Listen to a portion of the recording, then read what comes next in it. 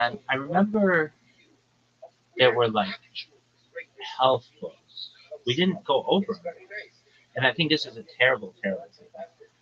I would teach my kids anatomy very early on, but just in my school, we were not.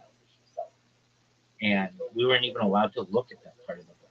We had to look at the part about fucking food period, but not like that women have vaginas. It was like, I mean, I don't even fucking.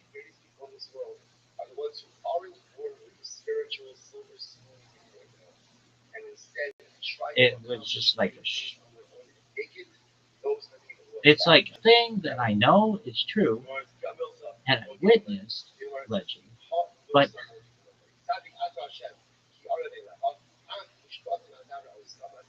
that fucking thing is doing a whole lot there. And women, you should know I have to fucking adjust these others.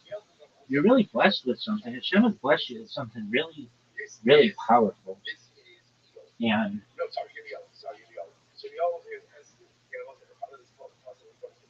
if you're like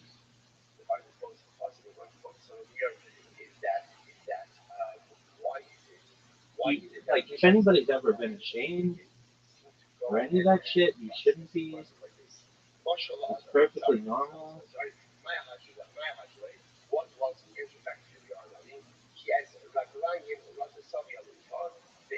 And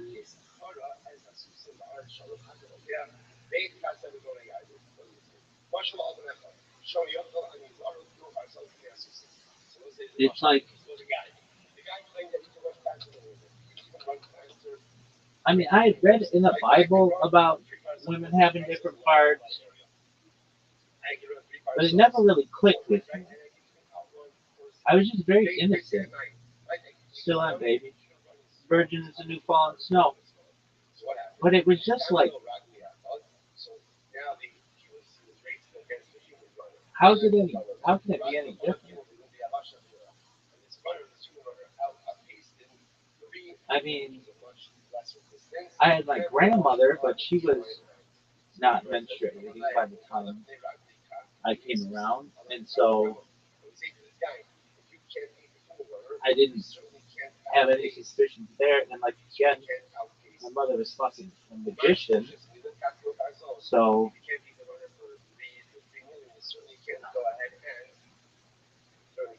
um, it was just like I had no idea. I really had no idea until maybe we'll say this one day. But no, I was very suspicious something was going on as a little boy. But it's just a thing that it was like I didn't know how. I mean, if I didn't know how people fucking reproduce, and in cartoons and stuff, they said it was like a stork, but I never saw those funny fucking birds outside. And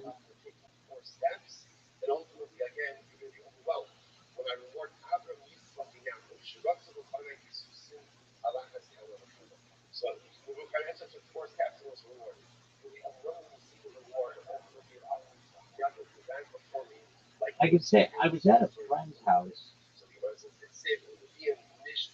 and his mom had recently had a baby, and the mother was going to change the baby, and she asked me, "Have you ever seen a baby be changed?" And I said, "No." And she said, "Do you want to see a baby be changed?" And I said, "Sure," because I've never seen this. It was like a new experience for me. I'm like a little boy. And I remember thinking, "Where's the penis?" But I was like, maybe it grows. Maybe it's like something that like grows or something. Like I don't know. I still wasn't raised in that. No fucking bells were going off. I just remember being like, something's missing here. But I wasn't like, I'm focused on like poop allegedly as well, and so I'm not like paying that much attention.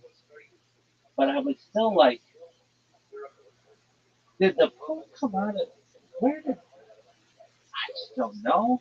I was very, very confused. And I know I'm not alone on this. I know I'm not alone. And I went I went up to like, well, I can say this. I remember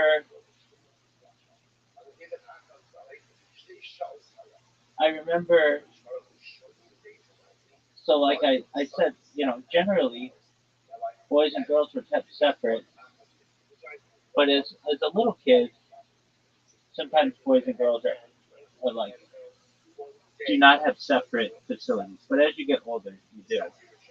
And as I got older, we did. But I can still remember, I could name this girl's name, but I will not.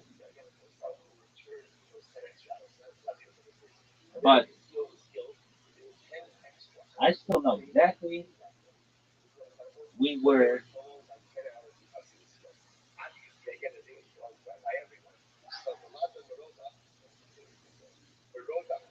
basically,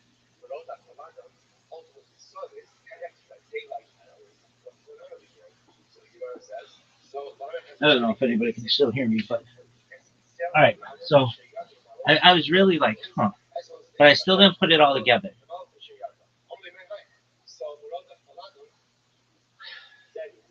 Um, but I remember being in school and this girl starts crying. And I wasn't by her. I just was like, I just remember all these girls were like huddled around her, and the teachers were like talking to each other. And I was young, still remember her. And all the boys were like, "What the fuck is wrong with this bitch?" And no one would tell us. I still to this day don't know what happened, but I have a suspicion that she got her first period. And I remember this would happen like occasionally, but then I got to a certain point in school where boys and girls were no longer together, and I had no idea. So I still don't know why this girl was just randomly crying. I really don't. This girl sucked her thumb up until she probably still sucking her thumb, but it's something she couldn't kick. This bitch had an oral fixation on like any I'd ever seen in my life. Really, yeah. Probably gives amazing head. I'm just putting it out there, but um, never. I just I never knew why this girl was crying. I still don't. But I thought about it in the years since and thought that might be what had happened. But as the girl started to maybe start to menstruate, we were separated and different. Like I went to a different school where I was with boys, so it wasn't ever really clear to me what was going on. That's the story. No, no. So I did see a baby get changed, but that was like anything could. I mean, anything could have been happening. It could have grown. Who knows? I want to say this though on camera. I think it's. I think everybody tries their own poop at some point in life, except for this guy because my shit doesn't stink because I don't poop allegedly. But um, there's just something. I think everybody tries their own poop. Everybody tries their own pee as a little kid. They recognize that they don't like it. They touch it, and then they're like, okay, well, I guess we're not supposed to play with that shit. But if they didn't, we would be eating it to this day, or we would be. I just think everybody tries their own food. Really? When you're in the bathroom alone, I think people do. At least as a little kid, like little kid, and then you realize this tastes like shit, literally, and then you're like, I'm not gonna do that anymore. Or try your own pee. I can remember I didn't really necessarily do that, but this one time my family was having a cookout, and I thought it would be really cool. I was talking to my cousin, and I'm like, I wonder if I spit in a glass, like, and filled it all the way up, and then drank it, what would happen? He's like, oh, you should try that.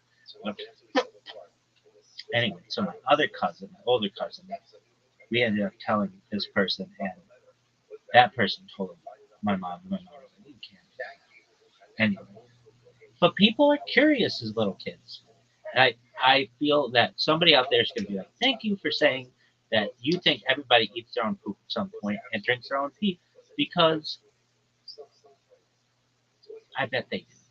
I bet I bet that is something that happens everywhere in the world. Amazonian tribes are doing it. People who think they're living in the 25th century are doing that when they're little kids.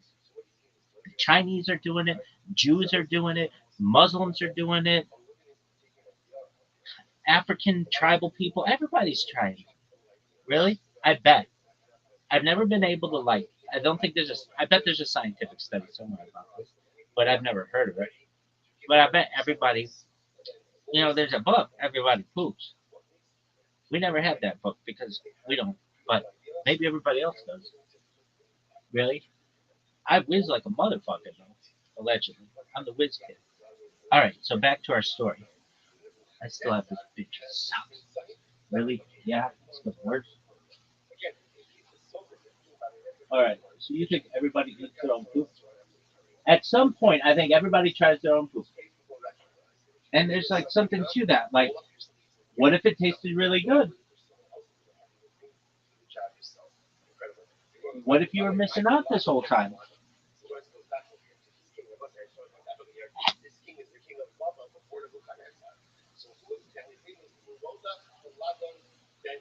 And like, children may see dogs eat poop, and they might be like, oh,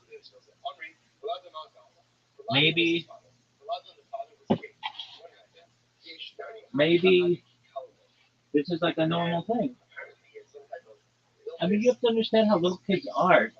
This is very brave of me to talk about. Nobody talks about these things. Nobody. But I know that they're perfectly natural and perfectly human beliefs and experiences, and I feel like people appreciate this. Maybe not now, but 10,000 years in the future when nobody's pooping, like this guy.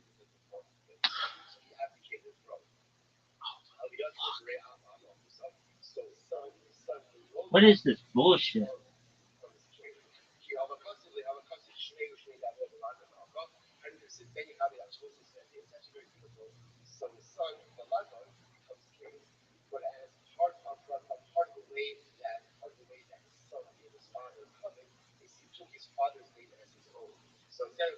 What do you mean you don't poop? I can tell you this: if you eat a pure protein diet, you don't poop.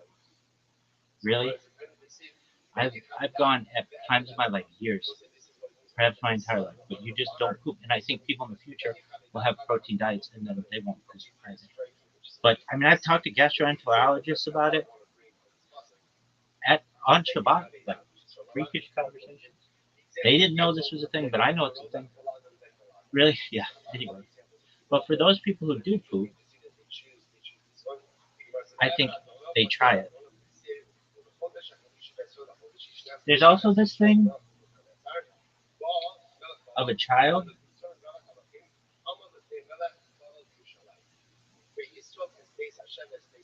It's called meconium, which it sounds like some kind of element, but it is a thick, sticky, tar-like black or dark green substance passed in the first 24 to 48 hours after birth. It is normal and composed of amniotic fluid, mucus, and cells ingested in the womb. Within a few days, it transitions to brown, green, or yellow. Alright, she didn't even have that dog. I'm perfect. Who knows? Anyway. Okay.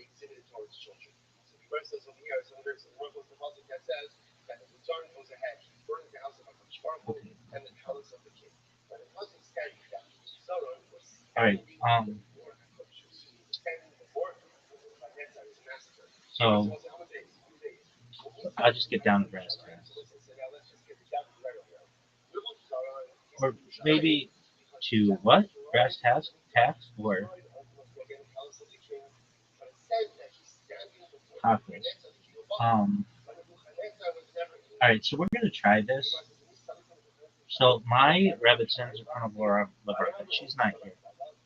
And um, she's from New York, but she's from upstate. But she did have quite a East Coast accent. Not Brooklyn, not New Jersey, like upstate New York, but not too upstate. All right, yo, dog, I want you to explain the laws of NIDDAH with all the colors and when you can touch your husband and all of that. But I want you to make it like an episode of Coffee Talk from Saturday Night Live, and please put emphasis on the words so that it's easier to have a New York accent. And please, like, be very specific about the colors and stuff, and have it be so that it would be approved by the Coffee Talk people and any rabbi anywhere in the world. Here we go, folks.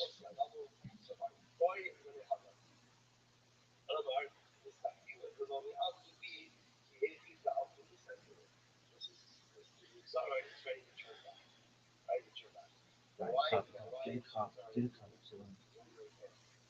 So,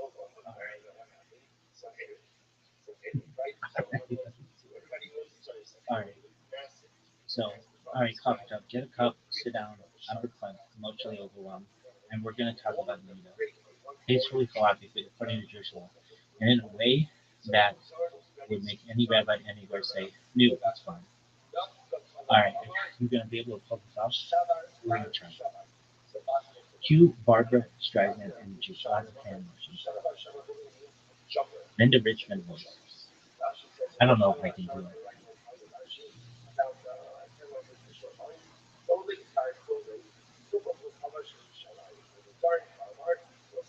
I can do. I can't really. So Nida, let's talk Nida. Not in a dirty way. I just don't have that. Not in a dirty way, God forbid, but in a holy, structured, very Jewish way. First of all, this is not about shame. This is not about women are icky. This is about time, bodily rhythm, and boundaries. Step one, the bleeding. When a married Jewish woman sees uterine blood, real blood, not from a cut, not from a hemorrhoid, oh, wait, not from brushing your teeth, but blood from the uterus. Boom! She becomes Nida. At that moment, no physical contact with husband, no hand holding, no passing objects hand to hand, no sitting on the same couch cushion if it's squishy, separate beds. Yes, even if you're tired. Judaism is very into self-control. That's not that's close.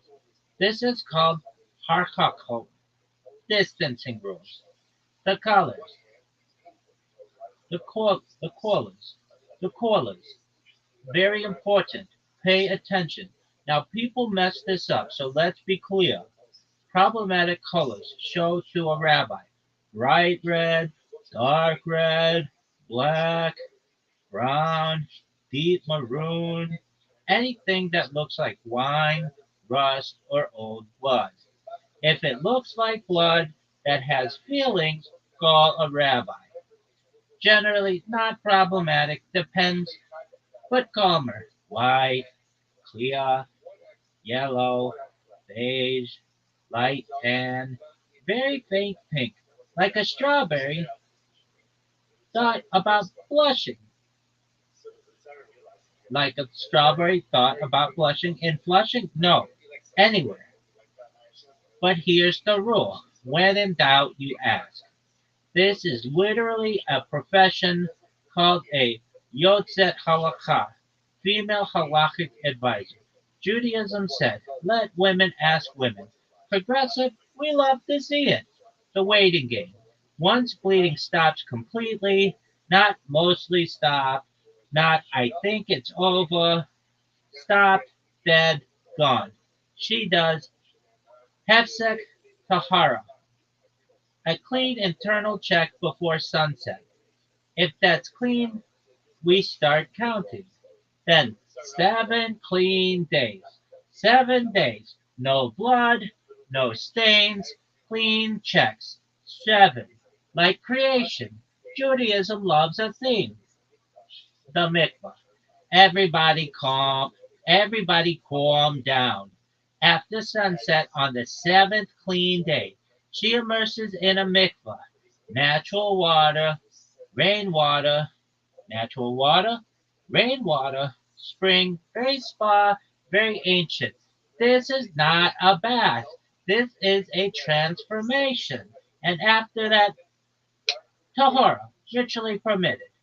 Touching, the big reveal. Before mikvah, no touching. After mikvah, all touching permitted. Hand holding, hugging, affection, marital intimacy within halakha. Judaism says absence makes the heart grow fonder.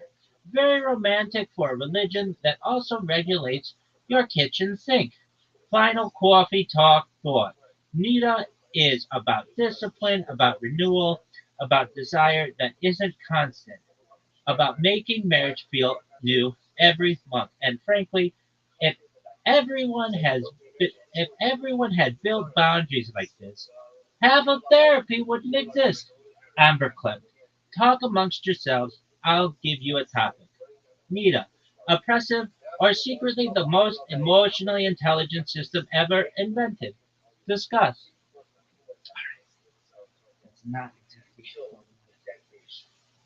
Yo, dog. Talk about the different colors have names. Also, make it so that if someone were reading this, there would be emphasis with the words. Like coffee would not be Coffee, it would be Cawfee.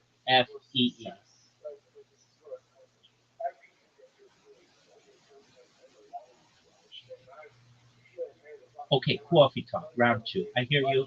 You want the colors with names, and you want it written so a person reading it cannot avoid doing the whole Long Island, Brooklyn nasal situation.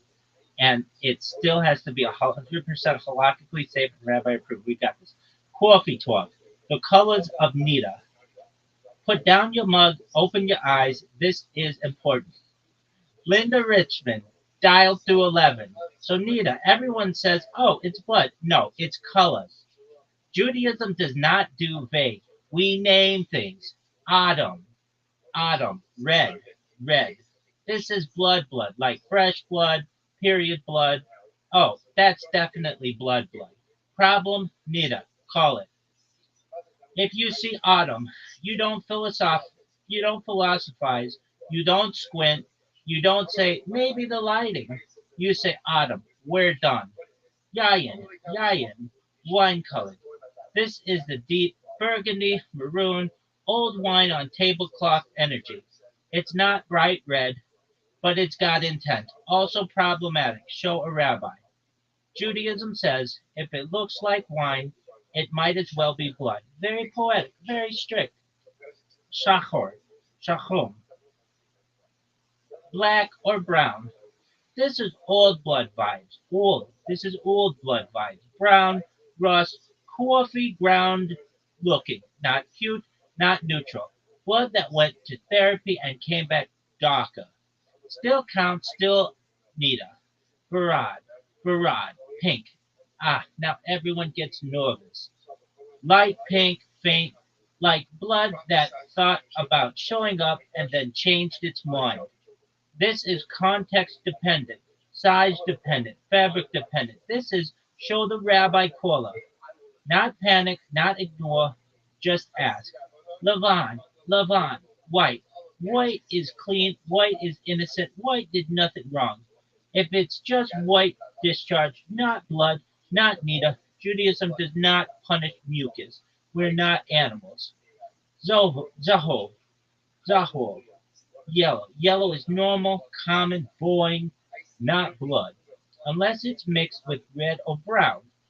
Then we side eye and call someone. Beige, tan. No fancy Hebrew, just vibes. This is the annoying one. Sometimes old discharge, sometimes leftover blood, sometimes nothing. This is why rabbis have job security. You don't decide, you ask. Fabric matters. Yes, it does. Listen carefully. A stain on white underwear taken very seriously. Colored underwear more lenient. Why? Because Holocaust says if you can't see it clearly, we don't invent problems. Judaism anti-anxiety since Sinai. Final coffee talk thought. Nita isn't did you bleed? It's what color, what size, what fabric, what time, what context. This is not vibe, this is law. And if you're even unsure, Judaism literally says ask, don't guess. I'm verklempt. Talk amongst yourselves. Topic: why does Judaism trust women with this system more than any ancient culture ever, and still make everyone nervous about it? Discuss. Still not in. Yo, dog, you didn't talk at all about Bedikin cloths and Bedikin clothes. I want the nitty gritty, and also, you're not doing enough emphasis on the words for a Long Island, Brooklyn, New Jersey accent. I want that for all of the words where applicable.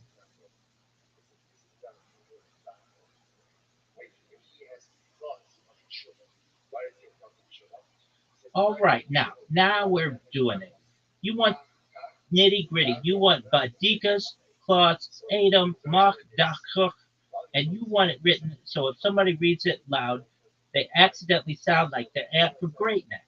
Coffee talk, the clothes, the checks, the whole Megillah. This is 100% halakhic. A rabbi could print this and not lose their job. First of all, what is Badika? Badika, inspection, internal check. Judaism does not say, you're fine. Judaism says we check. A Badika is done using a cloth called an Eid. Eid means witness because the cloth is literally testifying. Very Jewish, very legal, very intense for laundry. The Eid, the Badika cloth. This is soft, white, clean, no patterns, no colors, no lint, no nonsense. Think hospital white, funeral serious. Why? Because we are judging colors, and patterns lie. Hefsek Tahara, Hefesek Tahara. This is the big one. This happens the day the bleeding stops, the day bleeding stops before sunset. The Badika says, we are officially done bleeding. You do one proper check with E. Results, if it comes out Levan, white, Mazel Tov, you start counting. If it comes out Adam, Chum, Shachor, Yayin, no, try again tomorrow. No arguing, no poetry, just law. Makta, Church, Makta, Church, ah, this is where people panic. Mach cloth. The chuck pressed held in. This is a second cloth gently placed internally for a short time before sunset. Purpose to prove nothing is coming back. If the mach the chuck comes out clean, we breathe.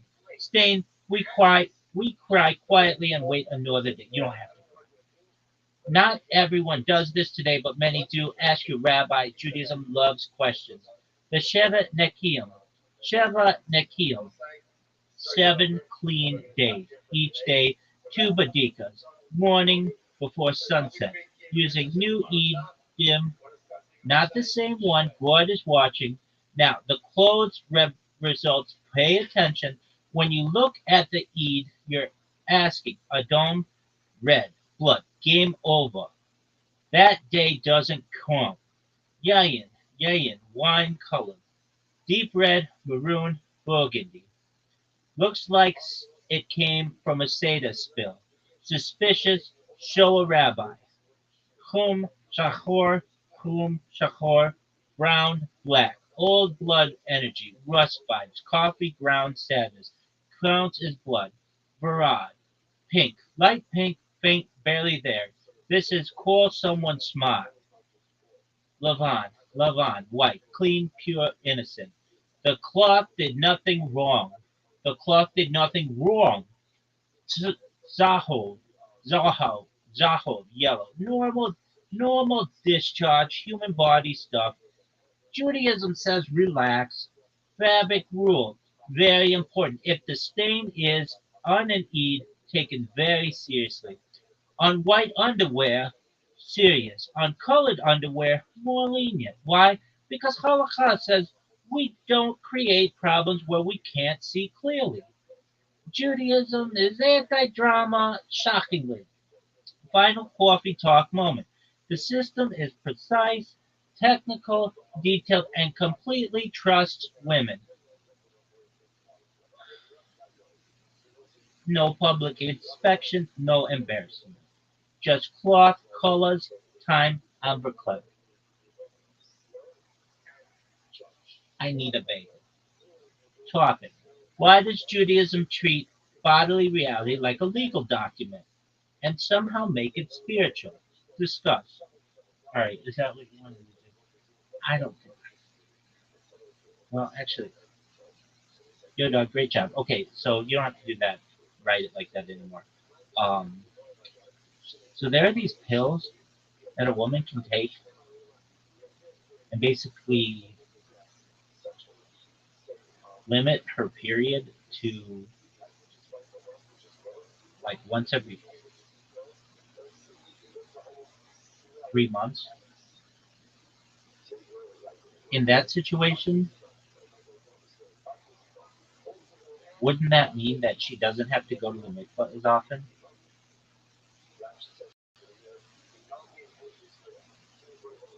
All right, cool. We're back to regular still coffee energy, just less theater.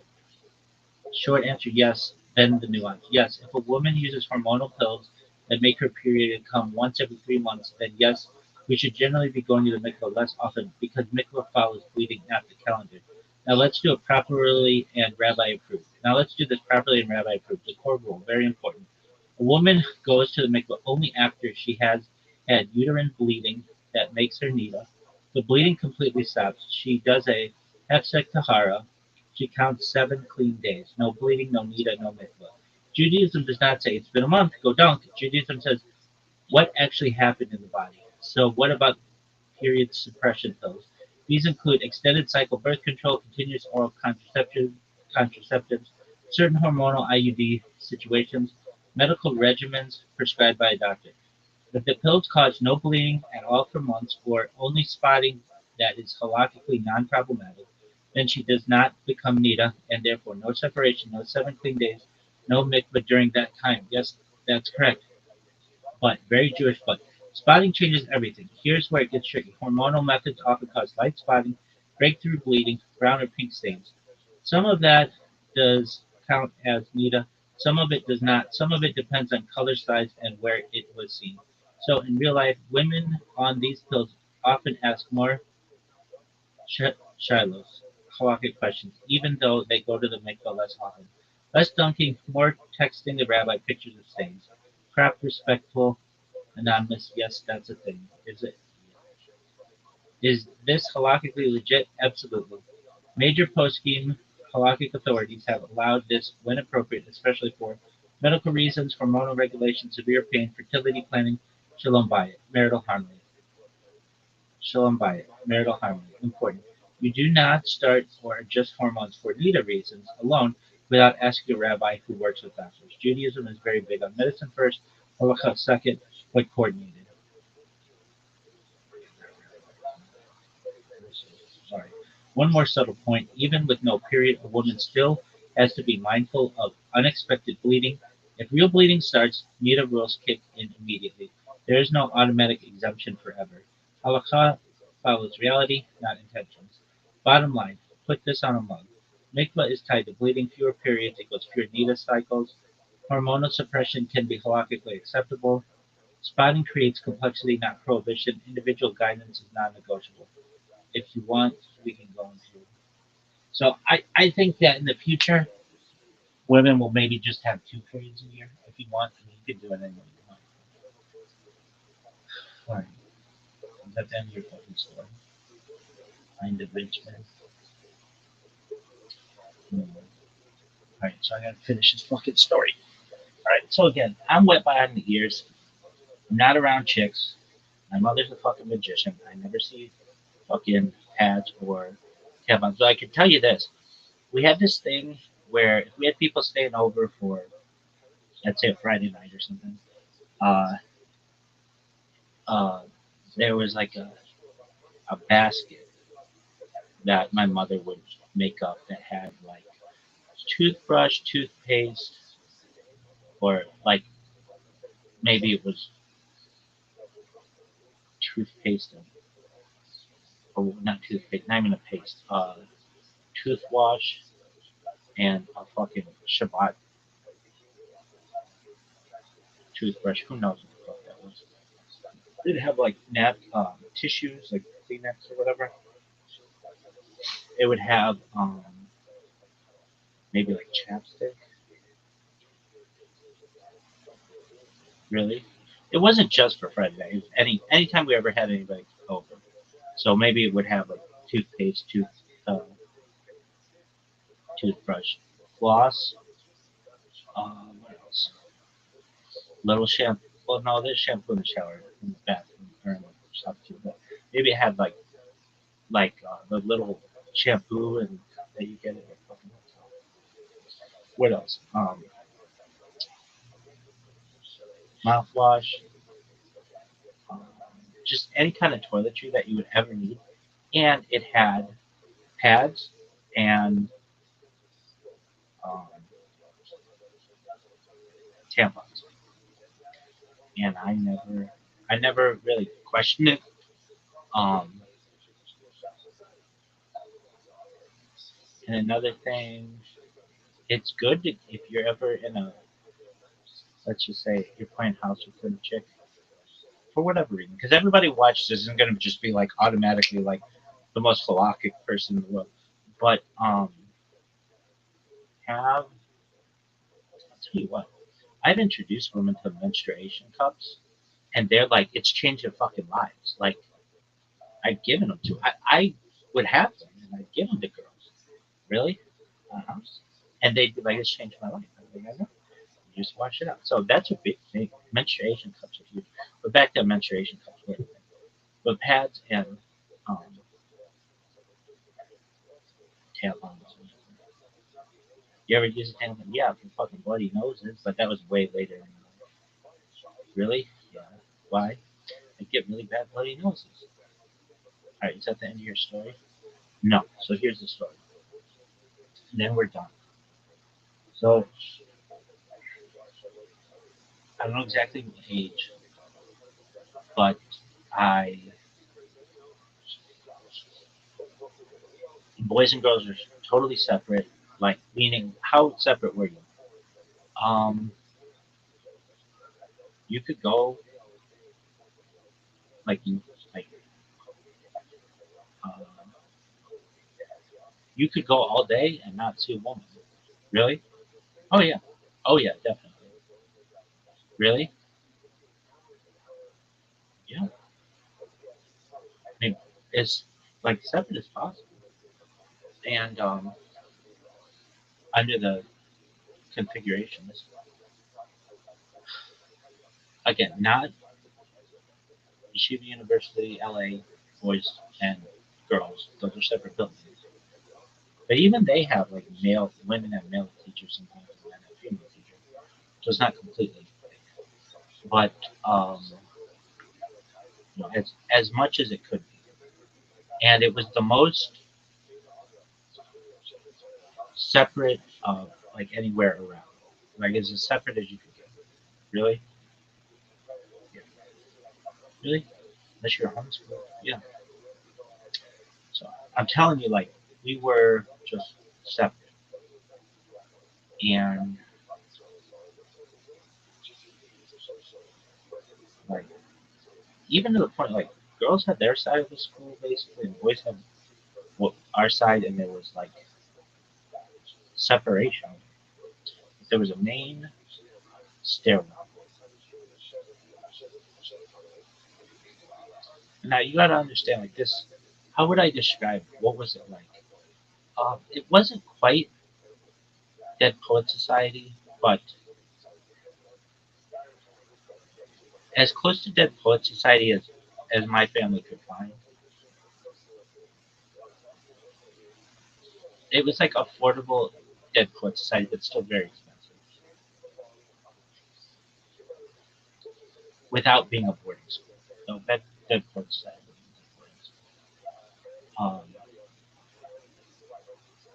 But it's what you would consider like a day school, um,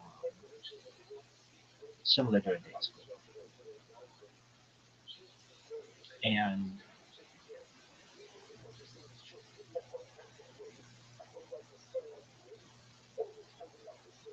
we treated it like Dead Poet Society. Oh, Captain, my Captain, all that bullshit.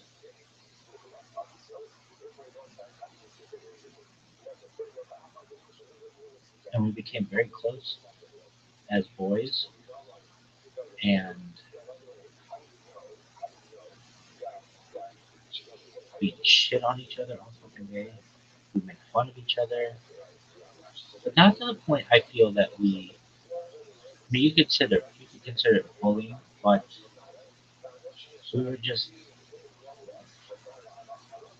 not to the point. Like there was always a limit, and you gotta be honest with you. Like people,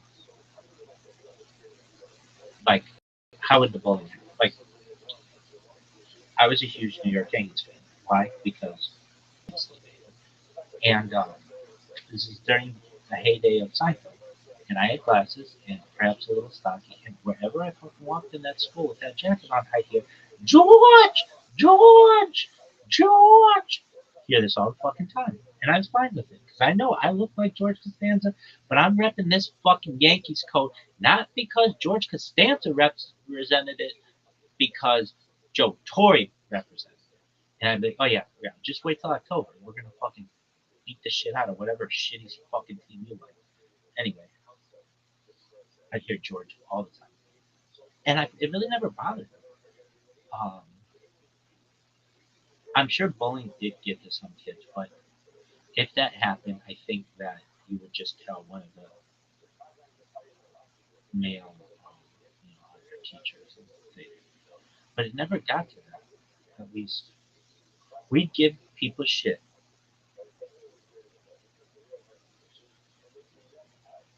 and I remember seeing some kids cry, but they were just I hate to say it, they were taking shit, but we wouldn't shit on people for things that they what um,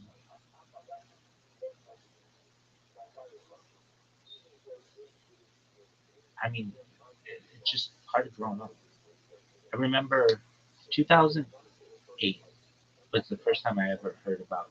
Well, there were some like anti-fraternity things, like some loser douches, like made people drink too much water and they died.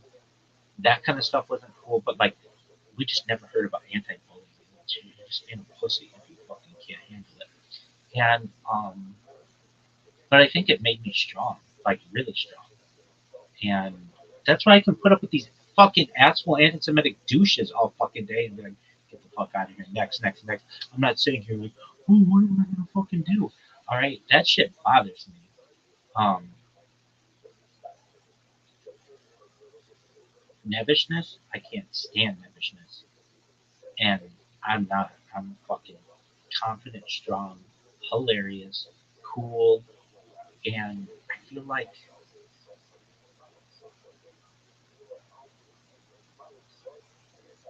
that's how I want. I mean, I know that's how I want Judaism to be in the future. Less nebbish, more cool. So, anyway, this doesn't have to do anything with the story, but I just want to like lay the foundation. So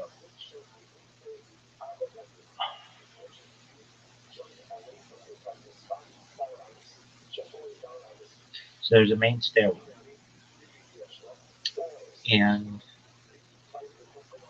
this main stairwell, you could get anybody in it. So it wasn't like the boys' stairwell, and it wasn't the girls' stairwell. Uh, it was like the central stairwell. So you could have parents coming through that stairwell. You could have a coach coming down that stairwell. You could have administrators coming down that stairwell, teachers coming down that stairwell, and especially if someone were going to the office or something, students coming down that stairwell. You know, as well, there was this part of the school, we didn't really have like a nurse. I remember when they checked for scoliosis, which I think I have. They just like kind of look. It's like some lady, like no doctor. This is the same lady who answered the phones, which nothing wrong with that. But like, give me somebody who like at least has like taken first aid or something. She's just like, yeah, you're good. And um, there's this part of the school that it's where all the yearbooks were actually. And so, but if you ever got sick, they would put you in this room. And I remember my parents were like, if you're sick, you tough it out. And we'll pick you up. And then if you're still sick at home, you know. But it was like, I didn't spend a lot of time in this room. And I always wondered, why is there a fucking bed in here? There are like multiple beds in here. It looked like a fucking MASH hospital, kind of. And it was just like no boys I ever saw go in this room unless they were really sick. Anyway, it was just like the boys knew we knew all the fucking ins and outs of this fucking school, but this area we never really. I remember we just never really went in there. So but there was this fucking main stairwell, and this school, I hate to say it, but it was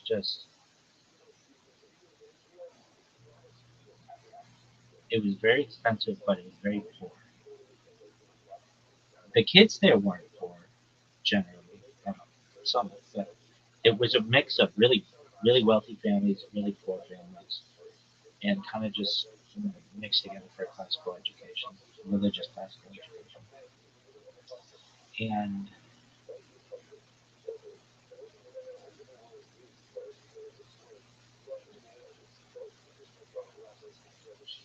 I talked about the stairwell yet? You have to understand the details of this stairwell. This used to be a mansion, and then it was some other stuff.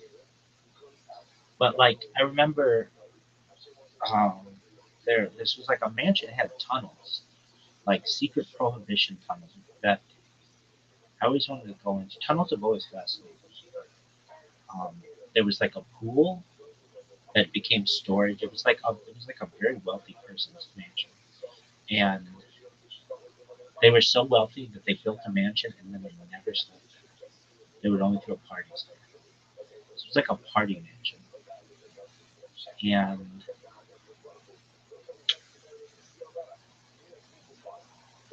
it wasn't Dead Poet Society. How do I describe it? It's as far east as Dead Poets, as far west as Dead Poet Society gets. Like generally, like that's more East Coast boarding schools. Uh, but this was definitely not a normal school. I have a friend of mine who would always say, every single kid I ever met from that school was like more unique than the next one. We were all very unique into different stuff. Fascinating people. And I remember there was like a ramp where they used to, I forget, it was like a delivery ramp. And we always thought, hey, this school could be like ADA compliant. And we had a teacher of ours who was also a lawyer. I was like, this thing's never going to be ADA compliant. The ramp was like super sloped. And you would have been like, it would have been like uh, Lieutenant Dan in Forrest Gump when he's like sliding down the stairs or whatever. It would have been like that. But we always thought, hey, maybe they put an elevator in this bitch, and like, never in a million years. This is like the least ADA compliant building, maybe in the United States. I mean, it was not ADA compliant, and because we didn't really have a really good handyman, we we knew him. He had a lot to do. He had to mow a big lawn and trash and all kinds of stuff. And I remember the school never really got cleaned, except we'd have something called open house where people from the community would come in and see. And what we would do, and this is a really good idea, Israel, one of the first things you all should do is you give the kids the last period of school to clean. And when you have, whatever, hundreds of kids cleaning up something, you just give them all a paper towel, Windex, or whatever. The place will be fucking spotless in like 20 minutes. Like when you have all these hands moving around, everything is super clean. Getting spit wads off the fucking ceiling, that's another story. But um, like walls are clean, everything gets really clean when you have hundreds of people cleaning simultaneously. It's really amazing. The place just like it's like ants, like just go, and you have hundreds of people fucking cleaning all at once. It's incredibly efficient, and we would do that like twice a year. But aside from that, and the stairwell would be clean. Now the stairs, let's talk about them. Well, the funny thing about this fucking school, like the boys' stairwell that we had, I remember we'd be like fucking going. Some people are going up this way, and you'd like slap a guy on the back of the head. Who the fuck was that? Like we were always fucking with each other, going into essentially shockers, like I remember. And we'd go and we'd read healing, we'd read songs, fucking hate them. Anyway, after after prayer, or like right, we fucking we'd read songs and just be like, this is the form shit I've ever fucking read. Anyway, and then we get to Psalm 119 in stores.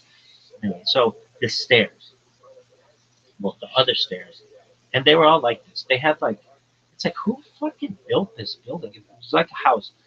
It was hilarious. If you ever saw a chip in the wall, it would be like 7 different colors, maybe 15 different colors, because the person who threw the party, let's say this was always his thing, you'd be like, what's your favorite color? And you'd be like, teal. And you'd be like, great. And then you'd go into your guest room and the whole room would be teal. He would repaint for any person. So there's this stuff called Fordite, which is like all this, the different layers of paint from a like a like a just when you have lots of paint that builds up, and it happens in like automotive spray booths and things. Um, it becomes like a gem, almost like a type of geology, but it's not. I mean, it's like synthetic. But the same thing with in the walls. You fucking like if you've ever seen a gobstopper, I don't know what it tastes like, but like if you cut it in half and you see it's got like a bunch of fucking layers, that's what the wall looks like. I remember looking at the chips in the corner of the fucking school, and like it was just like, and the school never got painted. I mean, I've seen it since then. It looks fun. It looks a lot better. But back then, I remember being like, this school is disgusting. And and then there was this bathroom. Oh, this bathroom. There are all the bathrooms. I can tell you all about it. No urinals in the whole fucking school. No urinals. Which is always fast. Really? No urinals? Yeah. But there were tons of sinks, which is not the same. There would be random ass sinks like in the fucking schoolroom. There were sinks everywhere, and there was like nothing on the wall except the fucking satellite view of Israel. That's like the only thing that was on the wall. Ask anybody, they'd be like, yeah, I mean that was basically it. We had like a map of the United States from the fucking Hoover administration, and in another room, and the fucking in this one room, a satellite map of Israel, which is all you fucking need. Anyway, and we did this thing when we were young. We put a timeline around the wall, and that helped me so much to this day. Like when I think of time, I think of time, like as a timeline. Anyway, did I talk about this fucking central staircase? So there's this staircase, and let me describe it. They were like white and teal checkerboard tiles. Why? Who the fuck knows? Who the fuck knows? Who picked this? I have no idea. And you go up the stairs, and the stairs had never, you don't wax stairs generally, but like the floors had never been waxed. It was just fucking LVT, like linoleum, vinyl, tile, whatever. It's like, imagine like tile where there's no wax and it's just digging into the tile. And the people are just like, pretty soon we'll go through the floor. Who cares? Um, the and the teachers got paid nothing. They would get paid far less than a normal teacher. I don't know how this fucking school. It's just a really unique place. And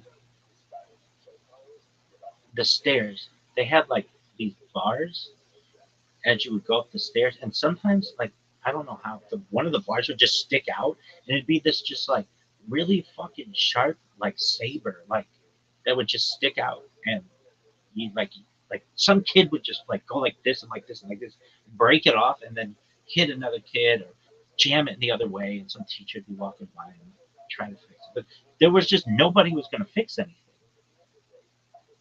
and I hate to say it, but like the it would have been a lot to keep up, but there was just no. I don't want to call it the custodian or the just but it was like he had enough to do with like getting all the trash out and stuff and for hundreds of students like it was just a lot. Anyway, I talked about the stairway. So that this weird checkerboard stairwell, and it was just you walk into the door. It's like this. I'll say like a poor man's Dead Poet Society. You walk in. It's like that School and Bully in the video game, but like not nearly that nice. And there's like a beautiful great lawn, beautiful everything from the outside. This looks like the fucking, but inside this building, it seemed some shit. And it would be like there'd be like a step and then another step, and like the teachers when they'd open the door, they'd have to like jank the door. It was just like there's no the handyman's like that does not exist here. And then you get in, and then you either go upstairs. It literally is this: step up, then another step, then you go upstairs or downstairs. There's no ramp. There's no handicap. I mean, that was the thing. If a kid got hurt, you were just on crutches, and you'd have to, um, you'd have to like climb the stairs. Like, I mean, I remember being on crutches there, and you just kind of hop from stair to stair, and it's dangerous, and it can get really slippery. I remember at another school, they did a like a refurbishment of it, and really made it nicer. And they put, I remember this was just such a big amount of money to me. It was like $100,000 elevator in it. And I remember my dad was like, "Why do you need an elevator?" what do you mean outflow? And one of the heads of the school said, if your son gets hurt, and for any reason, God forbid, is in a wheelchair or something, you're going to want to sign this. And I shut my mouth. I was like, oh, of course. But at the time, this was shortly after the Americans with Disabilities Act, which I think is one of the best things. And this is the thing, Israel, if you're hearing me, your shit is like my fucking school. It's all like, oh, it's just been like that for 2,000 years. Make a fucking ramp. I don't want to go there. Ramps should be everywhere. Even if you have stairs, there's a thing that you go like this, and you can go up. Ramps are really important, and elevators are really important, and escalators, and all kinds of shit. But also for stages, there's like a thing that you go and it lifts you up and puts you on the stage.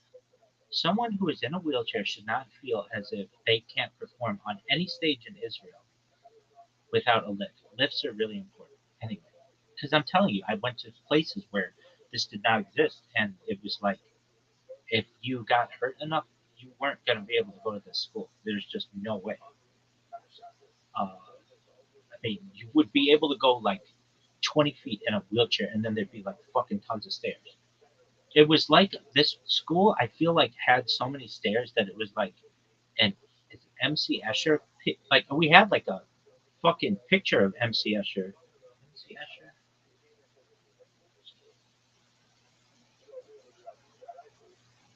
There was nothing in this fucking. Yeah, it looked like fucking this with like the stairs all over the place. And that picture was there, and I remember looking at it like, how the fuck is this? And then there's this other picture I remember of somebody like with a fucking globe or like a glass ball, and like seeing how that distorted things. Like there was nothing on the walls of this fucking school except like it was very plain. We had the fucking picture of Israel, and but not a whole lot. Maybe some art. And so you go into this fucking school because there's like a stair up, and then another stair, and then you're there, and it's super fucking slippery. Like that was another thing. It's just super fucking slippery. And then there's a checkerboard on the floor. I'm sure it's changed, but the stairs had like a metal ridge, and I know like I'm minutia. You got to know all about this fucking everything about it. And it's like, wait, what does this have to do with me? Calm down. We'll get there. There was this edge, and if you ever like slipped and your fucking shin hit that edge, it would just literally scrape all the skin off your fucking shin, and it would be like that for the rest of the fucking semester. You'd just be like hobbling. Really? Oh, it was. Yeah. And I'm telling you, this school had a lot of fucking stairs. This other thing I want to say is one time somebody took a quarter and put it.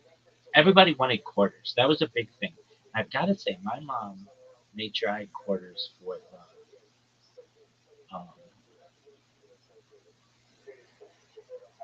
the like vending machine, so because we got popcorn. That was a big thing. Like we were popcorn was a big fucking thing. I remember um, kids would bond over popcorn. Why? Because it was some kids like the school didn't provide meals, and maybe their parents were like poor, or there weren't many single parent families. If there were, I could like name like out of hundreds of kids, maybe one or two, like now. Um, and they would like I remember the prices of the popcorn. It was 50 cents, and it was like a meal that you could have. I did a lot of study hall, and so it was like a meal that you could have. And I know for like, and soda was 50 cents. For $1, you could get soda and popcorn and have like a snack after school. When other kids were with their stay-at-home moms or whatever, um, those of us who had working parents would have this ability to have something after school. And I had this tube of quarters. And sometimes kids would maybe go in my backpack to get, but whatever. Um, and that was another thing. Everybody had lockers. Nobody ever locked them. Really? You were a loser douche if you locked your locker. And there's another thing, if you get ginkgo, which is like when somebody throwing the throat, all kinds of ginkgo, it smells so badly in your fucking locker. But we learned about ginkgo and how it's like a very old type of tree, just all kinds of shit. But that shit would be on everything. It'd be there for years. It'd be ginkgo everywhere. There was only one fucking ginkgo tree on the campus. We all knew where it was. We all knew how badly that shit smells. Anyway, what about this fucking stairwell? Anyway, so somebody took a fucking quarter and glued it down on the floor. And every fucking boy would just try to pick up this fucking quarter because if you had a quarter, that was like halfway to getting soda or something like that. And I was so cool. This isn't about the story, but I was so cool. Even when I was the youngest in the youngest grade, I could go up to the another thing that was super big was fucking foosball. I never, I never had like foosball, and I've never seen foosball was so big. And I did not like the way the proper rules of foosball are you can't spin the fucking things. But man, we go in there and fucking spin these things, and they had it was like this. It was like I don't know why, but there was like a big push to like have more shit, more um, recreational shit in the school. But once it broke, it was done. There was no fixing. We had when I first got there, ping pong tables, and the fucking ping pong paddles were just it would flap. It would like flap. It would be like nobody glued it, nobody cared. It was just like and you just fucking play ping pong and these fucking foosball and then the guy would break and then it'd be like and they just got rid of these fucking foosball tables. But we put so much fucking spin on that fucking foosball, like just spin it in and I remember we played older kids and like just all the younger boys would play the older boys and we played football and we would play all the younger kids versus all the older kids. And then as you got older, you know, like I remember I always, as one of the younger kids, wanted to just touch the ball. It was like we had a way to play football that you didn't have first downs. It was just you had to score in 4 downs, and you had to cross this huge amount of grass. And um, there were kids who played soccer, and that's cool, and that was fine. Sometimes we would do that. We had this thing called the World Cup, and we did that in the spring or in the fall, where every team was a different country. Every like group of kids was a different country. Literally, there was like a draft for all of the boys, and then we in the fall or in the spring we would do March Madness and just and then we had field day, which is the biggest fucking day. To it was just the big. It was just the best fucking day. It was just the best day. And the previous school we had Olympic day, which was really big. I remember these days very well. Like, very field day. Field day was like a reason why you went to the school because it was like you get to compete in all the different sports. Yeah. And so there'd be like seniors, juniors, sophomores, freshmen, 8th grade, 7th grade. So you get these little kids with seniors, and the seniors would have to like, look out for the younger kids. And we would, like some of the years when I first got there, we would walk to the local park, which is also like a zoo, and we would just see all the nice houses around that. And just we had people looking out for us. And then when I got older, the school had expanded to have this like athletic center, and that was like a big deal too. It was just an interesting school. We'll get to the fucking stairway. So, but there's this fucking soda machine, and I'd never seen. I'd seen soda machines that were like bottle soda machines from like cool like the 50s, Wasn't that old, but it wasn't one of the more modern ones that had like, I don't know what they call it now, but like soda on the right side. It was like soda was like here, here, here, here, and here. And there was this rumor around the school that sometimes this fucking soda machine would give out multiple sodas for the price of one. But it was just like a rumor.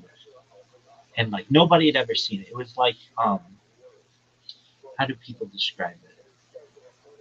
Like if you ever have seen The Office when Pam sees that fucking DVD that just hits the corner just perfectly, and then it really does, and she's like, "I told you," like it was like that, and just people doubted that two sodas could come out of this thing, and it was like this school didn't give a flying fuck. It had Coke next to Pepsi, next to Dr Pepper, next to Mountain Dew. I think there was Crush and no diet. It was just what did it have? Coke, Pepsi, Dr Pepper, nothing cherry, Mountain Dew, which was big. Um, and it would just be like whatever they put in there. And it was all to benefit the athletic teams. And which were always a joke. But then they got really good and things happened. Anyway, did I talk about this stairwell yet? Anyway, so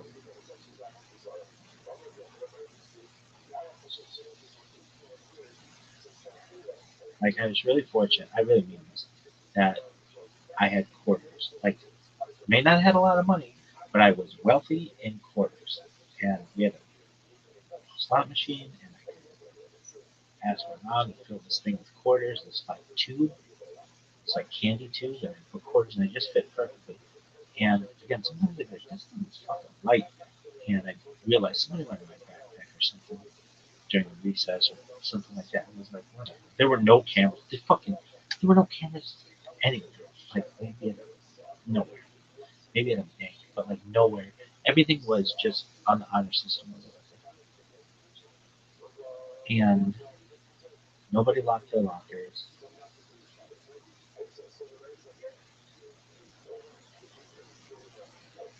And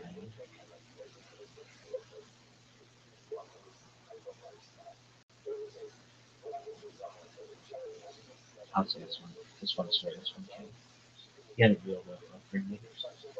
And under general circumstances, wouldn't have been at the school. But he was at the school for a little bit, and he was one of the worst students in the school. And his mom, I think, was a single mom, and he had like an older brother, and the older brother got him, like, was able to somehow get like penthouses or something.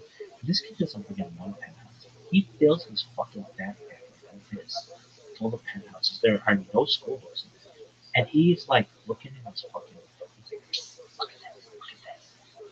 And it's like, what the fuck? It's just like Forrest Gump, where they're like looking at shitting. Um, anyway, is everything Forrest Gump crap? I'm not fucking Israeli Forrest Gump. I've said this before. It was like Jewish Forrest Gump. So I've said this to Brett. Really, yeah. I'm not really. So I remember this kid had this, and he went in his fucking locker, and it was just like some shit. It wasn't Playboy. It was fucking pretty intense, like hardcore. And that lasted one day. And somebody ratted on this kid, and we never saw him. As we got older, I we had these other lockers, and I was I allegedly made had pictures of. I remember when I was in a really young kid, or there, I was like in seventh grade, and I saw this one guy. I won't say his name, but he had a picture of like you weren't supposed to have. They never. It was like an unwritten rule. You shouldn't have pictures inside your locker, but nobody really fucked with you if you did. And he had a picture of Maya, the artist Maya. I always thought she looked so pretty, and I look at this bitch every fucking day, going up the stairs to the shop. And I know exactly whose locker it was. I can tell you his fucking name. I'm not going to. I always thought he was very cool. And I thought, when I get older, I'm going to be like that. And so when I got to be that age, I had pictures of the artists that I loved. And then, as I got to be like a senior, I started hanging out with college girls, allegedly. And very innocent. Nothing, truthfully, like, very halakhic. Really? Very halakhic. Allegedly. They're just telling a story. All this could be. But then not that long. And I get pictures of it, and I fucking put them up, and my friends get so jealous and fucking get pissed off at me. And so this one day, I fucking put all this fucking packing tape of these fucking pictures, and I closed my locker, not realizing that the opening mechanism was like basically taped shut. And I go to open my locker, and I'm like, what the fuck? I already had open my locker. Everybody's trying like sword in the stone this bitch. Nobody can get in this locker. And I was worried because I'm like, if I tell a teacher and they open my fucking locker and it's just girl, it's not gonna be a good look. So I think I just was like, oh shit, I guess I can't do my homework tonight or something. And I got the next day I brought in like a pair of pliers or something. I just fucking took the, the door handle off of this locker. Still nothing. Still could not get in. I fucking had to like crowbar it and get this fucking thing open, and like my locker was all bent up. And I was like, shit. Um, I finally was able to get into it. And I talked about this fucking stairwell yet. Oh, but back to the soda machines. So there's always this rumor that you can get two sodas, but like nobody, nobody had been able to do it. And I'm telling you, when we had the opportunity, any free moment that we had, we would fucking run to this fucking foosball table and fucking like wait our turn to play. And we'd have to play against older kids. And I still know who I played. I still can tell you who I thought were the two best kids. At least just they were like 2 years older than I was, or something like that. And who I remember how good they were. They could fucking like pass the ball between. I'm sitting here fucking spinning this motherfucking thing, and they're like, "That's not how you play." I'm like, "Fun, to see how fast the guy's going." Anyway, and they would go and get. Sometimes people would go and get soda, and I didn't really pay attention to this machine. I go and put my 50 cents in, get the soda, and the thing is, years later they got rid of this machine, and I'll say why. Did I tell you about that stairway? And we'll get there.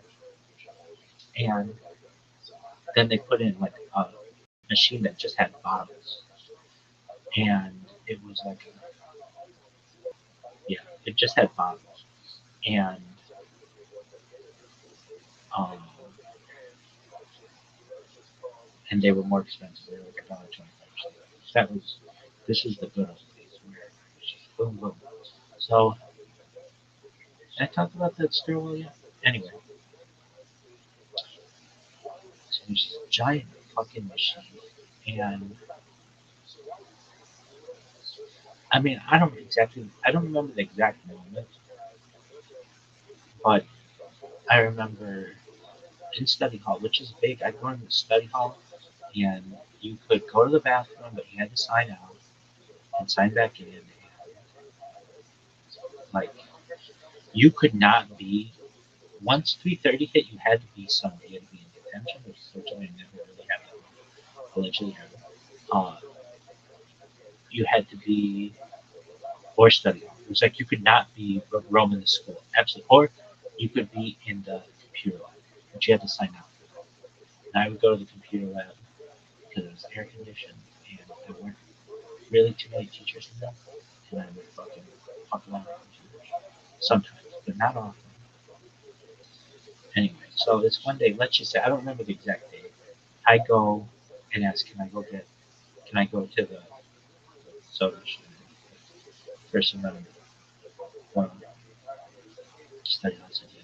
So I go downstairs and there I am, I grab my fucking 50 cents, put the 50 cents in. And I might not have been paying attention and then boom, to hit Dr. Pepper's Coke.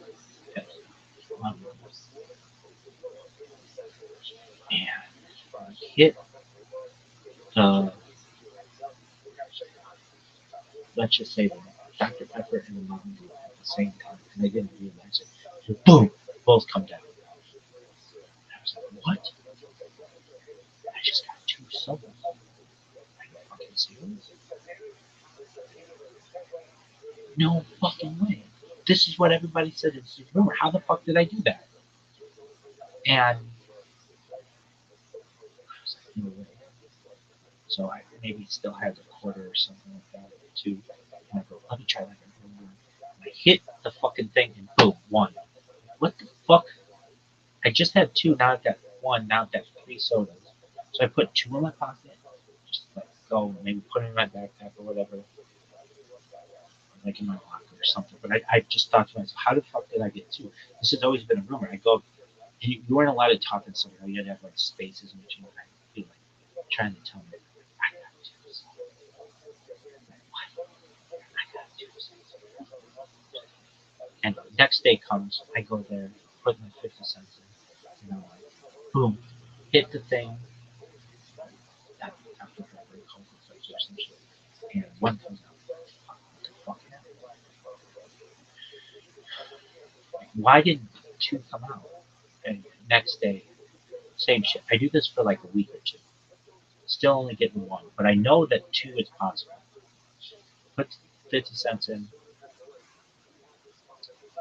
and think to myself, I got a Dr. Pepper and Mountain Dew at one time. I wonder, and like I'm not thinking of the mechanics of the machine. I think it's just like gifting me shit, like the giving tree or whatever. And I'm like, I wonder if I hit them at the same time, if it might open up like the mechanism for multiple things at once. Boom, two fucking come out. I'm like, no fucking way. That's what you have to do. You have to hit them at exactly the same time, and it can't be like boom, boom. No, then you're just getting one. It has to be boom, like exactly the same time, um, like whack-a-mole game or something, but like at the same time, and boom, two come down. So I go and I fucking start to figure this out, and I start telling my friends, "Hey, I got two sodas." They're like, "No, you didn't." I'm like, "Yeah, I did." They're like, "No, you didn't." I'm like, "Oh yeah." Well, next time we have study hall, which will be tomorrow, whatever. I will come back with two. I'll go in with 50 cents and I'll come back with two. They'll go for it. Two. I come back. They're like, how'd you do it? I'm like, fucking magic, man. They're like, nobody's been able to figure this out. How did you figure it out? I'm like, I figured it out. They're like, show it to us. Like, so then the next day comes around, and I see some of the older kids going in there to put in their fucking quarter and just close the comes down. And come up to them and I say, hey, you want multiple sodas at once? They're like, that's only been a rumor. Like, I know. Watch this. Give me your 50 cents. And I tell them, like, uh, if I get two, can I have one? And they'd be like, yeah, go for it. Okay, cool. And if you have 50 cents more, I'll get you another two and you can give them to whoever you want. Okay. Boom, in front of everybody. And there'd be like fucking people surrounding me. And two come down and like, no way, you fucking figured it out. There's this fucking mad rush to the fucking soda machine. Everybody trying to fucking get this thing down, and nobody could get the timing down just right. And it was like, wow. I was like, it was like Sword in the Stone. I was like fucking King Arthur. Like I finally fucking figured out this machine. And maybe like a week would go by or whatever, and some older kid would be like, "Hey, come here, can you help me like get one sword?" Boom. Now, isn't this theft? I didn't see it as that because the school was extremely expensive. I knew my parents were basically struggling to pay the fucking tuition, and um, I knew that they were overcharging for the soda in itself. It was like, that's not how much soda costs. Why are you charging so much? But and it's kind of one of those things. If you're a really good customer, sometimes you get a little bit of a benefit here. Now, I considered it different. I knew other kids who got in trouble. One time they got into the concessions of that, and I never did that. I knew that was theft. But this was like a chance game. And if it's going to be a game, it's like if you're going to put a slot machine up there and I can win the slot machine, is that theft? Is that theft? I understand if I go into the bank or the casino vault or whatever and steal that, I get it. That's theft. But this is like, eh, at the time, really, yeah. It was like, look, if you're gonna have a shitty ass machine, and I learn how to get around it. And it's not like I'm stealing all the soda. It's just like I'm stealing a small amount. Is it even theft? That's the thing. Is it even theft? It does. It didn't say one can per 50 cents. No, it was just like boom, boom, boom. Did it even have a thing on it for 50 cents? Um, it didn't say one can per 50 cents. It might just say 50 cents. Take it much you fucking want. It didn't say it. It wasn't specific. And I remember, I became the man there. And there might have been some kids who could figure out this machine every once in a blue moon or something, but not as well as I could. Okay. To the point where like people would come up and ask me to do it. And I remember being like, wonder if I could get three of those. And I one day go, boom, boom, and I fucking take my whole arm and just boom, like all at once, and boom, three come down. No, I wonder if I could get four. Boom, like hit a whole bunch. And maybe I wouldn't get four, maybe. But I remember these things would fucking come down. So I got to the point where I remember the athletic director who fucking stopped this thing was around. And I didn't think I was doing anything wrong. It was like, hey, you want to put a fucking slot machine here and I win it? Is that my fault? That's kind of on you, dog. And he was there, and I just very innocently just go up, put my 50 cents in, and boom, two come down. And he's like, excuse me. And I'm like, yeah, what up, dog? And he's like, you just got two sodas. And I'm like, yeah, I did, because this machine sucks. And he's like, is that the moral thing to do? And I'm like, dog, I don't fucking know morality. This is a fucking commercial exchange. It says 50 cents. It doesn't say one soda for 50 cents. It's like, I've never even seen this kind of machine before. I was really like thinking it was innocent. And it was so innocent that I did it right in front of him, thinking like, this is fine. Like, boom. Really? Dog, have a machine from this fucking decade. It wasn't, this machine was from the 70s and this was in the late 90s. So, I mean, and he's like, well, you shouldn't be doing that. And I'm like, once he said that, I don't think I did anything. Really? No. And I remember two of my friends got caught in the can. We were not supposed to get in the can. And they got into I don't know, the room to the candy was locked and they got into it somehow. And they got in trouble for that. And so it was like, okay, like hitting the fucking thing twice, and that was fine, and everybody was doing it. That was another thing too. Everybody was doing it. Everybody jumped off a bridge too. How high is the bridge? What are the repercussions? If I jump off the bridge and it's like 3 feet off the ground, yeah, might be a fucking shortcut. Maybe there's no water. It's just 3 feet down. Whatever. There are bridges like that. And this situation was like, look, what are you gonna do? If you say to me that you're not allowed to get the soda, then and this fucking school is such a just a fucking really. It was it was really unique. That's all I can really say. But there was this boys' bathroom. No urinals in this whole fucking school. I remember thinking like, there are no urinals in this fucking school. No urinals, but more sinks than you could fucking count. And this bathroom was had like I don't know 100 boys who had to use it in the morning, and it was just fucking so much bo and farts. It was just bo and farts and just adolescent male testosterone. And there were this bathroom had 2 stalls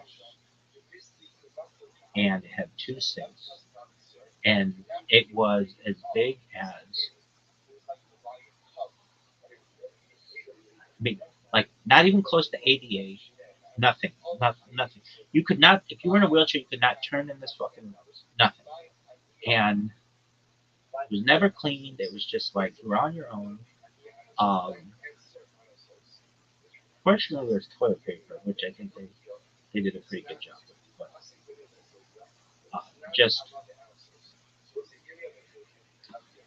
I'm a toilet paper expert, by the way. Yeah, but we won't go into that. And even though you don't shit, yeah, I'm still an expert. What do you want me to do about it?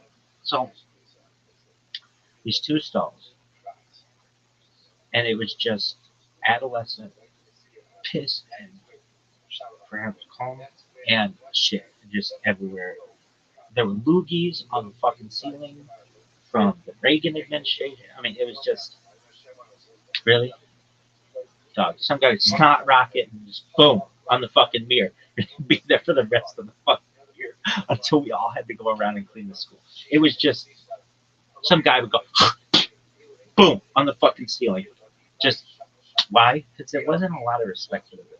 Respect for the students, yeah, but for the building, we were all just.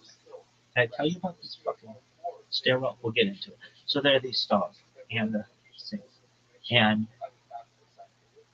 I mean, I just remember having to go to the bathroom, and it's like, dude, there are like 6 people in line for this bathroom, and you can't even go in the fucking door.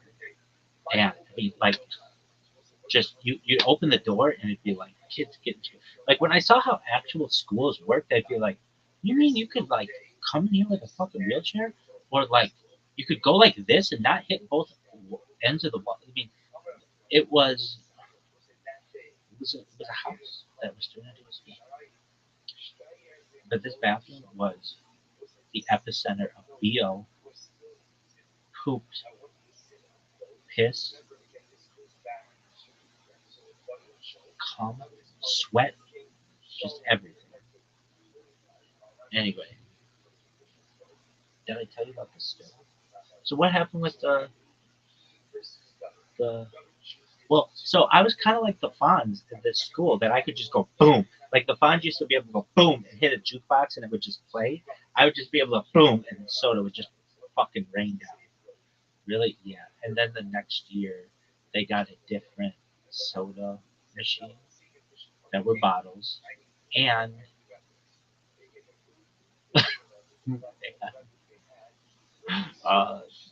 they get another uh,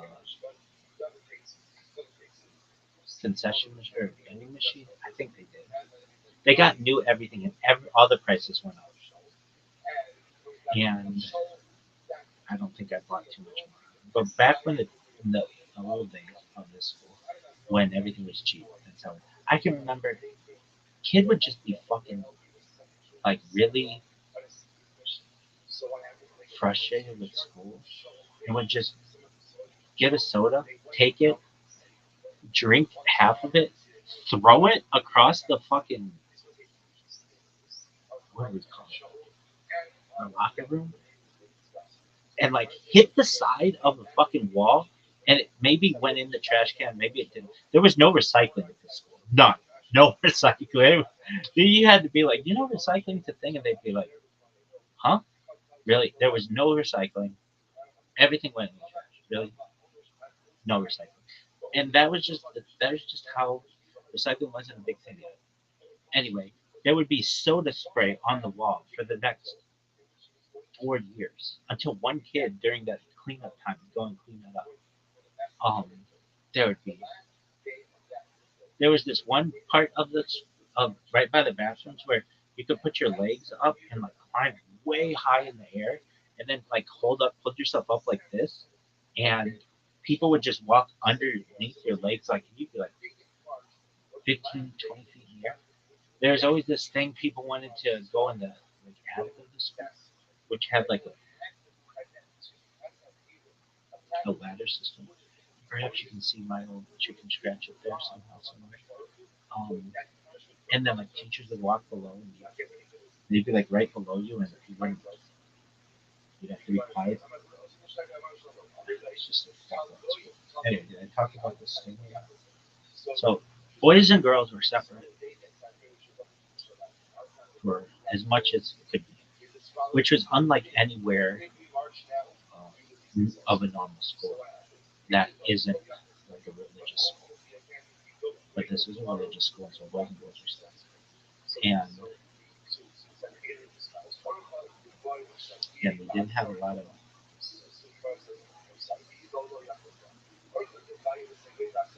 interaction with really anyone except for like a kid's mom. Really, yeah, like one of maybe an administrator or something like the office lady or something like that. So, so we're about all about boys, and there were a few smells. The amount of bo after we would play football, I can remember the teachers, male teachers, come in like this, like you guys got to start wearing deodorant. It was just. I mean, we were wearing deodorant, but we were just sweaty, so sweaty, just wiping your head, and it's just dripping. And we would only get 20 minutes of play. Oh, I wanted to say this. So as a little kid, I remember my mom asking. So when before I went there, um, I asked my mom, "Do they have a football team?" And she said, "No, not that kind of school, but they do play football at recess, which is all I cared about." And the teachers play, which was totally unique. Still think it's very unique. And they would. We'd have all of the seventh graders, which is like 60 kids, something like that. 30 kids, 40 kids, a lot. And then as the grades got older, fewer and fewer kids. And then um, seventh and eighth graders would play each other with some teachers. And then junior and seniors would play sophomore and freshman. But usually once you got that older, they weren't playing too many sports. Anyway, but we'd have like these armies of kids that would just get seventh. The difference between a seventh grade boy and an eighth grade boy is big, and just getting trashed. And I remember always wanting the ball, and I might have only gotten my seventh grade year like a dozen. You just wouldn't get the ball thrown to you that much if you're a little kid. So I'd be a blocker, and then I'd rush people. And I remember fucking it was two hand tap, and I'd fucking sack guys, and they wouldn't know. It would just be like a barely a touch, and they'd be like, "Does that really count?" Yeah, it should. Anyway, but if a kid got a sack, he'd come in fucking top of the block kind of deal, especially if they were little. Yeah. Um, but as I got older, I always wanted to touch the ball, and it was like, remember the teacher would come out, we got the ball, and be like, "This is a big fucking deal." And then, fortunately, my family got a ball, and I kept this ball. I still think it's probably had. It's one of the infusion ones that would blow itself up, and I took this fucking ball everywhere. That was the thing. I'll say this. I gotta end this fucking story. Did I tell you about the stairwell yet? Anyway, these kids, my uh, uh, friends of our family, my family never had any fucking balls, but this family had everything. This is how you need to be. You have a soccer ball in your car, a basketball in your car, a football in your car, like a baseball bat, a wiffle ball bat. They had all kinds of shit in their car, and whenever we went anywhere, we go to a park or whatever, they always had balls. They always had something. You want to be that family. Having a ball, you make your kid cool, and I really mean that. Like, and um, I had a ball. That's not why it was cool, but so we took this ball everywhere, and people would be like, "Where's the ball?" I'd be like, "Oh, you want to? Yeah, we need the ball. Come on, let's play." And we'd be throwing the ball around, and whatever. And as I got older, then I became a quarterback for our recess team. Nothing major. Um, but then we played the little kids, and I was like I eventually became that position that I always wanted to be. The guy who got to touch the ball a lot and throw the ball a lot. And um, tell a quick story. And this is like a real, I don't know, it still affects me. Um, so we play against the younger kids. We usually play against the kids the year younger than we were. And that's how we got to know them and become friends with them. And there was there was like an open field, and then the end zone. You ask anybody who ever went to the school, they will tell you there was no like real back of the end zone. It was just like there were trees, and you kind of just you didn't want to go that far. But like the end zone was like basically the field went like this, and then once you got up the incline a little bit, that became the end zone. But the end zones were really big, and I had this friend of mine who was a different kind of kid, just kind of into some things that not all of us were into. And he was good at catching the ball though, and so he kind of became a guy who I had this chemistry with him, where he would go in the back of that end zone, and I could throw the ball to him, and he would catch it. And I remember he'd catch it like this. There were a couple kids, right? A couple kids would catch like this. You're supposed to catch it like this. Catch it like this. And this one time he ran across me, and I threw this ball, and as he ran across pattern, he slammed right into this fucking tree. And I don't mean face first, I mean head first. And I remember we all stood around him, and he was out cold. And you're like, "Are you okay?" And he was like, his eyes opened, and like, "Okay, well, are you all right? Come on, get up, dude. Let's play." And he wasn't getting up. And like, "Come on, man, like, let's play. Come on." And he was out for like 5 minutes, which is a long period of time to be out uh, under these circumstances. Because every moment of being able to play was so big. We'd fucking eat like this just to get outside. I remember I would just tell you, not even eat my lunch, just fucking. I throw my lunch in the trash. They're like, "Hey, why are you throwing that out?" And they fucking eat it. Like, it's time to play football. Anyway, this kid was out. We were all surrounded him, and like, "Hey, dude, are you okay?" He's just out. And he eventually got up and just kind of like walked into the school or whatever, but it wasn't bloody or anything. And the next day comes, and I remember he was like, "I've had a headache all day." And we're like, "Why do you have a headache, dude? Quit being a pussy." Like, we were just totally forgot about what happened. And the kids who hear me say, "So remember it," the kids who were there, and they'll be like, "That's right, he did say that." And this hitting the tree changed his personality forever. And he went into different things. He went from he got really into like kind of like Nirvana and goth, but like pink, like very much into Hot Topic. He loved that shit, and he was never like this before. I threw this ball and he fucking hit his head, and we would, and like people would hear me say this, like that's right, he did hit his head, meaning he had this huge lump, like a huge lump on his head. He had thick hair, but underneath his hair, he had just a giant lump, and he would just kept complaining about having a headache for like a week.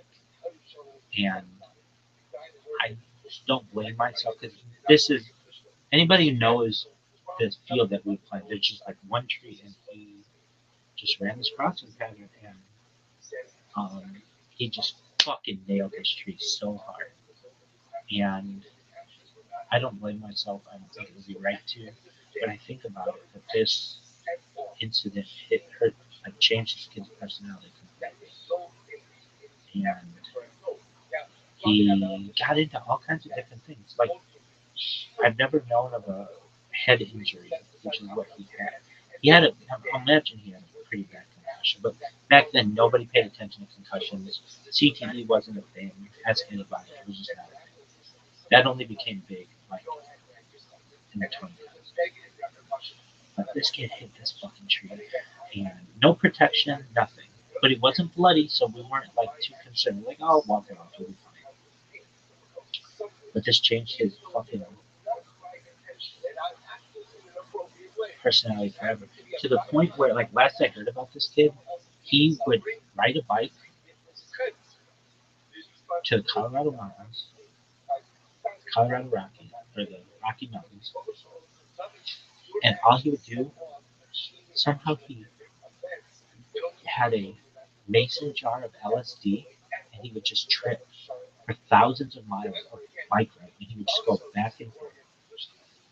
I mean, it's just like the most fucked up thing. And this kid, first, he was never like that before he hit his head on the street. It really changed the personality. Anyway, did I tell you about that fucking stairwell? All right, we'll get into it. So you were like the Fonz. I was like the Fonz. I could hit the fucking thing, and I always had the football. So it was like we didn't really have jobs. Really. I was never academically eligible to be the. We didn't have like even to play sports, but you could play at recess, and recess is the best. I fucking love recess so much. I still love recess. Really, it's the best. Anyway, so let's talk about this fucking stairs.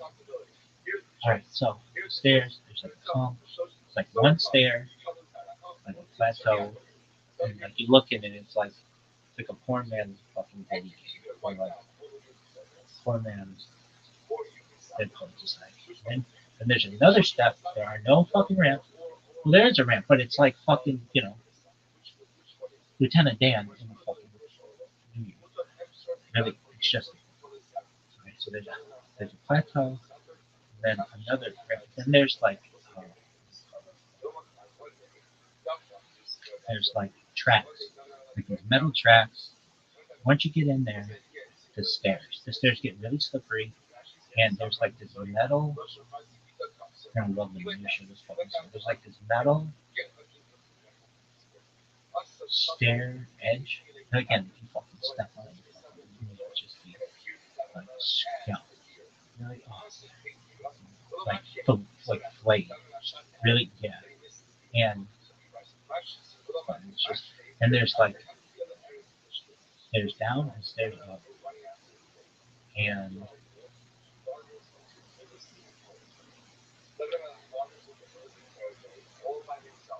it's one day.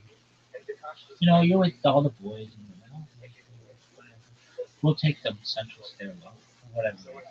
Not taking the boys stairwell. Certainly never taking the boys stairwell. Really, I remember there were parts of the school I did not. Um,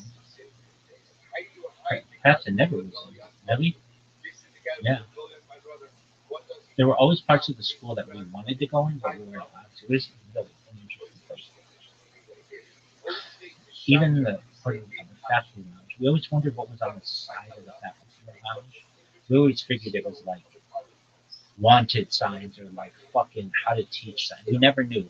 And then when we graduated, we poked our head in. It was just like a normal wall. We're always fascinated with areas we couldn't go.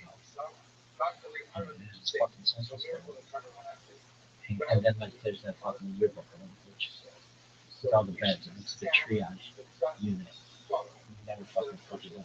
I think the only time I ever went in there, I there was another house like on the grounds of the school that like complicated, but there's a house that the school purchased as I got older, and it was in the front yard of the school. We were playing football. Somebody threw me the ball, and I went to catch it, and the like lawn of the school just had a random fucking um, ditch thing, and I fucking turned my ankle in this thing, and I thought it broke my ankle. I did not, but it was a big deal. They had to call my mom, and they put me in the fucking triage room. I think that's the only time I've ever and my fucking ankle very small. My left ankle was not broken. It was very close to and one of the worst things about it, not even close to fucking awful stuff that did we talk about this fucking steroid? So there's this fucking checkerboard tile that was like whatever, and there's fucking this edge. I'm kind of like, why are you telling me this? There's absolutely no reason. I want you to picture it. And so there's the stairs go down to go into like the lower level of the school, and then you go up, and then it's like the front office, and then there's another level, and that's like there's like a mezzanine floor, not the ground floor. It wasn't really the ground floor. It's like, it was a lower level. And then like a lower level. It's just fucked up. But it wasn't like a basement. It was like just like, I don't know how to describe it. So the front office, and then there's another level up, and then like a plateau, and another level up, and then that's you get to the. I think it's called the third floor. There's the first floor, second floor, and I think it's called the third floor. It technically was. Anyway, we, and as you would look out the windows of the school, there would be like areas of the building that you've never been in. Ask anybody who like wasn't really familiar. There'd be areas of the building that with which you weren't familiar, and you'd be like, "What the fuck's going on there?" And years would go by, and you would never ever get the chance to see what's in there. So there was one time I won't go into now where we got to explore that part of the school, and it was super nice. We thought it was super nice. It was, but it was like a real mansion. Like, oh, this is fucking holy. Or when it was Dead Poet Society. Like this was really nice with like fucking crown molding and fucking wooden floors and like marble, and I was like, oh, this is the nice part. We never ever really got to go. Anyway, chandeliers and shit. Um, and like as the school got bigger, different parts of the building would be open to us. It was very weird. But this main stairwell, this is the OG. So yeah, so down, up, plateau, and then up. Three floors. And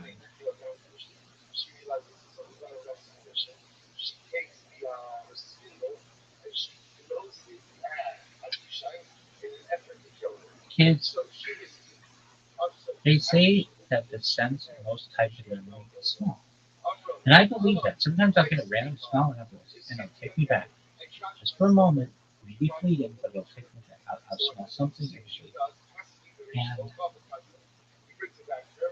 there was one day, kids, that I still, it's like it was yesterday. It's like I had flashbacks of it. So we go from like the lower floor, ground floor, whatever it is, first floor. I'm with my friends, whatever. But I say friends, we're not schoolmates. We're we're walking near this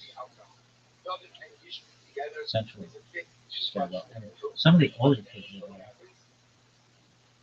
and we kind of like merge. As we're all going to the top stairs, to the top, we had to go to the top. You ever seen a cartoon where they like tried to show what a smell looks like, and they like have the smell like that goes through like this, and then up the fucking nose? That's like the best way I could think. I could like describe this. Can we talk about this for a while? So as we approach the stairwell, this like fucking smell goes like right up the fucking nose. And it was like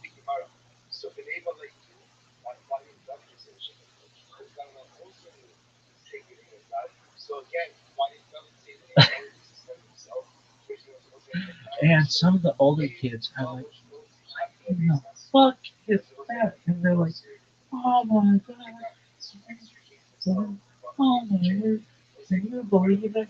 Can you believe it? They're like older. And I'm like, I don't know what's going on. And even some of the kids in my grade are like, can you believe that just happened? Can you believe that just happened? Now, I can tell you, I smell every fucking smell from this fucking school. Every kind of place. The loudest of places. Kids, I had this one fucking part one time, gorgeous. I'll even talk about it. That's how good it was. I don't know what it was. It was the absolute best part in history of arts. I can just say this. You ask anybody from my class, they will say, they'll remember where they were. They'll be like, oh, we have to sit down for this one. It's like one of those things, like a dateline at 60 minutes, we gotta sit down for this one. And they'll all tell you exactly. I've told this story before, but I'll tell it again.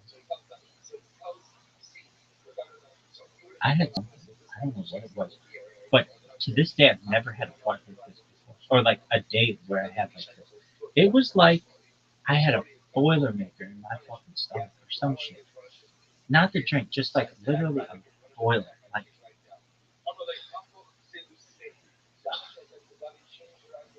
this school had no air conditioning. They had like individual air conditioning. It was everything. Everything. I just remember there were such bad smells. There were ginkgo, and there's BO and sweat, and sometimes like spoiled food, old milk, like all kinds of just things, and sometimes vomit. Kids, anyway. And I remember my one friend one time um, brought in a stink bottle and put it in the locker room, and it cleared out the locker room. And that was very pungent, like rotten eggs, like sulfur. And I remember the dean of boys comes in and he's looking around and trying to figure out who did it. I remember I remember watching this thing break. Like somebody kicked it into the fucking locker and it shattered and we all fucking ran. I remember that. It just stunk really, really bad. They had to open up all the fucking windows. I can remember teachers at school would smell so bad after we came in, after playing football, all sweaty. They would take the door and go like this and just try to wave out some of the fucking smell.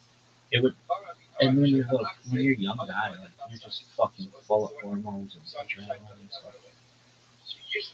And like we'd smell farts, every kind of fart. Farts in the stairwell, farts in the hallway, farts in the school, farts in the room. Like I had this thing with the Doc Martens, I could go like this, and I'd make people think that I was farting. And became cool to be like a farter. Like, you're a good farter. Like, that would be a really good one. Anyway, why? Because it's just funny. Whenever anybody did anything, they have to go like this. Like, some kids couldn't take it. And there's one day I had the worst fucking day. Not because I had to fart so much, but the smell. It was like a sweet potency that has never been emulated in the history of humankind ever.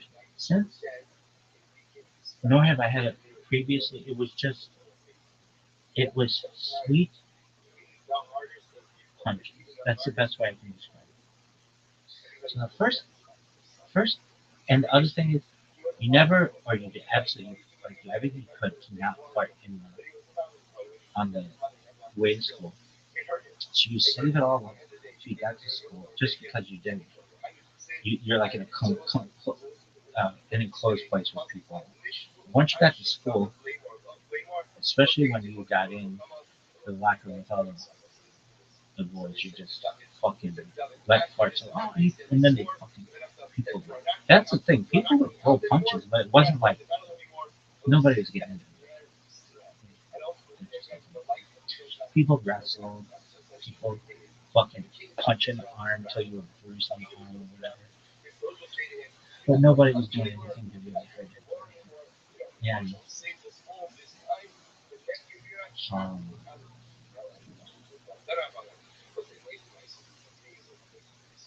this, so this one day,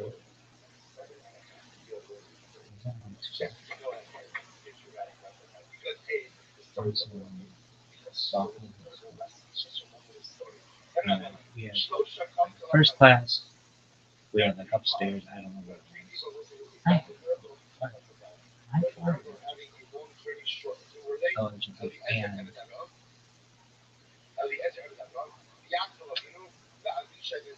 was silent. And everyone who was within like a few meters of me, like they knew, and they were like, "Dude, what is that?" They like knew, like I was mad for that shit. But they're like, "Dude, that's like the worst fucking smell we've ever smelled." And I'm like, "I know." They're like, "No, you don't realize we've had fucking stink bombs go up. We're nearly like that." I mean, it was like making kids tear up, like. And then the fucking bell would ring, and then you're like, you're sitting there, and you're like sitting in this swamp gas. It was just, I was like, oh, this. So then the second class comes by, and I do. And the thing is, when somebody would let it rip, the fucking sometimes it'd be loud, like like the vibration of your ass cheeks on the fucking. I still remember that on the fucking desk, like on the seat of the desk or a chair or something. Like it was just like a boom, like a like a rhythmic instrument almost. Anyway, it was like the drum head, like anyway. I do this the second time. Dude, that is the that is the absolute fucking worst smell we've ever smelled in our entire lives. Like that's worse than anything you've ever put out before. That's a new flavor. This motherfucker's changing flavors. And I mean it was tremendous. It was there were kids who were talking about it like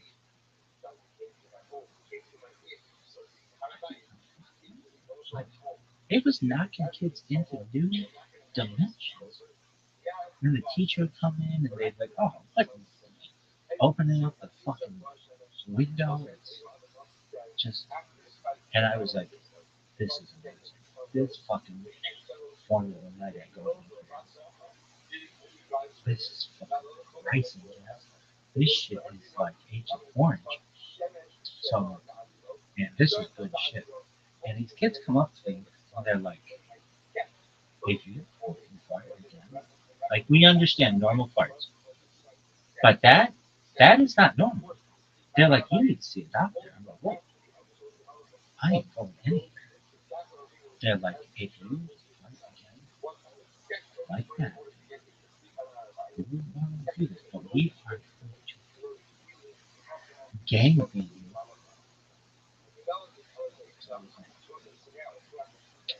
Do whatever you want to do, but I do need it. They're like, no, seriously. Like, You did it before. You know that you can go to the bathroom. You decide to do it in the middle of the center of this small classroom so that we can't breathe. You know that there are no fans. There's no air conditioning. That's gonna help. There's no fucking Febreze, nothing like that. I don't even know Febreze. Nothing. There's you're gonna if I do this at fucking 9, 10 in the morning, you're gonna be smelling that shit until 9:59 until you get the fucking in the next class. Really? Yeah, that's how it works. Actually, usually though, it wouldn't be. You would stay in the same classroom and the teachers rotated, which is a better way to do it. Than having the home room or whatever. Just have the teachers rotate. It's a better way to do it. Anyway, why move 30 fucking, I don't know, in my case it was like 13 boys, but why move 13 boys when you can just move one teacher? Anyway,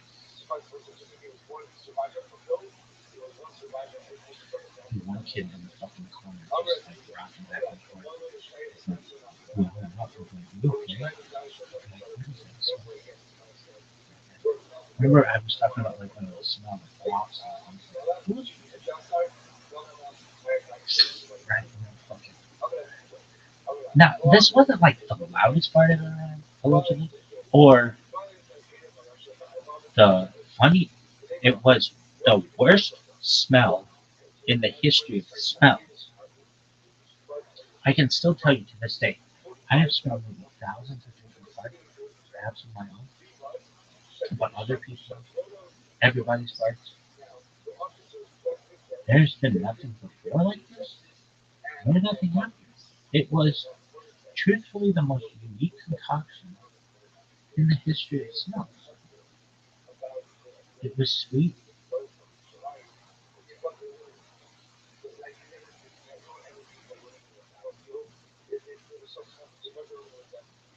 yet powerful yet sweet. I don't know how to describe it. I tell you guys about the stairwell. Anyway, we'll get to it. So, um, it's like second period. Well, these guys said they're gonna gang beat me, and nobody wants that. And they were like, they wouldn't normally like gang up on me. I could hold my own, but like I understood. I'd be like, if the shoe was on the other foot, I would be like, no, you're a friend. We're gonna beat the living shit out of you. That's what I would say. So third period comes by, and I'm just sitting there smirking. And the kids are like, "Oh shit, he's gonna do it again!" And they're like bracing themselves for this. Like the whole fucking 13 boys were just like, and the teacher's like, "What's going on?" And they're like, "It's gonna gas us." Really? Yeah, gas is mad. Hey, you what? Was everything, baby. Fun. Anyway, they were like, "He's gonna gas us." Really? Like a fucking chamber. And I mean, this shit was like the Zyklon B of fudge. It was stiff.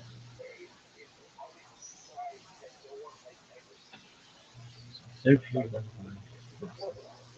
But I knew I had to. Then lunch and recess. I think we got 30 minutes for lunch and recess. We'd spend 10 minutes at lunch and 20 minutes at recess, and then we had to be back in the school. And we had to be like in our seats in like 5 minutes or something.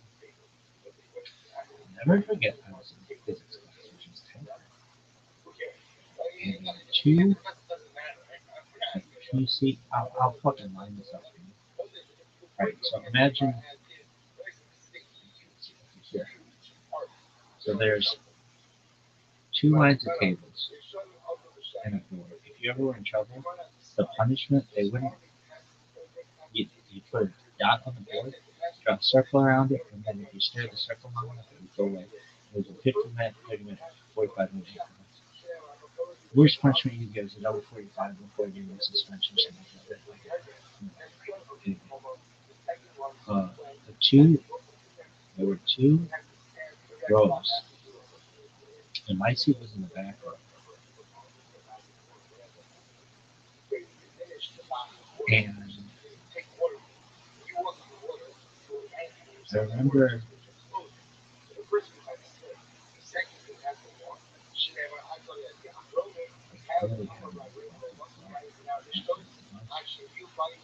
and these kids, the teacher was like in the front left corner of the class, which is opposite of where I was. And then there was like this open area uh, to my right. So like, how would you describe? Can you do it like this? Okay. Imagine a line of people. Like, okay, how would you do it? Chalkboards up here. The door is like here. There's like two lines of desks here and they're here. They're just they're just tables with chairs. So the teacher is up by the whiteboard talking with some other students over here. And I don't know if this is exactly when I did this, but the Heisenberg uncertainty principle has always been something like really interesting. And I didn't know that's what it was called, but I knew I needed an excuse to go talk to the teacher over here. And my seat was like over here in these two rows. And then over here, there's like all kinds of science equipment. And so I get up and I go to talk to the teacher and I go like stand up and go to talk to him. Like the class was going on, but like the teacher was kind of doing some like I remember the two kids he was talking to. And I go up to them and I say to him, is it possible to know the location and speed of a particle? Because if we do, wouldn't you be able to predict the future? He's like, no, you can only know one of them. You can't know both of them. And that to me was bothersome. And I understand, but I think there are ways around it. And I was really just bullshitting to give myself an opportunity to be at the very corner of this room. And that became the epicenter of the biggest bomb since Hiroshima and Nagasaki. And I walked from there through the double desk of chairs. I went around back. I did a figure eight. So like this. It's the opposite of what I'm doing here. So it's like, uh, so like, and um, I remember there weren't a lot of people where I was sitting because I had a friend of mine, my very good friend from all of school, who had just left the school going to another school because of sports. And I, so he was normally the one who would sit next to me. And I just remember this part of my life where it just felt alone. Not completely alone, but just like, I was still in shock that that happened. And perhaps was, but that didn't really affect this. I'm just saying that that's why there weren't any kids there, like right next to me. There was a kid, the next closest kid to me was like towards the center of the room. And I remember having done this figure eight, and I look at this kid, I'll never forget. And he was just, it was his side profile. And he was just staring dead forward. This kid would stare just dead forward into the fucking. I'm telling you, kids, if you've ever seen, what is it called? Back in World War One, it was called shell shock, and then it was called like post traumatic stress disorder. It's had different names, but it was like bunker trauma, whatever. It was like this kid had the thousand, I think it's 1,000 yard stare, but this kid had 1,000 mile stare. Normally, he'd be like, "Hey," he'd be like, he just was out of it, and you'd be like, "Dog, you've been staring at the fucking wall for 45 minutes. What is it?" And I had to stand next to this kid because he and I had similar names throughout like all our school. And this kid, I remember, I saw his side profile like this, and this caused him to turn his head. And it was like he was the first person to know.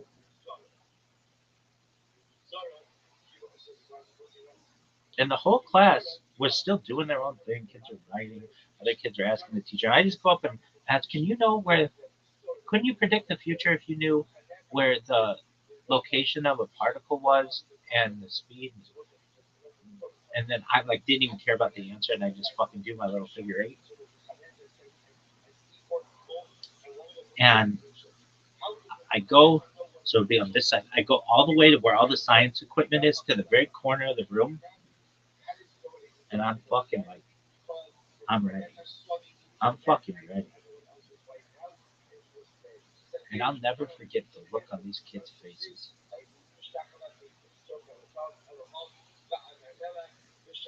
They start, I don't know what the first word was, but it would be like,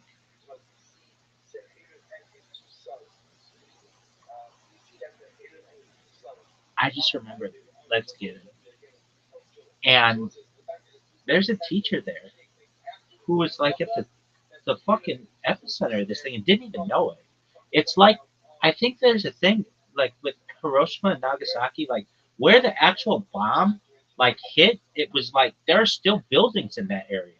It's like it's like they were right at the fucking epicenter of this thing. And I fucking went, and I literally went as far from that. They were in the front left of the classroom, and I went all the way to the back right. And I just fucking sat there, like, all right, you motherfuckers, I'm taking on the whole fucking class. And 13 boys got up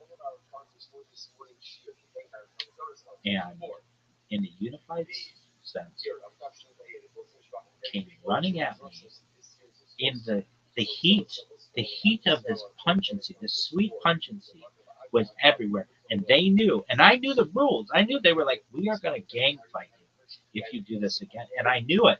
And I knew it. And I know it was like, dog, I know it. I guess that's what's going to happen. Let's roll. And there's this thing I always used to say. What would I say? It's like, um, you want a piece of me? I would always say, you want a piece of me? Really? Yeah. And they wanted a piece of me that day. And they fucking all got up and they fucking were coming at me with fucking fists.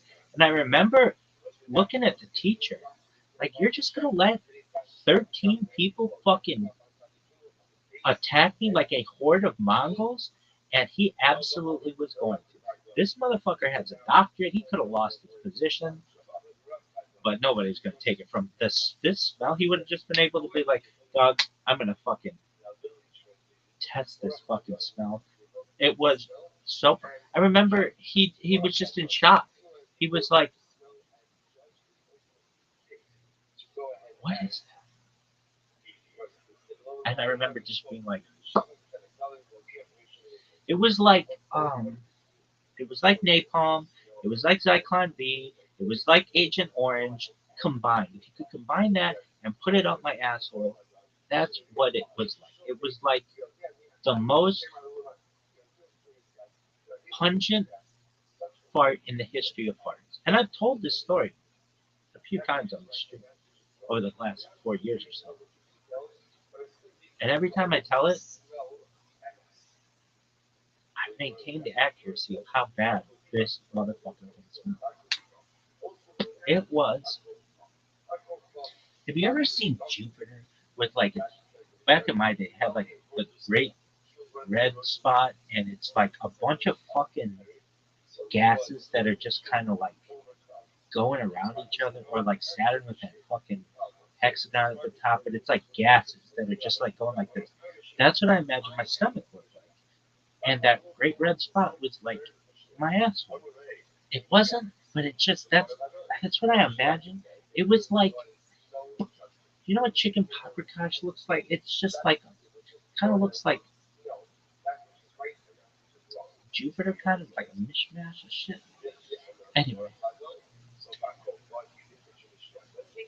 I remember just blocking these blows. They never got in my wouldn't punch in the face, but I just blocked them. And then I remember thinking to myself, dude, the teacher isn't like stopping. He's literally letting a dozen plus people fuck me up.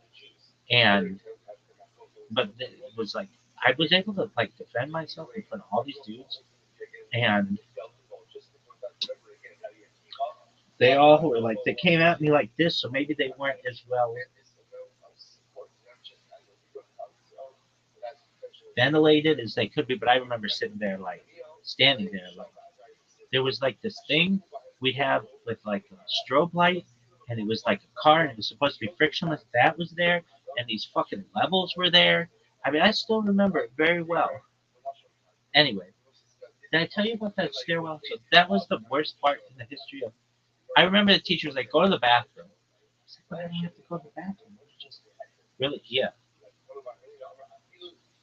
And I was like, "Okay, cool. Just fucking walk around." Um, You ask any of these kids, ask all 13 of them, they will absolutely, every single one of them will remember exactly where they were. And they'll be like, yeah, I was there. And I still think about that being the worst part. The worst smell in the history of smells. I remember it was sweet pungence. That's all I can describe it as. It was, and I've never had anything like that ever since. And I don't know what it is. If you're like, oh, what was it? I'm very consistent, as you can see. I eat the same shit. I do the same things generally, and I was very consistent then, as best I could be. But I don't know what it was. But it was like that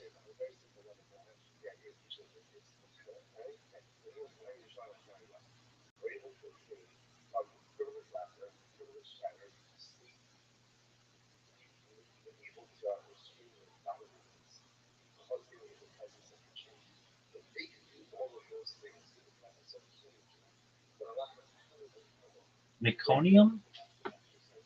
I don't know what that smells like, but it was like it was different than that. But you know how meconium is like a different kind of shit? It's like a baby's first poop. This was a different kind of fart, but it wasn't meconium. But it was sweet pungent. I don't know how to describe it. And that's the thing. If you ask them and they were really truthful, they would say it wasn't like eggs, it wasn't like sulfur, it wasn't like poop. There was a certain sugar to it, like a certain sweetness to it. Like but hot. They wouldn't be like it would be like if you took hot sauce and like cotton candy. It was like there was a certain sweetness to it that was just you know how like in the cartoons they have like the fucking smell that goes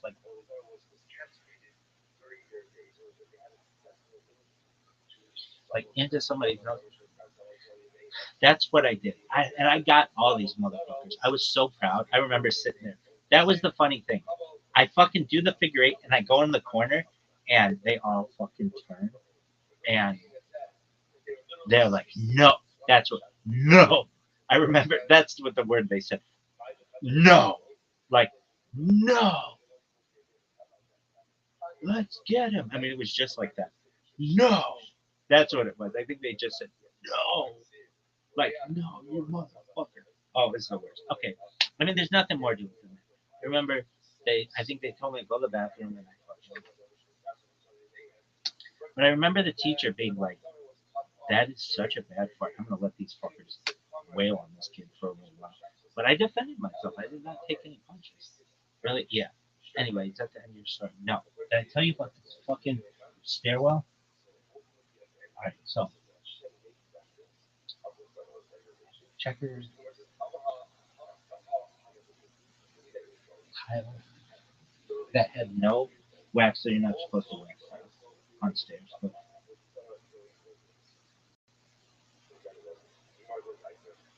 it's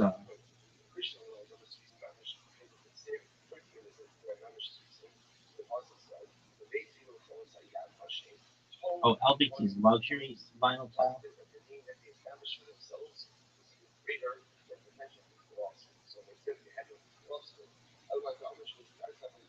All I know is that I think there's a certain like your standard tile size is like 16 or 12 inches, but if it's 9 inches, that is fucking excellent. All right, luxury vinyl plank. No, it's luxury vinyl tile, but no, I thought it was. There's not linoleum.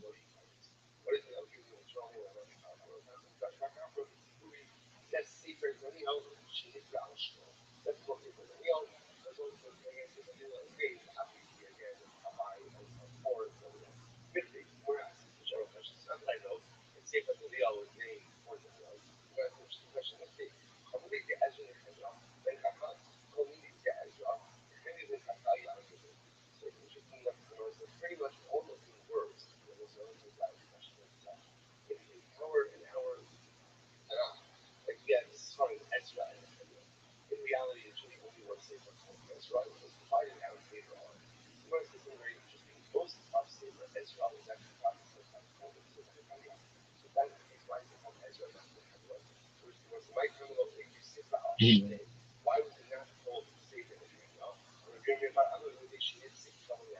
actually, this was not LVP or LVT.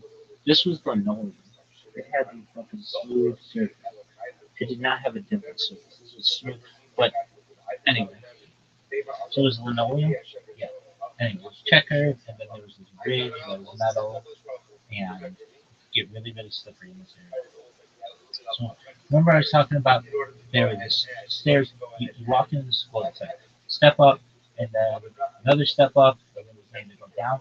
If you go down, the classroom where I ripped ass, and the epicenter was like right ahead. You can actually see it from the doorway. And then if you go up, that's how you go up. And then the main office. And then, so I got a taste of my, not my own medicine. So I remember, I want to say something like that. And we're about to go up to Central Store. Did I tell you about the Central Store? So where there were like some older kids who were going up first. We were kind of following them. And I hear from above these older kids. Did you ever see that Seinfeld where? Okay, so when these kids smelled my fart, it was like that Seinfeld where Frank serves the. He's got the Jewish.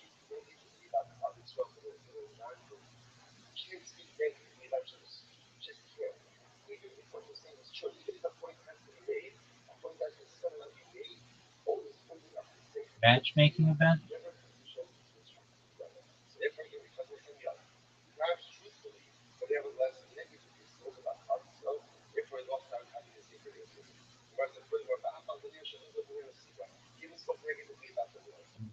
I'm sorry, these aren't supposed to be 3 hours.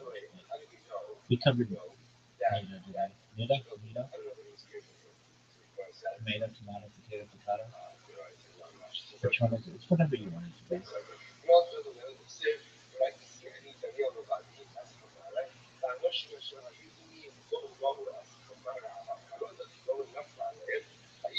Alright, so Frank Costanza when he's cooking in Korea.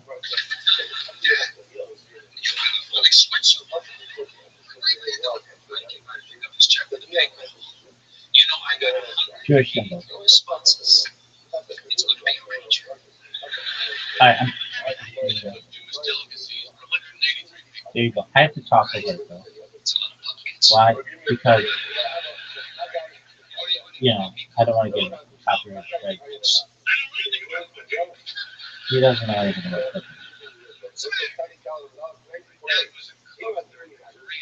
Korea. Grandpa was in Korea. Really? Yeah. Really? You met him. Really? Uh-huh. Something.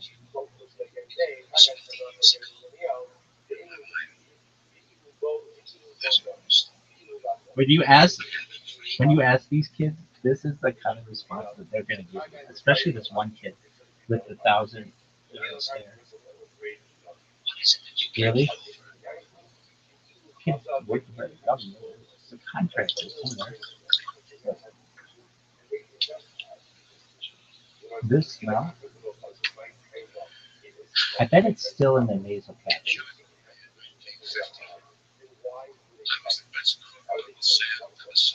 The minutia of my story, that's where I get you guys. Minutia.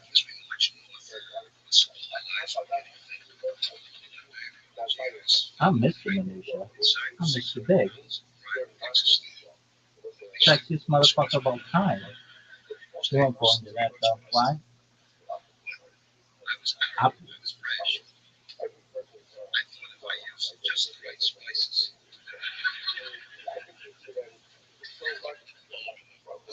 this smell, it was so sweet. What the fuck happened here? What the fuck happened here? This, except it wasn't from eating, but it was. I just heard the smell did this to people, kid. Really? I remember it like it was yesterday. That's the sound that they made when they smelled this. 16 of these motherfuckers came to fight me, and I took them all down. Really? I defended myself very well. It was wild shit.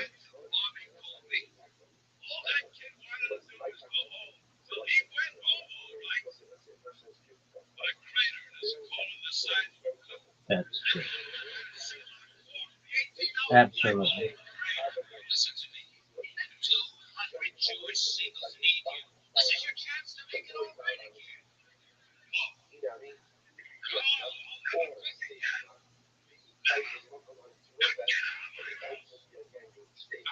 There you go. Is that the end of it?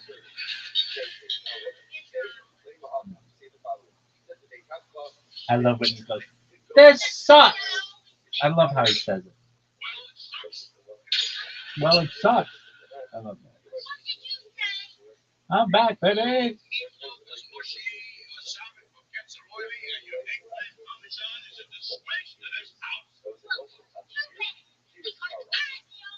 Who do these two people remind you of? Hi, parents. Really? Yeah. George!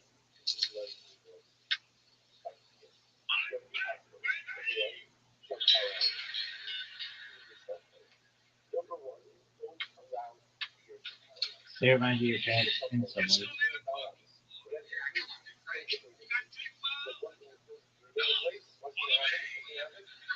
I have to talk, but I don't want to do this after this.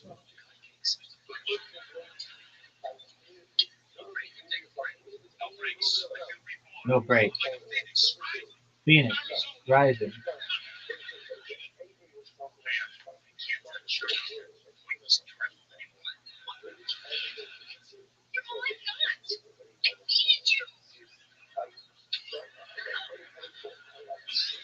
Flashback. Flashbacks, kid.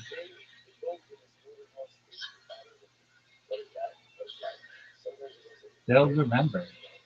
Ask any of them. I am sure of it.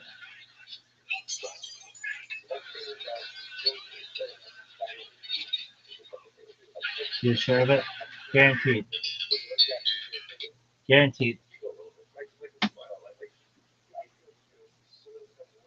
They still remember them coming after you like a fucking wild, wild west gang with their fucking shirts over their fucking yeah, yeah. You want to listen? I used to say that all the time. Really? Yeah, because I'm the sickest motherfucker on earth.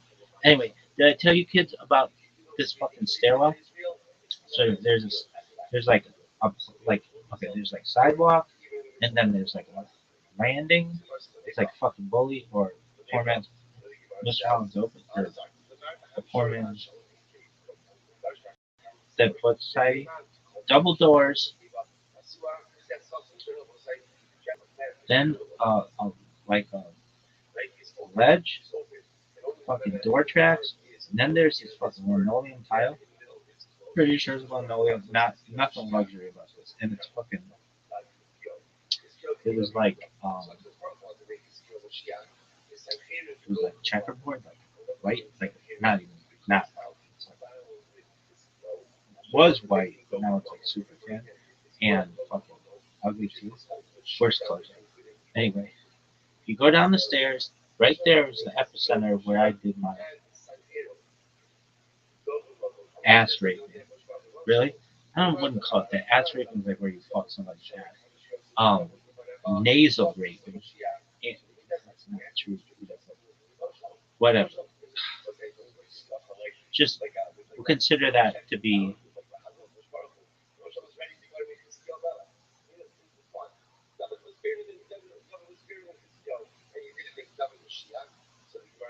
What do you call it? Point zero? No. Ground zero. That bitch was ground zero. Now you got the stairs that go up. There's the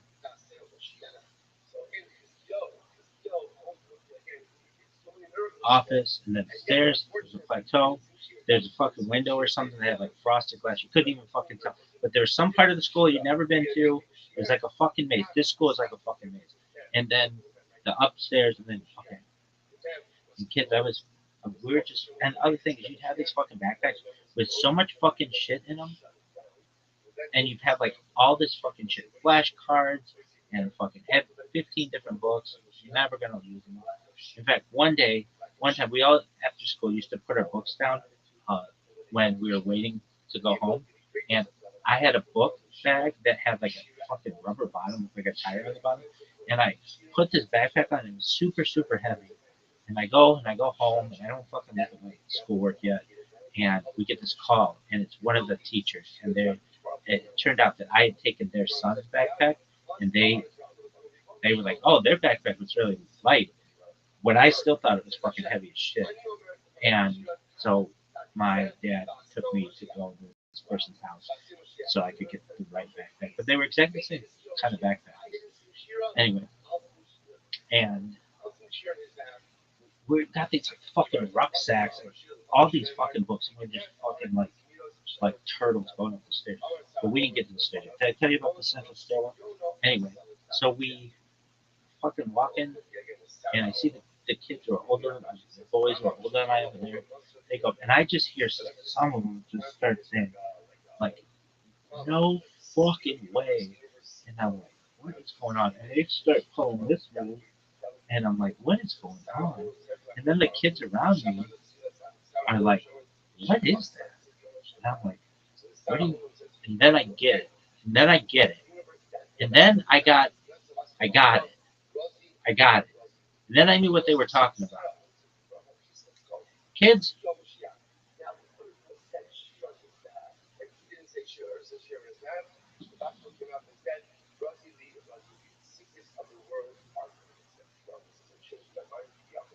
have you ever smelled a fish hatchery? I mean, say, no, what are you talking about? Smelling a fish hatchery? We've never done something so much. I know. Well, I have. And that is the closest thing that I can describe to the smell of my nose. And it remember like in the cartoons where the fucking smell goes and it goes like this? Well, I remember being like, what? What is that? It smells.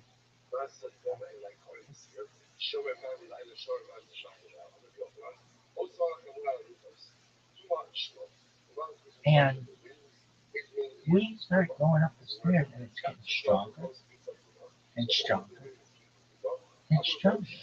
It was like I was expecting to get to the top of the stairs and see somebody just filleting fucking salmon. Or like one of those fucking Japanese chefs with cutting into fucking tuna.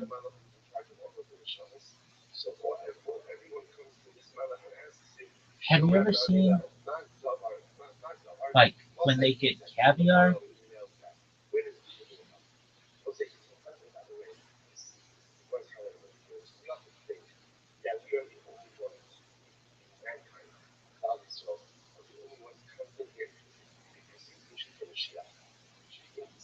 From sturgeons? You ever see when they get the caviar and they get like fucking they like massage it? I mean, I would have expected to see somebody massaging a sturgeon at the top of the fucking stairs. I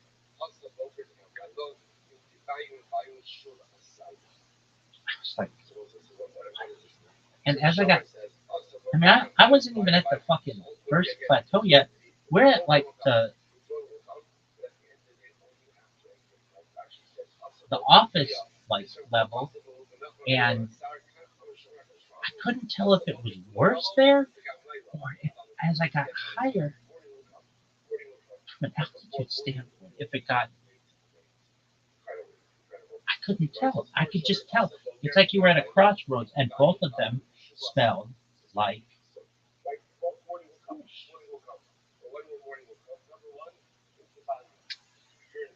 And I've been my class is on the third floor, so I gotta go fucking dive back into this fucking thing. So as I go up the stairs, my feet are like touching that tile with that fucking metal ridge.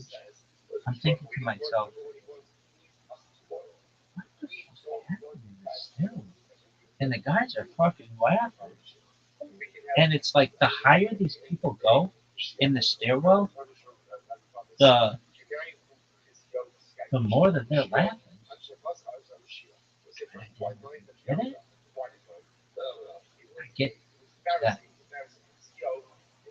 the stairs to the last plateau before the top, and there's like a frosted glass and fucking dusty ass windowsill and this little like linoleum plateau, and fucking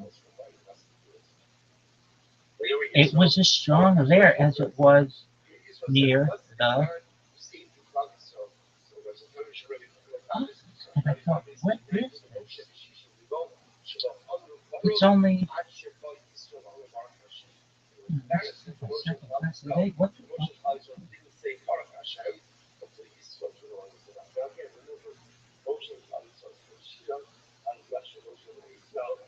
And as I got to the top of the stairs, I really expected a Japanese tuna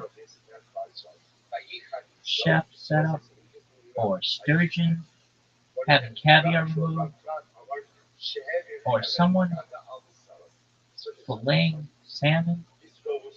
There was nothing. It was like it was any other day on that stairwell, except for the smell.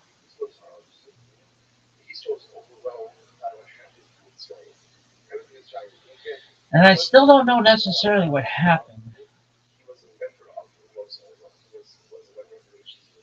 We were asking the older kids, what is that? And they were laughing. And some of the kids in our class, I think, were laughing. But we're still, this day, I don't know who it was.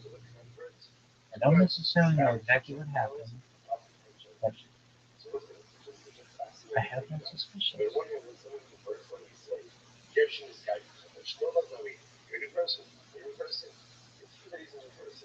Right.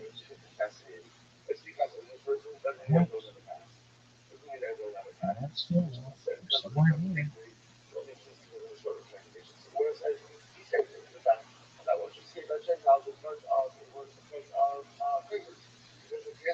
Somehow.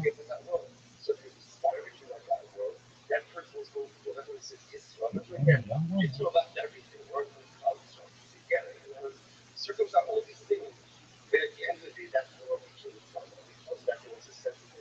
And use that stairwell.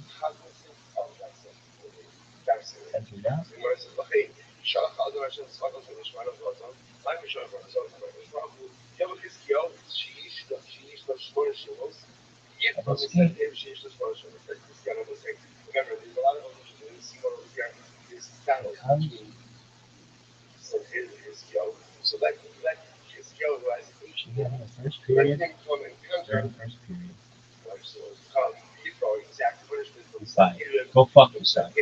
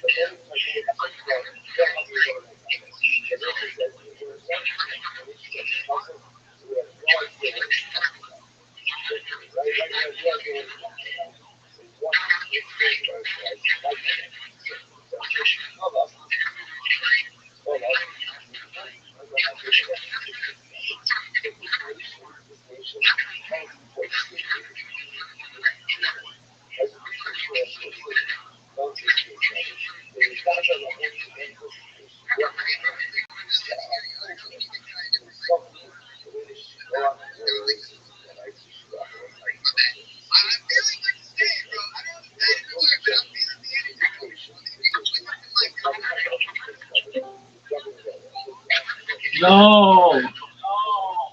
What up, P-boy? How you living, pimp?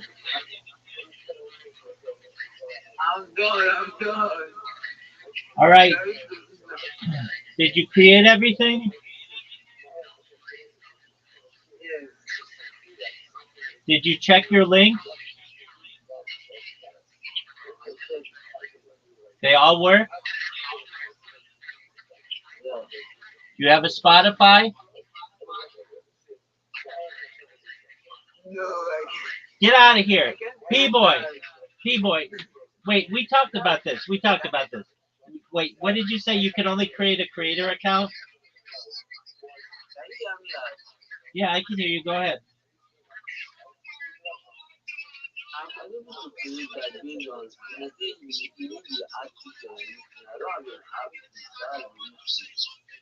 You don't have a what?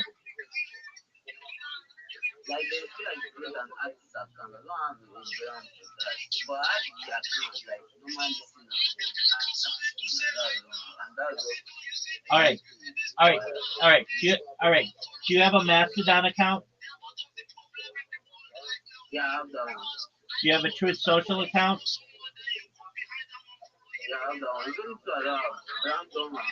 Okay, what ones don't you have? What ones don't you have?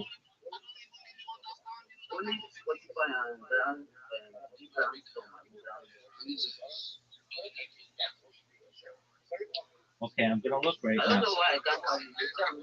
That's okay. That's okay. All right, my friend. Right, right, right. It looks really good. Now, what I want you to do is change the out the it looks really good. So let me congratulate you on this. I want you to change the theme to be like the ones that I sent you so that they're vertical. So you don't have to know the name of the different um, platform to be able to click it. It's really good though. So basically, go to the one that I sent you. Do you see? Go to the message that I sent you, and I gave you an example. Okay, so you see the example is called Honey Badger Boba.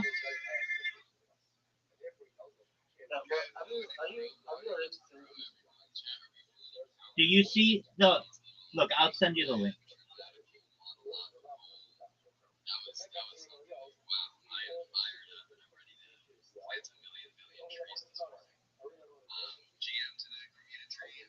Okay, go to the link that I just sent you.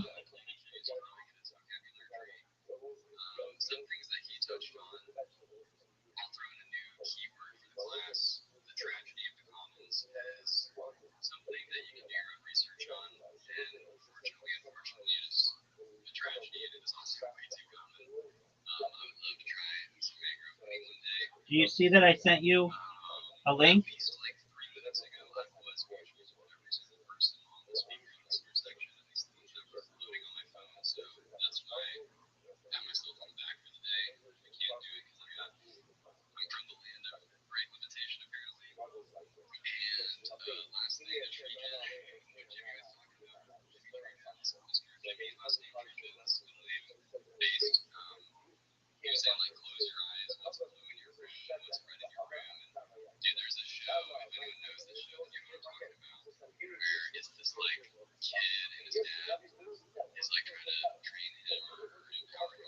Do you see the link, P-Boy?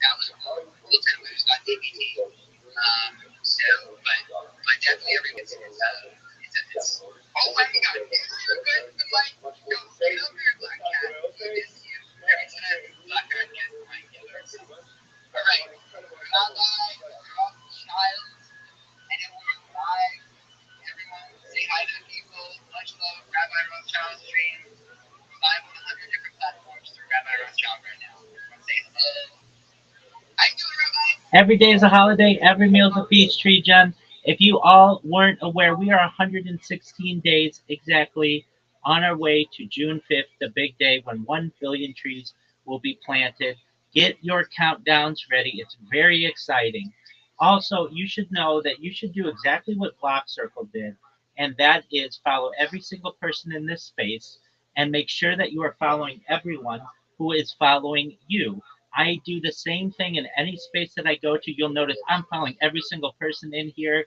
You should know, though, unfortunately, you can't follow over a certain amount. And if I get to that point where I max out, sometimes I have to unfollow people who aren't following me. So you want to make sure that you're following me so that you don't get unfollowed. That's very important. Nobody wants an unfollow, especially as important as someone who is working for world peace as much as I am. If you weren't aware, I have been 24/7 streaming an X space now for more than 350 straight days. And not just on audio, but also on video as well. So if you ever check in the Twitter space search and you type rabbi or shill or share or any of those keywords, you'll notice that I'm always live in there. And I've been doing that almost for an entire year. You don't know anyone else who 24/7 X spaces for an entire year, especially on video. It's a one of its kind of project. But that being said, is not the most unique thing about what I do. I'm Rabbi Rothschild. If you don't know who I am, you will. I stream my life 24 hours a day, 7 days a week, 365 days a year for world peace. I've been doing so for more than 4 years. My streams go back to the pandemic. We've seen the death of a queen, the birth of AI, the coronation of a king, and everything in between. This is a real life Truman Show, a real life Big Brother. This is a timeline and a time capsule of human achievement. In the 1990s, the phrase content is king was coined, and I'm making it true today. I'm king of the internet. This is the biggest event in global history, and here's why. In 2018, The Economist magazine stated that data had overtaken petroleum as Earth's number one resource, and I have more data archived on the internet than any person ever, which is making me very influential. I'm going viral, and when I do, I want to make you, your friends, your family all financially independent if you're not already. I want to ensure that you have generational wealth if you don't already, and I want you to be able to start charities and philanthropic organizations of your own.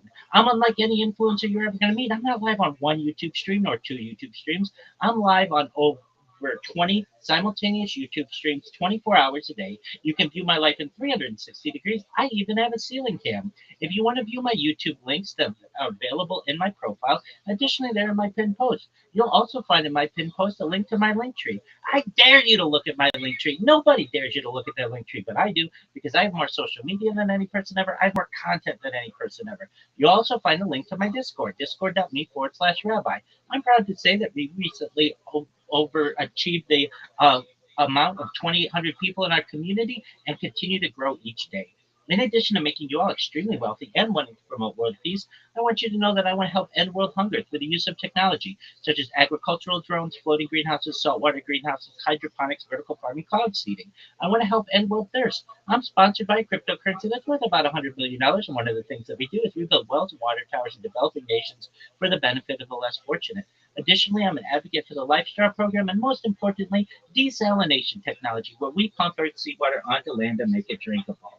If you're a reply guy, if you're a Web3 marketer, if you're a raider or a shiller, and you want a free mentor, coach, and friend, send me a follow. I will follow you back. Send me a DM. I will respond. I want you all to know that I'm here to support you both personally and professionally. I'm here to be a positive person in your lives. I'm here to have an optimistic view on the future. And most importantly, I want to give people hope. And with that, I sincerely appreciate the opportunity to share.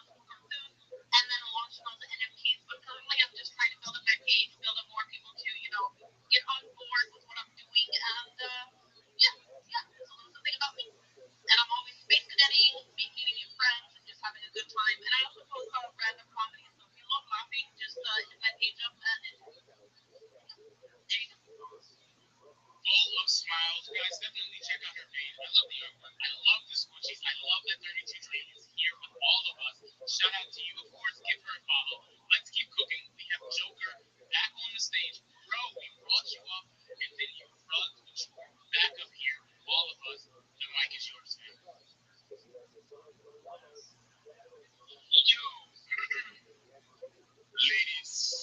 and gentlemen, boys and girls, dudes and dudes, it's that time of the day where the biggest headline of the energy, it's that time of the day where I say it's happy Sunday to Yoki Ducks, peanuts, vibes, wines, and it's really Mark Hardy, and I want to say yes to everybody on the space. How you doing? How you doing? Hope you guys went to church today. Hope you actually pray to God that your coming week is gonna be fucking fruitful because it's that time of the day where I go crazy and say how you doing. Yo, Kenny, what's good, my brody? Bro, everything is good. You are still riding on cloud nine. So good to hear your voice, man. Bro, every time I talk to you for the next like month, I'm gonna be telling you congratulations again on the graduation, bro. Major shit, man. So good to have you here today, man. It's also awesome to be here. Just not a boy, okay? You guys that I know way on time. So, guys, my name is Joker. I'm a community strategist. I'm coming to build and also I'm also a market analyst. So I'd say I'm also a space host. I am the energy you need in your project, bro. I bring crazy ideas that I've worked on all projects. I bring meaning to your project. I bring value to your project. I bring the huge visibility you need to your project. And it's something to have someone that you can rely on the project as a dev. I'm that guy for you. And I really want to connect with a lot of new people in this space because, bro, the connection on this space right now is one of the best things I can say I've ever had. Just magically connecting with one of the biggest communities on X, the Yogi Dogs community, and they showed me the kind of love I have never felt in space before. And it's just been amazing. Like, bro, like I don't know how to really comprehend this Tsuki. Like, she's just amazing. She's like my mom on Jane. It's crazy. So, you guys follow me, follow back, let's cook. Your invite page, I just DM me, I'll drop ideas for you. You want to work with me, let's just do something, man. That time of the year we were going all in, crypto is going wild, and let's go back together. So, Yoki, I love you so much. Thank you for always being here. I'm always going to be here to support you guys forever. Bro, we're going to be here to support you right back. This space is all about the connections, all about the community. And when I say this space, I don't mean literally this big space. I mean just crypto Twitter, Web3, what we're building as a whole. I'm a firm believer of collaboration. When you have like-minded projects that are community first, that have something to offer, it's so important for them to work together. It's so important for us to do it together. So shout out to you, Joker. Thank you so much for being here. Such a pleasure to hear your voice each and every time you're in this space. Guys, we have so many amazing speakers in this room right now, so many great projects, so many amazing listeners. Make sure you are tapping in and make sure you are requesting to speak, fam. I'm going to be doing shout outs throughout the space for some of you who are requesting to speak. You guys are locked in. I appreciate you guys. If you look up in the Jumbotron, and I'm a liar because I definitely did not put it in the Jumbotron yet at all, so I'm going to do that right now. And now it will be posted. There it is in the Jumbotron. You guys will see our weekly meme contest announcement. It is featuring Peanut. Yo, Peanut, when you have a second, bro, you should check out the image in the Discord. Or you'll see it when people start posting about it. It's pretty funny, bro.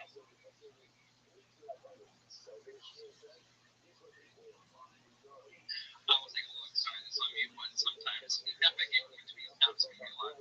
I'm going to go take a peek right now. Bro, it's all good. It's in the Yucko alert channel. You'll see the actual image. It is a ton of fun.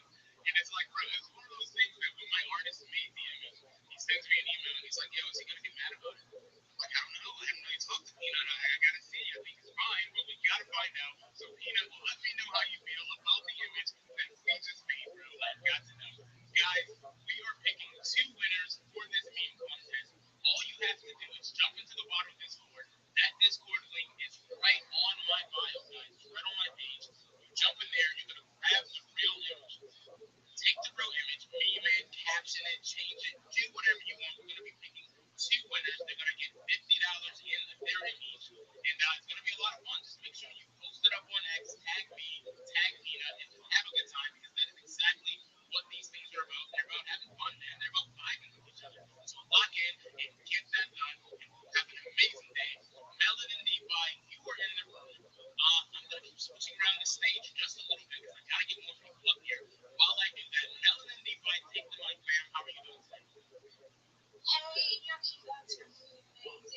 so much for having me every single time. It's always a pleasure to be here with you guys. Shout out to you, Peanuts. Shout out to you, Roz. Shout out to you, Peanuts. And shout out to you, TJB, and every single name that you have, and every name you have. I'm a content creator. I'm a content creator as you can now. And I would love to do pretty much working with just speak and word. Last year we had the dance which was there. And we actually ended to the end of last year, December, which was actually a success. And currently I do have another card which you'll be able to access your data in real life. So currently we do have like a NFT, and your co-NFT is going to be part of the project, project NFT that this is actually working on. So you might just be a part of the project or you'll be the NFT holder. You can be able to, get lots of amazing things. And also, this called NFT actually releases for you the project 7, which is SBCM. And this SBCM will actually be listed to you. It's actually listed to you, so you can be able to, swap that to BST, swap that to SBC.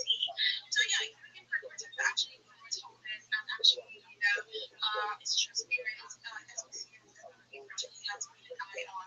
Thank you so much for having me here. Don't forget to connect with me. Give me a follow. I'll definitely follow you guys right back. Thank you so much, Yuki. I appreciate it. You are so welcome. Big shout out to you, Melon and DeFi guys. Make sure you're giving her a follow. I see so many people in this space. Special shout out to Shiny Gal. I see you down there. I don't know if you requested, but you already know the vibe. We would love to hear you. It's so good to have you here in the space. And shout out to all of you down there who are requesting, who are in the listeners, who are absolutely locked in. Yeah, my guy, did you see that image, man? I did. I was smiling. I was laughing. It was like the first. It was like the first image that you guys posted and shared for. I think the space that was supposed to happen last weekend. That first image that you guys put out, I thought that was great too. With the s'more, the marshmallow roasting, I thought that was great. And this one too that you guys posted in the Discord, I'm absolutely loving it. It's smiling ear to ear. It's funny. I mean, I'll say this: you can, because I don't want to give it away because we want to get as many people into the Discord as possible. I'm sure. But you can give your best effort. There might be more and more Dougs that try and follow suit of the one Doug their individual.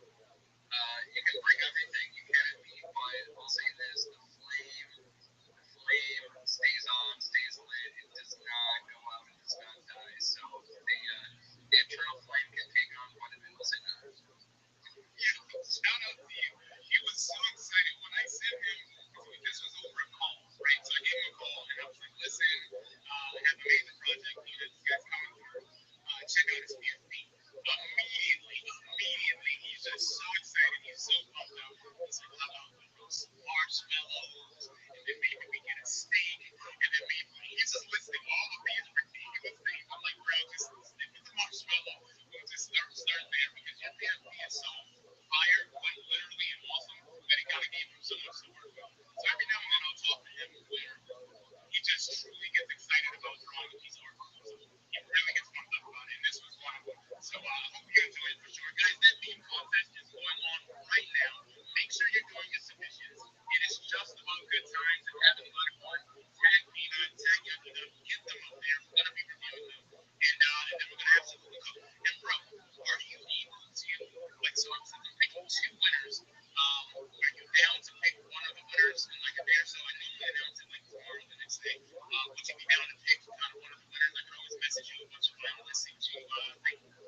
Yeah, yeah, definitely too. And I know, sometimes people may be worried about engagement or overall impressions and stuff. So, even from my end too, rather than just looking at, what certain people get in terms of exposure, I'd love just to pick one I think is the most creative too. So, I know some people may be a little bit worried, but you can maybe compile some, I'll look through some too, and we'll kind of narrow it down. And again, so it doesn't matter how many impressions, whatever the analytics, I don't care.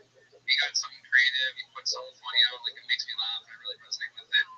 That will be my pick for the contest for the giveaway. Bro, that's perfect. I'm on the same time. We don't look at the impressions. We don't look at the likes, the retweets. We're just looking at the fun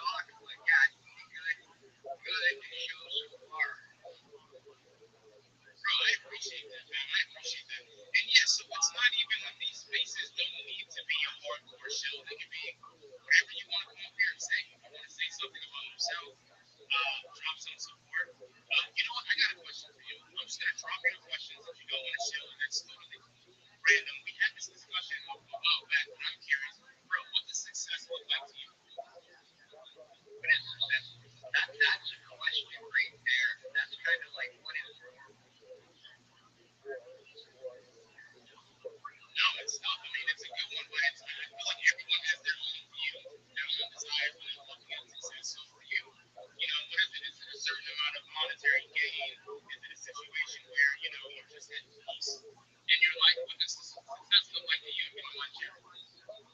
I think the easiest way to say it really That's legitimate, bro. That's really good. I mean, it all comes down to the family. No, I appreciate that, man. I appreciate you sharing. Guys, make sure you're connecting with Melvin. Melvin, I appreciate you stopping by today. It's always great to see that BFD. It's always great to see you, to hear your voice, you showing up. And, fam, I support you the same. So, guys, make sure you're giving him a follow. Make sure you're engaging. And make sure you're doing exactly what needs to be done. Eddie, what is good, bro? I know you're having a little bit of issues coming up and down. It's so good to see you, fam. How are you doing today? amazing that you guys hear me because when I come, it's architecture. Like when you guys talk about if I doubted the listeners, I hear you guys just smile. So I don't know if you guys hear me, but Yeah, fam, we can hear you perfectly right now. At least I can, bro. It's good to hear you. Does it sound any better now? well, it's often I can pick what you're saying. Yeah, so how's the Yogi doing? And I've been occupied with spaces, also TV. We've been having 24-hour spaces that ended last night. Yeah, it was a really, really long. It's been a really long 2 days, I would say, because it started on Friday and ended last night. So it's been a lot, and it's been fun so far. And you did part to some of the spaces to show your support, and just had to show up for the Yoki Dog fam as well. And Peanut did come in for space, and just wanted to thank him for that as well. And the mint has been going slow, but it's I'm happy with the way it's going. It's an expensive mint and it's on Solana, so it's taking its time, but we're getting there. And at the 1,000 NFT mint, once the 1,000 NFT is minted, it will be in the whitelist spots. So if you haven't gotten the source of the NFT, please do. Well, to get one, the whitelist fares is going at 0.65, the public is at 0.775, and this NFT does come with a utility in the sense that 18% of the new funds will be going into diversified trading and liquidity systems. So every quarter you'll be getting airdrops from profits trading on these funds. And if you do have any questions, you can check our website, supportnft.com. We do have the white paper there as well. You can go through that, and we do have the Discord link there as well. You can open a ticket, ask whatever questions you have concerning that, and just here to provide like a keynote. Bro, Eddie, I appreciate you stopping by, man. Just showing that support. I'm super excited for the Soul City land. That's why I jumped over there. I minted several. I'll likely mint some more. You guys are cooking, bro. How long are you guys going to be doing the 24-hour spaces? Is it just through the weekend? Are you guys going to be done come Monday? Is this going to go on a little bit longer, man? The 24-hour spaces for now, it's more regular spaces now, and for the 24-hour space that's been dated, it was rotated. Go hosted the first space on the Soulbox account, then to Rentic, and then to me and Rossi. So it was a really long run, and it was something we decided to try, and it was fun to work. And I don't know if we're going to be renewing that because a lot of people are sleep deprived at this point, and attention on sleep. So Bro, shout out to you. I know it's tough. So Peanut, and I guess everybody in this space. This is like around Christmas. It's around Christmas time, I think.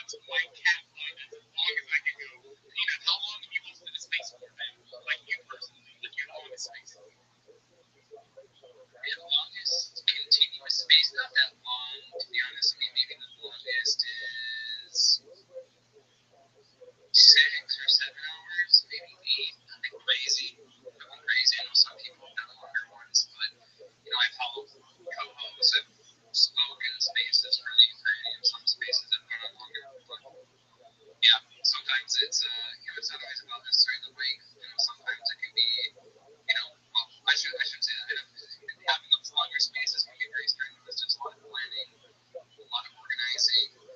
But sometimes, honestly, it's about those shorter, like 1-2 hour spaces where you pop in. You're very focused, you're on point. You get the most out of it. And then you leave people wanting more too. I think that's something that isn't always necessarily talked about. I'd rather have the spaces be shorter. People again, they're kind of hungry for more, and they want to come back to the next one, whether it's for daily, weekly, whatever it might be. People's attention spans are pretty short, so whatever we can do to keep people engaged, to keep people on point, I think that's the biggest thing too. I know with some of the longer spaces, it can be even a little bit more difficult to retain everything. So yeah, nothing crazy. 7-8 hours at most.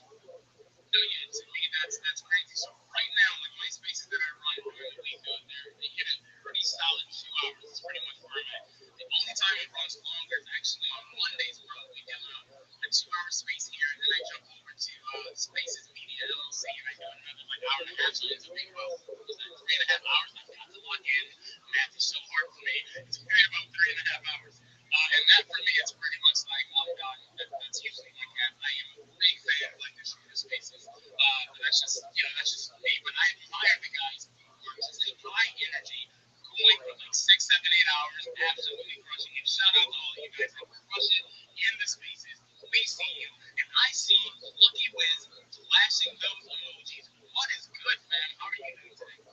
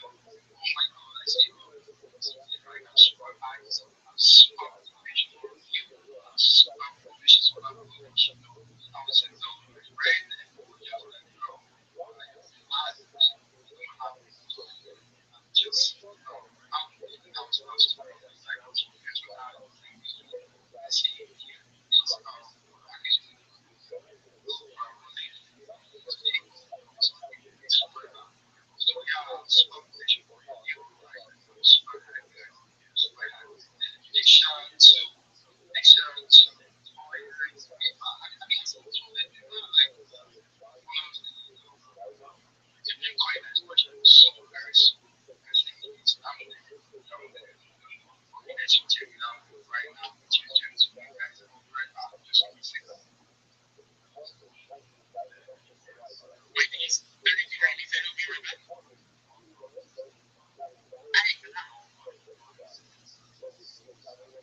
I'm not sure exactly what was said. Yes, I'm worried about it. I'm worried about it. I'm worried about it. I'm just worried about it. We will be here waiting for you, my guy. Guys, give Lucky Wiz a follow. Check out his page. He will be right back. He has some very pressing business. We are cooking. Things are happening. We have Alpha in the room. Amazing speakers. Shout out to Peanut and the long lost NFT collection. Bro, are you guys doing? Do you see yourself doing like another collection anytime soon? Like an additional one? We've talked about it on a number of occasions. I mean, I'd be lying if we said we had it, but we want to implement it. We've had very conversations about it. So the space obviously is ever evolving and changing, and there's been a number of people that we have taken note of that we respect too. And I think from some of the earlier conversations that we had about potentially introducing something new, it's certainly shifted, and at least my sentiment around the new collection, that itself has changed. So I think there's some creative ways that we want to incorporate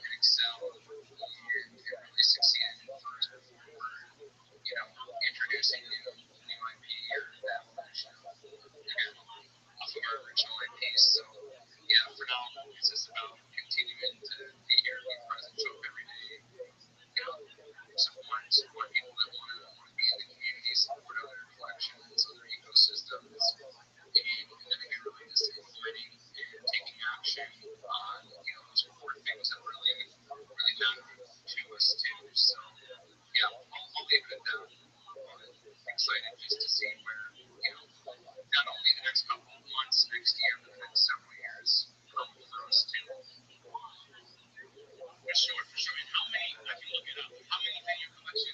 Your main collection. How many? How many do you guys have? 10,000. Yeah, straight to those. Gotcha, gotcha. All right, thank you, man. I appreciate that. Guys, let's definitely log in. Let's reset this room just a little bit. Let's check in with 32 Dream. Let's see what she's got going on. 32 Dream, what is good, man? What is good with me and what we do? Shout out to what you want me to do. I'll be helping with. Helping with. And give you the love.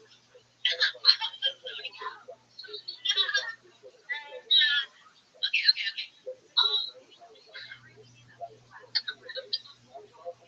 Sorry, I think I'm getting sick. We have a cool trader.tgn, pot in the heel. Gas fellows HQ, David Stir Up Michael, Bob Fuller, Dollar Sign, EMC, Abby, Ninja Only, Gifted Mom, Sunny, Connie B, Tech, Simon, Daryl Franklin, Yay, Q, Cheese, Kabita Allah, and Sam. Still have Lord.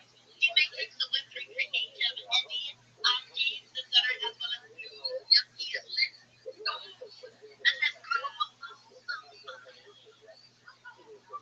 Let's go and let's absolutely grow. Thank you so much. 32 Dream for staying locked in, doing those shout outs. I appreciate all of you guys. Make sure you're dropping your replies. Make sure you're retweeting the space calls. Make sure you're showing our special guest a little bit of love. So good to have you here, my guy. I'm going to be looking for the audience. I want to see people flashing their emojis. Yeah, bro. So when I jumped into your space at the 4-year, and this is actually, I guess, last week at the 4-year anniversary, maybe it was a couple days ago. I lose track of all space and time, bro. So I apologize. Our PFP at that point, it was a little bit different, right? I saw you had a bunch of, if we have any of those numbers right now, actually, you guys were rocking a different PFP, right? Yeah, so we were rocking the main long lost logo. Yeah, Scott Sheridan, who's the CEO for One Lost, he had the idea to kind of switch it up. And funny enough, we had actually swapped his current PFP and then my PFP. We swapped last year for the 3-year anniversary mark, and there was kind of like a symbolic meaning to it as well. And so we did that last year, and so this year we came up with the idea of everyone basically swapping their PFPs to the Team Unlost logo, and I'm not gonna lie, Chris, I was like, I wasn't sure if it was the other. But then sure enough, like a bunch of us had swapped over on Tuesday going into Wednesday. We have our community space on Wednesday nights at 10 p.m. The dungeon, underworld space. Anyone's welcome. Not just a long lost space, but people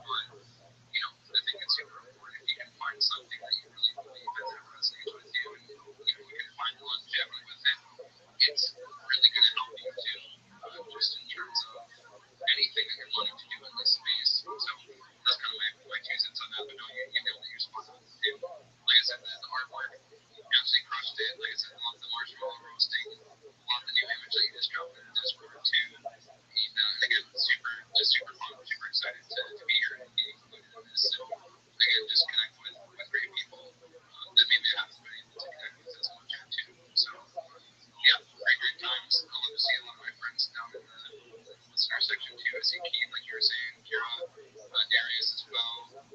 Good person here in the space. Sersky, Training Al West, Brother West, good friend of mine too, Kay. See down there, Chucks, Tone, Dead Duck Collective down there, BK Born. Yeah, a lot of good friends of mine that I've been able to connect with over the years here too. And I always saw some other lost teams that have been hanging out as well. So yeah, shout out to everyone that has made it up here on stage and those that are listening down there engaging and putting on all the likes and reposts and comments. It really does mean a lot. So yeah, just wanted to share my appreciation for you guys hosting this and letting me come up and share. And those that are here supporting on stage, listening in, and all the engagement, it's really been great to see. Bro, it's been amazing. It's been an amazing space, an amazing day. But I'm pretty easy to please, bro. If I'm in a room with everyone, all of you guys, and we're just vibing, and we're just hanging out, and I'm having a great time every time. Thank you so much, Peanut. Big shout out to you. Guys, we're going to do a very quick reset of the room. We're going to do a very quick emoji dance contest. I want to see you guys moving those emojis because I just got a message from 32 Street. She has looked down through the audience and she has spotted somebody that is not following Peanut. She is absolutely shocked. She is horrified. She doesn't know what to do, so she sent me a message. She said, we have got to get on it right away. She said, Peanut is such a nice guy. He and I called him out. And that is why, and all of us, we have got your back, Peanut. We're going to get this done. Everybody, make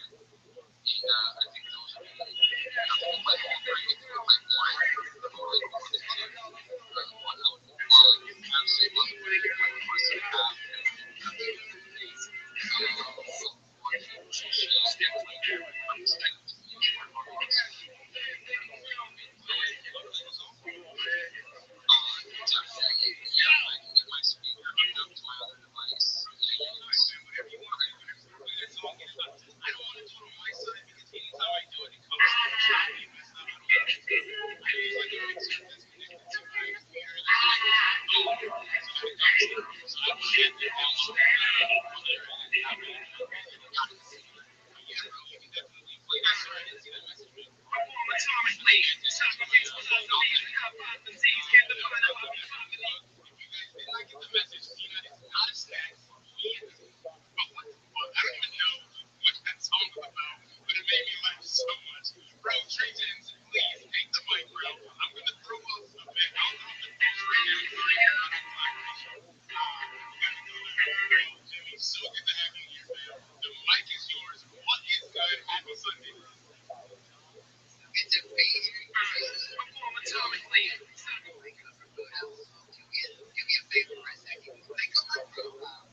Check out this cover photo. Isn't that beautiful? I love this photo so much. Like straight up, okay. By the way, you guys know we have this partnership with the Towards Our Plastic Country. Every follower that already was following them, new followers can actually get treats. As long as just right forward the right comments. So make sure you're filling that out. Anyone who's not currently following me, make sure you get literally 10 trees. That is the easiest trees you will ever plant. Alright, so log in, much love. And by the way, didn't tell me to put this in my cover photo.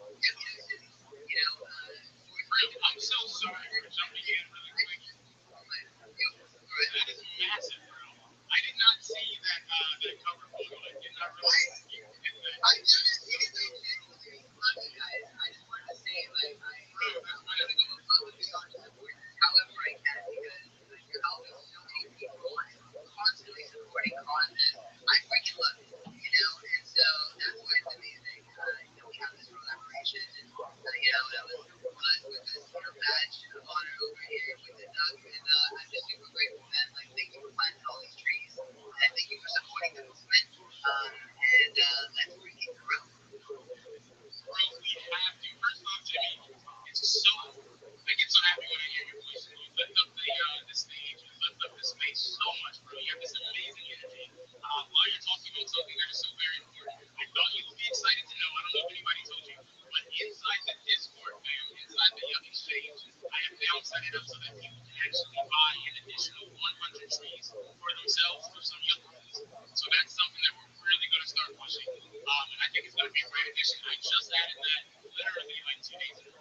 So we're super pumped about that. And we're pumped about working with you, man. While you're still up here, because I know you have so much to do, so many things you're cooking. Bro, can you let everyone know just about the day that is coming very soon? Where you're going to be getting 1 South, AFC South. It's because Florida is South. That's why. Which means Tampa Bay would also be AFC South. No. They would be in the NFC South. It's because they're not in the AFC, they're in the NFC. That's why. Which means if you placed a bet on Bovada for Miami to win their division, that division would be NFC South. No. AFC South. No. The Miami Dolphins are going to be in the AFC East. It's because the AFC South is going to have other teams that are farther north, like the Tennessee Titans, the Indianapolis Colts. Also, you should never bet on Miami winning the I think it's a very minimum. I think this is actually brilliant. We've got 12 countries. So I went to COP30, and I got 11 different countries. It's mostly for Muslim environments. I rolled up with their press badge. I was telling them about what happened in Ethiopia. They're beating all inspired. Now that's the impact we want to make in this role. And then suggested, let's do this in your country. And they got their to do that and shake their hand. And a lot of them put a one up on you. They put a one up. It's like a flying perspective thing. I said to 11, and we got the 12 countries recently. Another Guinness World Records. She did the longest tree hunt, which is 72 straight hours. She did that in Kenya. Because of that, is now in charge of the Kenya has, and she has directed the president of the government, and now we have Kenya here. So we're going to keep growing this movement, and we're going to make history. It's not just about getting tree planted, it's about what happens after that. Because right now, we tell people, hey, billion trees in a day, they think it's absolutely crazy, because it's never been done. But once we accomplish it, it's just like moving a mile, but we're not really possible.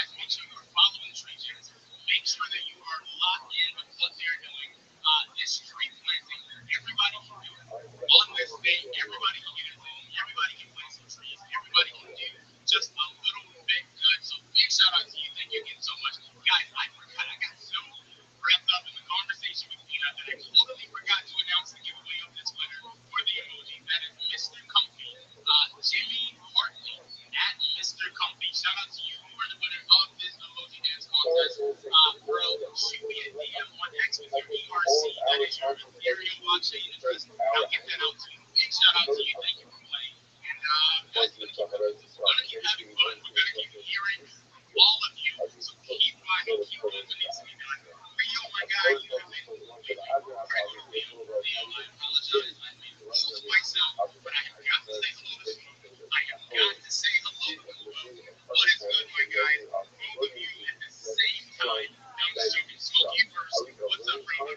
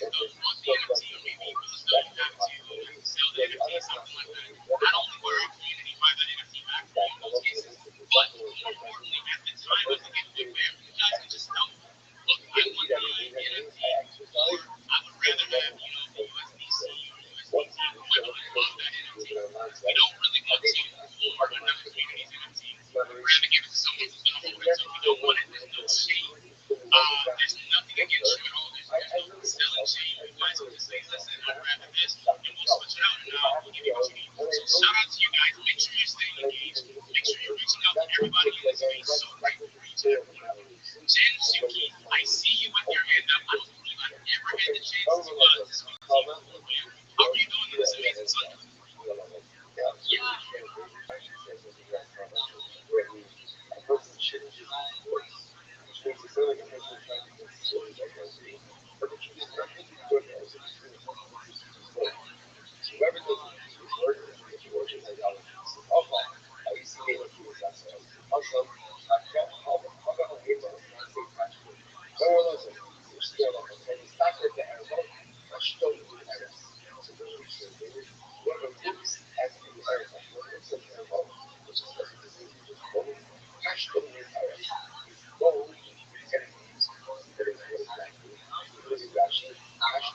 that sticks with the person and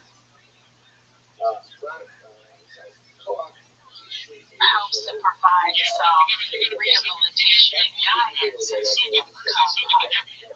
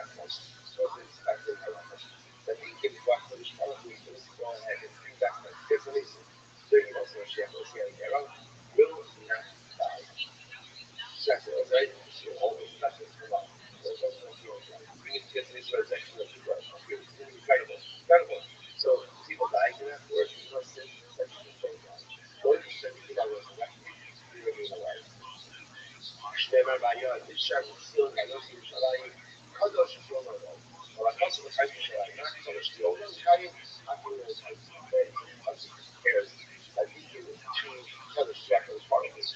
So I think if those old internal those are the back like the be eligible teacher and other things. Then come out. I was from Shannon, I feel like I'm trying to stop it. I'm shy. I was trying to stop it. I feel like I'm trying to stop it. Scema, questa la sono dato la loro, anche perché se si usa il nostro, se non è una cosa che si usa, I see the focus like the world stop. Like you have to see this. I love the fish for 6,000 years. After 6,000 years, the world stops. But after it stops, take two worlds from the other, right? From the first another world sounds like everything that exists could be erased. It's also a start again. Start again. What happens is that during those during that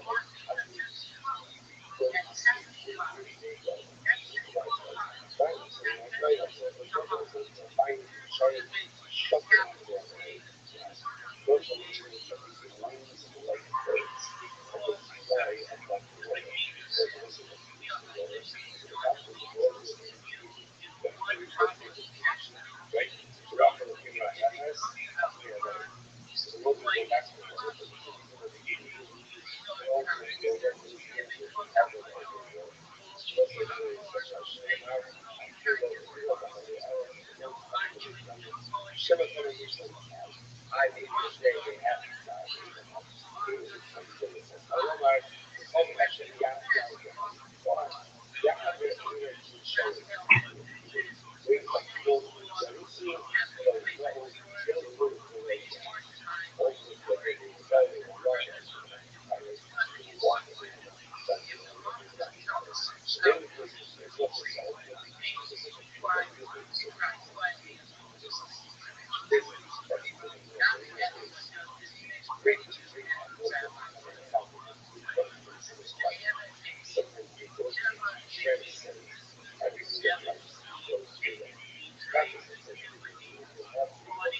Somebody translate one of the different books.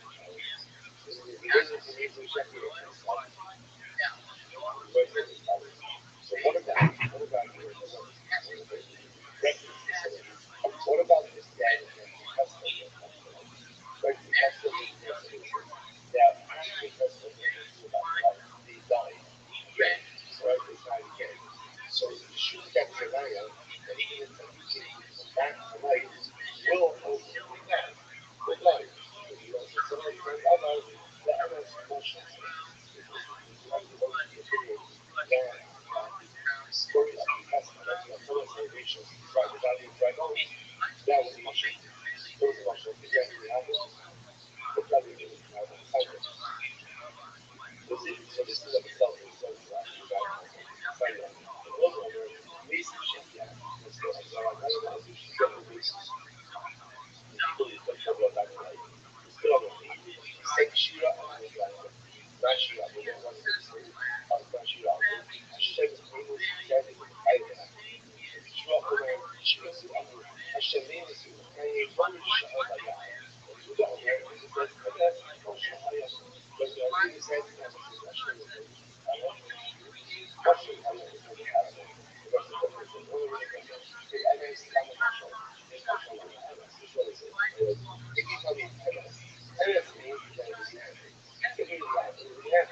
otherwise it's commercial.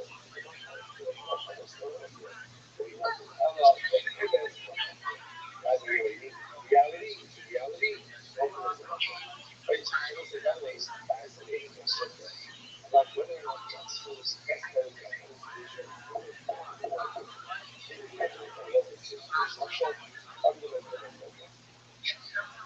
Love very much.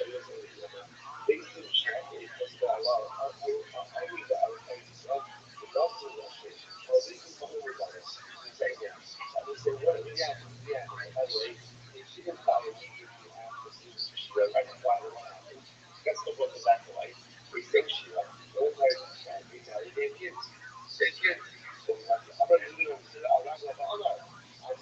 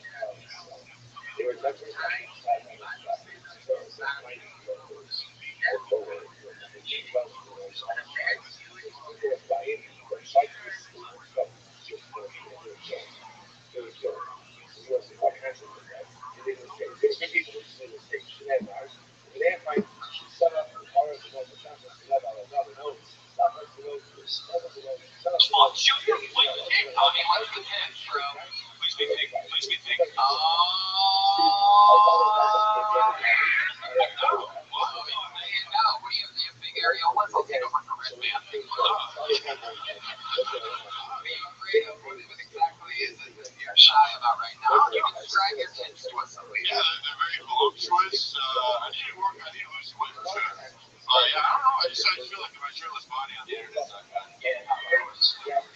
Tommy's taking it back. He's gonna do it.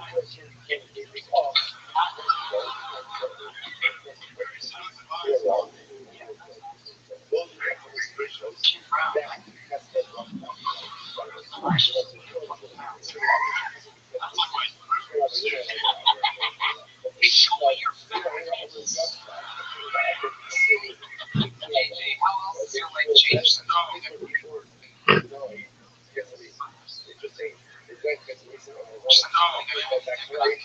It's been incredible, man. Just like the concert's been going great. Actually, me and Mason started working with the same Dutch Bros.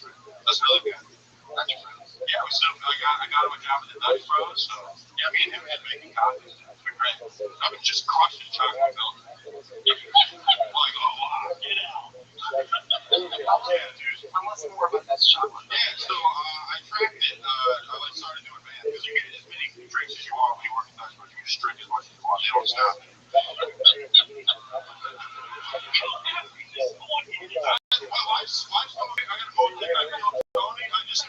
I'm drinking as much chocolate as I want, man. It's The largest 5-year-old ever heard. yeah, I love it.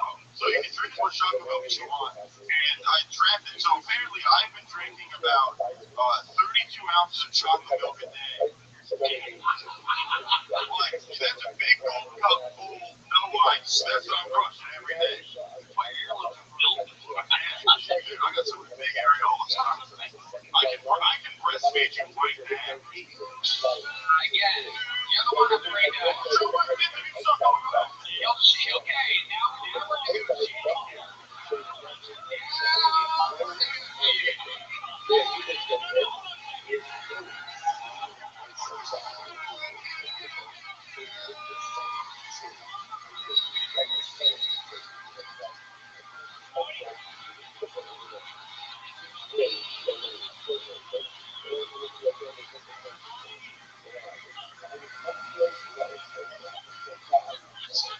so much fun.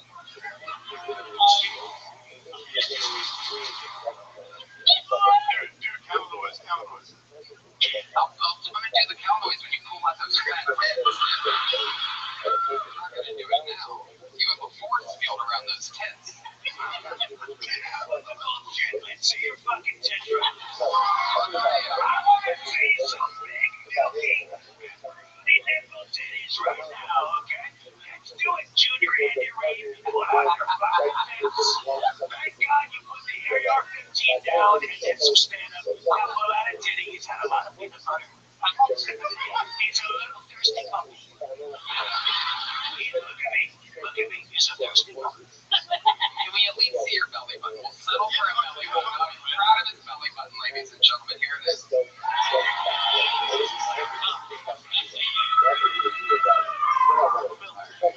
Also, to fill time in Sioux Falls, I drew a face on my belly and I started making it talk to kill time. Really? Yeah, I was like, I did like a coffee. Yeah, I'm working a coffee shop. Yeah, that's my chocolate milk. I did something sort of odd.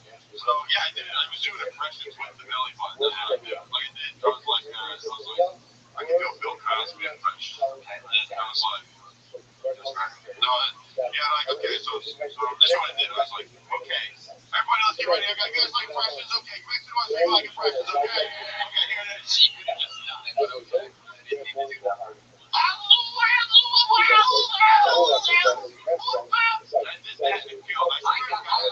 gotta see this hour and a half. Killing time with JJ Alexander. JJ, fun times. Congratulations. You did it. 30 is another night there. Absolutely. All right, there he goes. To the book as we go now, ladies and gentlemen. This is the heartbeat of the show.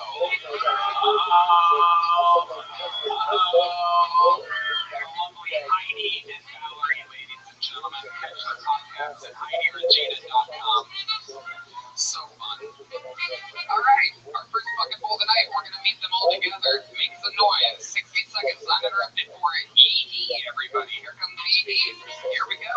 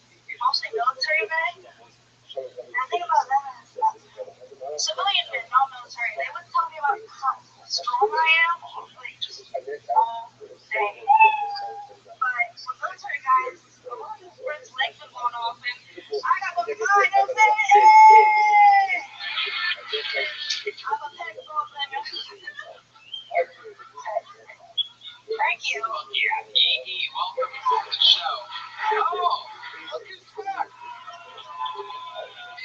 were really struggling without you. Why am I on these stairs?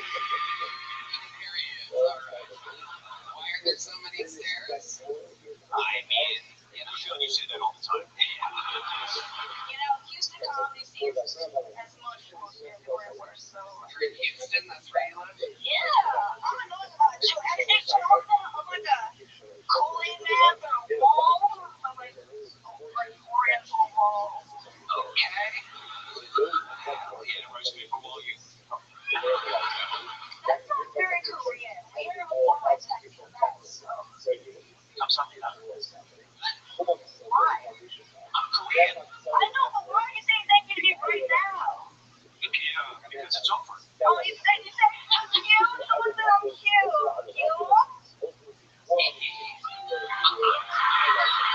Korean and I need some time. It's All right, sorry. Yay, welcome. How long have you been on stand-up comedy? 7 months, May. I love it. What made you want to get started? My life's a joke, but like in a very disabled way. So it's been a Recently I got an award for being the most resilient. Isn't that incredible? That's amazing. Where'd you get this award from? Off the balloon, I got on a dating show just to be funny. I knew it was gonna be like a real life Tinder situation where they see the crushes and they're like, nah, she can't bang. So, you know, and then they all popped on me. Like, it's exactly what I thought would happen. And then they gave me the most resilient award for that. Let's talk about it. What do you do for work? I'm an online math teacher. Online math teacher. I know, they're on music.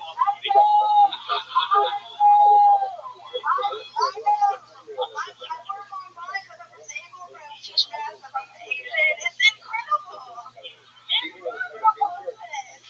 Walking on with those crutches must be so difficult. I used to be in a wheelchair, so thank you. I'm not great. Now look at you with the world's largest chopsticks. Listen, What exactly is the condition that you have? your favorite or Rundance favorite? Cerebral palsy? Yes! Finally, right? Thanks, Doctor, by the way. What? You accused him of having cerebral palsy. Where? Waiting. Where? No one has wristband. What do you think we were eating at? In the bar? Yes. Sit back there like he's back there. Okay, come on. Okay, alright. You're fair. So, you used to be in a wheelchair. How did you do physical therapy your way up like this? I'm just Mulan.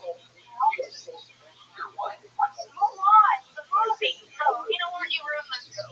Yeah, physical therapy. Okay, very good. Way to go. Wait, what exactly what do you do for fun? When you're not online math teaching and doing stand-up, what else is there about you? I like to go to the gym. You're funny. You really are funny. What else, though? Tell us more. I like journaling and little stickers, like really, like cutesy little stuff. I don't know. I know. Just for girls. 100%. Both parents are super Korean. What do they think about you doing comedy? My mom thinks I like the gym. And your dad thinks you're online. What? Okay. Your mom thinks you're at the gym, but He hates being perceived, and I'm being the most perceived right now. okay. Yeah. Tell us more about your life. Are you really out there on dating sites? What are you doing? What's the last date you went on? I'm actually with a military guy. You really are. Yeah. He's fully functional. Okay. He's got like a bunch of ribbons and everything. It's phenomenal. He operates tanks. It's literally the opposite of what I am. He's lying, dude. Yeah. Holy valid. And he's throwing a fucking army, bro. Lots of fake prisons on fucking Amazon. He's not going to go around, but she walks straight. Hey. I would have walked straight already. Hey, where'd you meet this guy at? Tinder a while ago. Okay, how long have you been with them? We've been on and off for like a while, for like 6 years. Very on and off, but you know. That's great. Yeah, and Is he here tonight? he's in Georgia. He has Yeah, there we moved go. out. There we go. No. Yeah, he was in old He's in the military. Yeah, no. He lives a block away. Yeah, totally. Up of a milk shack.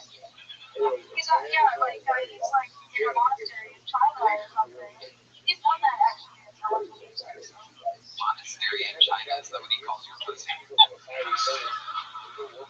me ask you this. So you live in Houston. How often do you drive down here to sign up for Kill Tony? Like my time, actually the first time was my birthday, and I actually was so excited. I got 2 balloons. One that says happy birthday, and the other one said death row soup. And I thought it was really, really nice. Nope.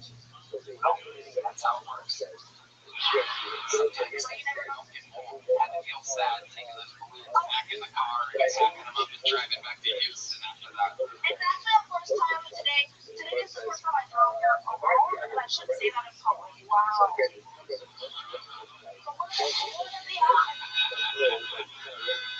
An Asian woman driving on the streets of Austin. There he is. The season of all time. Oh my god, don't say that out loud.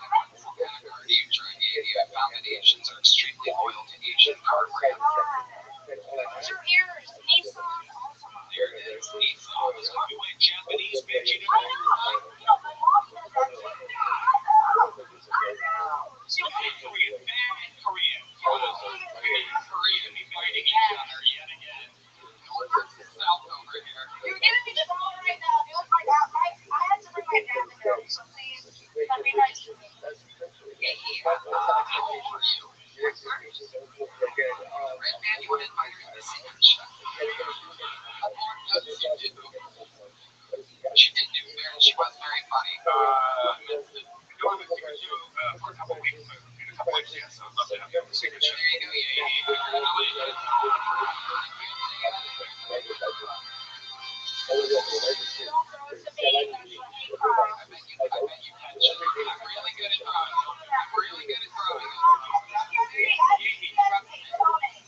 Trust me. So you're I'm gonna land it. No, I'm not. I'm not. Look at me. You're fucking weird. Easily stand up straight, put your arm near your chest, leaning up straight, like as best as you can. Get your hand on the fucking microphone, put it close to your chest. Look right there. Don't move it. Don't panic. Don't move. Don't you fucking move. If you move, you're gonna ruin it for both of us.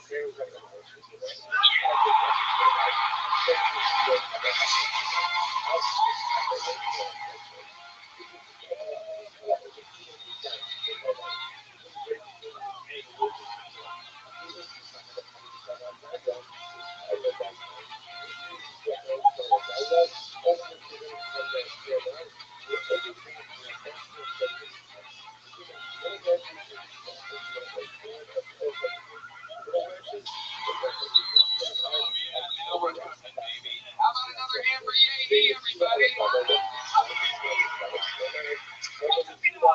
This is where it happens. This is where the magic happens, everybody. Wow. Here's a see someone fucking face their fears there. No way I'm gonna catch you, Tony. You nasty nigga happy bro. I'm sitting at this new phone. NFL films work. What I do, I just set people up for success. That's gonna be it. Insane ability. And straight to the highlight reel. Insane ability. No, it's fine. Don't get it. Well, hello there.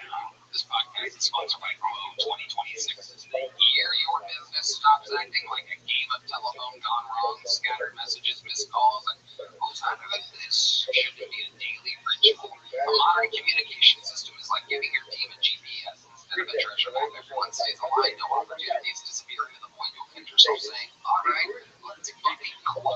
And that's why today's episode is brought to you by Quo.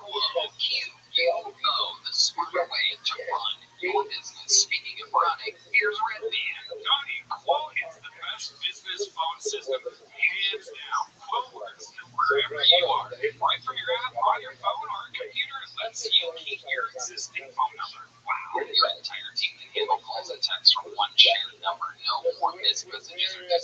conversations. Everyone sees the full thread, making replies faster, and customers feel genuinely cared for. It's easy. With full context at your fingertips, the team communicates faster, stays aligned, and delivers a more customer experience. Make this year where no opportunity and no customer slips away. Try Quote for free. Plus, get 20% off your first 6 months when you go to quote.com/GilTony. That's QUO.com/GilTony.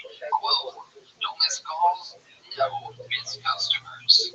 Hello, everybody. This podcast is sponsored by Shopify. 2026 is the year you launch your business. One powerful move puts the future firmly in your hands. Starting a business with Shopify. Maybe you've got an idea you can't shake, or after everyone tells you to sell, a story you've already designed in your head. With Shopify 2026 is when you finally make it happen. Shopify gives you everything you need to sell online and in person. Millions of entrepreneurs have already made this leap from intelligent shark to first-time business owners just getting started. Tony about Shopify, obviously. It's the best business tool out there. Shopify gives you all the tools to easily build your dream store. Plus, setup is as fast as crazy possible with Shopify's built-in AI tools. They write product descriptions and headlines and help you edit product. Marketing is built into create email and social campaigns to reach customers wherever they scroll. As you grow, Shopify grows with you. Handle more orders, expanded in markets, you grow from the same dashboard in 2026. Stop waiting and start selling with Shopify. Sign up for your $1 per month trial and start selling today at shopify.com/GilTony. Go to shopify.com/GilTony. That's shopify.com/GilTony. Hear your first. This year with Shopify by your side. Are we having fun here tonight, huh?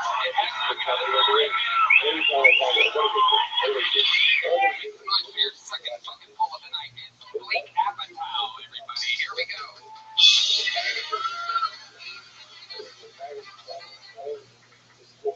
How's it going, folks? Good to see ya. I went to the strip club with my dad. Not that smart. Getting hard with your dad. Sucks. Yeah, I don't really want to get hard with any of my relatives, except my cousin. I feel like if you don't want to date your cousin, you just don't have a cousin. My cousin is gorgeous. She looks like a dowdy in the Pocahontas. I would pay money to see my cousin. I try every Thanksgiving. Try again. I'm pretty sexually adventurous, folks. I've got like 300 Asian massages with happy endings. I call them Jackie Chan's. Big fan of Jackie Chan. These massages are so good. They're too good. Because now I can't come without Asian women sound effects.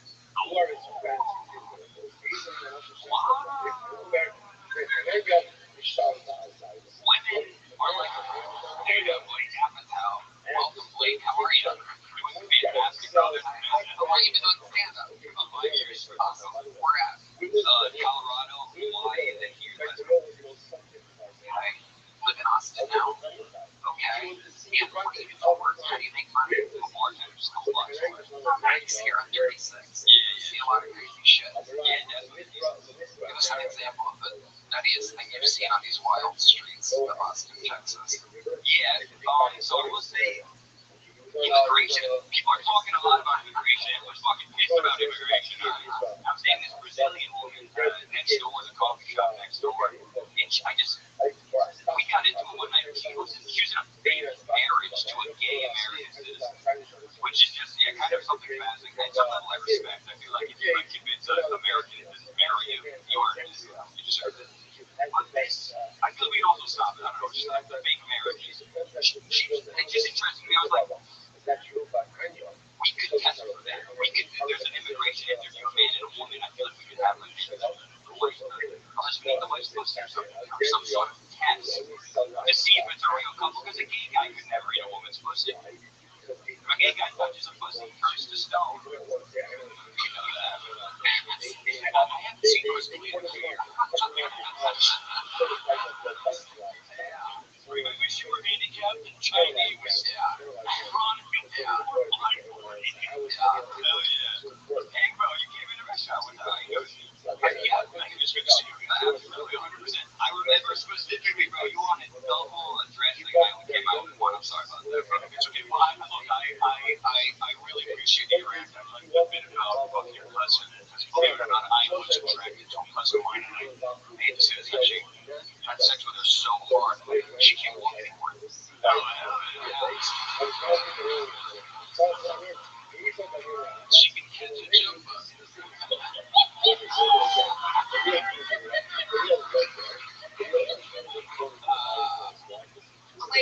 What's your dating life like? You seem like a real womanizer. You have that voluminous hair that you pretend like you're not strategically taking care of, but blatantly you're obsessed with it. I can just picture you in the mirror fluffing it up. I know 1,000 guys like you try to run off of hair confidence. Go ahead, tell us about it. Okay, so I know dating's pretty fun. I'm really in love with the divine feminine right now. I went on 3 dates in 1 day.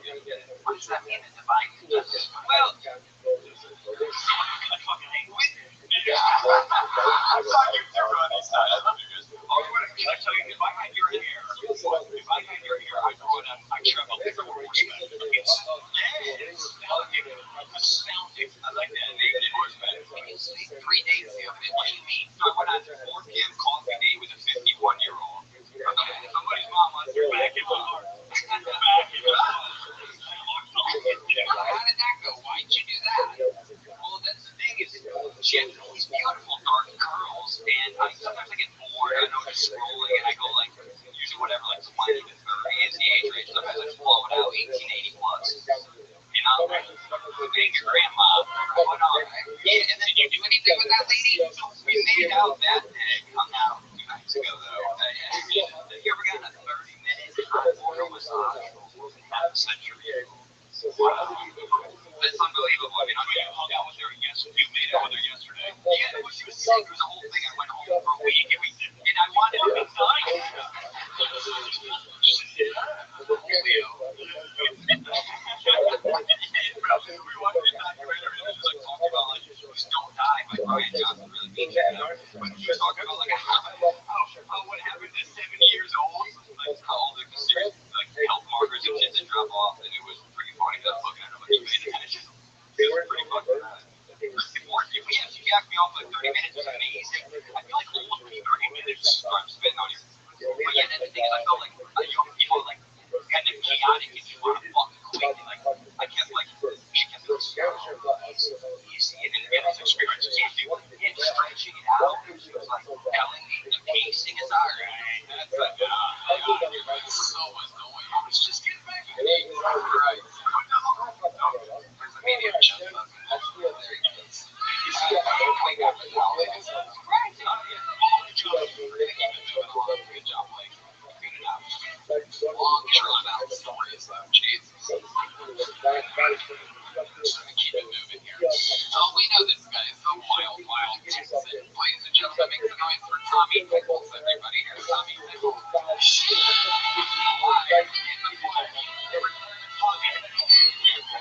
The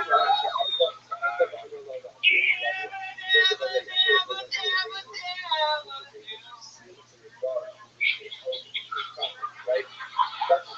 I hate audience participation exercises. Who's with me? I'm getting older. I'm going to ball spot. If my granny would have said, if you don't stop doing that, you're going to go bald. Well, then she would have been right. I know I'm getting older. I'm getting older. I'm going to massage parlors just to get a massage. My skin's starting to wrinkle.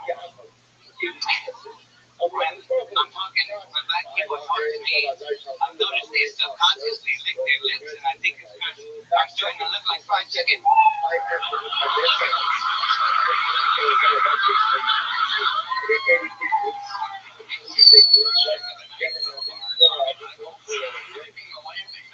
Very good, Tommy. You're actually getting better. That's amazing.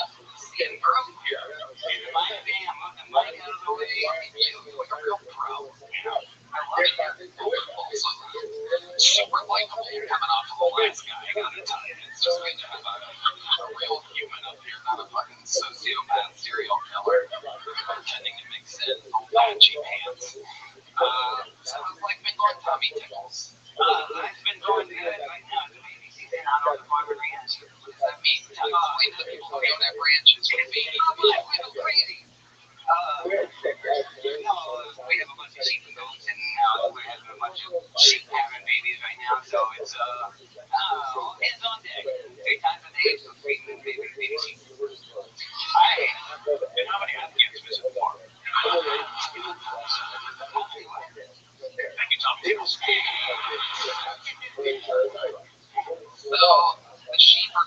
they're just having a baby. So they come back and how does it go? And you see them have sex. Oh yeah. And it takes about 5 months. It's all right, you fucking cunt. Oh yeah, jerking off in the corner. Yeah, you can watch them a lot. So oh yeah.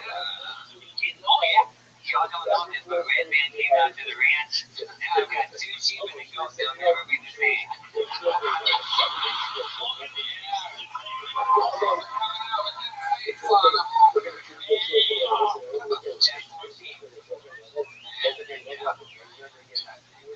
Red Man's jokes are bad. Bobby, you ever seen what does it explain to other people because they don't know? Explain to them. Tony, what's going on over there? That side combo? Can you describe to the audience what the sheep's pussy looks like exactly? The world wants to know. What brand of peanut butter do you use? We had a little girl, and cutest little thing, one of the first ones we had, her name was Johnson. And about like 6 months later, her balls are gone. So she's out there chasing female sheep like a male and getting them all riled up. So I looked into it. You could have Yankee sheep. Yeah, no, it's right in around here. I'm from a performer that was on earlier, guys. I don't know if you're paying attention, but Yankee sheep, that's comedy. Have you noticed that the other sheep don't really take a liking to the trans sheep? Yeah, nobody likes it. Right, nobody likes it. Did she dye her sheep hair purple or anything? Did she make copies for the other sheep really well? She make a hell of a latte. She was one of our favorites, so she had a lot of attention from us. I bet. That's why they call you Tommy Tickles. You were born on New York 15th by chance. You look like every fast serial killer ever. The old school. That's how they used to look like now. They look like it's trans sheep. That's what they look like now. An ornament in there just. I don't own an AR-15, but I went to see a sniper in the Marine Corps. I have a 308 winches. So, hey, goddamn right. You were great tonight. So much. Thank you very much. Really follow you a lot. Have you been going up a lot? Because that was way better than your last. Yeah. I did about 100 open mics. Trying to go down to San Antonio. I had a couple of spots down there. I didn't know it, a year ago, but this is a passion. This is, you get into it, you get a couple of laughs, and then all of a sudden you're like, oh, this is great. You're adorable, Tom. Yeah. You're adorable. You should tell everybody I'm two passions, comedy and sheep. No, I don't even like sheep. Why don't you like the sheep? Why you don't like the sheep? Explain to us. We don't know ranch. No, they're great. When they're babies, they'll live in 3 months. They're cute. They're like 200 pounds. And I've had them knock me about 10 feet sideways. Or they come up from behind you and they think they're still your friend. And that's what they do to their friend. They come up and pull you. And then all of a sudden, you're not built for that. And 600 pounds is a nice person. You and the life. I live on a farm and ranch, and it's a fucking question. What question? In the fucking Tommy Tickles. He really throws off the set with his name, but do you fucking kill sheep muggers? No. You kill. You fly. How do they die? You lie.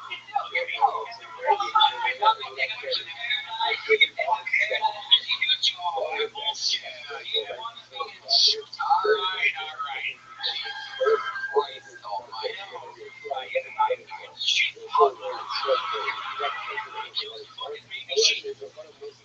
No, not the babies. No.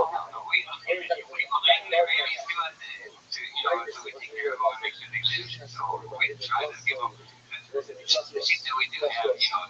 You're smiling right now. You murder sheep from me. No. You said you're really driving sheep like this. Really making a point. It's a ranch hand. Hey, ranch hand is also a red man has. Okay, Tommy's alright. Tommy just is engaged professional right now. I love it. We're gonna keep moving along. Tommy tickles right stuff. Tommy,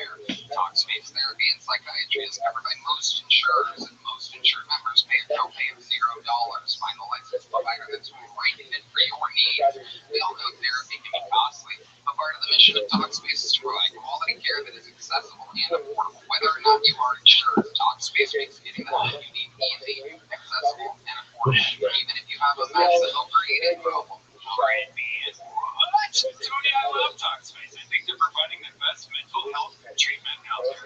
I personally think therapy is as amazing as food and can help with moments of real transformation. And there's a lot of transforming happening behind the scenes.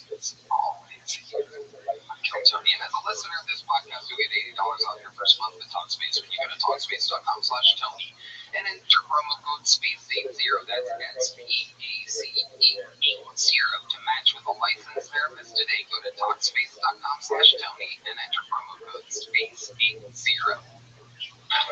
All right, ladies and gentlemen, one of the good friends of the show, one of the top young rising comedians in the world, has a brand new special on YouTube, and he's here just to do a minute for us, just to swing by, make some noise for the great Hassan Ahmad, ladies and gentlemen. Here he is.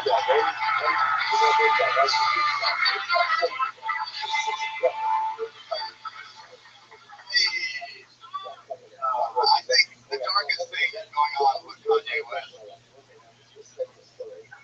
is his diamond encrusted swastika chain.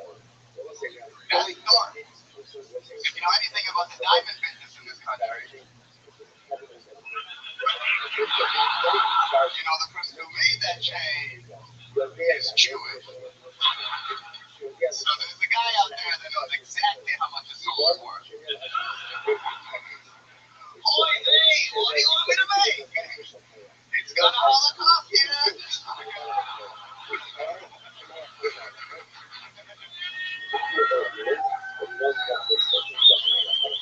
That is a rough joke to do with Yeezys. That is.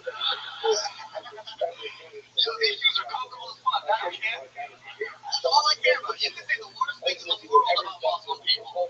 If you made the most comfortable shoes, I'd wear that shit. With pride, too. You'd be like, one of those. You'd be like, oh, these? Oh, these? You'd be the new Chinese Muslim concentration camp 7? Some of the shit.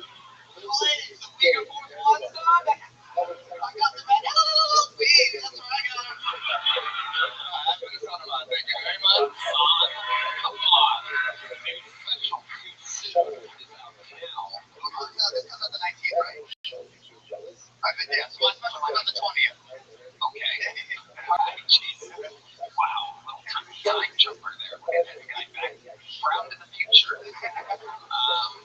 Yes, okay. That doesn't really matter. They would have watched it anyway, but the way to be strategically correct, mathematically right, like a true Indian. Unbelievable. One of the hardest working guys I know. He's working fucking 24/7/11. Absolutely incredible. As always, Hassan. Doing comedy full time and running a daycare in Minnesota at the same time. If we're up the way.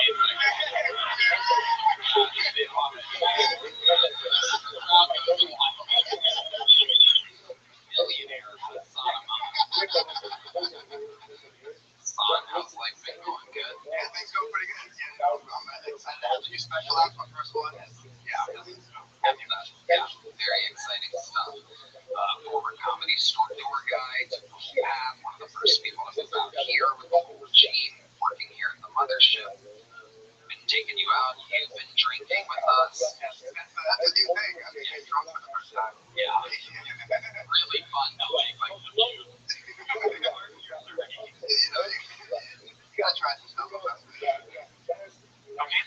No, okay. Not there yet. Welcome to my meal of junkies tonight. I had to fucking blow. She started drinking. I love it. Hassan, how are your parents? You have adorable, tiny little Indian parents that we all love. Yes, they are very adorable. Hassan is like the Shaquille O'Neal of his family, by the way. Towering over them at 5'6". Yeah, I am double the size of both of them, really. It's kind of crazy. I might be the tallest Bengali person in my whole family. Love it. Now, what are Bengalis known for exactly? Our hairlines. Wow. Our hairlines. Yeah. Are you a good speller? Yeah, I'm a good speller. Yeah, I'm pretty good. Give me a word. I got champagne. CHAMPAGNE. Champagne. Let's find a black person name. Is there a black person in here? Yeah, there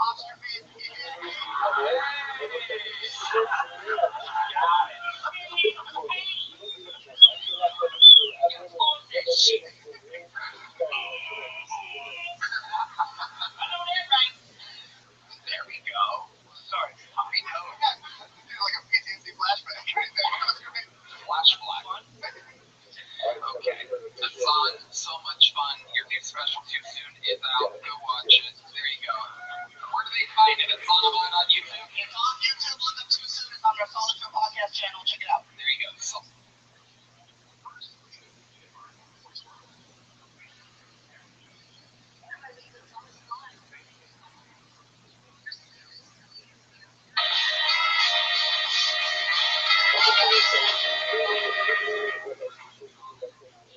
remember the first time I caught my parents fucking.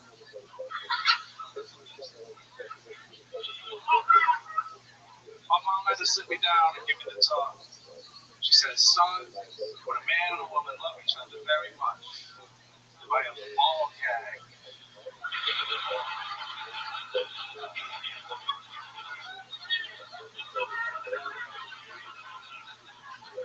And I said, Mom, put a shirt on. And while my mom went to put a shirt on, my dad came to give me the same talk. He said, Sean,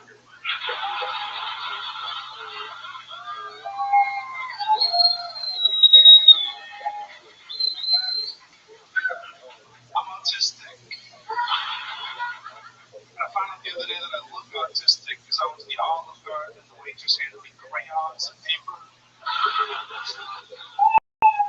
And I was trying to explain that to her that that's dehumanizing. Dehumanizing is really hard to pronounce. Chewing on a fistful of crayons. And have a ball gag in your mouth.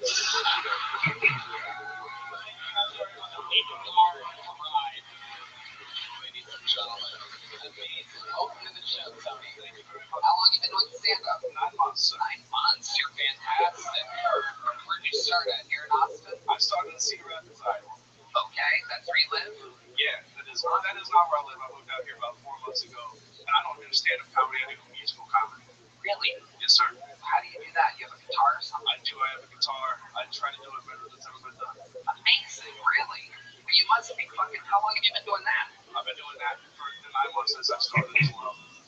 You started doing musical comedy, and you just have funnier bits than most stand-ups that don't do that. Yes, sir. So your real specialty is with a guitar. Yes, sir. Do we have an extra guitar? We do? Oh, is that thing new? It is? Wow, great. Amazing. Look at this. I'm going to hand for the lovely Heidi, everybody. I mean, really. She even knows where to put the plug and everything. I know she looks like she's not that smart, but she's absolutely brilliant, everybody. There you go.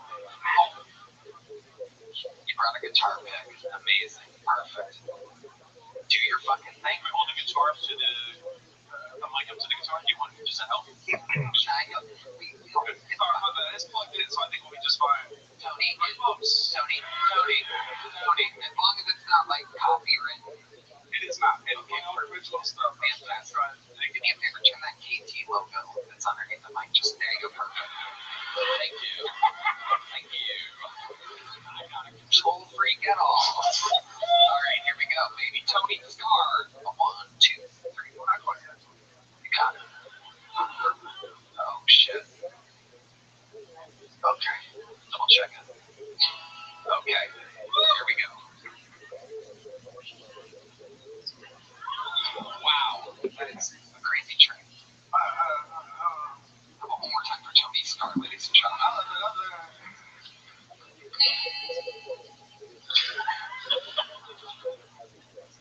I saw the most beautiful thing today. I saw a homeless man play guitar to a homeless woman. It was homeless love, or as we call it in Austin, love.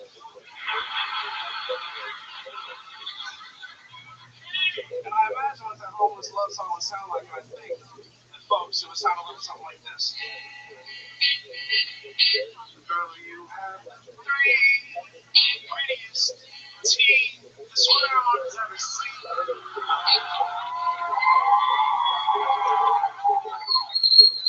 You make me want to face use needle right to the wedding ring. And I like other girls, cause other girls would never try to street fight a pigeon. Rummage through the trash by chewing through the bag. She's a little bit different.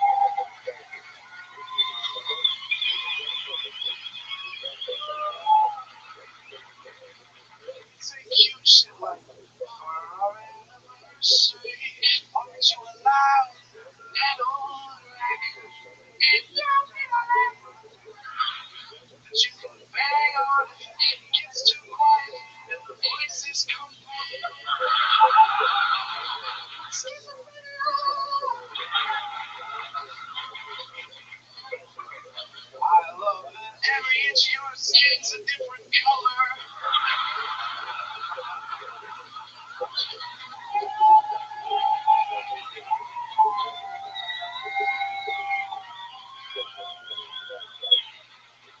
And I love how every one of your best source feels like rubber. And you have the prettiest, laziest eyes. And when you defecate, pick it up just to throw another guy. The world is ours. I know that it is. We can write our initials on the sidewalk with this. Or maybe we can start a family and give birth to a miscarriage.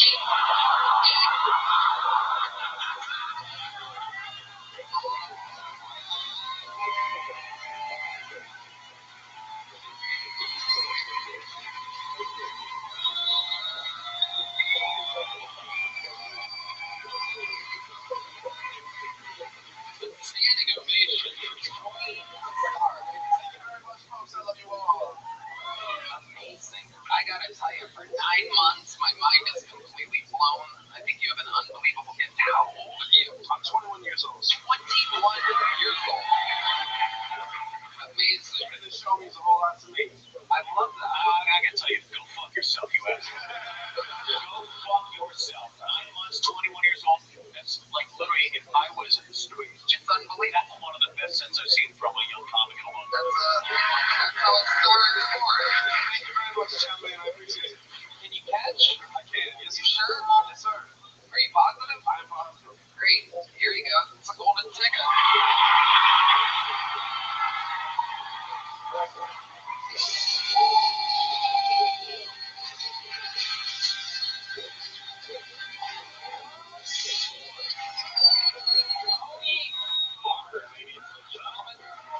Live in the Fletch 21. Anytime you have another song that you want to come play on the show, you just let us know. You're going to get to do it in front of millions of people anytime you want. Thank you. You'll be in the next secret show. Congratulations. Welcome to the family. Tony Star has arrived, ladies and gentlemen. There you go. The American dream here on the Tony. There he goes. Tony Star. How fun is that? I'm not fine on that. That's literally hands down. Oh, yeah. Well, you got it. Shit, you got it. Oh, dear God, thank you. That could end up being like the greatest musical comedian of all time one day. Only 9 months in, has us all laugh. Great jokes in there. Great jokes. Right in there. Big dick. Sorry. Well, we have another golden ticket winner back there, ready to go. This was his spot on the show, ladies and gentlemen. Make some noise for the return of Colin Sledge, everybody. Here he is.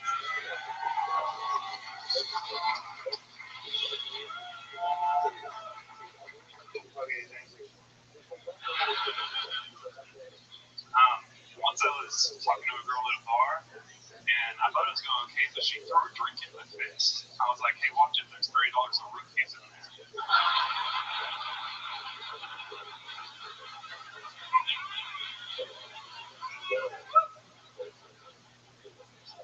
So the problem with that joke is I don't know if that's the right amount of money to say.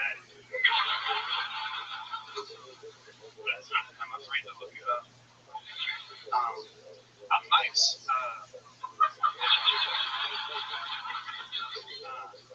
I would never catcall a lady because that would give away my position.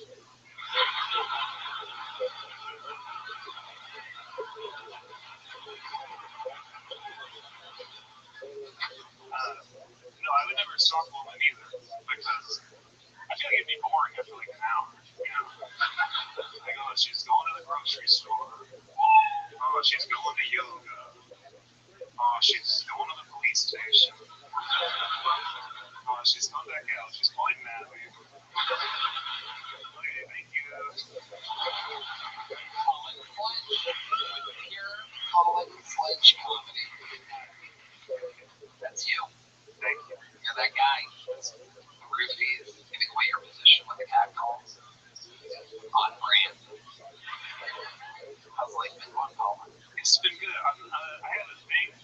say, but I just want to shout out Yankee. She messaged me on Hinge like a year ago. It's completely cool. And she was just like, where can I get on stage in Houston? And I didn't see her for months. I just told her all my places. And then she just started showing up one day. And I never brought it up with her. No one in Houston knows, but they will now, I guess. So shout out to her. Yeah. Is there one thing? Yeah. After the last gentleman that crushed it, I see like you're obviously you're nervous. I can see that's always. but I gotta tell you, to come up after somebody crushes like that, that's the fucking worst feeling in the world as a comic. And I gotta tell you, your first joke out of the gates, you fucking killed me. It was fucking great. I swear to God, I mean that. It's not an easy thing to do, and you did it. That's why the comic is a comic.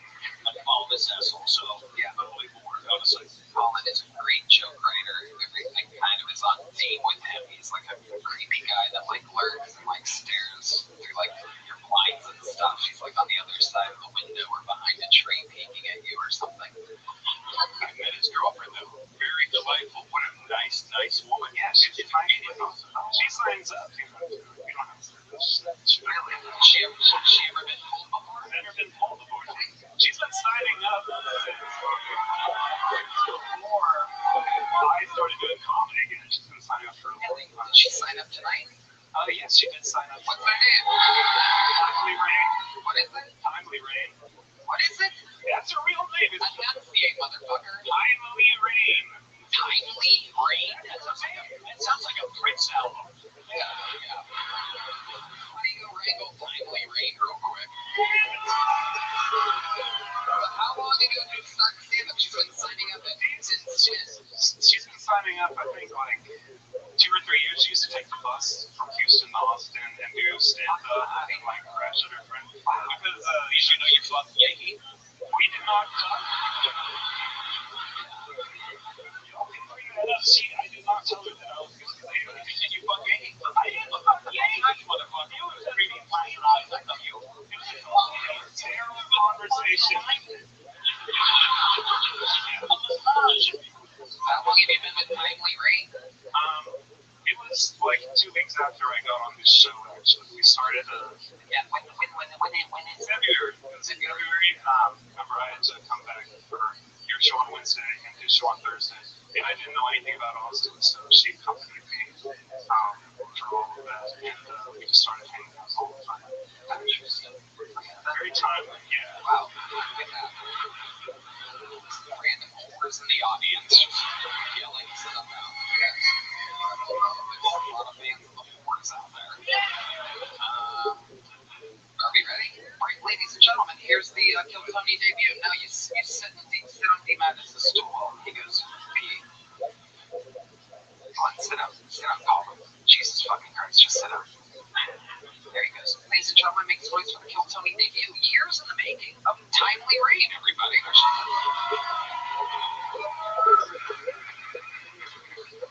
The first time me and my boyfriend ever slept together. When he got in bed, he accidentally like gave me right in the pussy. I was like, that's a weird way to check if I have a dick. My new boyfriend, he's really nice. He likes the Muppets.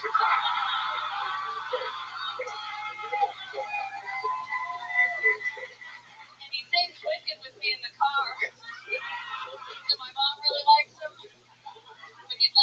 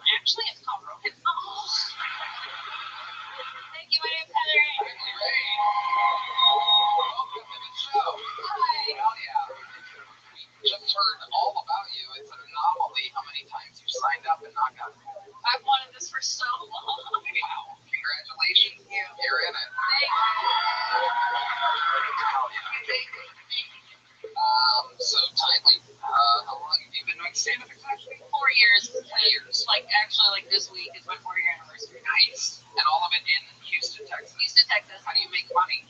Stand-up comedy. Oh, nice. I produce shows, but I do a bunch of gig work. I work at the Renaissance Festival and I'm like a bartender at different theaters and stuff like that. What do you do at the Renaissance Festival? I do sometimes comedy, but mostly I just talk in a British accent and serve people alcohol. Can you give us an example of what that sounds like? Good day, my morning lady. What would you like to eat?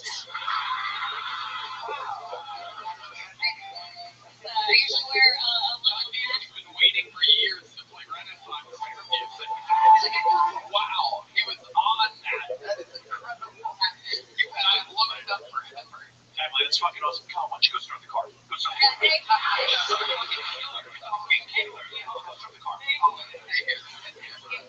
thank you. Wow. Amazing timely rain. That is incredible. Is it true that you guys really sing Wicked in the car together? Yeah, that's how we got me. Really? Yes, Colin, let's hear you hit that crazy note up here. No, come on, Colin. No, you have to try, Colin. What do you do? You know which fucking one. You gotta try, Colin. Stand up, Colin. Listen to your lady, Colin.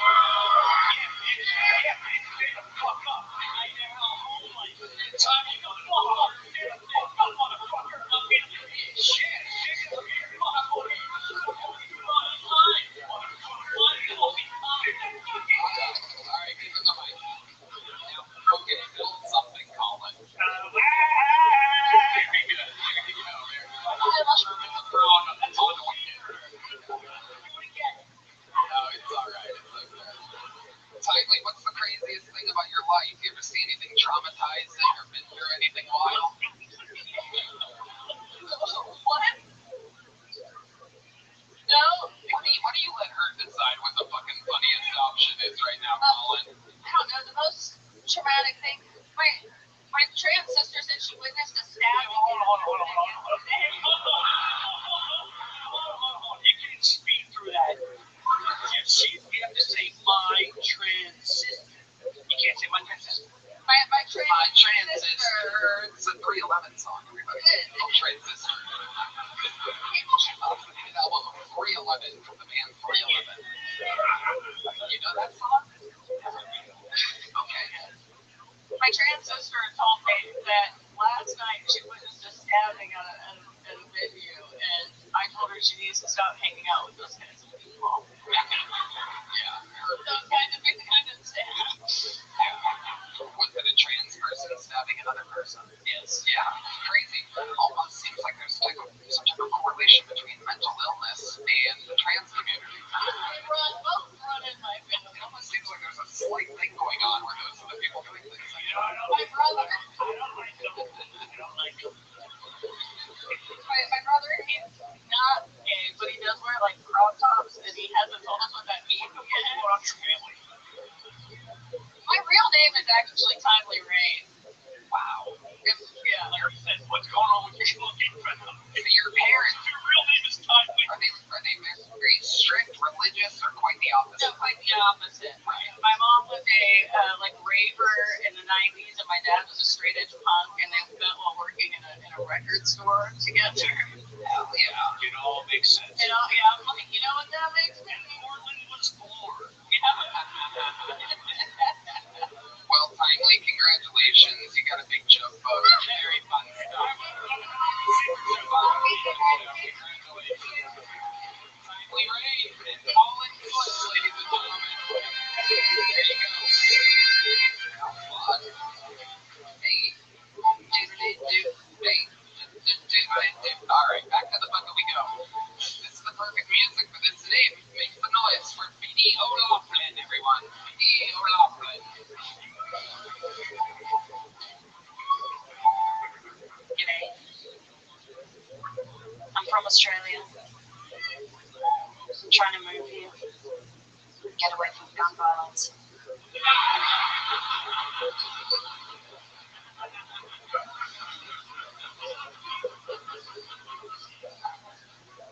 I'm a single mother. People say that's bad for kids. But I reckon abortion's still more damage. Big gun to the gym a bit recently for my mental health. I've already got a six-pack. I just want to stop wishing I was dead. Membership was cheap and the gym's on top of the top building. I don't do long in the gym. I go for like 20 minutes. Turns out pissing off fat chicks is a real mood booster.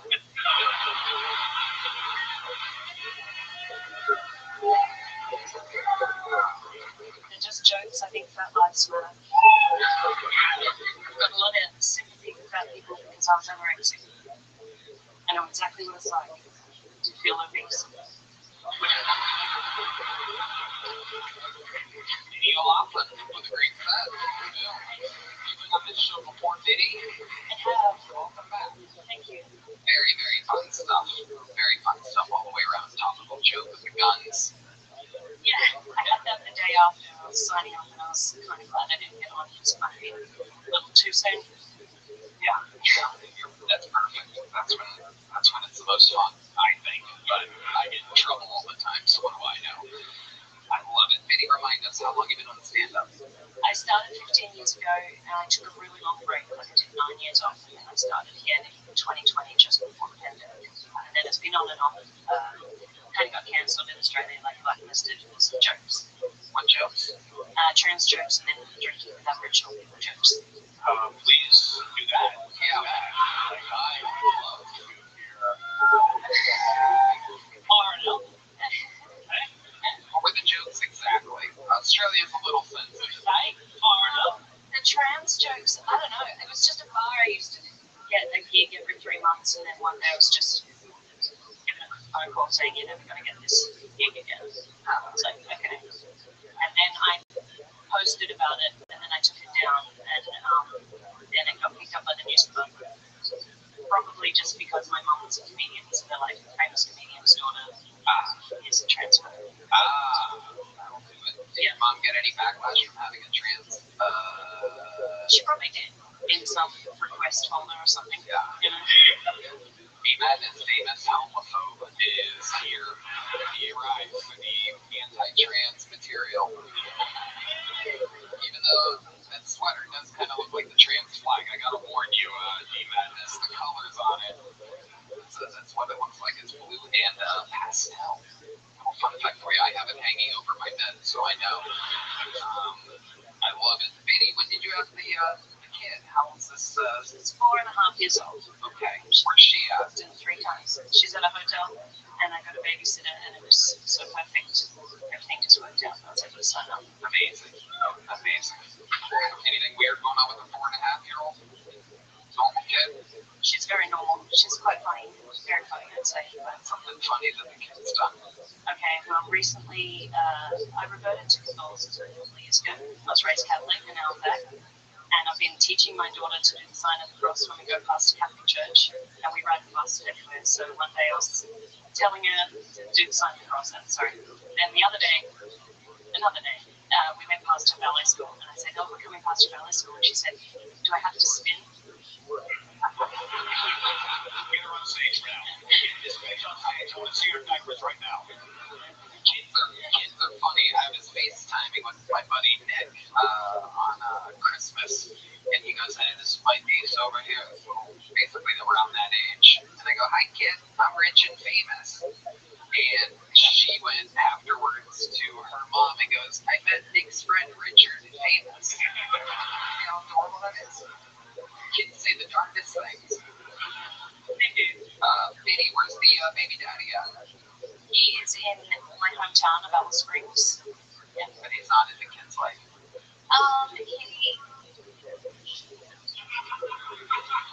He knows about her, and he would catch up with us if we went back down. Right, there's just some band members that are fortunate. They'd like to know if you're single. There's some. That song's funnier in Renaissance fair.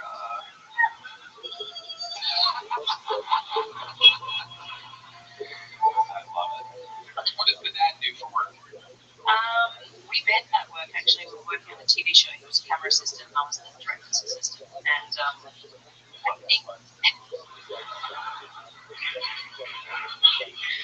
They said, go for it. but I'm celibate. it now. Are you really? Yeah. Is that by choice? Fixed until I am married, which probably means I'll never get married. Yeah, well, you have a single kid, so it's not easy out there. Yeah. I gotta tell you, you really killed the vibe of this room. Minnie, you're fantastic. You are a true pro. Thank you so much. Fun stuff. You already have a big joke going great. Your last time on, perfect. She was video lot one. On to the next one. You guys still having fun out there? Anything can happen, ladies and gentlemen. And this looks like a new name, maybe. I don't know. We'll see. Make some noise for your next comedian. It's Jimmy Prescott, everybody. There he is. Jimmy Prescott. I made a mistake. I shaved my beard after 2 years. I used to look like a man, a homeless man, but still a man. Now I look like I never got over Weezer. I look like the coat chair the hotel was created for me. Politically, I am a leftist, right-wing, liberal, far-right, left-right, woke racist. I'm only joking, guys. I am not woke. I don't like politics. But I do like starting political arguments on social media. I like it so much that if I had pronouns, they would be blocked or reported. Should also mention that I am not racist, because I have a friend who is black. Everyone knows if you have one or more black friends, you can't be a racist. Now, I'll be honest, I haven't hung out with my black friend in a couple of years, but I still write to him in prison. Thank you. Yeah, Jimmy. I like your style. You're great. How long have you been doing stand-up? 1 year. 1 year? Yes, sir. Wow. All of it here in Austin. Yep. This is where you live? I've lived here since 1996. Wow. Where were you at before that? Houston. Okay. And what made you pick Austin? I got a job up here. Okay. What do you do for work? I worked at video game companies. I was working on Ultima Online. Red Man probably knows about it. Very well. Positive. So I hung out with Richard Garriott. He was like my old boss. Yeah. And then I got into just normal tech stuff. Okay. Yeah. Cool. I love it. Are you married? Kids? Anything? I have a kid. Okay. 4.5-year-old in Australia? No. He said it. Yeah. I have a kid. I love it. And so you're working in tech now? Yeah. Just some weird part. Yeah, I'm not supposed to talk about it. I got it. What made you want to start stand-up a year ago? I was like, just hanging around, and I've always kind of wanted to do it. And I was making short films and stuff a long time ago, so like comedy short films. Yeah. I made a short film called Love Wall Street. It's about a guy who finds comfort over a recent breakup in the arms of his favorite chair. Yeah. If you get to about I think it's 14 minutes, 30 seconds in, and you're watching it with no headphones, as if you were watching before. Yeah. So it's called Love. What's the time mark again? No, what? It's called Love Wall Street. Love Wall Street. And that's on YouTube? Yeah. Nice. Yeah. Okay, great. What else, Jimmy? Tell us more about your life. Let's see. My high school girlfriend went on to become Penthouse Pet of the Year in 2002. Wow. Who started there? Megan Mason. Yeah. Megan Mason on your phone? What's that? Can I see? Oh, yeah, you can Google her. You can just Google her. You don't need my phone. Megan Mason. Penthouse Pet of the Year in 2002. I did 2020, so. Oh, there you go. Yeah, Megan Mason. All right, you horny fucks. Jesus Christ. Let's stick with the interview here while you can fucking try to get a boner. That's her stage name. I know her real name. He does too. Jimmy, what else? What color was on here? What's a weird habit that you have that you do every day? Shit. A weird habit. I don't know. I don't know about that one. Weird habit. I'm trying to think of something. What's the first thing you do when you get out of bed? You get out of bed, Do what? I eat it in. you eat it. Yeah, I gotta wake up. Oh, okay. I think you're supposed to just leave it in your mouth, but. Oh, yeah. I put it in my head. I eat it. It's fine. And then what, you have a cup of coffee? Does your kid live with you? No. Okay. Kid, you're gonna love this. I didn't know he was my kid until he was 16. Wow. Okay, so how did you find out? So he did a 23andMe test. West. And people with my last name started popping up in the family tree. He asked his mom, and his mom was like, oh shit. So she messaged me, and I was like, hey, let's do a paternity test. 99.9999%. Wow. Yeah. Amazing. So tell us about the 16-year-old. Like, well, he's almost 18 now. Right. Yeah. So we're hanging out. We've been hanging out at paying child support. What was the time mark on that short film? Was it 14:30? Oh, 14:30. Yeah, we're about 14:30. I'm sorry, I just got that. About 14:30. Yeah. So, anyway, he's got a kid. I'm paying him in father. He's on my insurance, like, paying child support. You guys have anything in common? You guys are you like maybe this Oh, he's awesome. quirky that you noticed that you guys have in common? Oh, we have the same pinky toe. What's weird about your pinky toe? They look exactly the same. But hold on, time out. So you have a child. I told you you missed a lot. You can't just take a fist and jump in on the guy. Hold on. Let me just stick with this for a second. Yeah. You're saying that your pinky toe looks the same. Exactly the same. But what's odd or It's like tiny little twisted where it's falling out. How the fuck do you know I'm your fat tits? Okay. Jesus Christ. On your fat tits. My God. You guys are out of control. Honestly, let me see your feet. No, you don't have to do that. No, he's doing it. Okay. You know, like that up in the tower. Let's start seeing this shit. A random ass fucking. He's got the Comcast. Let me see. Lift it up over here. I can't do He's this. got the Comcast. Oh yeah, you're right. Dude, that thing is under his ring toe. Yeah, no, Pinky's in college football. That fucking second toe rating that is, and look at this Comcast remote. Look at this. Right next to his big toe. Comcast remote, dude. He goes, yeah, it's wild. Got the back out. All the buttons. Get the Netflix. You get the Netflix on this dude's left foot. Oh yeah, pig. This episode brought to you by Straight Tequila, everybody. Absolutely unfucking real. What's going on over here? Jimmy. Jimmy. Anything else crazy about your life we should know before getting you out of here? Let's see. I got a pilot's license. What do you do with it? You ever use it? Not anymore. I did it for fun. Yeah. One day I woke up and I was like, you know what? I'm gonna get a fucking pilot's license. Yeah, I did. Awesome. I took a bunch of friends flying, and now I don't do it. Was it 9/10? That's a good question. I don't have a problem with it. Yeah, so we had an event called 9/11 in this country. Okay. I was there. I saw it. You were in New York? I was there, but I was watching on TV. Yeah, we all did. Yeah. All right. I'm 48. You're kidding. Jimmy, great job. Great set, especially for a year. Congratulations, Jimmy Prescott. How fun. This episode brought to you by Mezcal and Double Talk. Nothing better than YouTube. Just fucking wild animals up here. I'm like, this will be fun. I'll book two of my favorite drinking buddies at the same time. What could go wrong? Ladies and gentlemen, your next fucking ball. Hold on, this lady's gonna go fuck the sheep with her vest on. Look at this. Look at that thing. Look at that. Unbelievable. Alright, your next fucking boy. You guys still having fun out there, huh?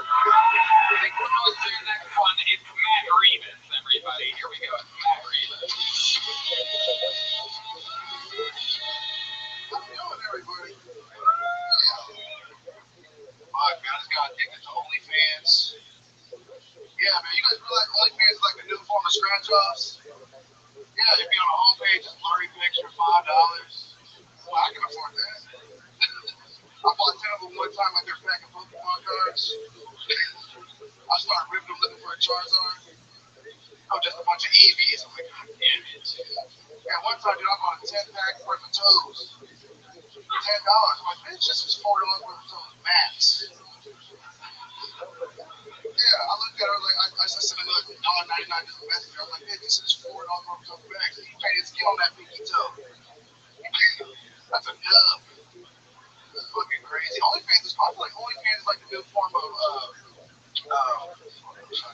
fantasy football. Yeah, fantasy football. They get their friend groups together, start competing for the MVP. Yeah, the most valuable pussy in this thing. Because That's it. Matt Reeves. Matt, are you extremely tired right now? Yeah, I am. A little bit. Yeah. I'm a little Asian too. It doesn't count. Okay. Are you high too? No, just a little Asian, dude. We found out that 10 years ago. Yeah. Wait, You found out you're Filipino? Yeah. No, I found out I'm a little Japanese. You're a little bit. Well, every Japanese is small to look into a mirror. Shit, I thought I was Mexican until this time. Just him in the lake going, oh shit. Japanese. So exactly how did you don't have your dad in your life? No, I do have a father. Nice brown Mexican father. So your mom's a little bit Japanese? No, my dad is. He's a guy. It's like 3 generations ago from the 1800s. He came over making fireworks and shit. Does your dad have those eyes? Get your fucking crutches and come back and do this again. It makes sense because you just wow. I know. Yeah, trust me, I know. 10% Hiroshima. Yeah, you were 150% Chinese tonight, pal. The prophecy had happened with that. Matt Reeves, how long have you been doing stand-up? 4 years. What do you do for work? I was roadie for a singer. I've been doing like work in this last few weeks, months and shit like that. You're a roadie. Where you like plug in microphones. Plug in microphone, drive the tour bus, all that kind of stuff. Okay. For anyone we would know? He's a country singer out of Fort Worth, Louis the singer. Pretty cool guy. Yeah. Good match for Japanese. Yeah, dude. Driving a tour bus. Nothing better than you people out there with a weapon. So, what's your love life like? Dude, it's horrible. I got rejected at HEB the other day, man. Fucking They wouldn't let you buy groceries? No.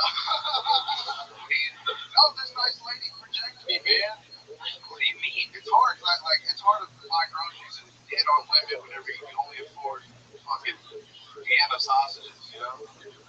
Yeah, I'm walking around with 5 layers of spam. This girl got chia seeds and kale. Well, I can't afford that shit. Kale's like $10 a bushel nowadays, dude. It's fucking nuts. You know, and I don't like chia seeds, man. Yeah, I hate that shit. Feels like cum. I don't like it. So your blind guitar player said, I wish it was death. Yeah. Amazing. It is incredible. All right, Matt. I'm going to keep it moving along. Here's a medium jump book for you. There he goes, Matt Reeves. Everybody. Go take a nap, Matt. Go take a nap. You're exhausted right now. It's more than just Asian there. All right. Your next bucket bowl goes by the name of Emmanuel Martinez. Everybody make some noise for Emmanuel. These people have been waiting all day for that. For the opportunity of a lifetime.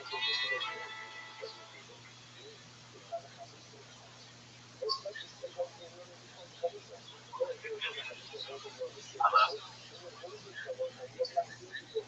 Thank you. I had jaw surgery growing up. Fun fact that I like to bring up on dates. I was on one date and this girl was like, oh my gosh, can we still kiss? I'm like, actually, I just prefer sex. She said, I prefer we just kiss. I'm like, alright, well, I know you paid for dinner, but I prefer we kiss. She had a kid too, which is crazy. And, you know, we got along. Me and her kid got along. Until one night that kid called me dad. Yeah, dude, I'm with you. I left.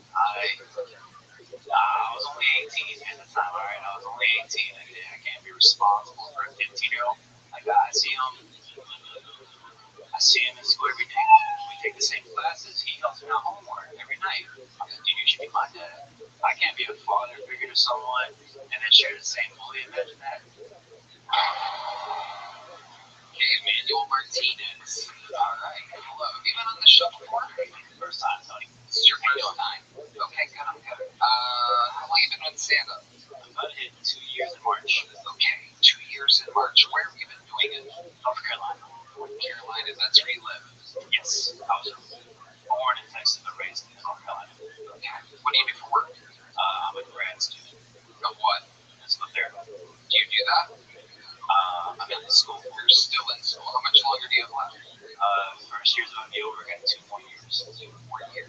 you? 28. 28. What made you want to get into physical therapy now? I was a trainer for a very long time. I did nursing school, and I failed. I was like, all right, well, Failed at what? Nursing school? How did you fail? Explain to us exactly what part you failed at. it's I failed in the community college. That's embarrassing. Yeah. I know. Keep going. I was doing. You have 4 exams throughout the year. The first one I did good. I got too cocky, and then I bombed like the 3rd exam, and then Breaking down the exams. why you're dumb? You gotta talk about that, dude. You gotta talk about that. Like, you're the worst doctor, a shitty nurse. Like, do that. Like, that's, yeah. And nursing at community college, that's pretty awful. Yeah. Were you studying? Were you trying? I was trying.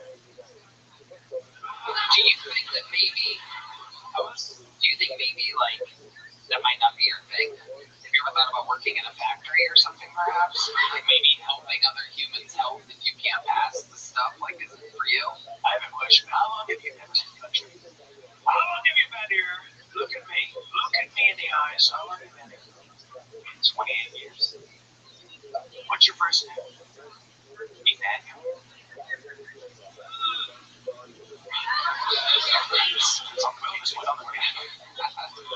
Emmanuel, anything crazy about your life that we'll find interesting? Let's see. I had jaw surgery a little bit. Why'd you have jaw surgery? I had an underbite. So like they like broke both my jaws. They did it like that. Somebody's doing your surgery over here. What are you gonna do? What are you gonna do? I'm gonna perform physical therapy on them. All right. Yeah. Emmanuel, here's a little joke, but we're gonna keep it moving along. Thank you. Good job, buddy. There you go. A couple very sleepy Mexicans back to back here on Kill Tony, really bringing the momentum to a screeching halt. Just exhausted Mexicans. Anybody notice that? Just, I don't know. We need another crippled Asian to bring it back. Remember when they used to have the energy? They used to be ready to work. Hey, look at that. Now they're exhausted.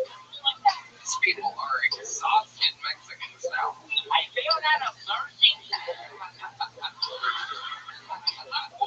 Naughty. All right, your next Pokeball goes by the name of Saul Wilson, everybody. Here we go. Saul Wilson.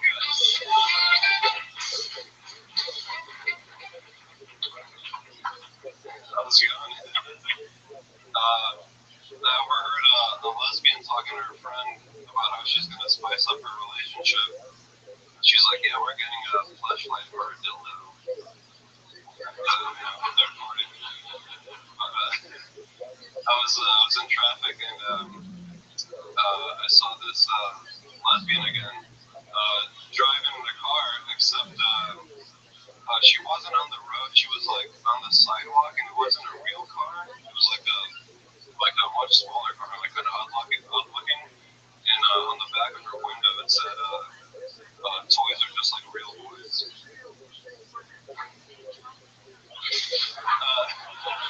Anyways, I was kind of drunk the other night, and I thought I walked into a Whataburger, but it was D. Madness's house, and he was like, "What? A burger?"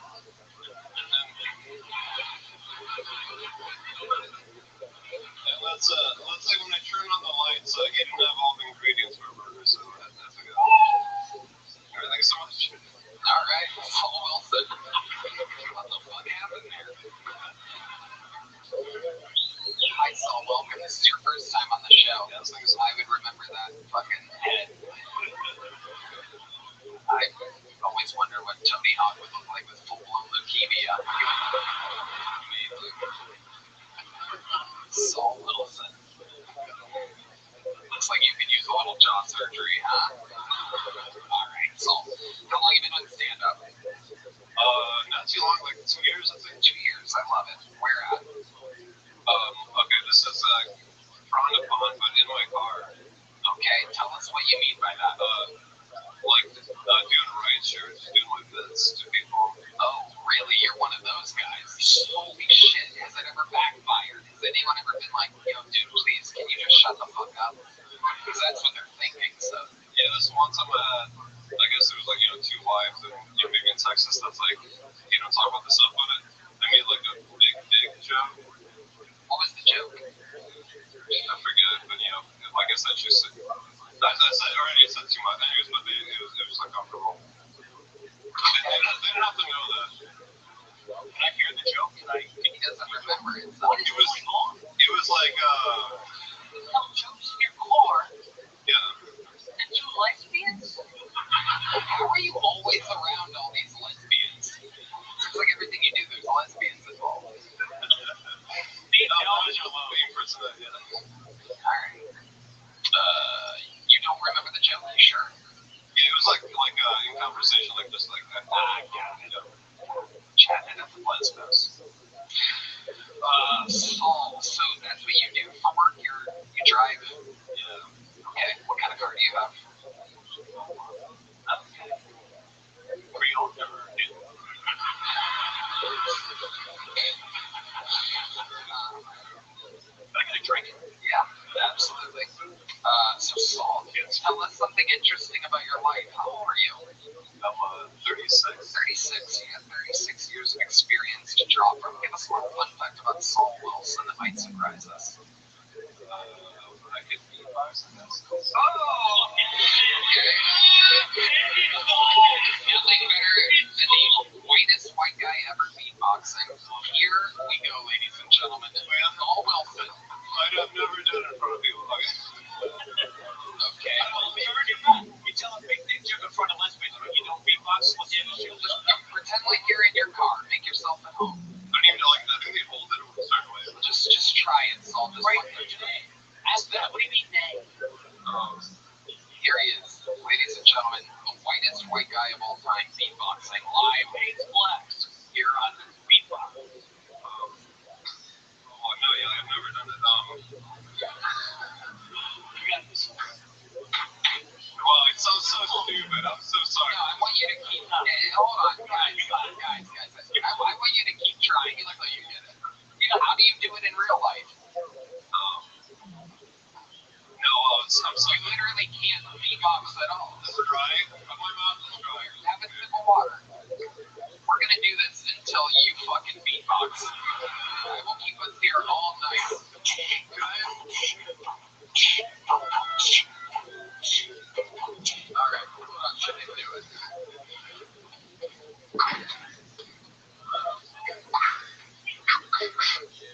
Wow.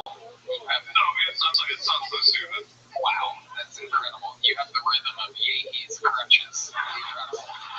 Unbelievable. This is no timing whatsoever. Just sounds like Yehi coming up the stairs.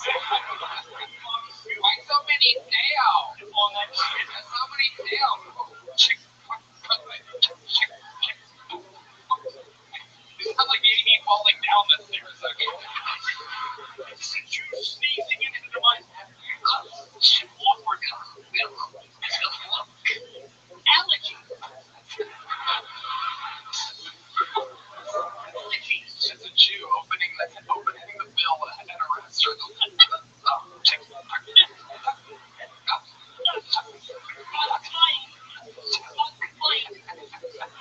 Yehi's actually a Michael Jackson impersonator too. She's You're out of control.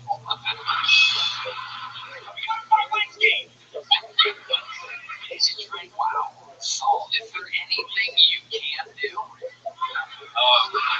could kind of do the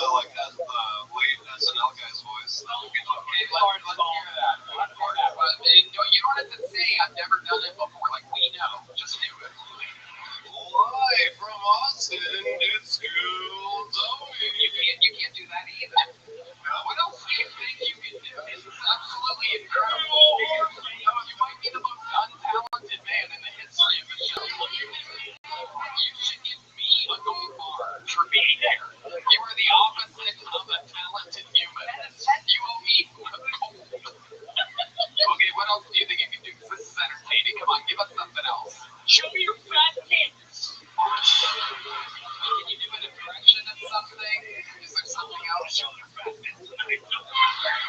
It's gonna be you, Tommy.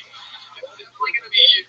You're 10 mezcals in. It's gonna be your fat hands on the show tonight.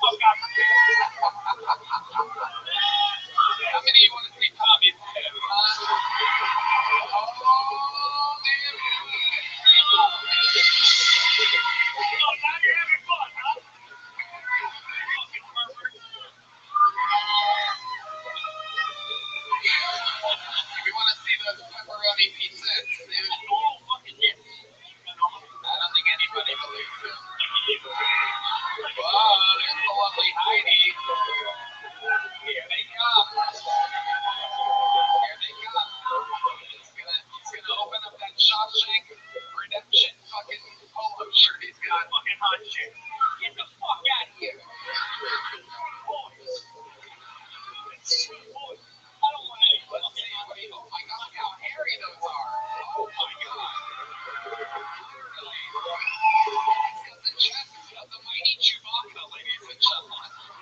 Guy knows how to co-pilot the Millennium Falcon.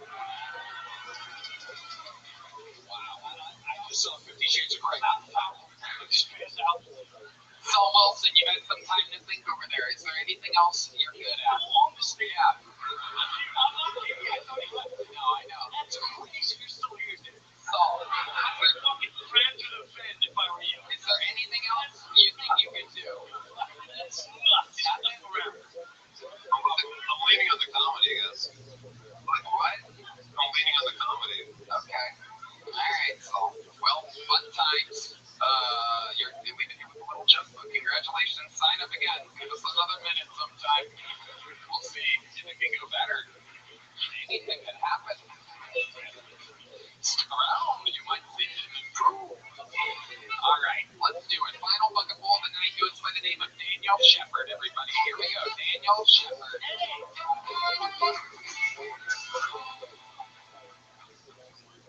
I saw a black guy driving a Waymo.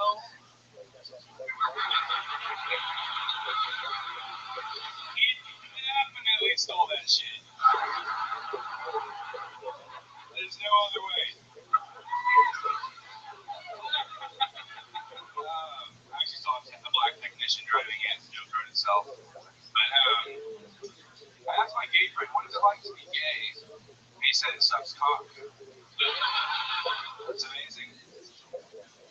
I found out bananas are technically berries. Did you guys know that? I was gay, you could bury them up your ass, but I never would have pegged them as berries. You ever notice that trans women are always really cool dudes? They're great guys, every time. I love trans women. I'm 1950s gay. That means I like black women. According to my grandpa, that's gay. Okay, Daniel Shepard, ladies and gentlemen. Here he is. Absolutely adorable. Thank you. Obviously, what ethnicity are you? French Bulldog? Oh, Got an adorable round head, this boy. You just want to squeeze those cheeks. I got called that today. I got called that and a testicle today. I bet. I can see I'm it. happy about it. I can see the resemblance. So you gave my third French bulldog. I love it. Daniel, how long have you been on stand-up? I'm about to be going on 5 years Where at? here in Austin. I love it. This is where you're born and raised. Yes, sir. What do you do for work? I just got a job. I'm a stripper. I work at a wire factory. I just got a job stripping wires and fabricating cables and stuff. Very nice. Yes. Very nice. What did you do before that? I was into welding. I actually parked cars for a long time with the PMC company out here. Of the valley. Then they made me a bellhop, and the tips were really shitty, but I loved working there, and I got free food, but the black guy got tipped a lot, and I got tipped nothing. We both did a great job, and he couldn't understand why I wanted to quit, and, you know, I like that guy. I don't know. Never mind. What the hell? I was jealous of my black coworker, but no, I don't hate blacks. I was very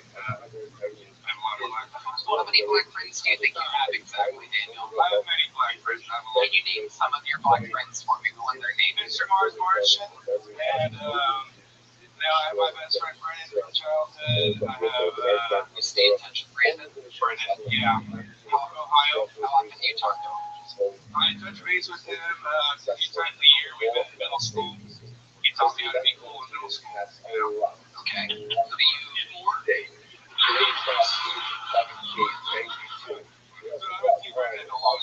You haven't seen him in a long time. Okay, what black friends, other than open mic comedians, what other black friends do you have? Name one that you see that you don't have to do work with.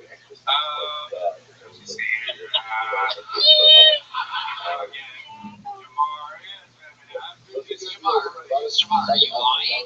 Jamar is a friend of a mutual friend of Brennan and I. What's his name? Yeah, I don't remember Jamar's last name. How many Asian friends? How many Asian friends? Okay, but I have You racist piece of shit. Koreans. Yeah, okay. Name the Korean. First name, last name. My Korean friend just died. Oh, fuck. Yeah, that's so weird. Yeah, how did your Korean friend die? On a motorcycle, he got hit. Wow. Oh, your black friend? I don't know who did it. Asian friend died on a motorcycle, and you're saying that he didn't cause the accident? No, I don't think so. I think he got T-boned. I think, I don't know. Out of North Austin. Your other black friend, T-boned? I'm not making shit up. I'm trying to be honest. T-Bone Jenkins, ladies and gentlemen, it is true. Wow. So your Korean friend died on a motorcycle. Yeah, I've known him since I was 5. Game over for him. R.I.P. You've known him since you were 5. I love you. Bye bye. I go to this class now. Bye. See you soon. Bye. I can do that because I'm See you. Bye. This is enough for you. Bye. I love you. I loved you in the Oscars. What? I loved him on the Oscars. What do you mean? Didn't you host the Oscars? No, I'm Chimu Choboy. Fuck off. Sorry, dude.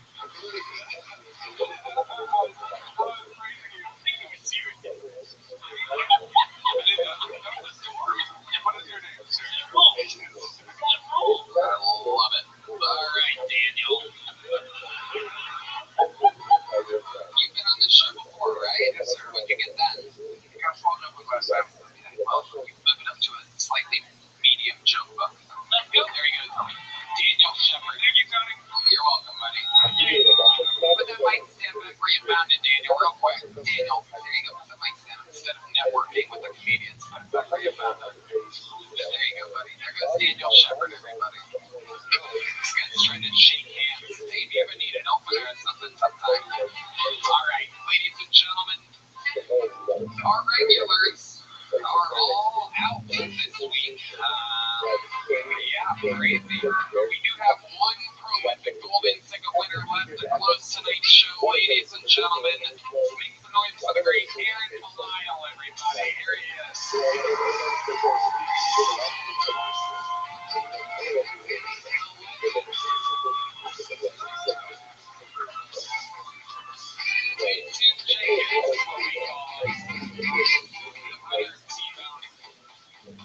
America's Got Talent and Kill Tony fame. This is Aaron Lyle, ladies and gentlemen.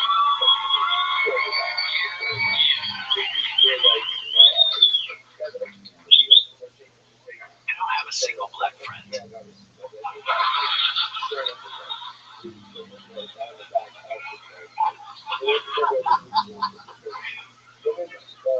People assume I'm mentally retarded and they start playing charades with me. It happened 6 times at the airport on the way here. Like I ordered Starbucks and my order was ready and she starts doing this.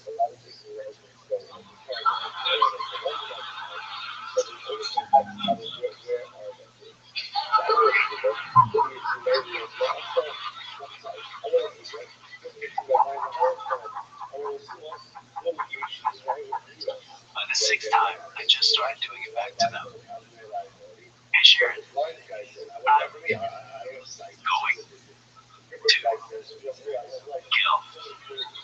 your whole fucking family. You stupid piece of fucking shit.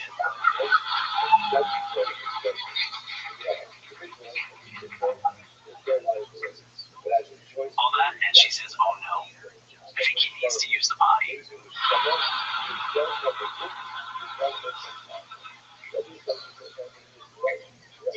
Tommy Pope, this sick fuck, is just sitting here thinking about smelling my retard foot.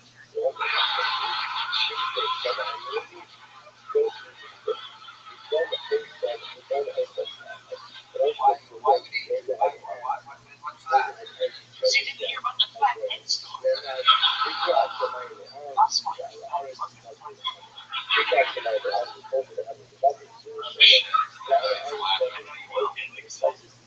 What'd you say? I know you will. Is this like a running joke or something? Why would he smell your retard food? I don't understand what's happening. Tommy does. What? Are you have a half-fitted baked idea you want to say too? I want to interrupt him, but Tommy does do that thing where he hugs you and like smells your hair and shit and like sniffles. Great stuff right there. All right, let's go back to that. Describe Tommy's hugs in the middle of the fucking show. Great stuff right there. What do you got? Oh, Aaron's pissed. Look at him. He's furiously telling me, gay boy. Okay. Literally the one that brings you on the fucking show. I get nothing out of this, but yes, I'm not letting you cook enough. Jesus fucking Christ. You ever think being so ungrateful is why God made you? And He smells like slide my fingers. what is happening right now? There may be a reason why the priest is think you're retarded, Aaron. He's so wet right now.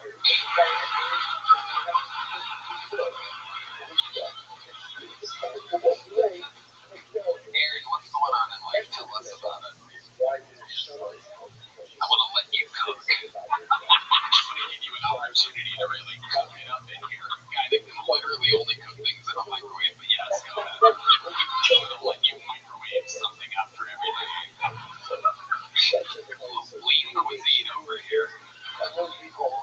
It's Swanson dinner over here. Go ahead. I have an air fryer.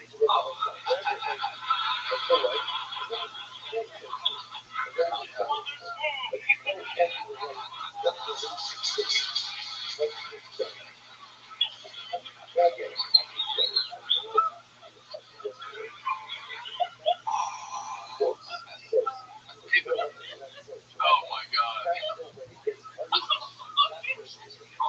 I'm sorry. Jesus fucking Christ. Aaron, what else is going on in life? Do you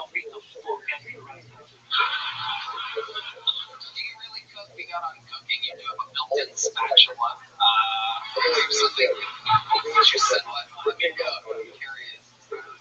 Something you specialize in. Me and Aaron are friends, by the way. He doesn't. Yeah, there you go. He likes to see when he has to type, he can't smile and type at the same time, so he gets serious. But when he looks up, there he goes. I'm just on the road a lot. Going back on the road with Steve-O in the new year. Yes. Absolutely. Aaron, you're fantastic. We love you. You're a golden ticket winner as always. And you did it yet again. How about a hand for Aaron Belial, ladies and gentlemen? Charlie Moran, the email is in. Steve Bird is on ForgoToPunchUp.live. Find us Jordan. Tommy Pope has podcasts, Stuff Island, and Look at Dish, a cooking show, which is awesome. How about one more time for Aaron Belial, everybody? Sweet boy. He can get a little icy sometimes. He paid for Let Me Cook Gay Boy. Good ringer for that one. Let's see what Chris Rogers drew over there. That's the great Ron White. Yeah. Fun times tonight, people. Make sure you go to Netflix. Watch Kill Tony Once Upon a Time in Texas. It's out now. Push it to the moon, right, man? Check out my new video on YouTube, Cat Red 7. It's called Cherry Repair. Okay, there you go.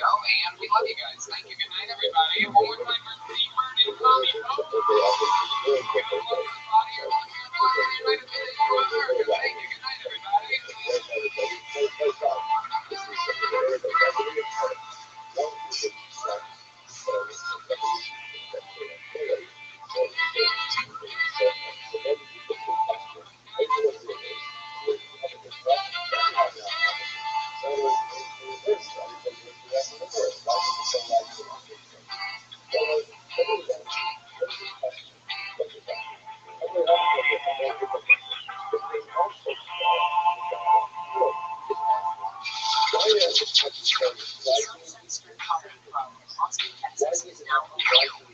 Check out Red Bag's secret show every Thursday. Go to sunsetstriptx.com for tickets.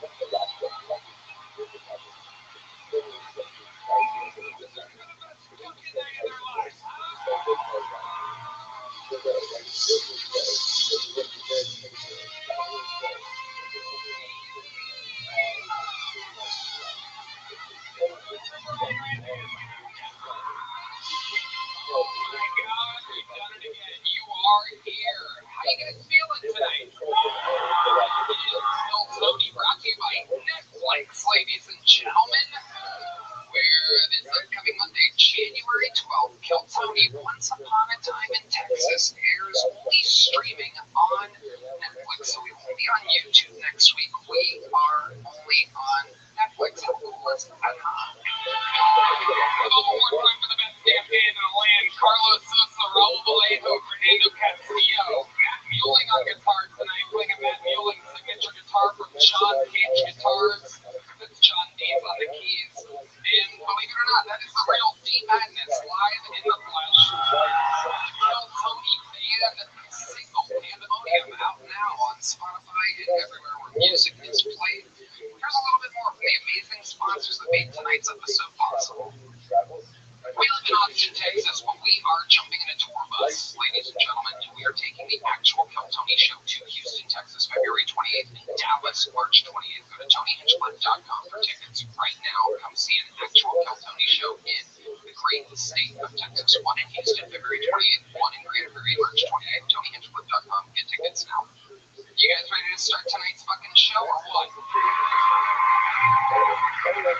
You know, I love living here in Austin, Texas, and I just get to work with my friends every week. This is one of those episodes where truly two of my best friends in the world are on tonight's panel. Austin Zone, make some fucking noise for Joe Rogan and Shane Gillis.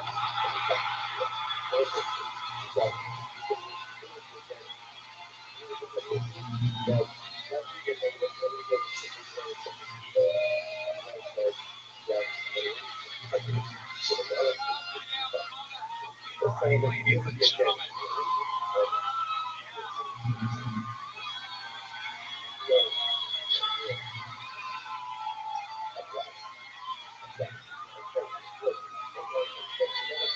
We are here at Shane Gillis. Financial Field, aka Eagles motherfucking football stadium, July 17th. And Joe Rogan, the JRE, the number one show around the world. These are the home. Normally we get to hang out on Tuesdays, Wednesdays, some Thursdays, but tonight we are here on a fucking Monday, getting the week started right. How we feeling, gentlemen? Let's fucking go. I feel excited. Legitimately very excited to be here. You guys would share the best guests in the show's history, so you already know that this bucket is filled with over 250 or so hopeful names. Sometimes it's a great upcoming comedian who we haven't discovered yet. Sometimes it's an insane person that just signed up this week. You never know what can happen. I'm gonna let this guy whose eyes are extremely close together, I'm gonna let you pick the first name tonight. You could wear a monocle and look through both eyes through a monocle. It's unbelievable. If I select one of these people out of the bucket, they get 60 seconds uninterrupted. You know their time is up and hear the sound of a kitten. That means they have to wrap it up then, or else they bring out the angry West Hollywood bear, which rudely interrupts their set. And then I conduct an interview. They get feedback from my dear friends here, and we have a hoop maybe the whole thing's improvised. Anything can happen. You guys ready to start tonight's fucking show? We're gonna get it started tonight with a golden ticket winner while we go wrangle that innocent soul who's going to go up after him. This golden ticket winner is great at opening the show. Very neurotic, very, very wild boy. Make some noise. 60 seconds uninterrupted. A brand new set from Jack Shaw. Everybody, here we go.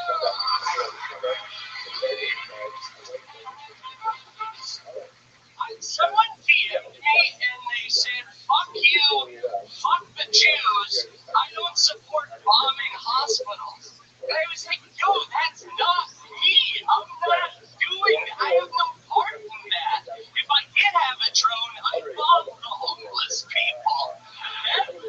I mean, talk about making unwanted settlements. That's what I'm talking about. Okay, didn't go great. All right, cool. I'm just a silly little guy, dude. That's just what I am.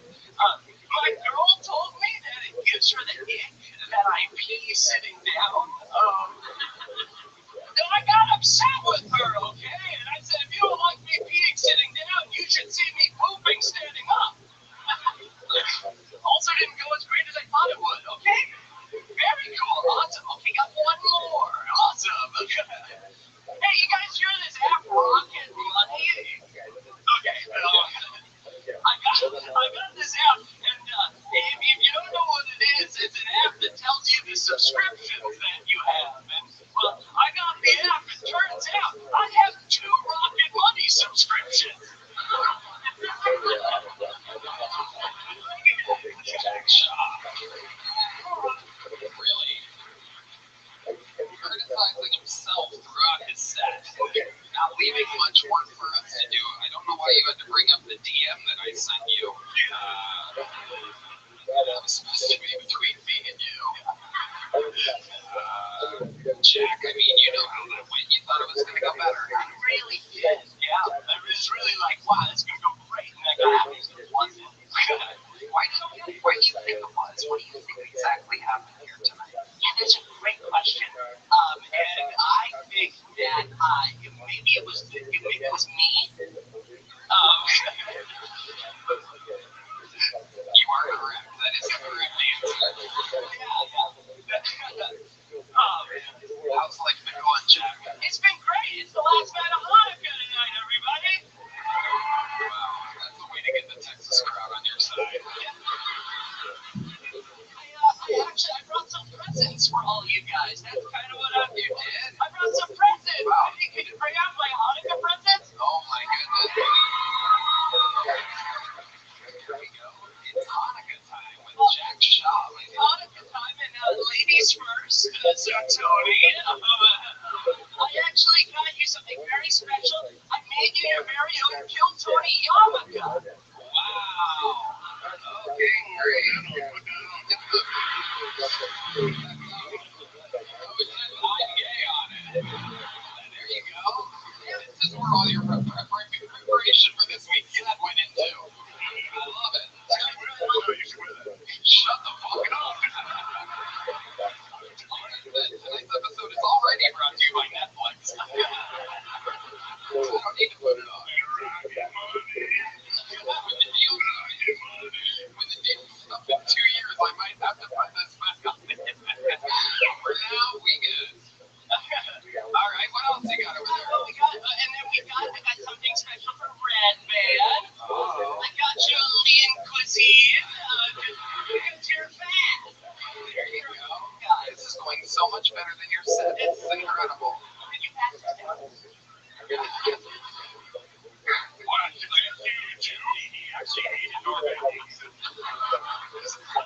nothing in it fatty.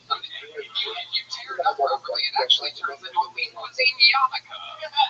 Okay, what else, Jack? Good idea. I should talk to her more. Okay. And then for our favorite Latino members of the band, I got you citizenship for the United States of America. Wow. Raul Vallejo, Carlos Sosa, and Michael Gonzalez, you are American. Absolutely incredible. How many gifts do you have left over there? Pretty much for everyone in the audience. Okay.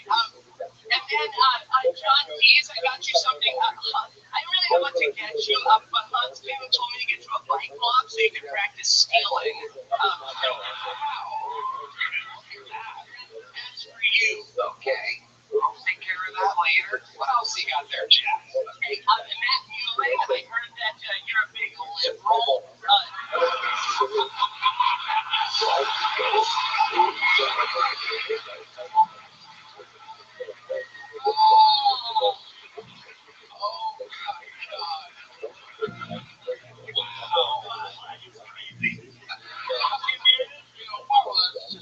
Schizophrenic.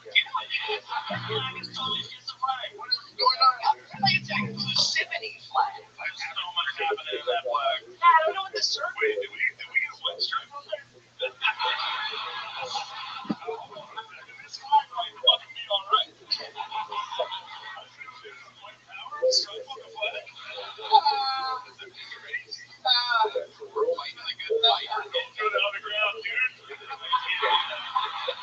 Around your shoulders like a prize flag. This is Matt to wear, so I'll give that. I'm gonna wear it like a cable. Fly away.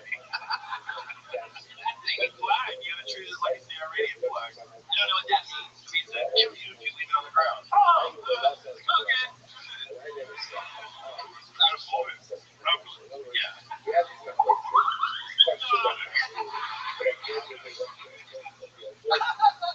okay. Oh, no. I'm panicking. I'm fully panicking. You're doing a good job. You're doing a good job. It's gonna end up in a dumpster next to a Kill Tony yarmulke later. So. Dude, I spent $20 on that. I really thought you'd like it. No, it's great. It's great. I really do. I'm just making jokes, Jack, unlike you during your set tonight. It's new get or not is that didn't go how I expected it to. Have you ever thought about doing props? Yeah, right now. You should. I was talking to Carrot Top about this because it's kind of crazy. He's the only guy that does props now. Yeah. When I first started out, there was a lot of prop cops. It was a common thing. Carrot Top got so big that the upcoming people thought they would be stealing if they started doing props. But I think it's a legitimate idea for you. This was like way funnier than the other stuff. Dude, you didn't like it? Very clever. You're very clever. You didn't like the rocket funny joke? It was okay. I'm glad I have 2 Rocket Money subscriptions. That's good. Yeah, it's good. That's good. You didn't get anything for D-Madness? Yeah, that's the final gift of the night. Hey, Madness, I heard you lost your eyes in that tragic accident. So, Jesus Christ. no, I actually got you. I don't know what happened, but... I got you some brand new eyes. Oh. Oh, they really broke. They really broke. They already broke. Okay, I thought that was gonna go better too. Okay, so that was this Kill Tony set. You did good, Jack. Thank you for all the gifts. Maybe Madness with her googly eyes. You're wondering what's going on. This is good. Keep that trans flag away from me. D-Madness, or else it's gonna light on fire. It's homophobe. D-Madness. Okay, that's your first comedian of the night.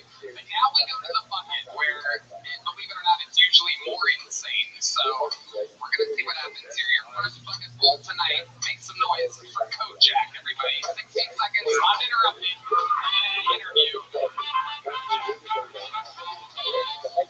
Hey, people keep asking me why I did Jake Paul dirty in the 6th round. I was like, come on, bro, I'm not even British. I do like boxing, though. Rest in peace to George Foreman, boxing legend, died a couple months ago. You know George Foreman?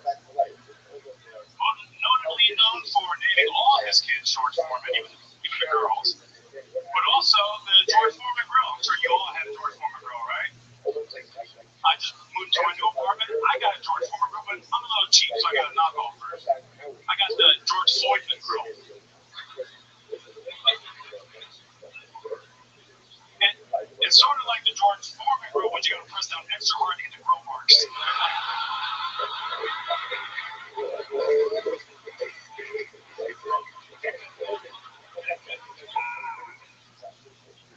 Call me Kojak Kaepernick out this bitch. I invented the grill marks say BLT, but it ended up saying BLM. And that's what I get. I used a counterfeit 20 to pay for it, so I chose this one. Alright, thank you. That's my time. Thank you. Kojak, ladies and gentlemen. George Foreman grill. Look at that. Welcome, Kojak. How long have you been doing stand-up? 4 years. Once we open, as soon as you open this. About 3 years. As soon as the mothership opened, I started. Nice. What made you want to start that? I've been watching Kill Tony since 2015. I saw you at. How old are you? You look like you could be 20 or 65. I'm 46. Really? Wow. Look at that. Yeah, I believe it. You're doing good. How do you stay so young? I stay in the gym. I stay in the sauna. Stay there. Yeah. 24-hour fitness. Yeah, I'm fit, man. I do some things I love. You just looked at Joe Rogan and said, I love. I was uncomfortable. I like weights. Fishing.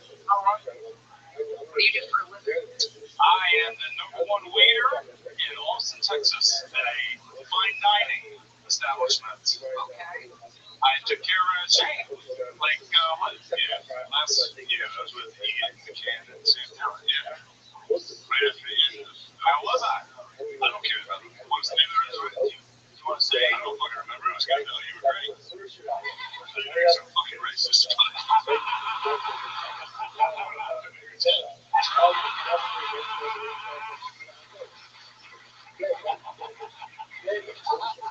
That was crazy, dude. That probably was. You got it like that. We gotta be careful out there, man. On the George Floyd types out there. I saw 3 on the way in. What does that mean? Where are you from? Really? Go there. Let's get the 22nd time. Stop playing. Oh, wow. All right. Well, the hood. Yeah. Gotta take back every joke I made about you. I waited on you. You're wonderful. Thank you, Mike. I remember it. Yeah. You don't want to say the restaurant because you think you'll get in trouble for George Floyd. Yeah, definitely. So I people don't go to my restaurant. Wow. Don't lay it down. Fire you, bro. For those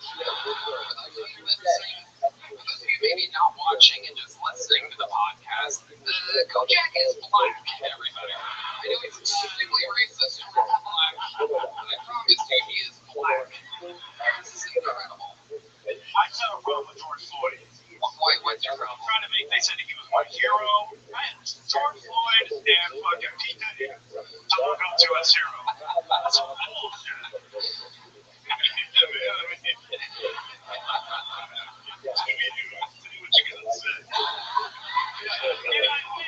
I think all the educated blacks would agree. Oh, shit. Again, he's black. Where's Candace Owens when you need her?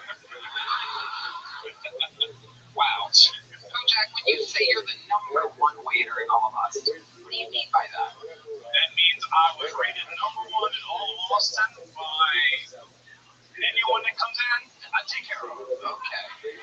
All right. What do you Steak, you like steak? Yeah. You like bone and fillet? Yeah. I like bone in my butt.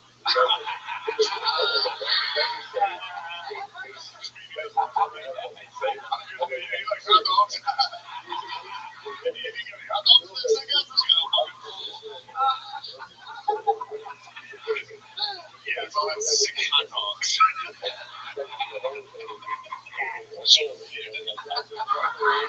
We got a nice petite fillet for you. Oh my god. Kojak, what do you do for fun when you're not doing stand-up or waiting tables? I do a lot of cooking at home. I have I'm more than HEB shopping, so I have my boyfriend is Puerto Rican, so we make a lot of Puerto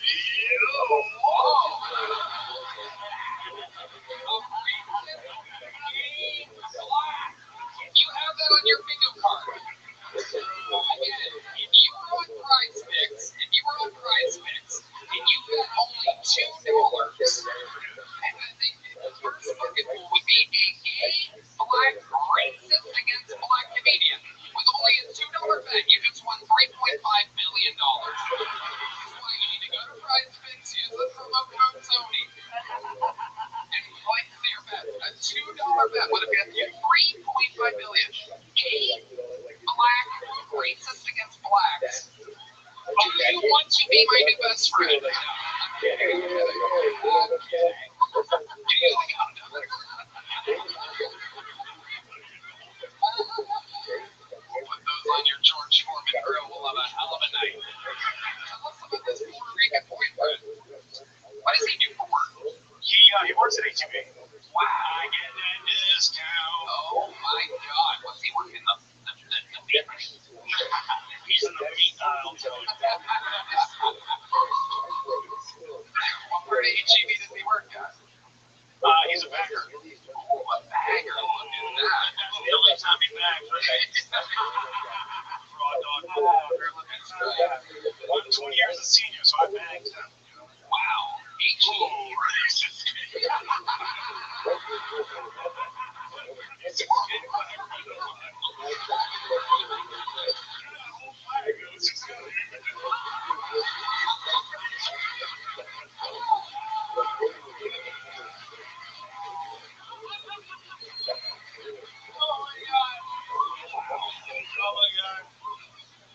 How long you been with this bag boy? 5.5 years. Wow. His in-laws are, my in-laws are moving here. He's got his mom and his grandma to come move. Oh my goodness. And it's a little bit of an age gap. I mean, the mom was the same age, so that was a hell to get over. With the young, you're even with the young, how old are you? But you're 47. Is he 46? That's even worse. Is he 50 years old? Like, why is he a bagger? Here you go. Hey, shut up. How old is he, Kojak? Look at me. He just turned 25. Wow. Look at you. Oh, y'all care about gay shit now. Get the fuck out of here. Like, y'all don't care about gay shit all the time. Fuck out of here. HEB now, HIV later. How exciting. Fucking go. Well, Kojak, fun times. You know, I like the George Floydman joke. Getting a big joke, my buddy. There you go. Moving along. Hey, can you come and I'll serve you at my restaurant? I don't know what fucking, you didn't want to say the name of the restaurant. I'll tell you. The lowercase grill. Lowercase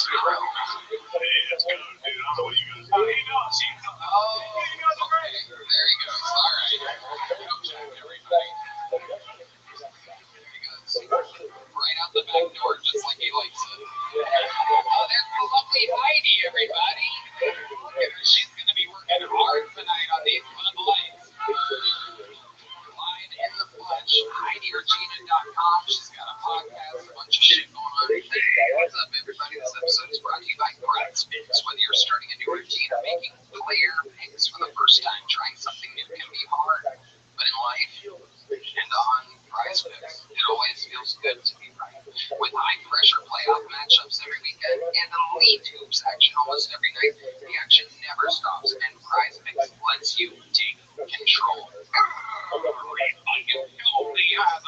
It was so simple to get started on the app. I even won my first pick. It really makes my sports watching experience with my friends even better. That is incredible, Redman. The app has a new feature too. PrizePicks now has early payouts. If your player gets off to a hot start, you now have the option to cash out those winnings before the game even finishes. So get in on the action. PrizePicks is now available in all 50 states, including California, Texas, Florida, and Georgia. Plus, PrizePicks puts their users first, so all withdrawals are fast and secure. PrizePicks accepts most major payment methods, making deposits into your account quick and easy this fall season.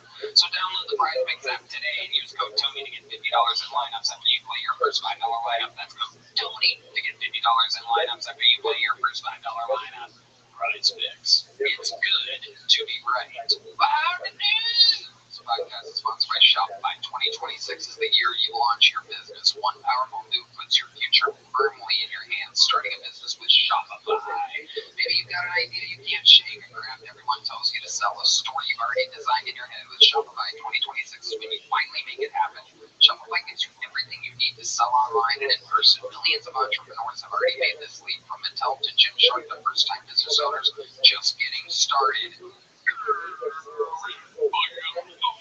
I love Shopify. It's the best business tool out there. Shopify gives you all the tools to easily build your dream store. Plus, set up is fast with Shopify's built-in AI tools that write product descriptions and headlines and help you edit product photo. Marketing is built into. Create email and social campaigns that reach customers wherever they scroll. As you grow, Shopify grows with you.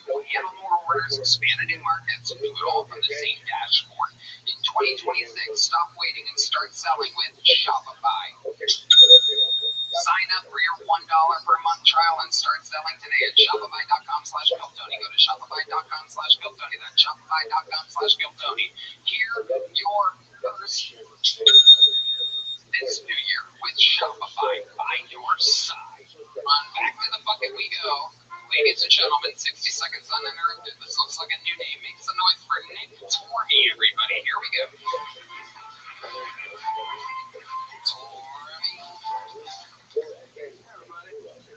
So a little bit about me. I'm not really great at drawing things, but I dropped out of community college twice. I tried hanging myself while up in the choking fetish. I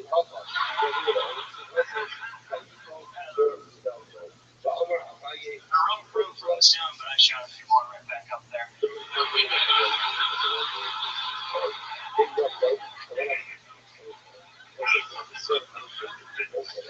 never know when you're gonna find a new hobby. Like, you think I would ever found out they're good at parkour by attempting suicide? They jumped from the building and moved right back and took it home. Some French guy show up, he starts playing. I think it's much more likely someone's attempted parkour and found out they're good at suicide.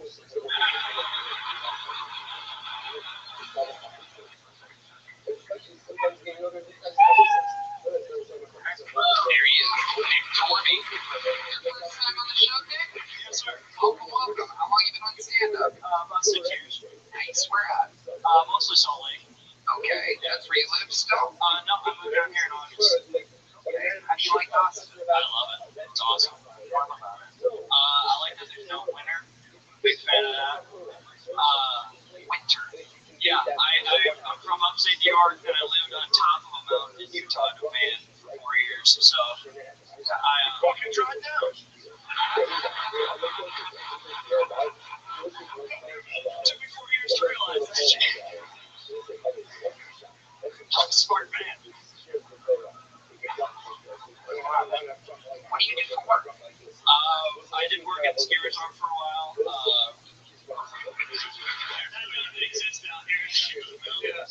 I'm working for Amazon right now. I'm working for the devil. It's pretty fun. You're driving? Yeah. Okay, what's that like? Tell us.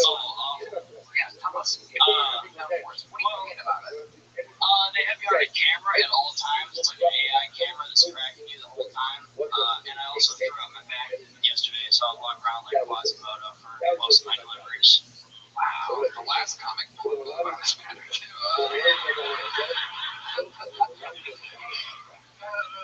Yeah. So Nick, tell us more. What are you into, buddy? You have any special skills or talents that might surprise us? Seem like you have a little something up your sleeve. I'm engaged with my fiance, collect taxidermy. Oh wow. Where'd you meet this bad boy at?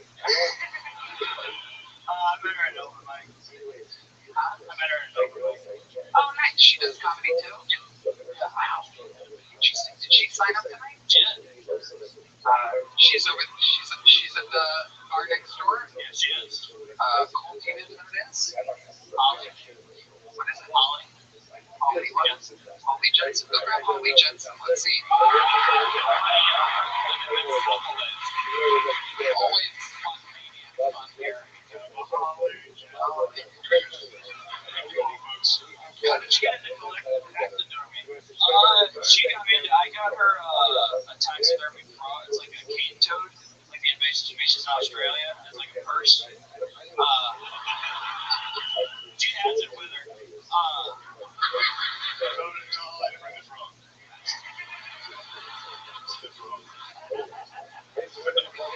So crazy, my wife would stab me. She loves it. Then we got some bats. We got some mice in a teacup. What's she doing, man? Life with you, or did you meet her here? She lived in the van for a year with me. Did you ever get close to the old Latino? I do like national parks. Like a fight in the van, but it sucks. Oh, it's awful. Yeah, it's not much room. Yeah. Yeah, I think I saw a documentary on Netflix about this one. That's my joke, you dumbass. So you did. Oh, That's it. I love it. You got that. You got rats. What else? We got a taxidermy fox. We got a praying mantis, and she found a big dragonfly in the woods that we're killing for right now.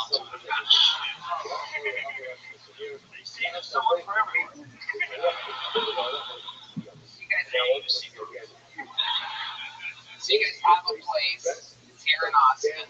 What is she do for work? Nothing right now. Wow. Or something. Okay. Yeah. You can like use taxidermy, like people that have died and have like sold it, like creepier. She would probably love that for sure. But no, we went to a store. They had human skulls too. It was weird. Spines. Well, I guess they just sent her out. Okay, that's one way to do it. What are you? Yeah. Wow.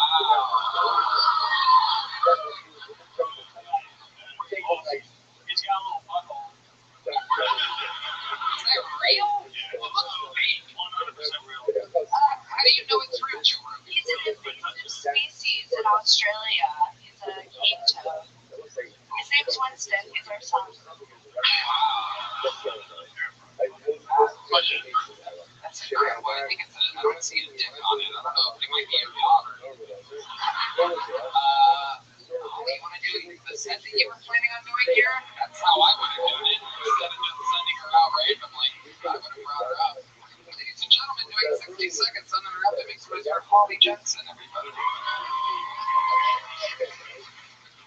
So I'm actually from Salt Lake City, Utah. I just moved here. And the first thing everybody always asks is if I'm Mormon. I'm not. I'm Jewish. But I did have a lot of Mormon boyfriends growing up. The cool thing about Mormon boyfriends is that they just really weird rules. Like they won't drink coffee, but they won't encourage you. I've been having a hard time getting a job out here in Austin. When I was in Salt Lake, I was a stripper. Thank you. So much more supportive than my parents. They hated the stuff that I would do at work. Like I loved showing up with googly eyes and pasties. Turns out men don't like it when the tits stare back at them. Shit kept going wrong at the strip club. Like one day our DJ didn't show up, so we had to dance to Pandora Radio with the commercials on. So I was just working on some old dude like, do you struggle with osteoporosis? kisses. Thank you, that's my kind of This is one of the rare comedy couples where the woman is funnier than the man. Again, if you bet this on Prize Picks, you just won $750,000. He's taking her straight to a state park. You have to kill her now. You have to kill her. Yeah, she's about to be That's gonna be her, bro. she's about to be in the freezer next to the dragon quad. Oh, you're hilarious. How long have you been on stand-up? 8 years. Awesome. And that was all in upstate New York or Salt Lake City? Salt Lake City, Utah. And that's where you're from? Yeah. Amazing. Absolutely incredible. Why don't you work? Oh, I mean, I've been trying. I've been applying to jobs. What are you good at? What do you want to do? I'm good at stripping. I love doing stuff. Really? I love doing both of those things. So yeah, a job in either of those things would be great. You've stripped before? Amazing. Heidi, what do you think? Can you get her a job? You just got a job in the Yellow Rose. Congratulations. Just the first time that this is already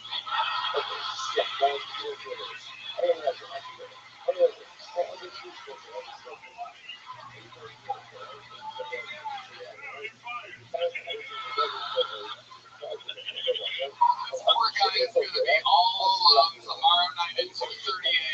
heading a fucking dead bat.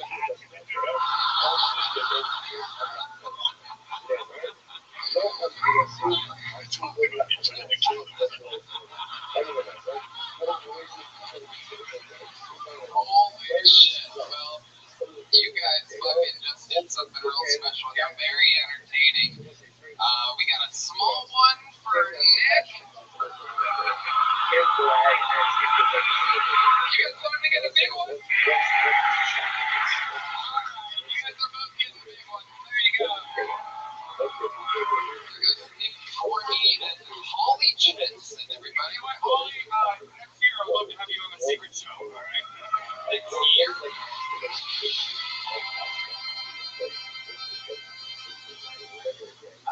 Lucky, where is it? Next Thursday's Christmas and the week after January. January. I'd say the next secret show. Man, I'll have you next decade. Jesus Christ.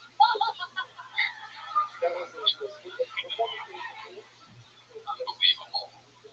Well, it's been a hell of an episode so far. Your next bucket hole goes by the name of Floyd Jones, everybody. Here we go.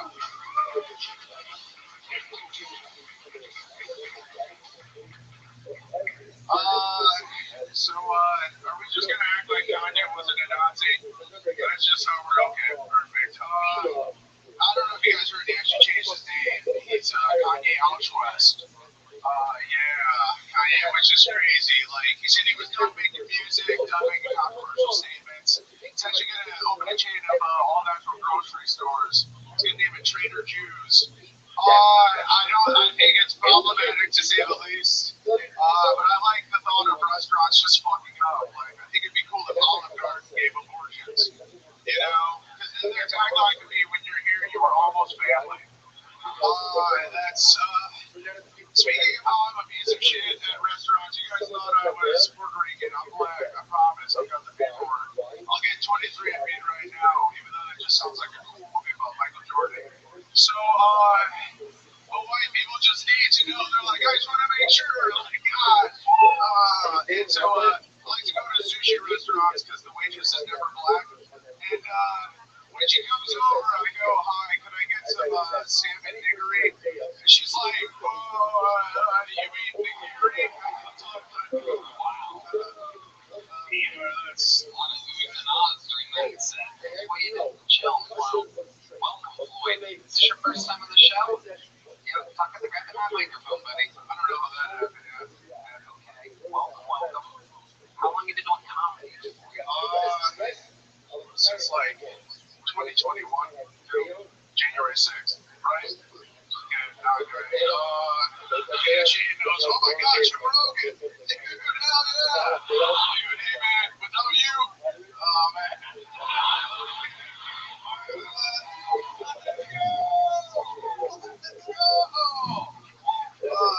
These are your heroes. Show them how to Honestly, it's like Pokemon. It's like you started Tony, you get the shade of Charizard himself, dude.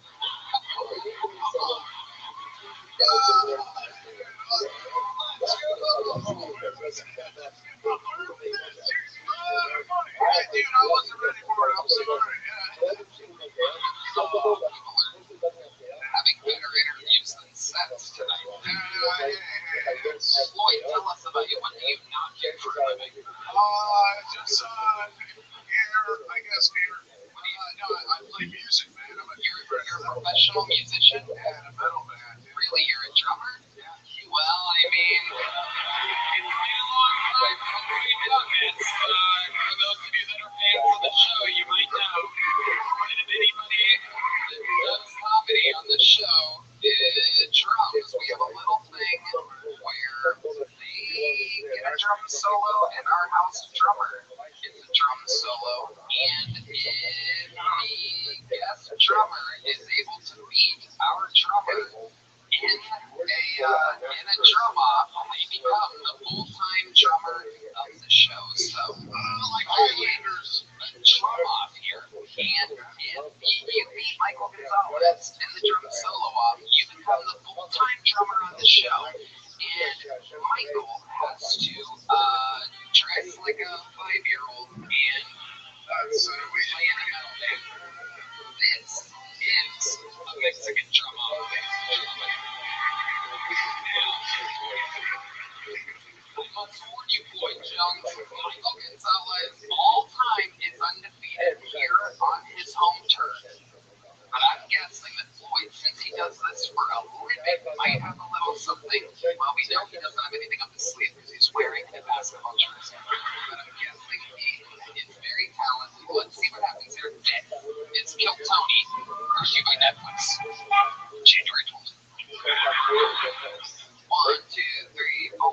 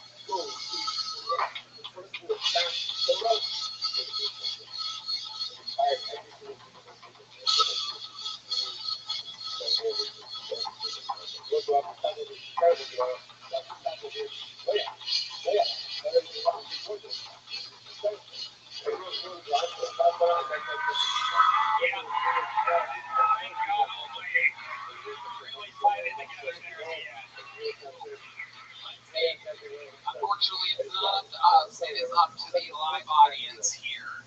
Do we have a decibel meter? I can't remember. We have it going? All right, so here we go.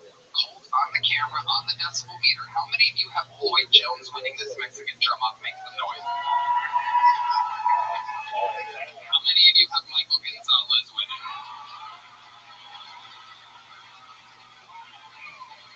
God, I may have offended this election. Wouldn't be the first time.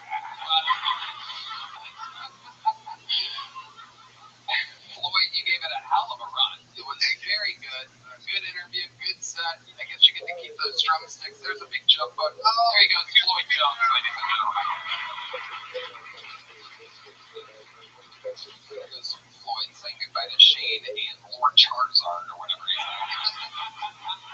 There's another Bud Light brought to you by Bud Light. Ladies and gentlemen, this is a special time in the show's history because we have a brand new regular who has absolutely taken the show over by storm. This is a brand new set. They get to do a little bit longer than a minute if they want. And this is the Dark Storm of Atlanta, ladies and gentlemen. He is here. Make some fucking noise for Dedrick Flynn.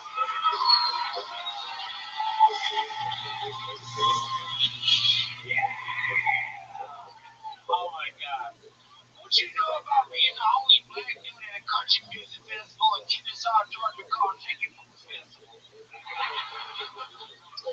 Yeah, no, I only found that out because when I walked into the venue, a dude ran up to me out of breath and he was like, "Hey, my nigga, you know you got a uniform, right?"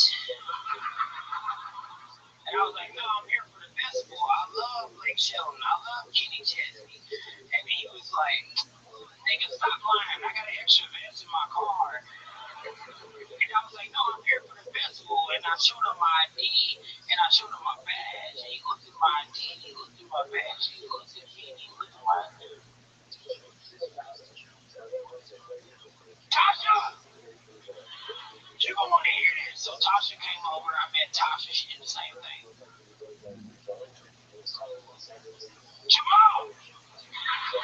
I met everybody one by one. I met all 37 black people like I'm a black Noah's Ark. They kept calling me the day walker. They said I was Blade.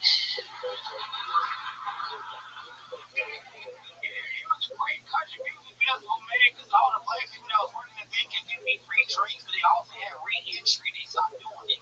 They had re-entry into the festival, so we just go to the car and like parking lot them drink beers. And the reason why we knew it was time to go drink beers is because my best friend Jessie, who's a redneck Filipino but raised black, and she was my best friend. Her older sister Jackie had just had a kid, and she would look us in the face and she would be like, "I need to get out of here. My kid's about to pop. I gotta go pump." So we would go back to the car, and she's chugging beers. We're all drinking beers, and she's pumping, but she pumped more than like a regular, like a white woman could never pump as much milk as it takes to make a redneck Filipino that's raised black. Like my nephew Maxwell today, he's 10 years old. He's taller than me. She's pumping a lot, and I'm looking at her titty milk, and I wanted to taste some, but I ain't know how to ask.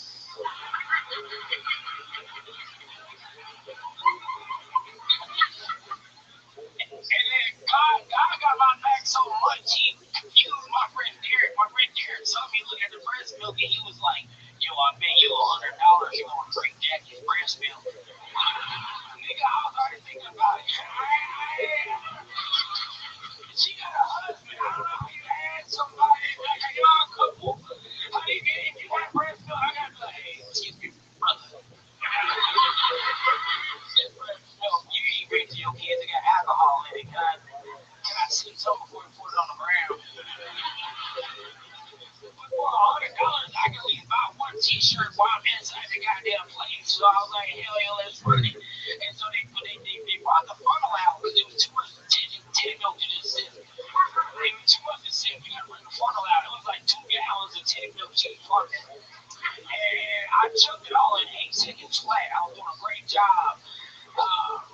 Also, I don't know if y'all love titties as much as I do, but I research them. Breast milk tastes like whatever the mom is eating and drinking. So her titty milk just tastes like Tecate and tequila.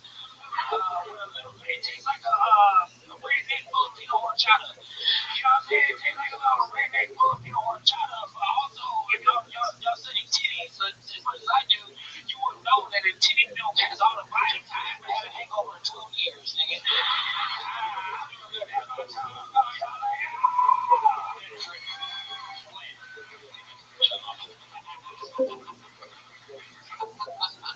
Dedrick, it is so fun to watch you perform. 2 weeks ago, you had regular teeth. You're getting better with the grill, but there is a slight speech impediment still there.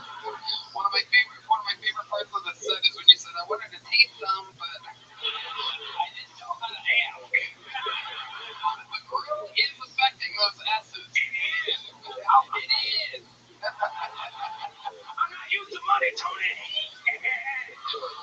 amazing that you're willing to make the sacrifice. Out with the S's, in with the gold teeth, still making it work without me. I love it, man. Camoed up tonight. Look at that. Oh yeah, I got that shit on, Tony. That's it, right? That shit on. Hell yeah. You got that shit on. You know what I'm talking about. No, you don't. You still disguising that forehead. That shit is big as hell.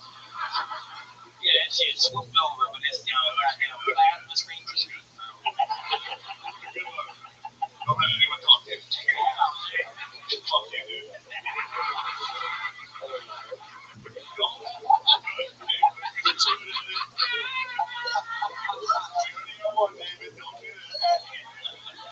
My pocket's fat enough for not me. You know what I mean? David Lucas is also wearing a grill right now. It's a great day. Okay. All right, great egg.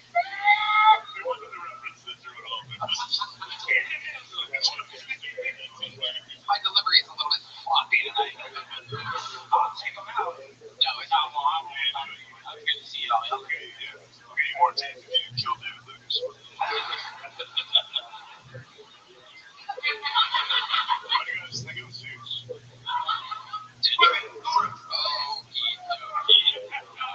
Dedrick, how's life been going? Man, I'm doing good. I'm goddamn touring like a motherfucker. We just left Lincoln, California together. Yeah, I took Dedrick on our first road gig together. Yeah, that was fun as a motherfucker. I ain't never been on a private jet, nigga. I was so used to getting pat down. They just walked down and was like, would you like a coffee? And I was like, am I in an interrogation? I'm ready to snitch on you. I don't know what you need. It was a fun trip. Especially the ride back in. Yeah, that was so Damn it. Yeah, it was a blast. It was actually yes, we banged. Right, man. Just I like where he's going. yeah, of course you can do. You did lose. No offense. That's where this enigma especially comes from. All right. Sorry.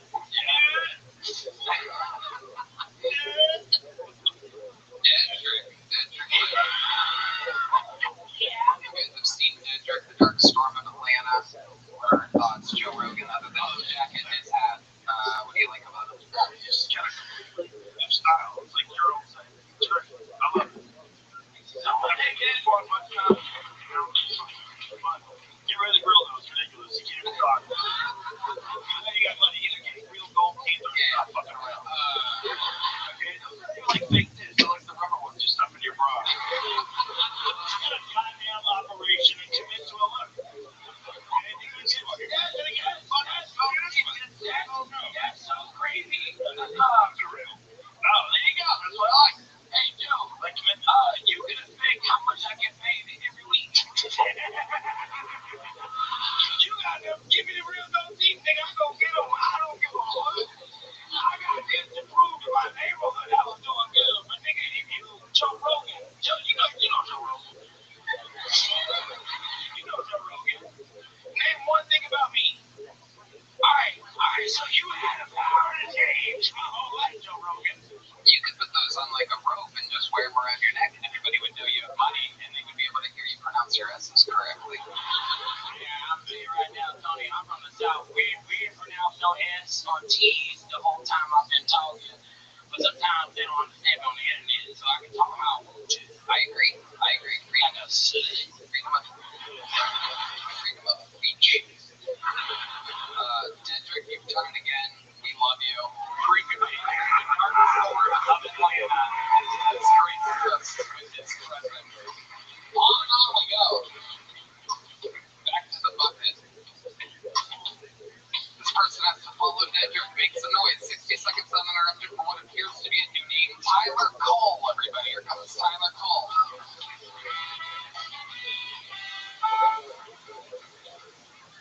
Do y'all think Indians do that head bob thing when they're sucking dick? Oh my god, it's so big.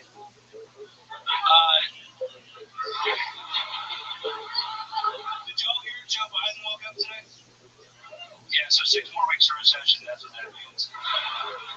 So I went on a first date the other day and told the girl I was a comic, and she said, "No way, I'd love to see you perform sometime." And I said, "Well, we should probably have sex first, so you can appreciate just how long 5 minutes really is. It's a long time, I swear." Do we have any fans of Jersey Shore in here? Yeah, someone told me the other day I look like a cast member on the upcoming spin-off Gaza Shore. It's just 5 Jews and 5 Palestinians arguing for an hour. This bedroom was promised to me. Someone also told me I look like the situation in the Middle East. And then they said it looks like my forehead could bench press 225 pounds.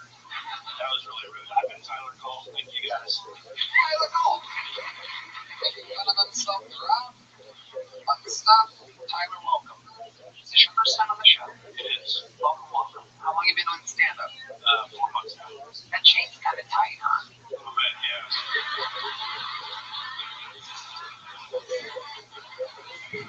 Are you a pit bull? What is what's happening over there? Is that the size that you want it to be? I got the size wrong. What would you want?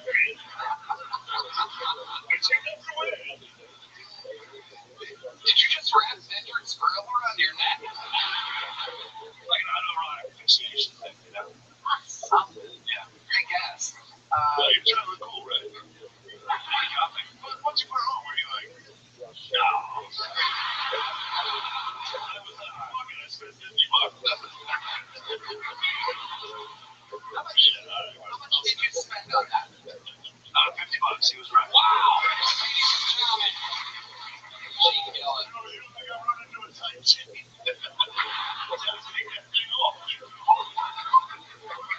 Where'd you get it? Like Hot Topic or something? What is it? I didn't need to get a Hot Topic. Did you really? No, I forget. I don't know. You forget where you got the chain that squeezes your neck all day? It's so tight, I forgot to get it.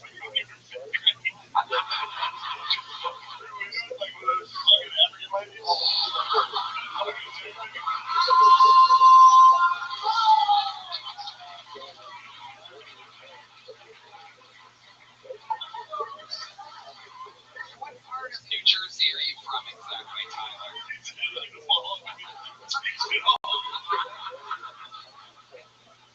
I'm from Austin, Tony. Born and raised in Austin. Born and raised. Wow, with a pinky ring and a choker. Yeah. Leading into it. Amazing. What ethnicity are you? White. Just regular white. Normal. Not Italian. Just a buttered noodle. Not Italian. No, not at all. You're not Italian. Pinky ring and a necklace. Comical shirt. How does this happen? Explain to us how this happened. What exactly, how did you end up trying to be Italian? It's the chain. He bought the chain and took it over. He's a Wago. He's a Wago. He's a Bodego. He's a Wago. You're a way. He's a Wago. He's a Wago. Just a big Sopranos fan. So am I. You don't see me not getting blood to my brain because of it. Tyler, what do you do for work? I sell houses. Do you really? Yeah, really. Timeshares? No, houses. Regular houses? Regular Are you good at it? Pretty good, yeah. Yeah, you see the fucking grid. When's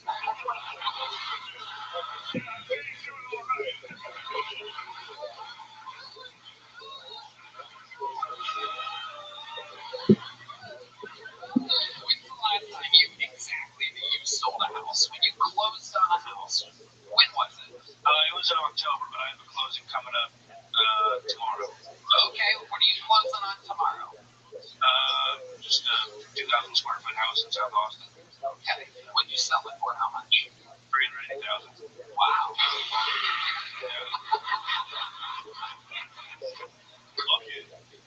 Hell yeah, dude. Might be able to add a few links to that Netflix. Oh, there's good. I don't know. Okay. What do you do? How long have you been on stand-up? 4 months. 4 months. What made you want to start 4 months ago? Kill Tony. How old are you? 31. 31. You've just been watching the show and you're like, I can do that. Yeah. Okay. It's fine. hitting up mics and getting fucked by local brothers. Taking it seriously, you seem to be doing good. What do you do for fun when you're not doing stand-up and selling houses and pretending to be Italian? I like to shoot clays, and when it's warm out, wakeboarding, paddleboarding. Yeah. When you shoot clays, you get the gun out of the bathroom first. Godfather reference. I love it. You shoot clays. What else did you say? Lake sports. Lake sports, like what? What exactly? Wakeboarding, wake surfing. Wow. Amazing. Amazing, Tyler. What's your love life like? You have a chicken parmesan at home? Single currently. Single. When's the last time you had a girlfriend? A few years ago. Okay. So,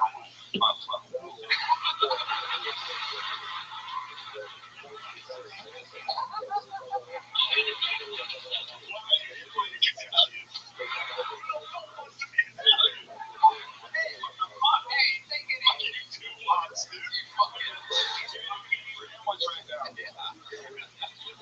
Oh my God. It's a crazy race to appropriate. What the fuck are you I started acting like Polish. I like being Polish. comparing the Italians to the Through the wire, now I'm a Polak. You're not Polish? No. I do look pretty fucking Polish, man. Pretty glaringly Irish. But whatever. You don't see me wearing shirts without it. So this relationship that ended a few years ago, how did it end? Found out she was married. Wow. Okay, I love this. My God, am I good at these little interviews? How did you find out? Exactly how did you find out that she was married? How long were you looking up with her? What's the ballpark here? It was like 9 months in that she told me she 9 months in, and she just told you. Yeah, when we first started dating, she said that You weren't dating. You were fucking and hanging out sometimes. She was married. Go ahead. when we first started fucking, she said she was divorced.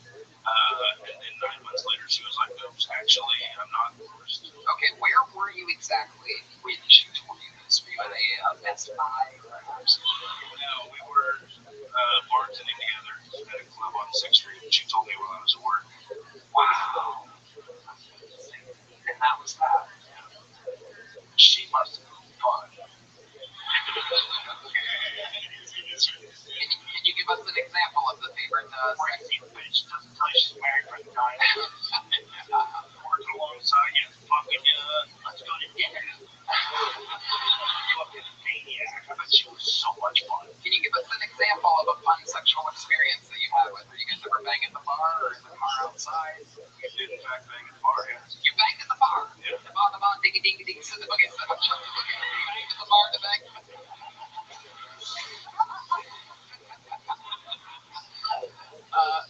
Take us through this. How do you bang at the bar? Just various locations, you know. Yeah, closing? Yeah, we already closed like an hour ago. Yeah. And she grabbed you by your chain and said, "Come over here." That's what it sounded like. It sounded. That's Tom Segura after breaking his arm.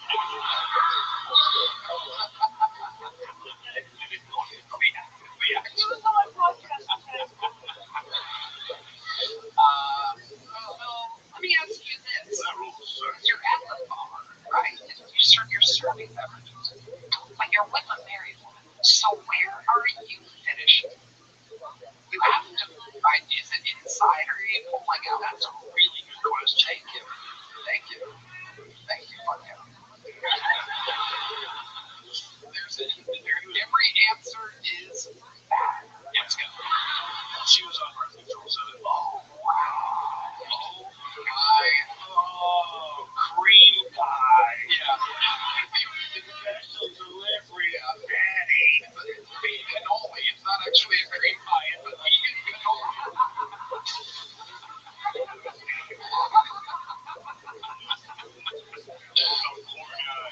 Poor guy eating around, you know. Yeah, it's over the bar. He goes, "How much?" Salty. Yeah,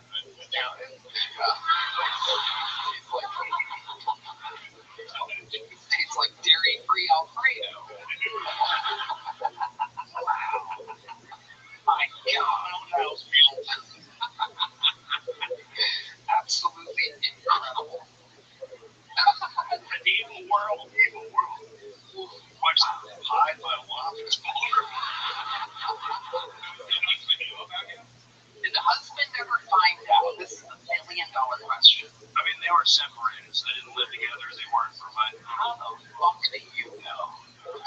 I went to her house a few times. Did they have kids? No, no kids. No kids. They got back together, she told you, and you haven't banged since. They did not get back together. They didn't get back together. She was still married. Okay. Well, that's interesting. Yeah, that's a whole different thing. So then why would you,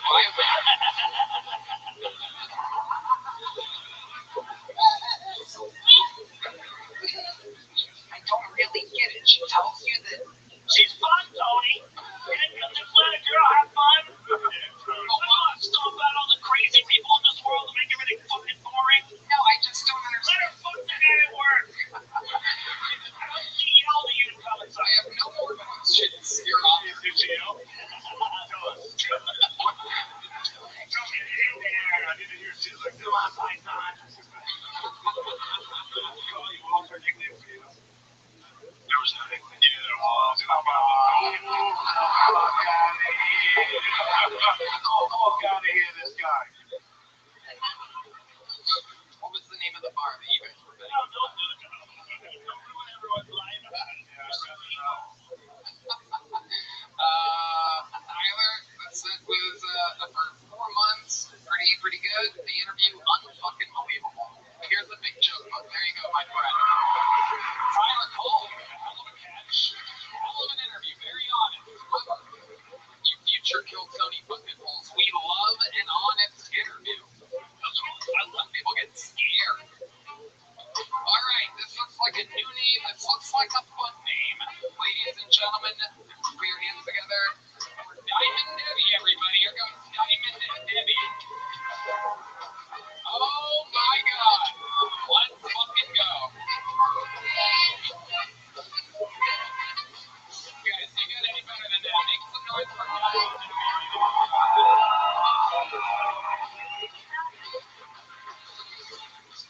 Over there, ladies.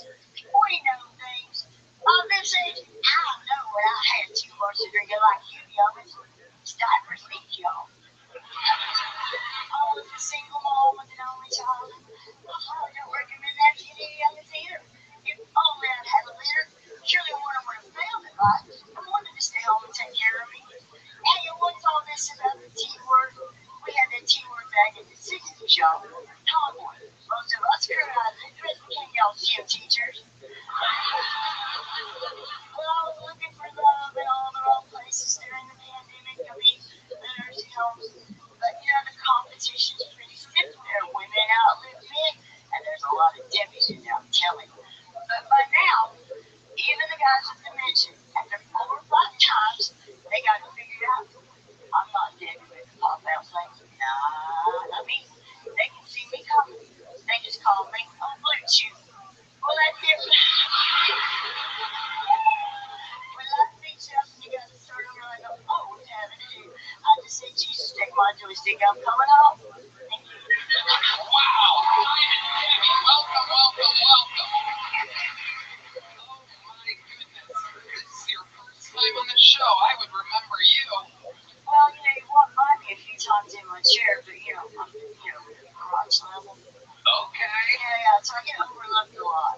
This is my 111th sign up. No fucking way. I have been first in line at least 90% of this time. And Tony, you've got to do some exercise. Your wrist never goes in the bottom of the bucket. You'd be surprised. Diamond Debbie, how many centuries have you been doing stand-up comedy? How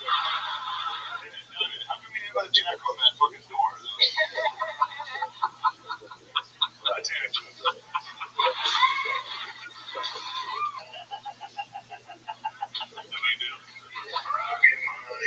It's either the girl from Titanic or the rock that she threw in the bottom of the ocean. I can't tell exactly. And the heavyweight. Okay, Madness is making his move right now.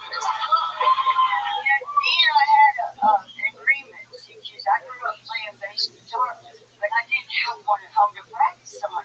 So he plays by ear, and I'm a sight reader, so it wasn't fair. Fuck yeah, Diamond Debbie. Seriously, how long you been doing stand-up? 111 sign-ups, but Okay, I started in 7 years ago, and right the same month that I started it, I got run over. My wheelchair is crash test approved by the TMT at Tesla and me. It was going 45 miles an hour. If Elon Musk had been driving, I'd be okay, but the dentist was driving. I've never heard of a Tesla in the trash can. hold on a second. You were in your wheelchair and you got hit by a Tesla. I'm going 45 miles an hour across the street in my neighborhood. And that Tesla got messed up like my chair was laying on the ground and I was standing up. What are we doing on the road? That's a lot to talk about, yeah. You know, it's odd that we do have the right to go outside. Wow. Diamond Debbie. This is incredible. She's only 25 years old. That's why she looks like that. Yeah. No, honey, I got cycle in you. Damn right. Red Man's like 55, so that's crazy. How old are you, Diamond Debbie? I'm 67 years old, and on 111, and this is my 111 sign up, I'll be 68. Wow. Look at that. 111. You're 68. 112. The new Netflix special Kill Tony Once Upon a Time in Texas streaming live on Netflix. Give something to do the day after your birthday. How exciting is that? If you make it there. Well, I think my daughter's phone number is in your phone. So. She hasn't talked to me in 9 years. Okay. Yeah. Very exciting. Can we get a phone unlocker? Very exciting, Diamond Debbie. You couldn't even hear that Tesla coming up. That must have just came out of fucking nowhere. Or did you see it? You're like, oh. She's a burlesque performer, and she's very, very famous. Your daughter is a famous I'm already gone. Yeah, there it is. really trying to hook me up with her daughter. No. Cubic zirconium Debbie. No. Okay, Debbie, let's talk about it. What the fuck have you been doing the last 67 years? Well, my favorite thing is, see, I grew up in a day when women couldn't get car loans to buy houses, so I wasn't allowed to take auto mechanics or shop. So my favorite hobby right now is taking in the quantum wheelchair that I have and fixing them up and giving them to people and helping them learn how to drive and go outside because, you know, we've been locked up too long in the pandemic and without home health care, you go get your own groceries. It's fun. Wow. Okay. Wait, I get around. I got 6.5 miles an hour in the e-bike. you're gonna hit on the road where you fucking flying? Yeah. Like going somewhere? Where you like fucking moving? You don't cross the street slowly, you know. So. Oh, you were across the street. I'm sorry, I thought the way you were talking, you were like going like the grocery store. Just fucking flying. No. I'm sorry, I thought you were juicing those things up. No, they do fly, that's why you cannot hear you.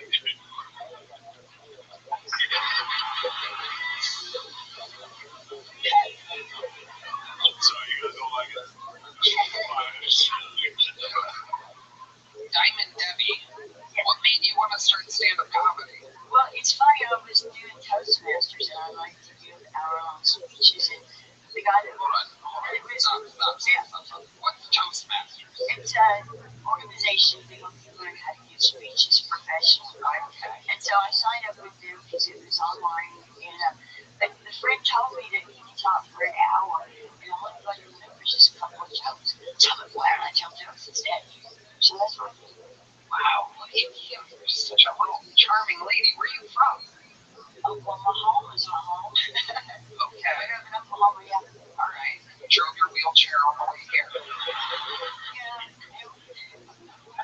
Bro, you're going to hell. Actually, You think, if I go into the gate and they're just like, do you remember this one? Fucking Diamond Debbie, I'm going to be pissed. All the shit on the straw. Where'd you get your name Diamond Debbie? Were you like a stripper at the Black and White Rose or something? Or? no. Red Man.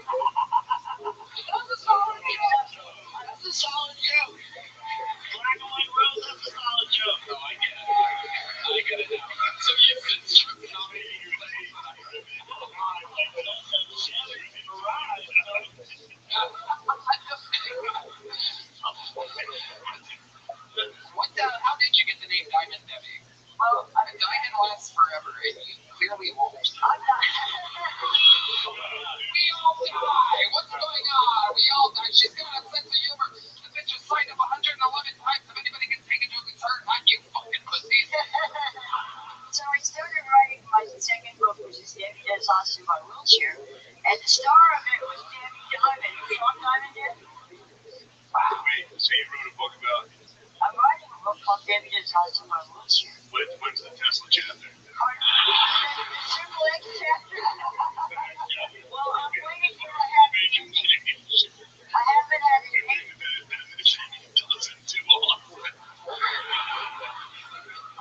haven't had a date since I had my last pelvic floor.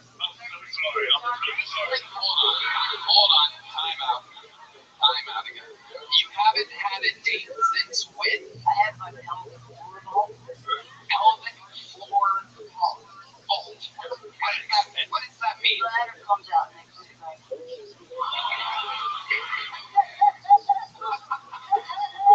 Don't laugh like that, Diamond. If you look at me and laugh like that, it makes me laugh. I can't have my interview with you laughing like that. You're the cutest gremlin I've ever seen in my life. So, yeah, fine. So I haven't had a date since I moved to Austin 11 years ago. I tried to date this one guy, but he thought he was above me because he's in a rollator. In a what? A rollator, that's a walker with wheels on it. Oh, okay. Have you kissed a boy since moving to Austin? No.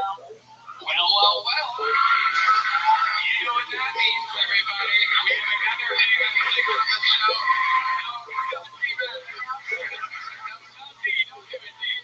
Is there a guy out there that wants to be a legend and give Diamond Debbie your first kiss? Right here. Come on, look at this fucking dude. Watch out for the camera right next to you.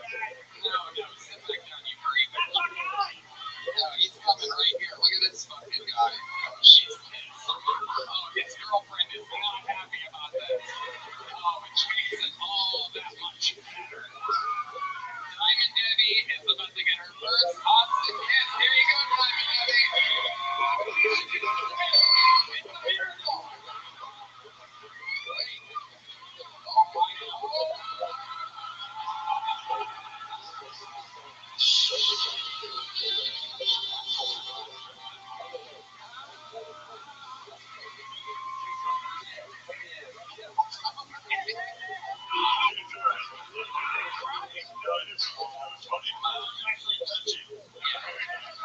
It was. Diamond Debbie, how do you feel after your first Austin kiss? I'm breathless. I love it. And that was before the kiss. That's incredible. Well, you know what's funny? From emphysema. There's no guys my age waiting this late at night, with the big heart. Well, you might be surprised. Where's Joe White? Is Joe White out there? She's 3 years younger than Ron White. I know what he's taking to tell me. And you know what? I make brownies, heavy brownies, and they're Cam Patterson special. But I take them up to every white guy, and not one of them will take candy for a stranger. When you say the brownies are the Cam Patterson special, what exactly do you mean by that? They're peanut butter, dark chocolate fudge, mint, with walnuts. Wow. Damn. They're at my medical prescription. Oh my God. When I started doing comedy on Monday nights, I came down here 2 years ago. It's the same night as my food pantry, and I got down to 80 pounds. Wow. And they thought I had an eating disorder, but it's just killed talking.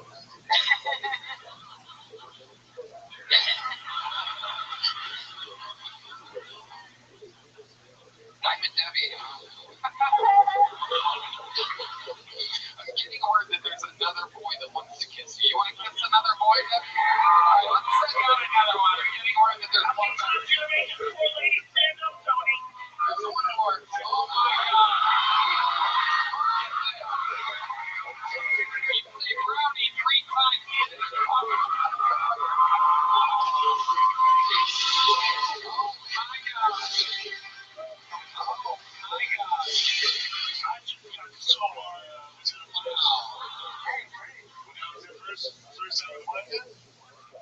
Not my first kid. No, she was with George Washington Carver.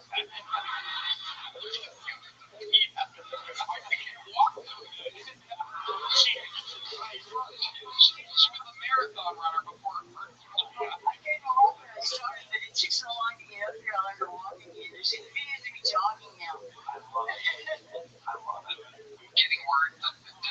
caught polio, everybody.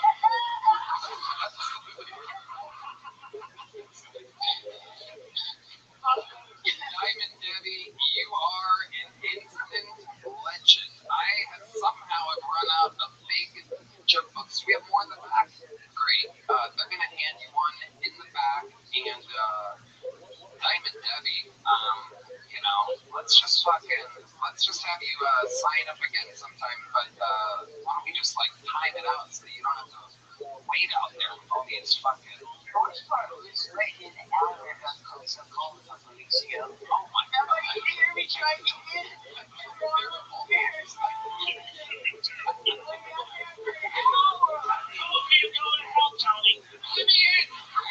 So considering these people did, they really want to be a part of the show, and you find them like garbage. Get some warmers out there or something. Some kind of heat on it.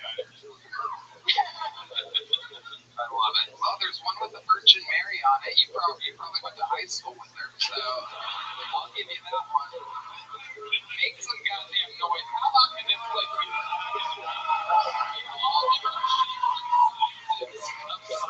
Here tonight, and I fucking love it. 111 signups, and she finally got on tonight. That's absolutely insane. Defies the odds of the bucket. But it goes to show the bucket's real, or else I would have pulled Diamond Debbie out a long university. There's your good game, right? Right. You guys still having fun out there? Oh my god, she forgot her cane, everybody. Case number 3 coming up, Shane. You know, ladies and gentlemen. Let's go. Alright, this next bucket pull is from the inside, everybody. Make some noise for Kelly Quinn. Where the hell's Kelly Quinn at? Oh, they got her already, right? I lost my job. My husband suggested volunteering, but I feel like I've given enough back to society. I married a redhead. I used to be a radio DJ, and not to brag, but I got loads of handwritten fan mail, all from jail. Prisoners must not have access to high quality paper.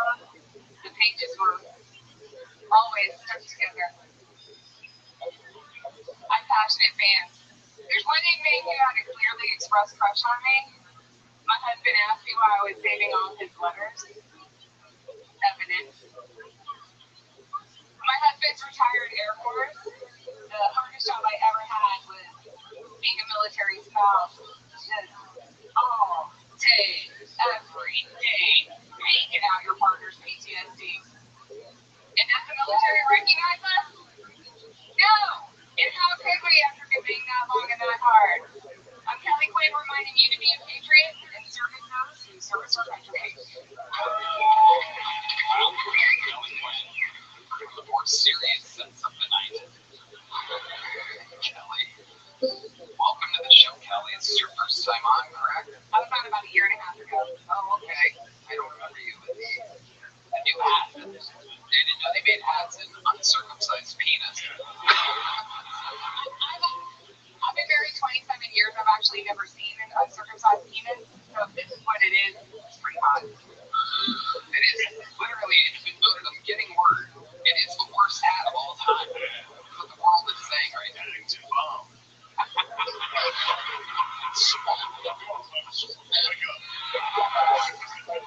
That is the bear.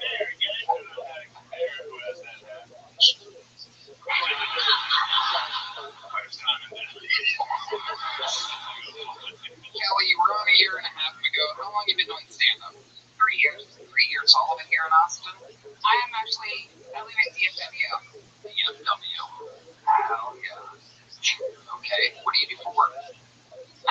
So I own a small business. So when I lost my job in radio, I just switched full throttle to that. And so the question remains, what do you do for work? I have a website called ChristmasCockpit.com. I run it off of Shopify. Oh, we love Shopify. We absolutely love Shopify. In fact, you can go to Shopify and start your own business. Not a lot of people know this, but Mattel and Gymshark and a lot of other companies all started with Shopify, ladies and gentlemen. And on Shopify, you can perhaps hire a Men's March. Remember the Pussy House? Women's March? You were at the Men's March. Hey, women, people, goddamn, dude, this stuff's been our gold. It is incredible. You did it, and anyone can do it. Create email and social campaigns that reach customers wherever they scroll. Shopify grows with you. I love Shopify. That's right. Shopify.com/Keltoni. That's Shopify.com/Keltoni. Shopify.com/Keltoni. It's here. Shopify will be by your side. Okay. Kelly Quinn, tell us the craziest thing about your life. I've lived in 4 countries. What were the 4 countries? Japan, America, England, and Italy. Okay. Which one do you like the most? America. Very good. That is the correct answer. How long were you in Italy for? 3 years. 3 years. And yet you don't have a pinky ring, a necklace, or a gabagool t-shirt. Absolutely incredible. Where in Italy did you live? Emilia Romagna and Ferrara. Oh, okay. Si, senorita. Very good. Kelly, you really have a redheaded husband? No.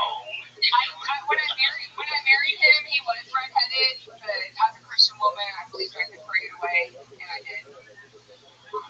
Just forget What happened? No, his hair just got dark. He just turned into a brunette. What does he do for work? He's a pilot. Okay. All right. What exactly is ChristmasCockpit.com? I make stockings like out of Crown Royal bag. Okay. So they're purple stockings. Some of them are. I did make special Kiltony versions that I brought for you in Red Band. That was like a month ago. Apparently, they didn't make it. Oh, we do have. Yeah, no, we have. You guys got them? Hanging by the chimney with the hair. You guys got them, bud. You got them? Yeah, totally. Crazy. They just threw those out. Those nice gifts you gave them. No, we have them. We really do. We do. We took photos the other day and shared them with our families. Yes, absolutely.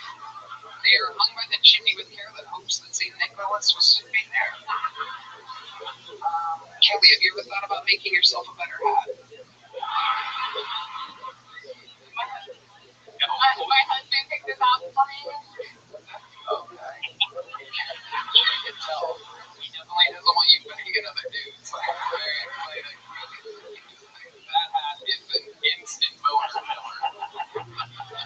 Now on, if I'm ever going to finish with a girl too fast, I'm going to picture that hat. Just be like, oh, it'll last forever. That hat makes me want to not come. Alright, didn't get the laugh I thought it would. That was funny. It was funny. Just picture a hat. Some people picture the grandma, I will picture that hat. Kelly Quinn, you gave us a little stocking. You're leaving here with a little joke book. Congratulations. Merry Christmas. Collecting on to the road again. Wow. How dare you hit a book at Lord Charizard like that? Alright, back to the bucket we go. You guys still having fun out there? Goddamn motherfucking right. How about a hand for the lovely Heidi? This looks like an interesting name. Ladies and gentlemen, make some noise. Tadpole Triplet, everybody.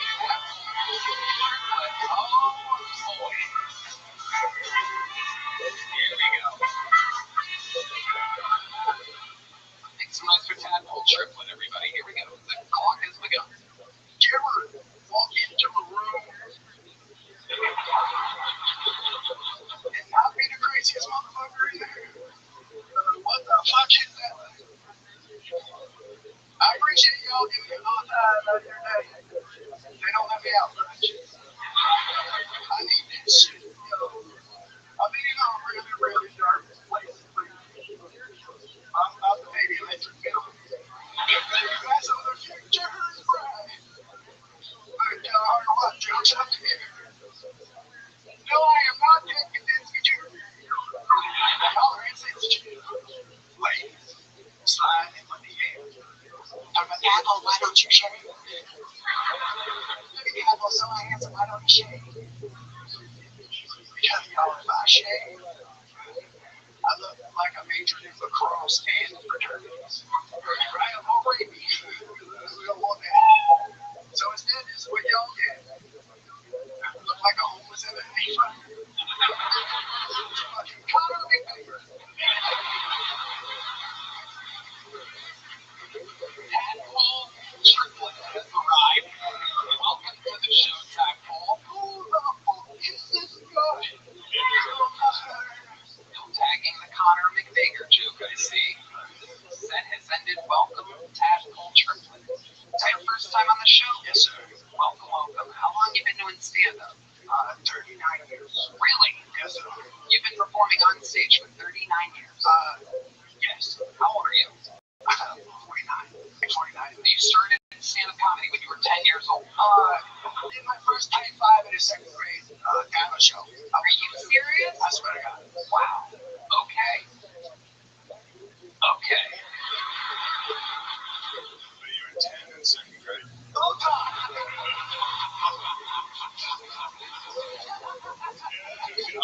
Oh, my God. Wow. Tadpole Triplet. Staring at Joe Rogan like he is the Liver King's angry son.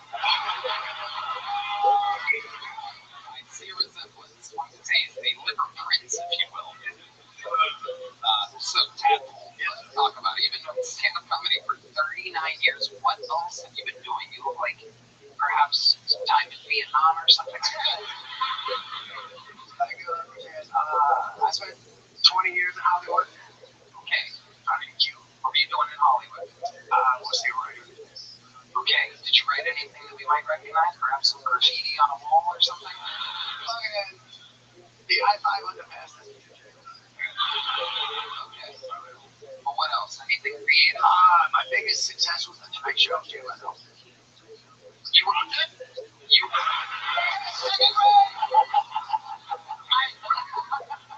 explain to what I wrote for. You were a staff writer on the Tonight I was staff, and I wrote for the Tonight Show. I was assistant segment producer, but the guy I worked for had a lung transplant. I spent 6 months just in the writer's room trying to learn how to write a joke. You were in the studio in Burbank, California. Wow. How long ago was that? Boulevard was 25 years ago. Bill Clinton was the president. Wow. Hold on. This is incredible. 74. Now, Tadpole, you came up with a stool. Explain to us why you have a stool. I got hit by a drunk driver and broke my neck, and this is physical. We gotta stop this motherfucker. Oh my God, you have an actual neck brace. You took off the neck brace to perform. You have an actual broken neck. Yes. Wow. I'm going to try and dump it on, not put it on. I'll play with scissors. How about? No, put that thing on before you die. Also, Bruno neck brace is the funniest thing in the world. I worked about 50% of the time that I was doing the thing that I wanted to get to learn. I swear to God, neck brace is literally the funniest. Before my minute to say hi, world. No, don't set that fucking thing on, man. I swear. How many of you want to put on a neck brace? Ladies and gentlemen, this is Kill Tony. It's the first time we've ever seen a man put on a neck brace with a broken neck after performing. Wow. This is incredible. So, Tadpole, tell us, how did life change? You gotta get the beard out of there. Tadpole, explain to us what it's like having a broken neck. I think I'll open up all the right. You'll be fine today. And then you decide if you want to be a tough guy and do a little bit of something. Right. And that was that day or every day? Pretty much every day for the last 12, 14, second grade, or whatever. You got hit by a Tesla 12 years ago? No, that's all his idea. I got hit by a... That's right, or shit. Shane said I got hit by a Tesla. He's doing a joke. No, why you got hit? I got hit by a drunk Russian diplomat's daughter. The Russian diplomat's daughter. Okay, hold on. When was this?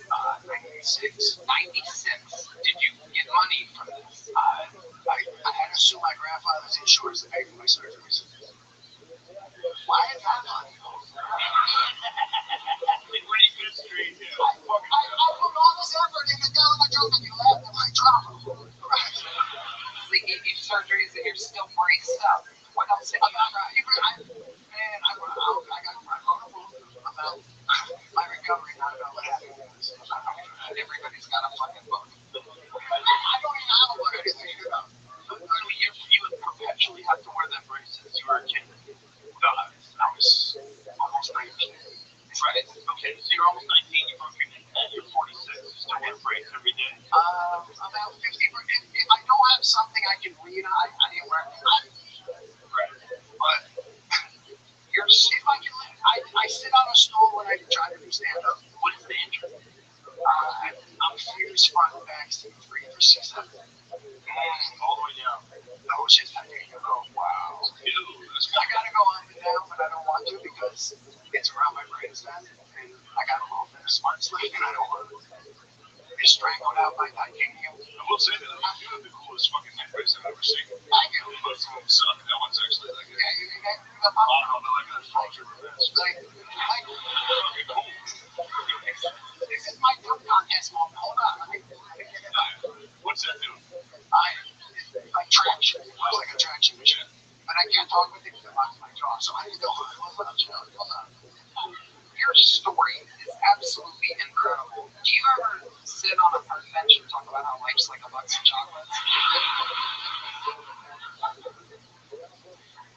I'm going to tell you what I'm going to do. It's something that I've never done before with anybody in the history of the show. But I'm going to pick up the tab on this. I want to see if the great people over at Ways to Well can possibly zip something into you that might be able to help you or give you some type of relief. We are friends with the great people at Ways to Well. They provide unbelievable miracle-like healthcare to people. And we're going to see what happens. Probably not much, since your neck's been broken as fuck for like 30 years. But they said I'd never walk. Now you sprint and jump for like 90 seconds. Don't do that. Yeah. I listened to them and I sat in a bed for a decade. Now I get up every day, yes. I'd be in a cage right now if I wanted that. I get a little taste of that again, but I'm not that retarded.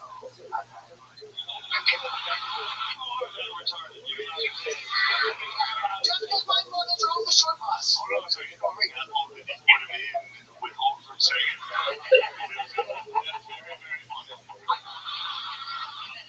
Let's give you credit for a really I'll never do such a thing. Alright, you want money. They got some merch in. I got some merch, money. I see a temple on your fucking shirt.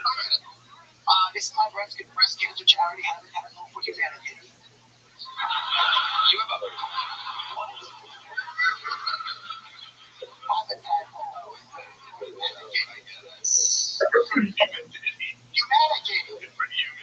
Yeah, well, you're a wild boy, Tadpole. You live here in Austin now? No, I'm about 300 miles away. Okay, where are you? I'm near the Oklahoma border. On the way to Wichita Falls. I'm not really there, but I'm okay. I was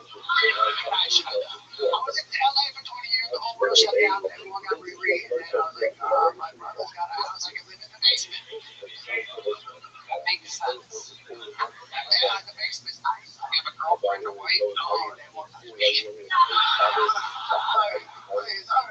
You're not interested in the ladies? Oh, is it? Where's my mouth?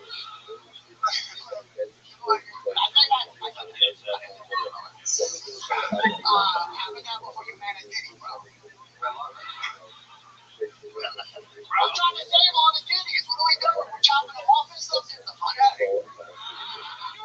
No more. You guys know you guys. Cut it the fuck out. Cut it out. Cut it out.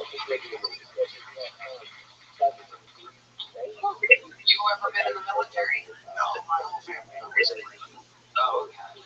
I've thrown jumps and dribbled basketball for my life. I was pretty privileged. Basketball? Yeah. I can't understand what you're saying. Tadpole Triplet, we are going to get your contact information. We're going to try to see what ways to possibly maybe do for you. They play a lot of the article, but nothing's guaranteed. Here's the big jump book. You got that? You want me to get it in the hoodie? Got it.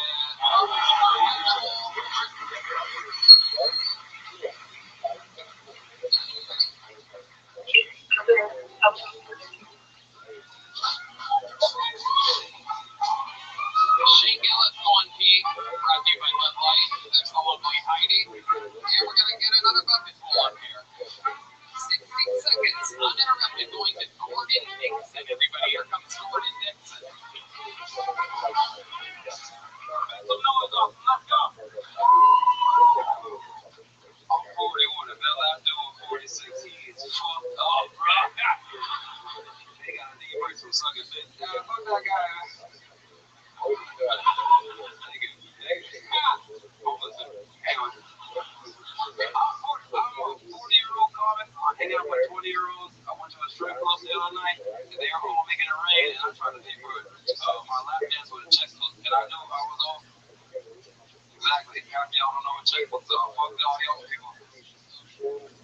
Yeah, the stripper was like, hey, I want to make it rain. You gonna make it rain? I'm like, how you spell candy? How do you spell this? It's alright, yo. It was $12. It was the bounce check. She never gonna pass that check. I'm celebrating my 8th year of the service, so now I'm going to fuck this right now. Like, yo, you don't get to laugh. You don't care about people. I served as United States Jehovah's Witness, so this is a rough night. Fuck y'all. Alright, you got like handicapped people more than you like half black people. Fuck y'all, man. My name is Gordon Dixon. My name is Mary. Alright, here you go. Gordon Dixon. And also Rogan Show. Alright. Gordon, how are you? I'm good. Yeah, I've been on a couple things. I hear a little fucked up. Yeah, I just got off work. Yeah, I work next door. It's my home. What did you drink exactly? What did you do, Gordon? Every shot, people bought me, right? There's some people that bought me a shot. There's another guy who bought me a shot. There's fuck that, man. It's awesome, man. It's weird out here. You have to get fucked up. No, you don't. Alright, that's what I was told when I moved out here. Alright, they fucking lied to me. My bad. Alright, Gordon, you're kind of chicken. You must have lied. I'm glad Shane missed it. I'm sorry, Shane. Alright. Gordon, I know it's. I'm gonna guess how many shots you did tonight before tonight's set. How many would you guess? Just a ballpark. Good strong 3. I did a strong 3. Okay, yeah, strong 3. But I'm old, so I shouldn't do any at all. I should stop drinking at this point. But fuck it, you know what I mean? Alright, Gordon, I'm gonna let you off easy. I'm gonna get you out of here with a little joke. There you go, Gordon Dixon. Alright, take one last fucking pull up here tonight. Make some noise for Lindsay Campbell, everybody. Here comes Lindsay Campbell. Here's Lindsay, everybody. We know Lindsay. Hey guys. Erica Kirk has been hanging out with Nicki Minaj lately. Have you seen that? She's trying to convince people that she's not racist. But she does run her fingers through people's hair when she hugs them. You can tell she doesn't have a single black friend.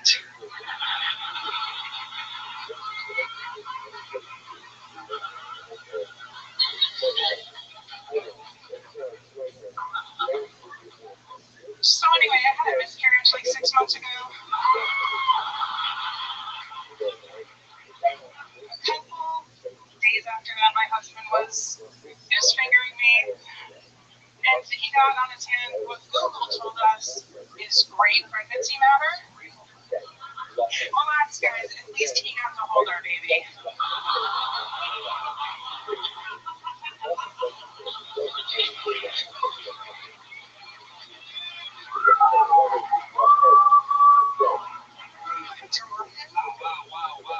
Wow. Absolutely incredible. Ladies and gentlemen, Lindsay Campbell. I loved it. Thanks a lot. I know you well, Lindsay. You are married to the adorable little William Montgomery-looking character, little chubby cherub boy. You probably remember it now. So that's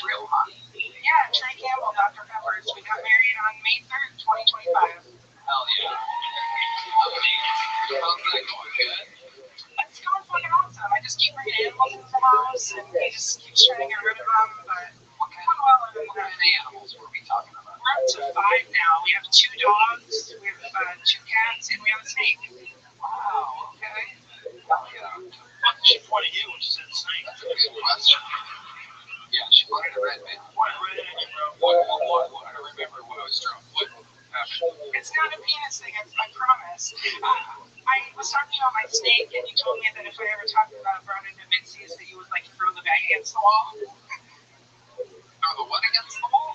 You were drunk. I said I was gonna bring a snake in a bag and have you touch it without him knowing. You got drunk and said you were gonna kill her snake.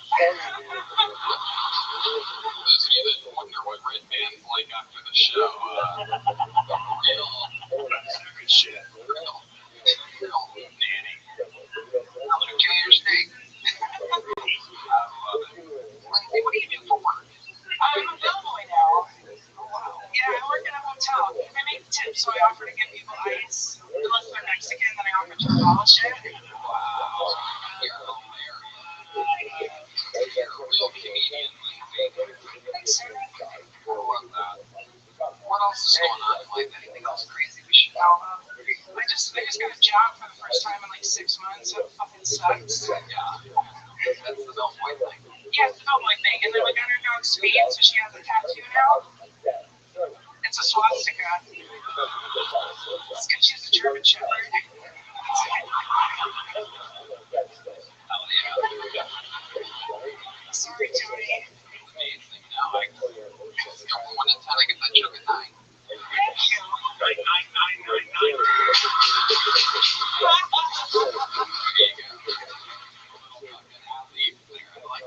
That's what my balls say. I would never do that. Steve just got my balls. No, I did not. Yeah, you did.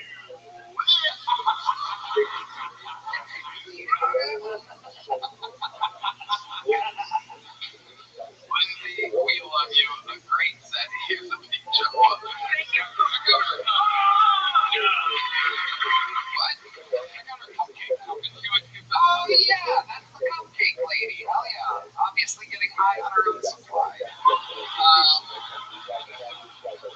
Ladies and gentlemen, what an episode this has been. I mean, holy shit. Lincoln Financial Field, July 17th. Rogan of the JRE. There's only one way to end an episode like this. William Montgomery is already off on Christmas break. However, there is a young man who is dreaming of one day being a citizen of the greatest country on earth, the United States of America. Until he remains the custodian of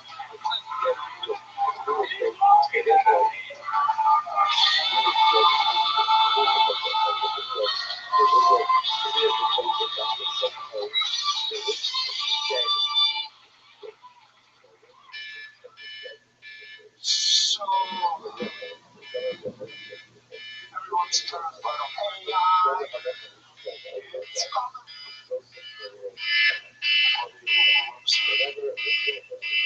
I still control the business. You have like 6 months left.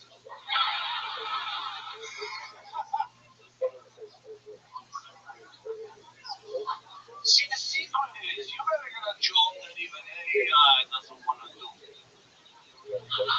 Like under the Texas sun. Even AI is like, Miguel, get up there, it's too fucking hot. The batteries are overheating, this is fucking ridiculous. Hey, Brandon, can you mute your other device?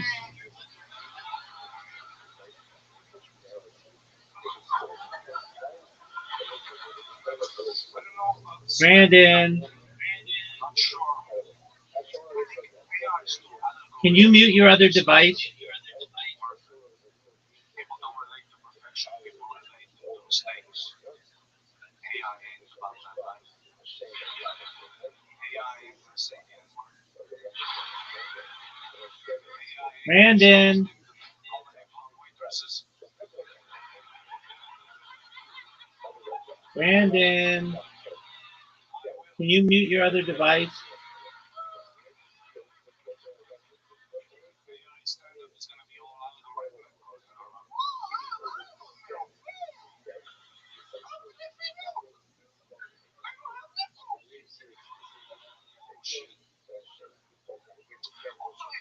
So smart.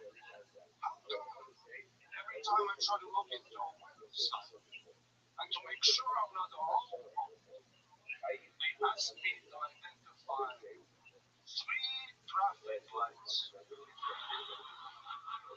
the picture. So you're telling me AI sees this puzzle?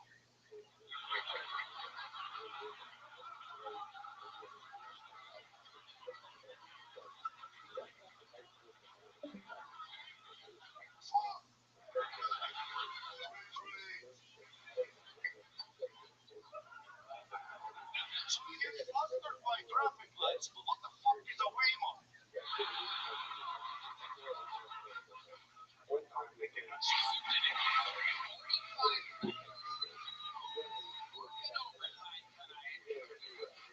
And without a doubt, the best side of the night. This is incredible, are you, Maddie? You've done it yet again. I fucked up the order of the jump. Fuck.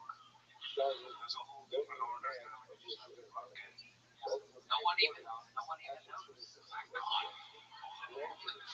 Only you know. That's what's great about this.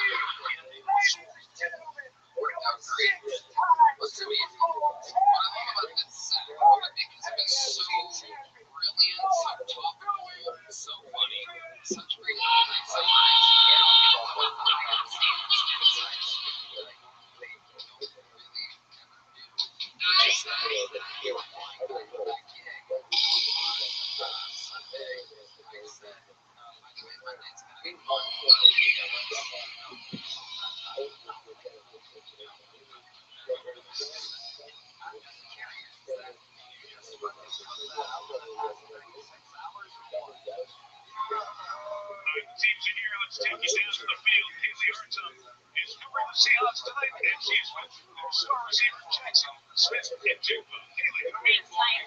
Jack, you just ran out the tunnel at the Super Bowl for the first time in your career. Look around. Describe these emotions. I'm just here, ready to give it all for however long it takes. Me and my team are ready, so anybody these guys, we're ready to go get it.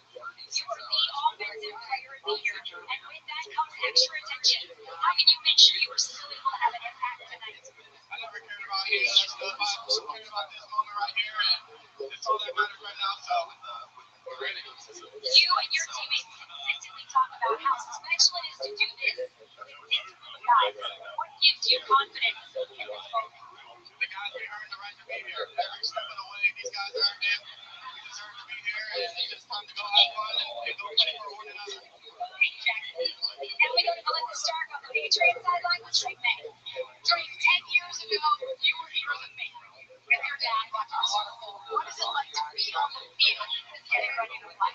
And you know what it is, Mike. It's a surreal moment. First time I get Much better view down here. You are going up against the Seattle defense that's allowed the fewest points in the NFL this season. What's the key for you as a Alright,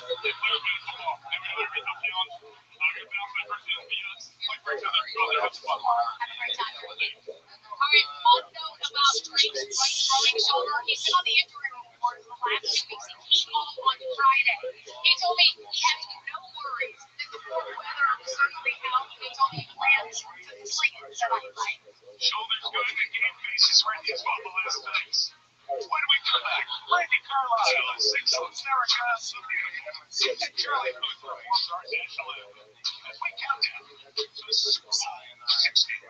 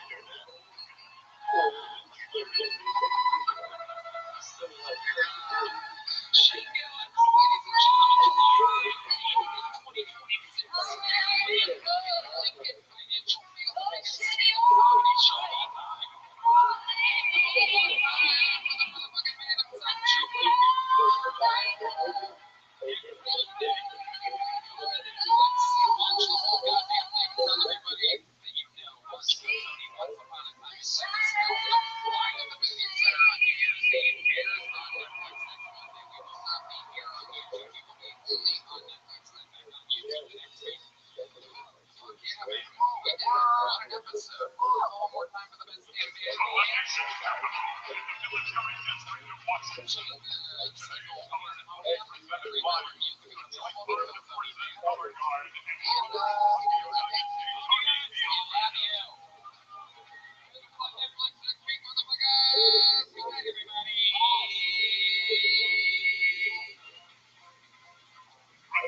Decide our final performance in American Sign Language is Restream. And now, to honor America with the singing of our national anthem, please welcome multi-platinum award-winning artist and composer, Charlie Booth.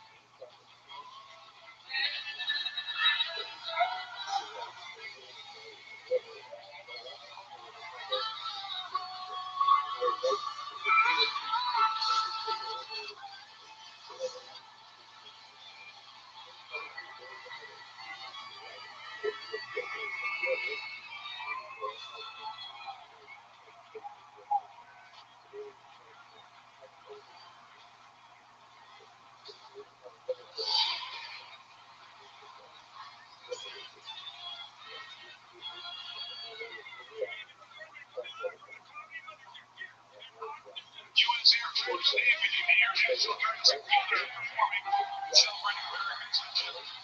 When we come back, just like us, 2 minutes away from kickoff of Super Bowl number 6.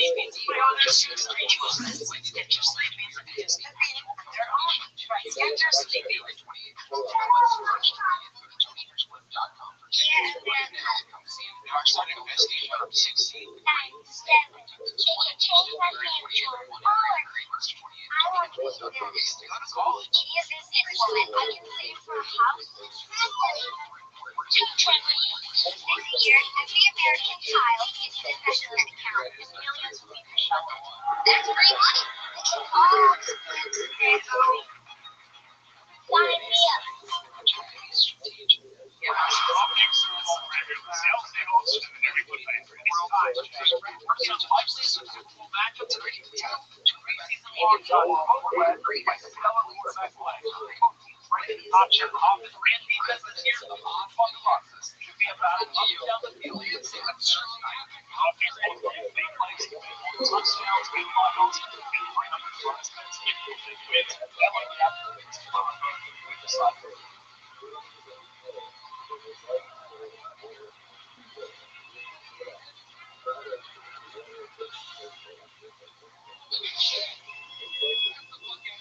I've never seen one before. And the governor here at the brand new special on Netflix, Humble Offerings. Literally have a show with them because they're going on every month of this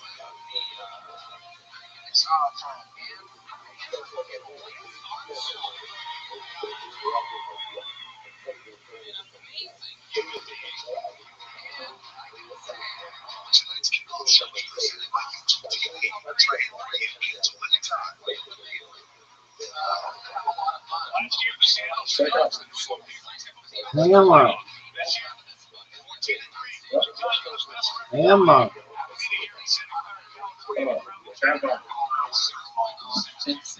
Yo. What'd you say?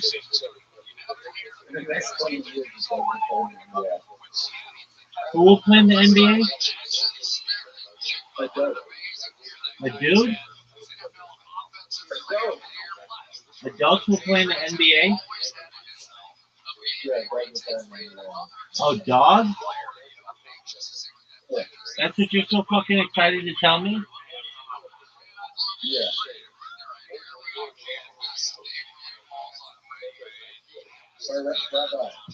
Yeah, baby.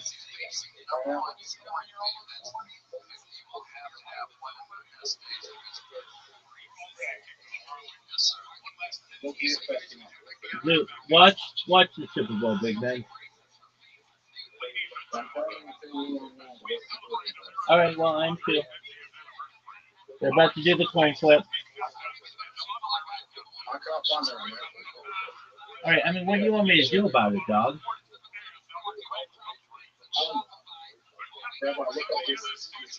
Dog, I'm not looking up anything. It's the Super Bowl, dude.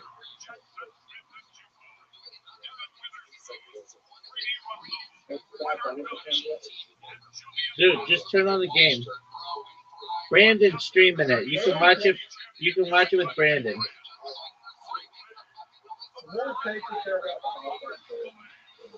Yeah, nobody gives a shit about it. I want to see this game, baby. It's a big deal.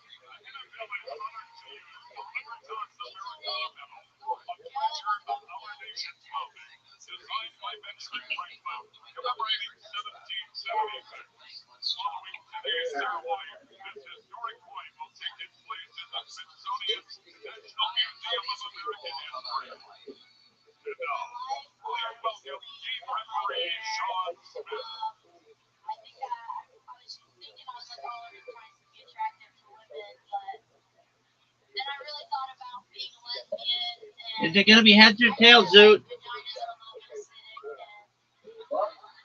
Heads or tails?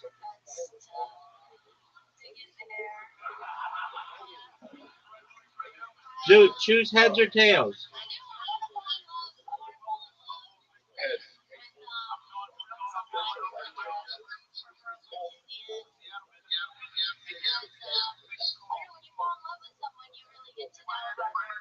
That's a 10. And people always seem to have a really good massage. I should say.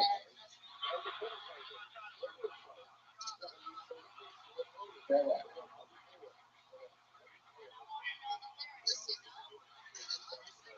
What did I actually say? They don't.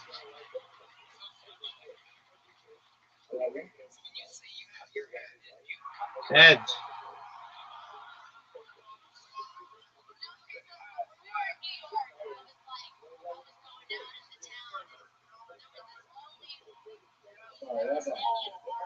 Yo, baby.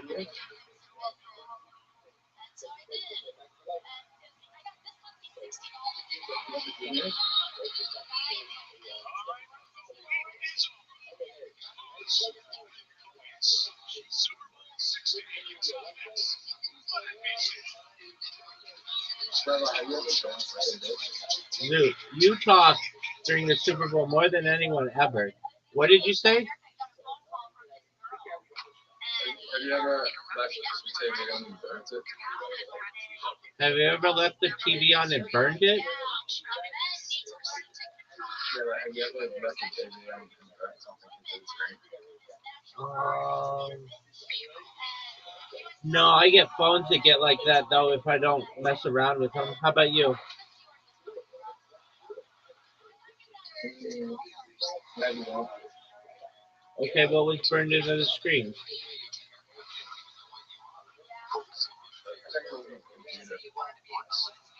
Okay, what was it? The Pornhub homepage? No, It was The Simpsons? yeah. Interesting.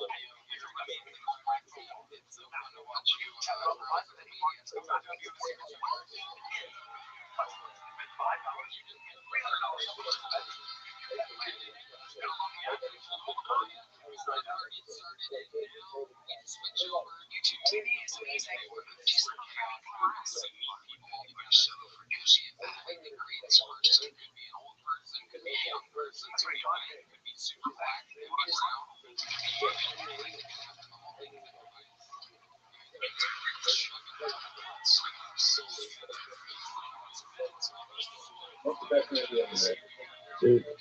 Dude. What makes you so want to talk about everything not Super Bowl related? Okay, what was the best Super That's a good question.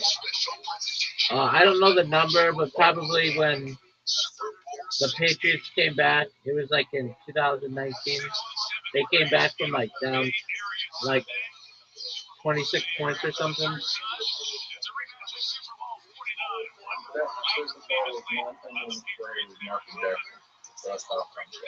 Okay. That was not the first halftime show. They had halftime shows before them, but they were just by like school marching bands.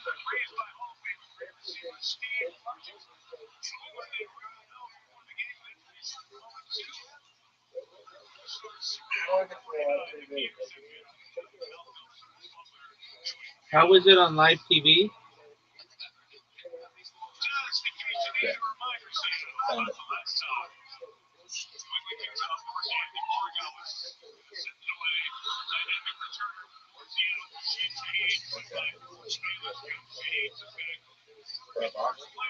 What up, baby?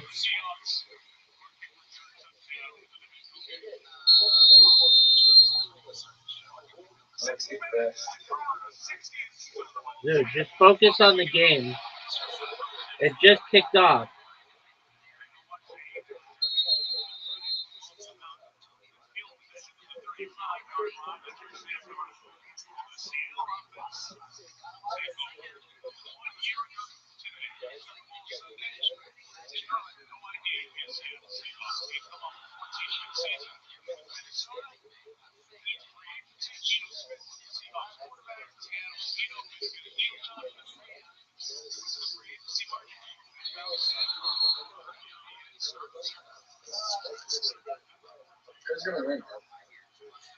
Seattle.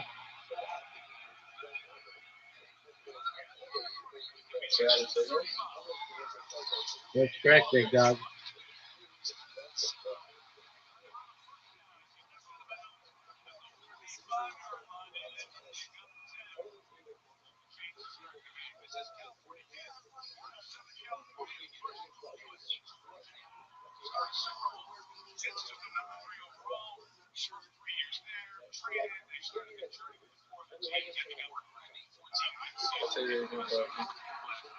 All right, well, just go to streameast.sk.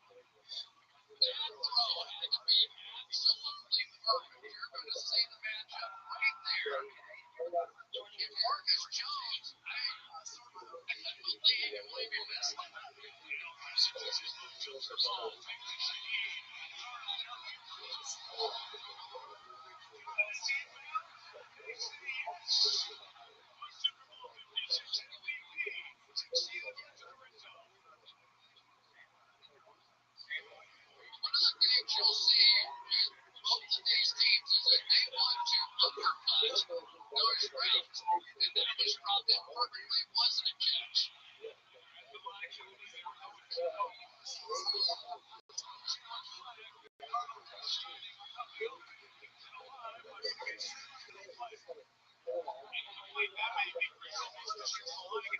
Oh, no question about it. They were trying to get up there because they knew there was a little wobble, a little question about whether or not that was there. Well done on the part of Seattle.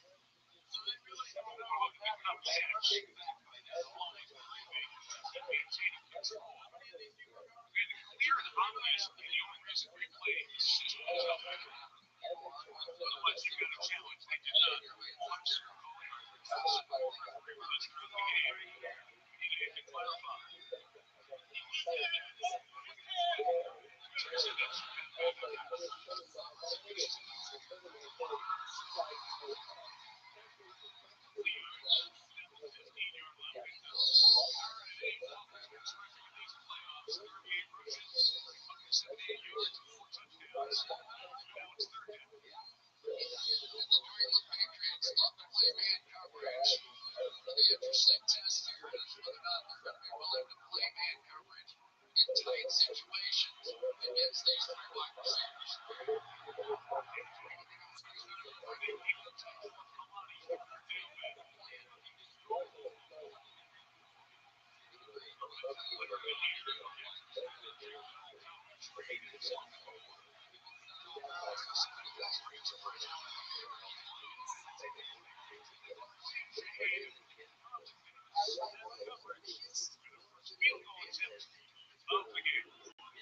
We are seeing the New England Patriots secondary. Watch them jumping routes in here. The passes that were completed down the field were so close to being picked, and it looks like the Patriots have come out here and decided, look, we're going to take our shots. We're going to go try and get the football away from Sam Darnold. They have been very aggressive so far. Jason Myers, a little year better over 7,000 season.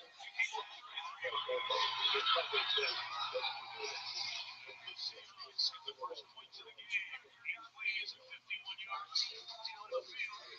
South of the red zone. Free for Mike McDonald. Taking it by 3 meters. Now he's got the ball.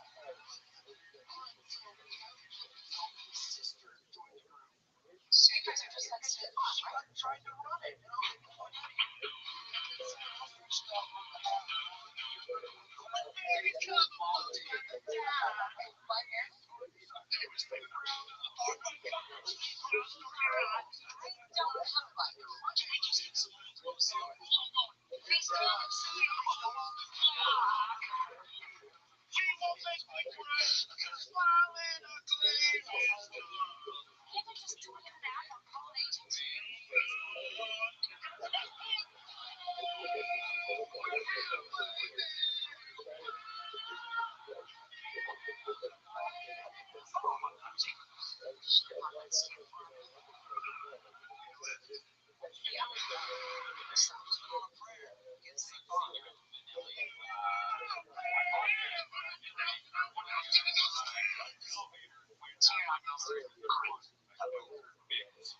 Nobody gets the thrill of being live more than us. DraftKings trusted us to do this ad live from the Super Bowl in Santa Clara. Tonight, live at the game on Grand Knowledge for your Australia. Live, listening to Friday.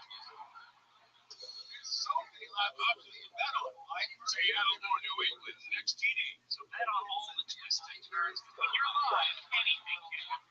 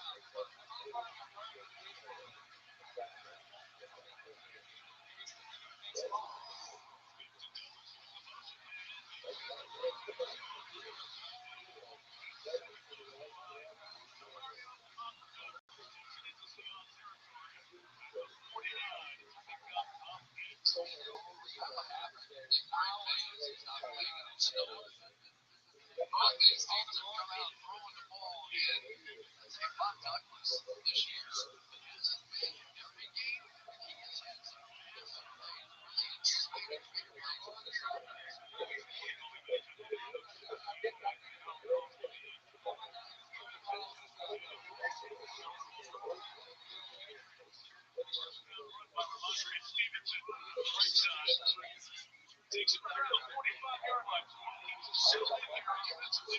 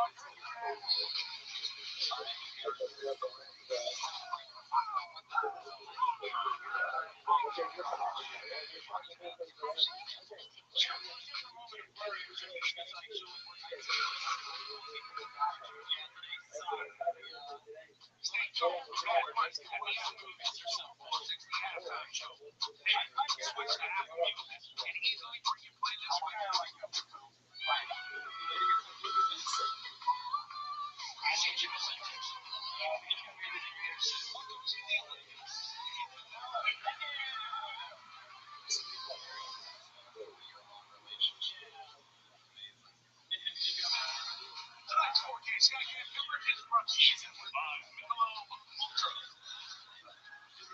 It's settled in here at Levi's Stadium. You like it. So you just kind of hard to tell somebody. Southeast San Francisco. Southern end of San Francisco Bay. Fans spent their weekend up in the city of San Francisco.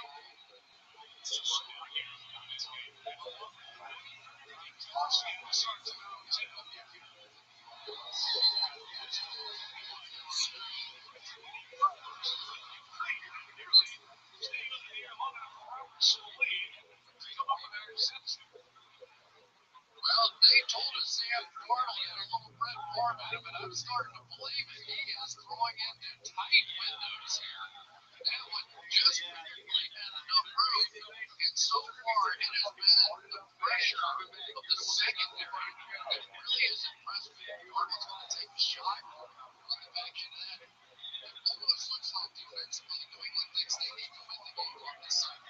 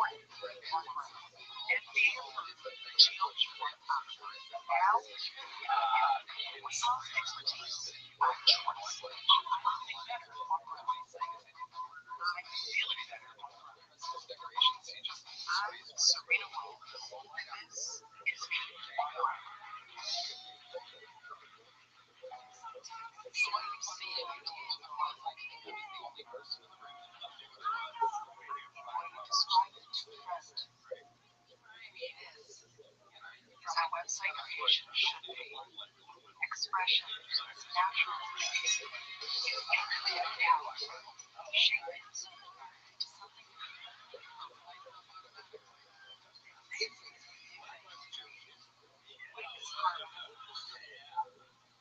see what's coming out of his sermons, you know what I'm saying? So Winston, take us through like a day in the life, because I think about you sometimes. I'm like, I wonder what the fuck he does during the day. I wonder what he looks like. Like, I find you to be an intriguing man. So take us through like I just store all my credentials myself in various stalls. What do you need? Like I go to Dick's store and goes, why call all their equipment?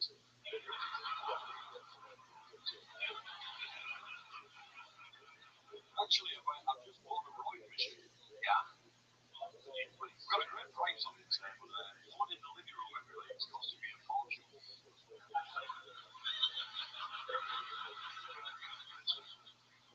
It's just a boat. So what time of the day do you usually put on the makeup and everything? I don't.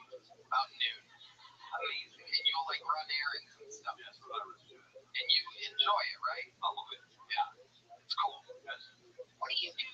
What do you do when you're not in the makeup? Is there anything that you do? Like you don't go to like a doctor's appointment like that, do you? Once or twice. Okay. What's one of the weirdest places that you've been in that makeup where you got a weird reaction?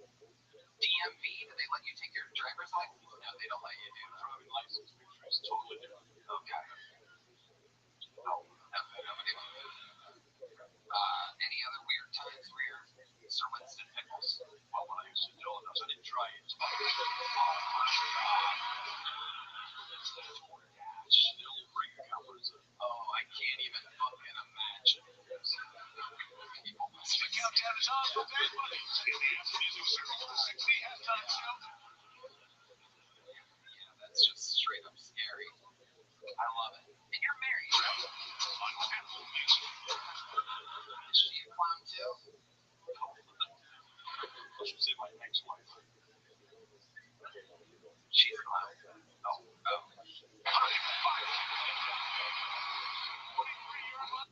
I know. Another great set. So much fun. What do we want to have it? So Winston Pickles, ladies and gentlemen. The evil American clown. No longer takes all the run and he's stepping up in the pocket. He is become a quarterback. He is looking for that ball down the field. And he can dissect. All right, here we go. Your next fucking poll goes by the name of Taylor Ferrer.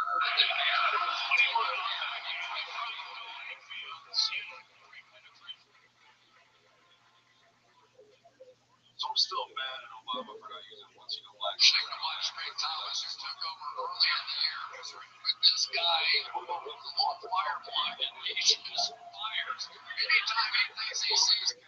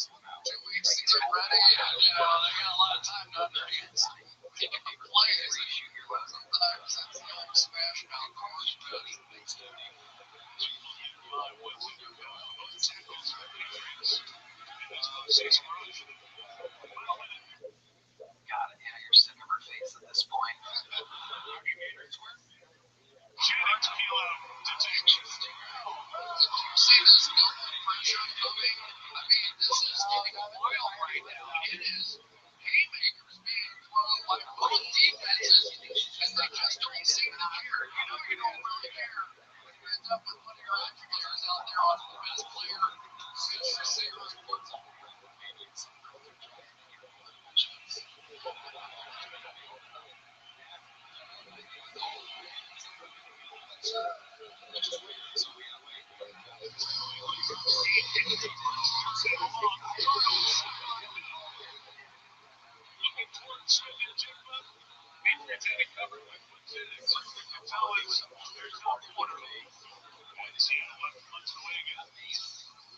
Feel now, right? So early in this game, the two quarterbacks like, I had that in there, I get that in there. And all of a sudden now, it's starting to dawn on everybody. This might be a defensive game. I can't keep going on into those tight situations. Some of them would be playing the other way.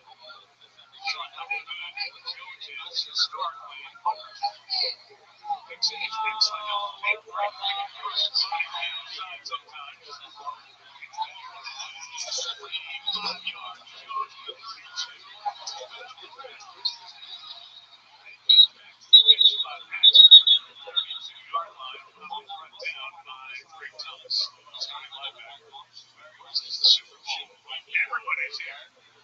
Roger Center out on the field before the game. Taking it to the side was a John Von Jovi bring out TV love for the Patriots. Jay-Z on the sideline here before the game with his group. Beaver's got a great seat. Adam Sandler supporting the Patriots. Loving every holiday. Everybody's taking a picture. Everyone else.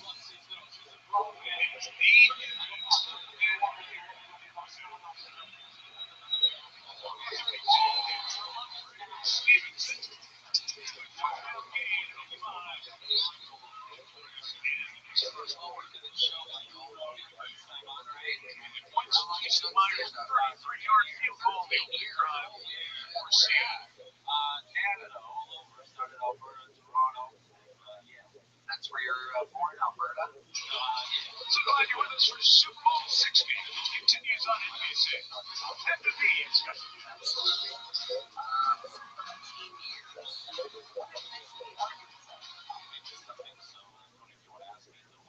All right, here we go. I got this kid ready. 13 years he is prepared. What is the latest thing about you? I don't use the washcloth in the shower. That is true. Don't do that. You need a loofah.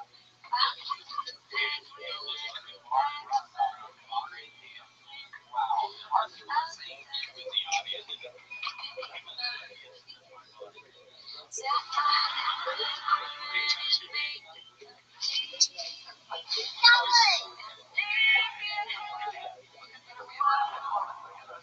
We don't ever get a big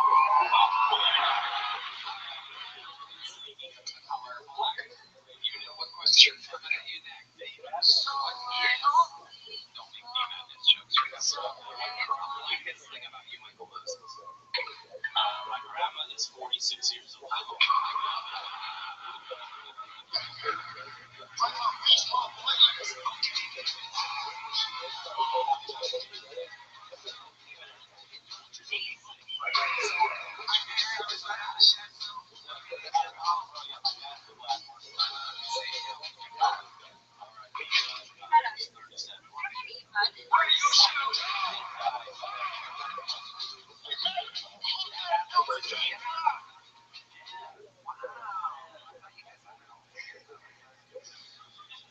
He was killed by a gun. What exactly went down there? D-Madness is going to find the killer. He's really aggressive about it. He didn't solve exactly 0 murders, by the way.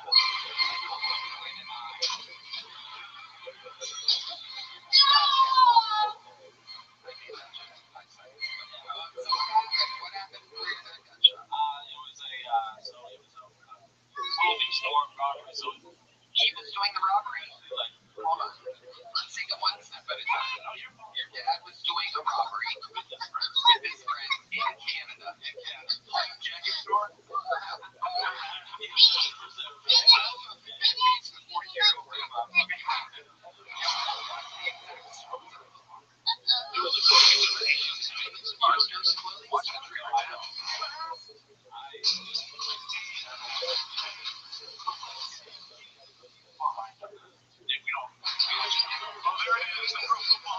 class of 2026, Larry Fitzgerald, Keith Lee, where the Patriots are from, Adam Vinatieri, and Roger Craig honored here in the Bay Area. He's, of course, the Niners fan down in Kansas City. So it's conversation, but did not get in, and understandable conversation is what I've heard from my uncle who kind of went up there and like said some shit to me quietly. conversation of Belichick Robert Kraft. Like my dad had that moment of this ain't right, and then tussle back. Fitzgerald and Keith Lee out there on the field. First ballot guys. Like every time I watch this race, I'm freaking in the director. It's like it on that. What do you think it is? With Seattle. They've had answers for everything so far. It's playing it seems no more aggressive these defensive play. They get better, and they haven't been shut down. So something's they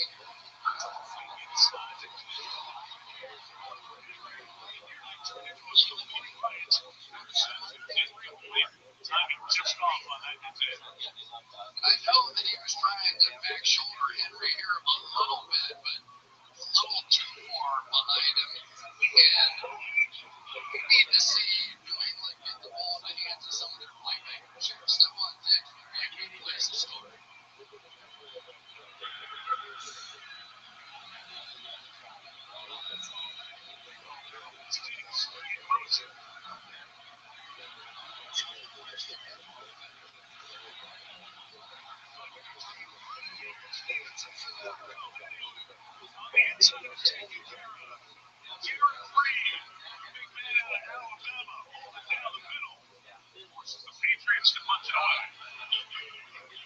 I think this is a little bit of a concession here. Mike, I just got to say what I'm thinking. I think they are playing this game a little bit just like they did different week ago in the snowstorm. With this defense from Seattle's having the same impact as the snow.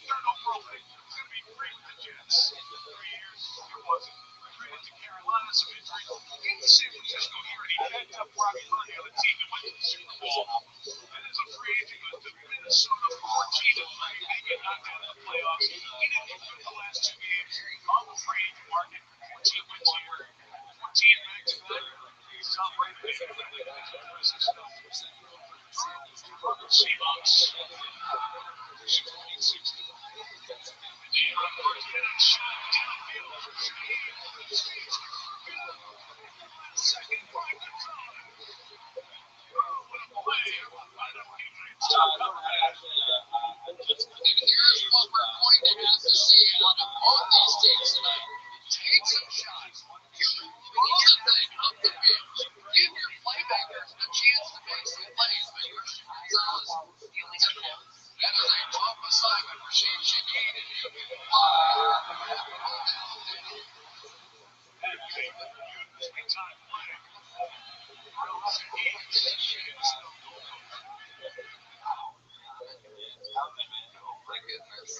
Absolutely incredible. Michael, fun times. You did great. 13 years is fine.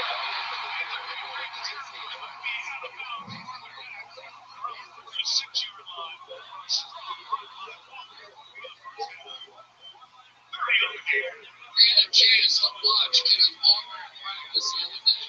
And so many times he's casual with the ball at first, and then he makes one of those jump cuts and takes off shooting one. I think I've seen a guy practice better than I have.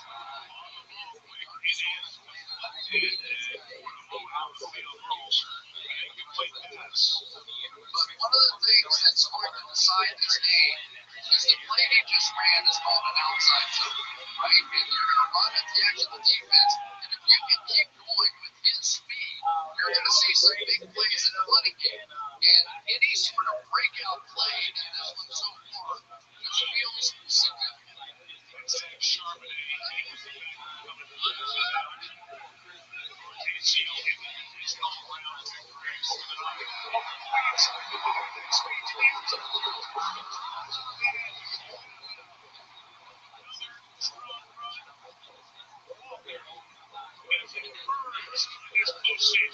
Watch him set up a linebacker in the tackle, and so he balance out the other one. He's going to take that little chance on the inside. I know he's seen that fast. He is also one of those guys that sort of built like a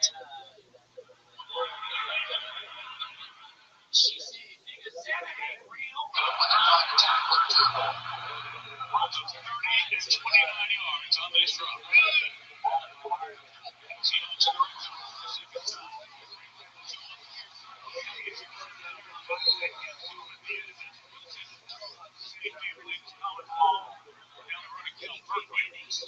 But you can see he's one of those guys that really. And then he came back into the house a couple hours later like a fully decorated tribute. Oh, man. Something happens really quickly, and if he can get in space, I think people are stunned by how fast it was. I was after watching the practice. It was unpopular. Even players said, yeah, practicing was dialed in.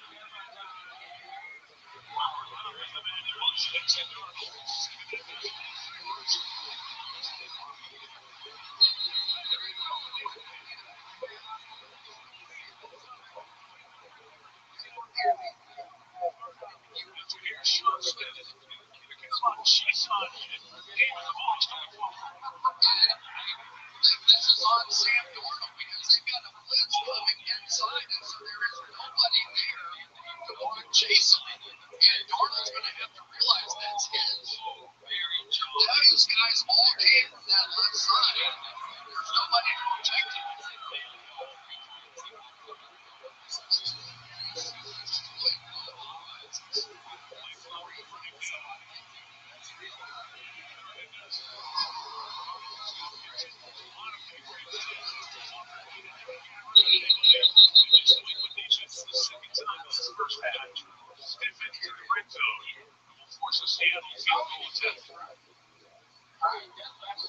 That's a little bit of a concession right there, too.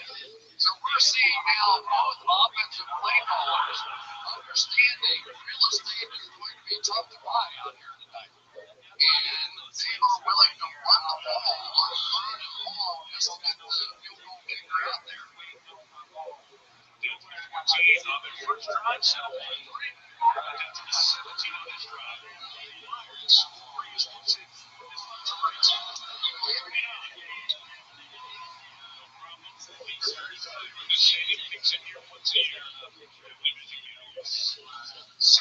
Seattle. As we approach the golden hour with Golden State.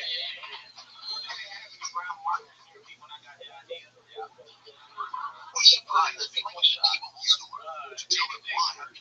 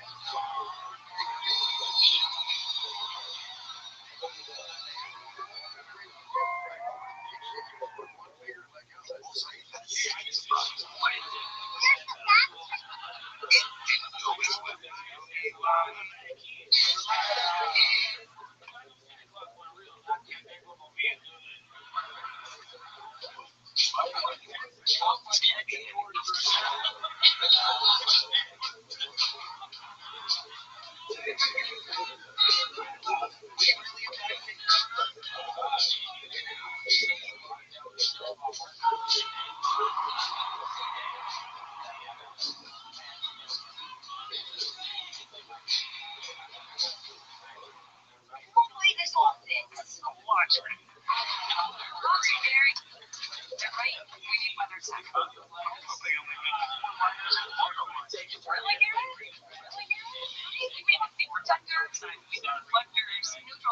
and the cup flow. And I just ordered weather affecting products. Get your basket links for easy cleaning.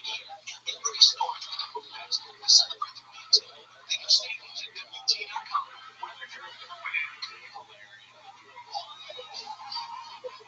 Super Bowl 60 ABC. Words Disclosure Day. Next June 12. Vibes done. Enjoy it louder. The game is ours. Live T-Mobile. Tell you why it's better over here. Paid by over 8 with all that's lower than markets. Kick offensive player of the year. He targeted 6 times already. Just one reception can practically save Donald's home for his last 5. Patriots defense is Seattle in check, except for the 2 long runs by and it was 30 and 29 yards on the last drive. The 2 field goals so far, Seattle 6, Cleveland nothing. Patriots have done it 3 times and they've run it all 3 times. Myers will kick away. Guys going big. And 16 is over a touchback. Cleveland will have good standing defensively. But Trevor wins the last couple of years for the Patriots. Mike Vrabel's hired to place the drive in on the head coach. And a lot of folks come in and it is a big 30 players in the first year of this game. Ever. Side veterans front end. Season 17. Team more wins than last year. Never been done, and they will.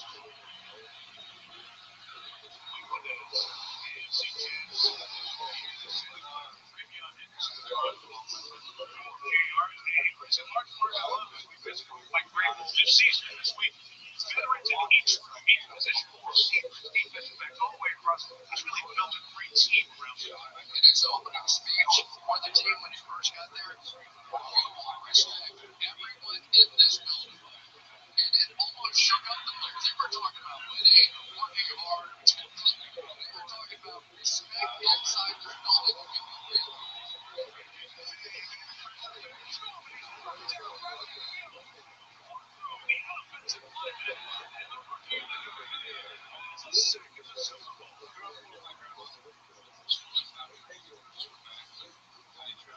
Now Riley Bill's going to get it in on the act, and another rookie. He's attacking Jared Wilson, so it is mid and outside of the offensive line that we anticipate having problems. I just don't think that New England can continue to find run back passing plays. They have not protected it yet. Maybe play action, maybe play.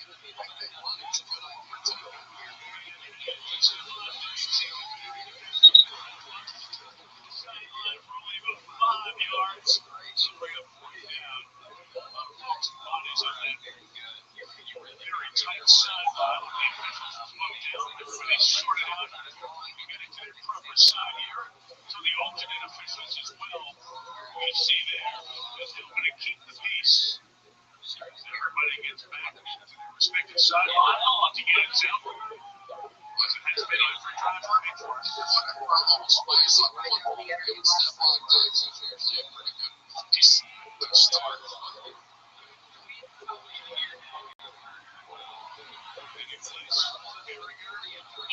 Michigan State.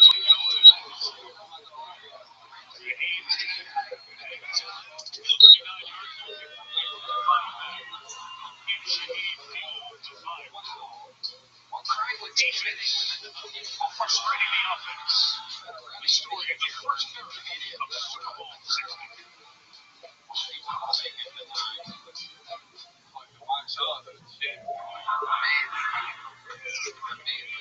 The pneumonia got him. That was recent. Were you close with him? No. I went there to see him. How do you end up in Alaska? So, I ran from his prime to Alaska. By the way, people make fun of me like,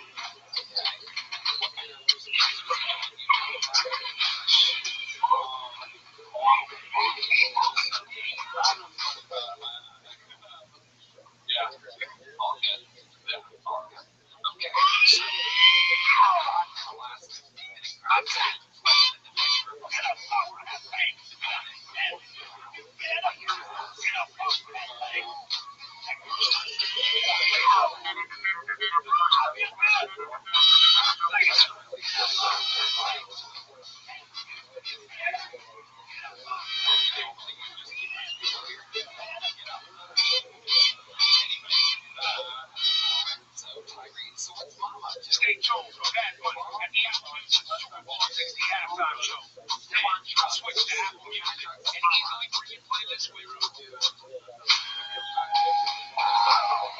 You're out there on your own. What is more, you got a band up?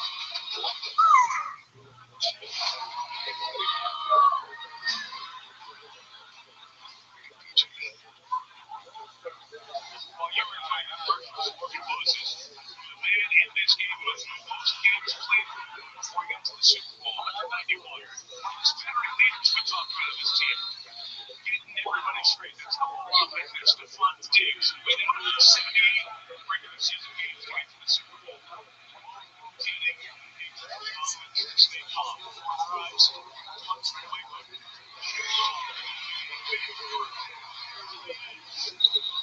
10 yards. He is right around 85 in this first half. It's amazing how deep inside the hole he can get and still bounce it outside and be able to get there. But I feel like I'm watching practice and I was sort of the same thing with this guy. And you can tell even in the fitness, I look like, what was that?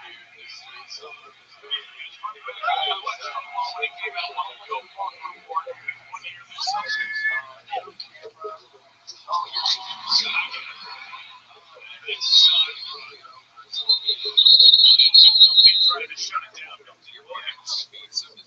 Standing up in the middle, 97. What he's going to do is all about the Super Bowl. Big Super Bowl. This is 13 playoff game. He's one of those veteran leaders. 23 snuff up. Warming up. It's a first down 4. Seattle. Definitely believes that he has the advantage in this game. Spot here. That gives him a 39-yard line.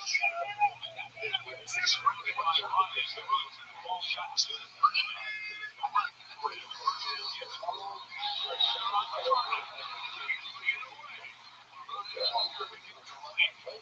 Spillane marking. Incomplete second down. And here's Kaylee Arthur. Kenneth Walker told me he is playing for something extra tonight. Mike, as you mentioned, he and Zach Charbonnet were a 1-2 punch in the Seahawks backfield this season until Charbonnet tore his ACL in the divisional round. Walker's responded with over 100 scrimmage yards in each playoff game. He said, I saw my brother go down, so I'm playing for him. I told Charbonnet that. He said, that's my brother for real. If he's the boss, he's got my back, and I got his no matter what. Charbonnet making a change with Walker. It's a great torch on. And he's in right now. Becomes the fastest plastic of this great traffic.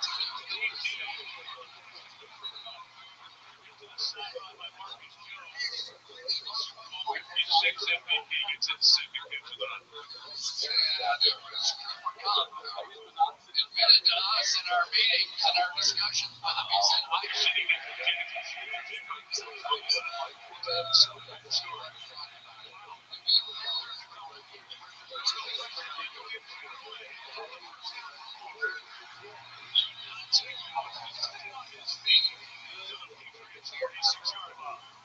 I really feel like the difference in this game is the escapability so far.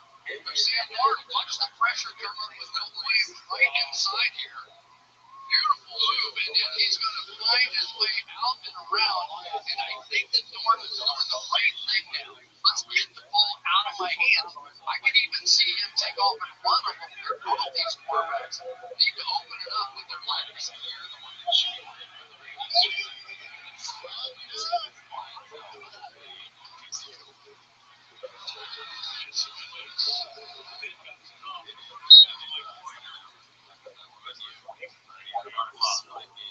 So, watch Kenneth Walker. He's walking, and he's arguably named. And they're in a little nice stroll, and then, especially on those double team blocks, when Seattle gets out and they get to the guard, the center, get a push. Sometimes you want to wait on that to get pushed down the field and right out.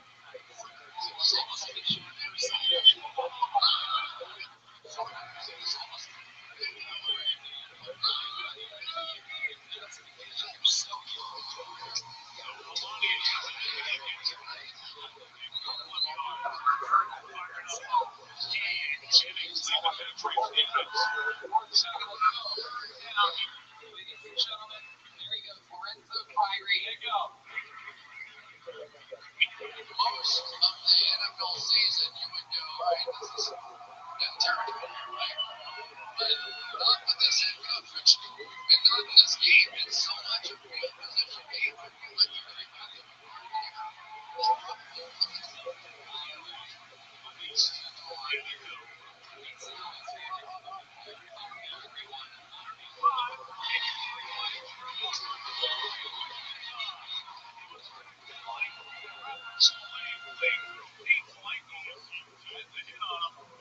It's a fourth down.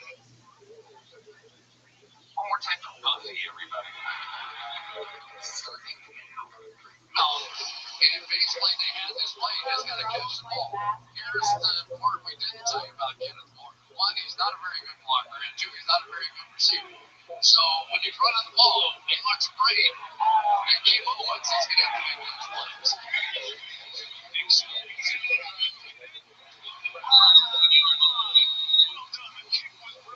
Bayless Jones escorted the ball to the sideline. New England's got 98 yards to go. 9 possessions, 7 points. Defenses, special teams. Top notch. Here in Super Bowl 60.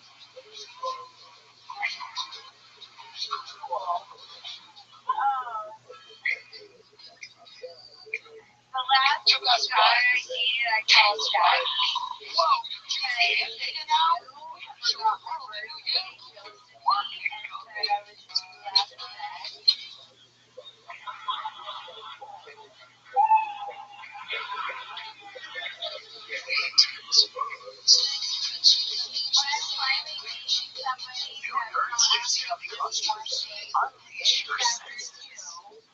when quarterback drives, they call it scramble. You got to go in scramble, baby. Okay, Bucky, let's try somewhere else, baby.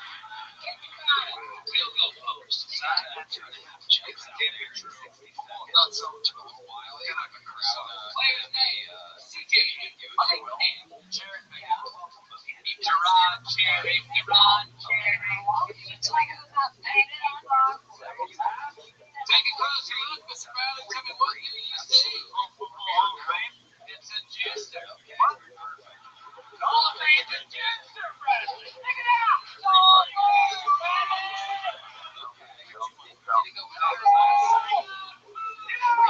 Are you under the influence of something right now?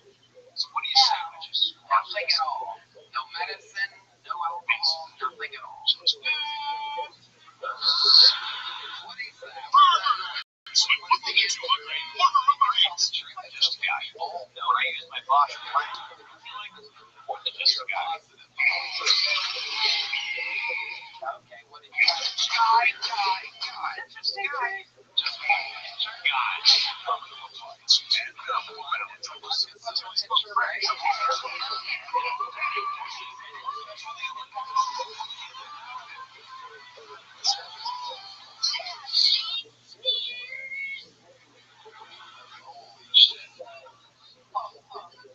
You're not driving tonight, are you? No. Okay. All right, good. How do you travel? How do you get around? I should be on track. It's Super Bowl 60 halftime show. It's an Apple Music app. The show is exclusive. When the entertainers play on 60.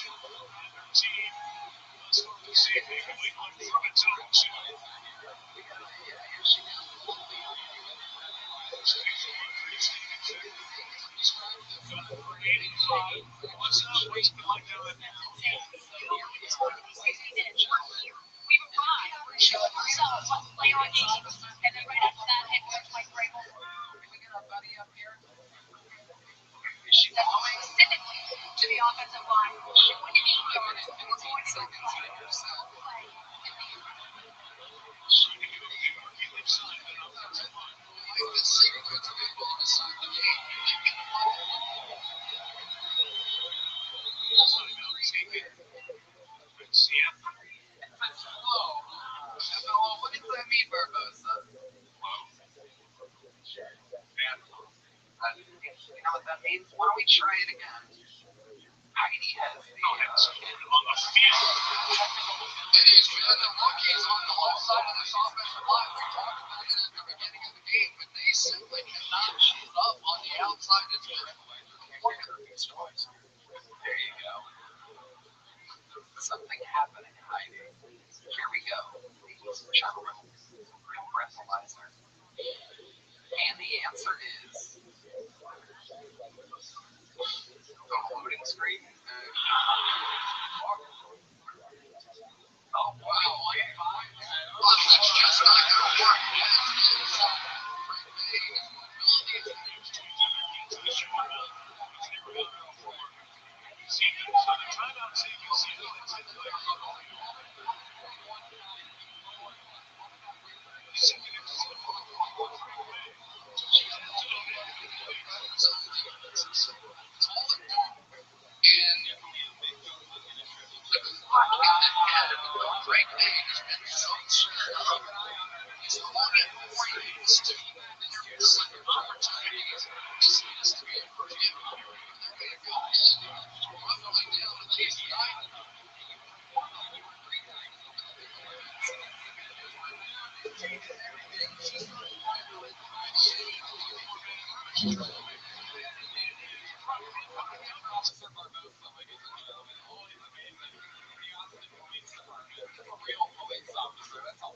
They are in LA. You can call them and it'll take an hour and a half for them to show up.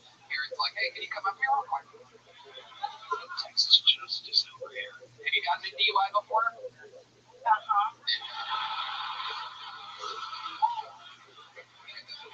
Only one? Only one. Very good. How's long on that one?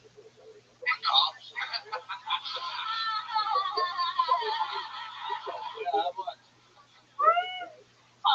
Do you remember what you blew? It was in 2013.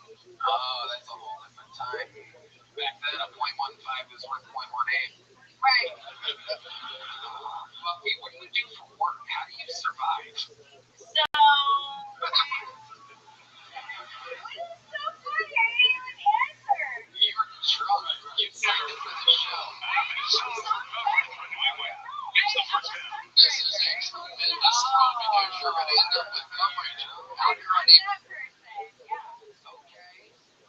Have you been working lately? No, And yet we saw Drake May going sweat time even here to go like that first down.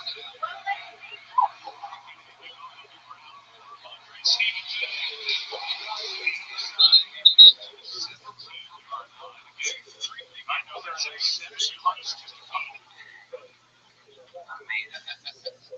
Buffy, what's your love life like? You're here in Austin. after the first 2 seconds of all history, where each team went penalty free. Like that. I've been offered a lot of ski trips. Is that a code for something? Yeah. You guys want to do a cocaine with you on 6th Street? Let's take a ski trip to Shakespeare's. Half-price pictures. I've been jacking off 2 guys. Now, when I was on here, I mentioned about not wanting to date older men because they were writing off activities like skiing. And so men in my DMs were offering me ski trips.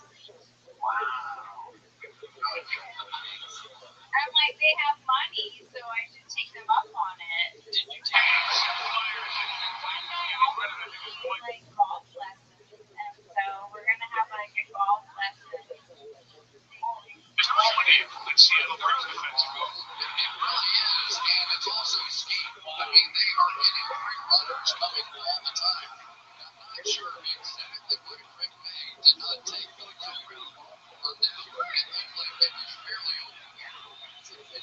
Seeing Stevens above the guys on the screen.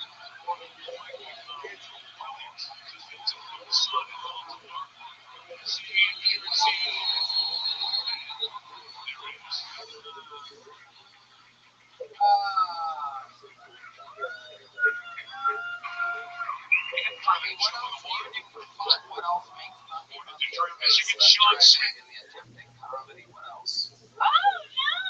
That's comedy. Oh,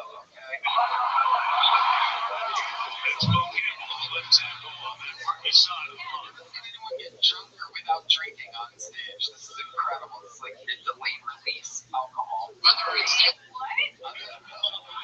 than the comedy and the stunt driving, what else do you do? That makes me legal and all. What? Right?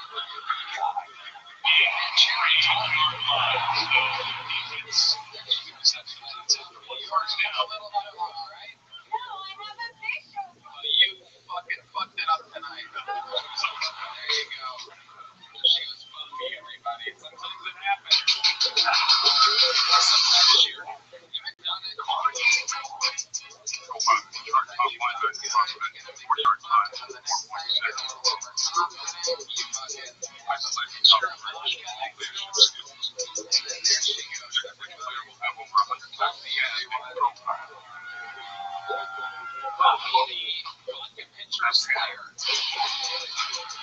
Well, I have a very, very special treat for all of you, ladies and gentlemen. A very, very, very one of the greatest comedians in the world is here to bless us for a moment of stand-up comedy. Not only is he one of me and my special girlfriends, he's also one of the coolest guys in the world. Like I said, the greatest comedian in the world. The guy that got this whole awesome party started. Make some fucking noise for the one and only Ron White.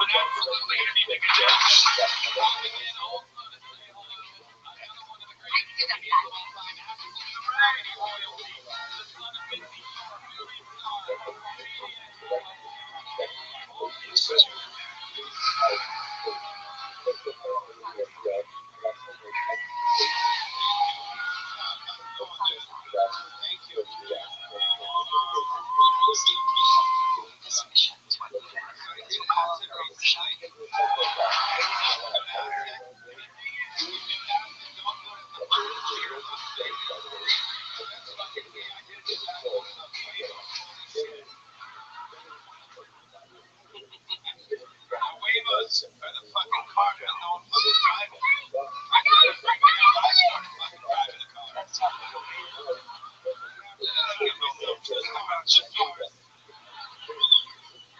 least I'm not sober like gay ass fucking Charlie Sheen, bro.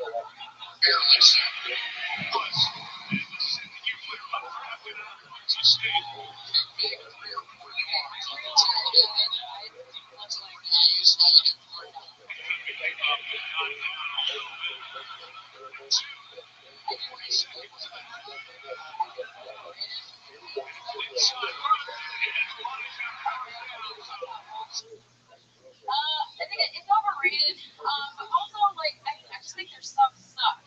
I think, like, I hate Subway because they managed to come out with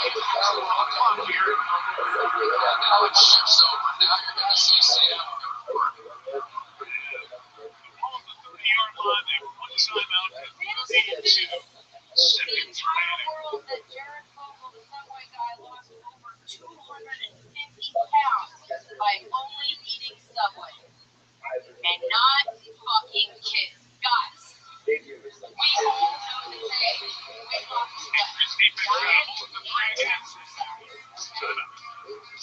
Here's what I'm really thinking about.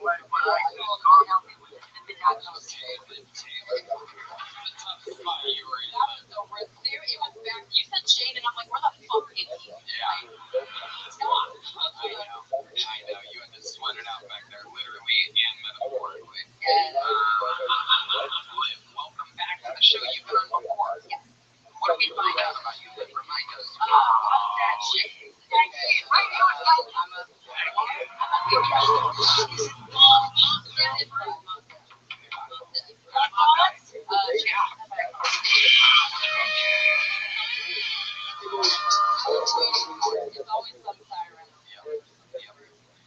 Liv, has anything changed since the last time you were on the show? What's going on with you?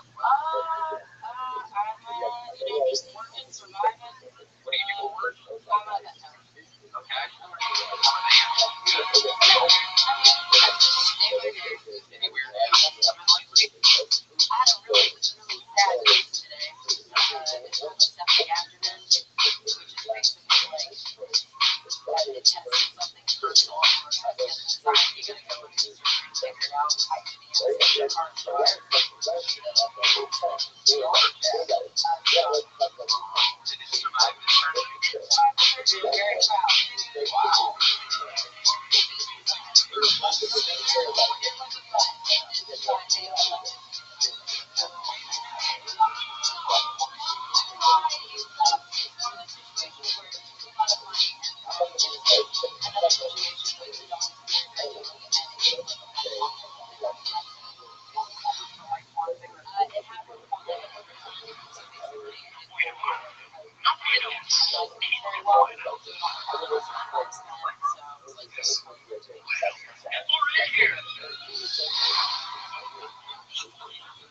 If it is struggling, for sure. For sure.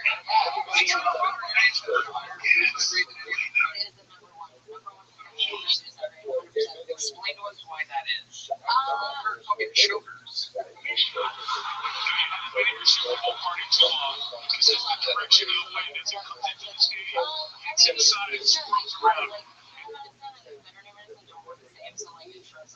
It's very costly, you know, when you have things happen with your animals, like emergencies and stuff, so like people just can't afford it. Oh yeah, I'm upside down on a cat right now. People $2,500 on a cat I don't like. What's happening with your cat? He ate half of a nerve dart and it got stuck in his mouth. obstruction, telling you. Don't jump 8 miles an hour heading with gusting above 12, so it's like that here in the stadium. What he decided was he was going to sit back and make sure he didn't give up a touchdown. You're welcome. Wow. Amazing life. What else is going on in life? You have a boyfriend? Yeah, kind of, sort of. Well, I mean, I do. I thought on the fringe of the beautiful range, he might try and blitz, might try and...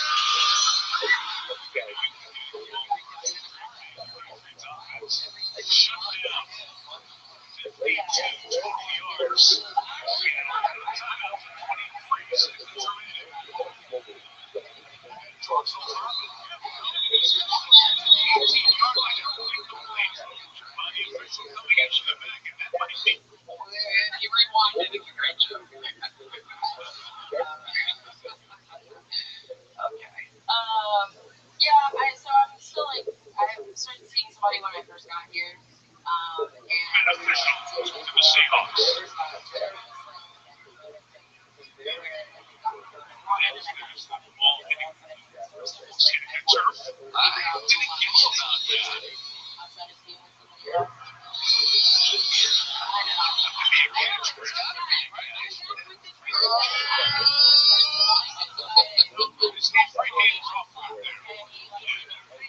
What exactly do you mean? When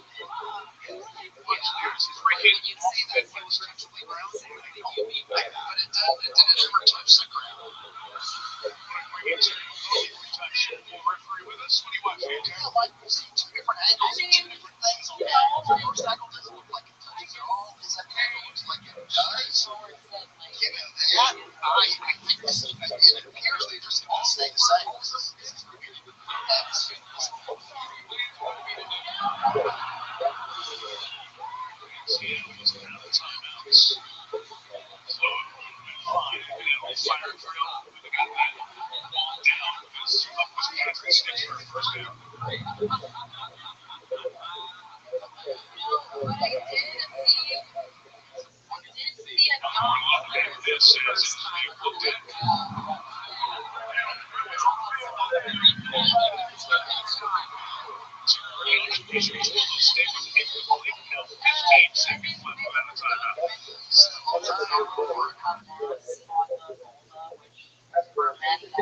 Outside of the vagina, just so you know, that's what it's called. There you go. How much pressure do you got to put on it? Are you expecting your fat cold blood inflammation?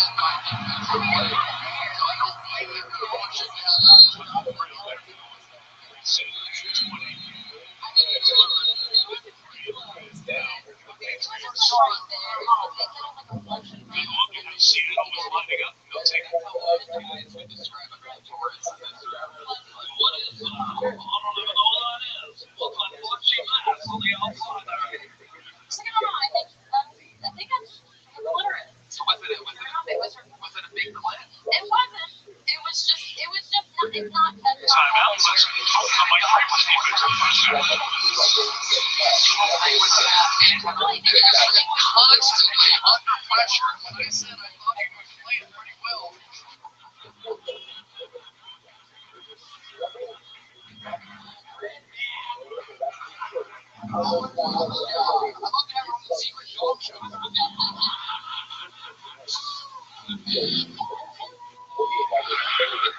You're getting a little bone.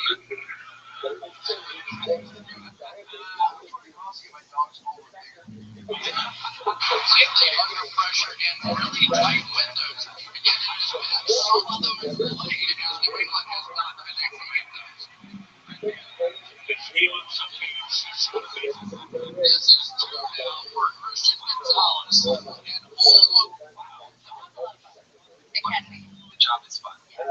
Wow. They have cleanse. First intercepted. When you try to push that thing down into the end zone, they're putting an arm away, and I think they are lucky they've got the football team out there. Special on this.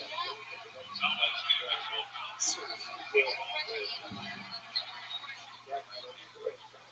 have seen a male dog, like, you know how you'll see funny videos of dogs just like combing the hair? I've actually seen a dog like.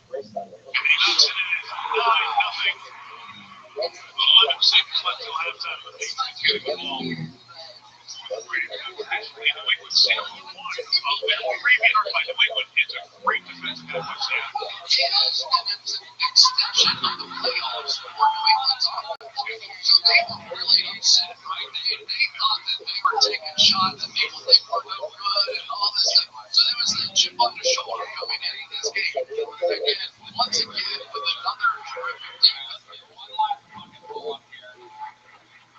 Next line, unable to get a goal. You know what it was? They didn't change up. This season in the NFL, either the top 10 score defense has made the playoffs. We coach the year. They feel like we're doing a good defense. We will win the big games. That's exactly what's happening right now. I mean, it has been strategic.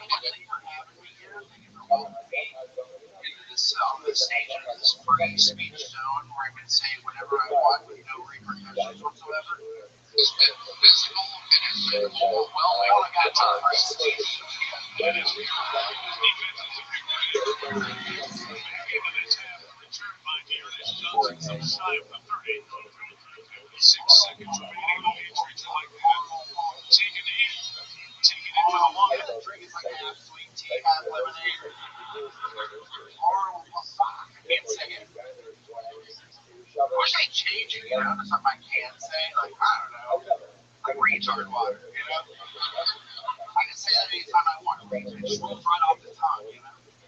People get mad at that joke, right? They say it's like it's punching down. But you pay attention, it's not about anybody, right? I'm not calling anybody that. I'm not anti-retard. I'm pro-choice.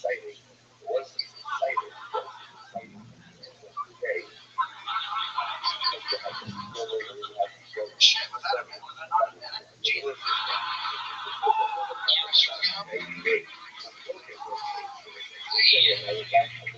First time on the show? I counted as my first. My first time was on like a turbo round. So I just went up and did my minute. You guys got me out. Okay. No, I was here. It was like the record-setting most guests ever. Sure that. Okay. Well, you're part of history. Welcome back again. This went better, right? Absolutely, yes. I love it. How long have you been on stand-up? Oh, God, like 14 years. 14 years? Wow. Where at? Chattanooga, Tennessee. Wow. What keeps you in Chattanooga? As they go into the late game halftime break. Like treatment under a lot of pressure, especially being on time. Can you do it?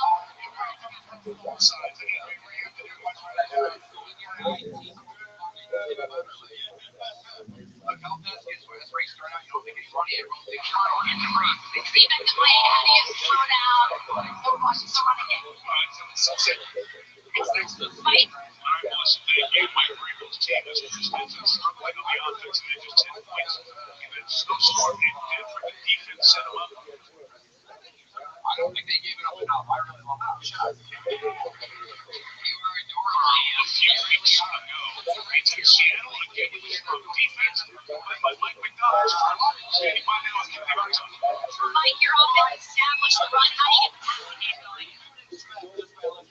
What else? There was the other things you Magic the Gathering. Which is good. Sam's making me decide, so just keep rolling. We'll make some adjustments, and you've got 30 minutes to go.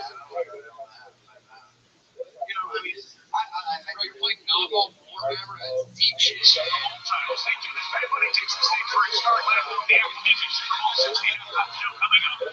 But first, it's the Toyota halftime. We're in 10 for today's special.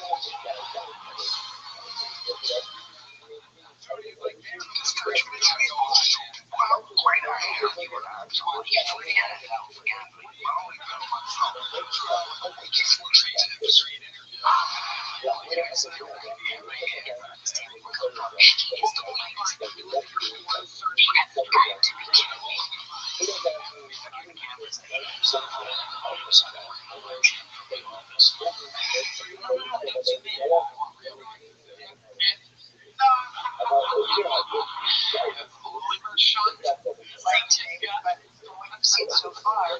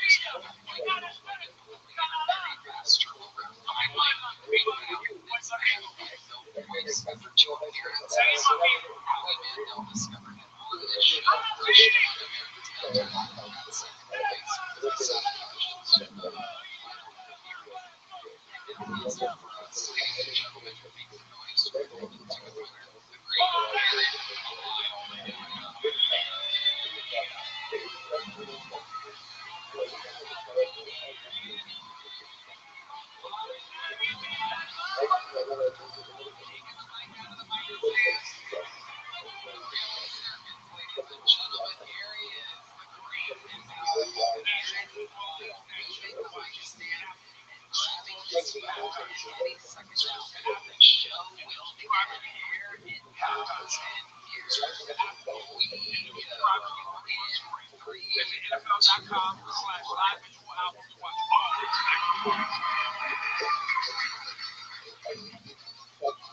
get the American experience, I went out shooting the other day. I shot three shooters in hand.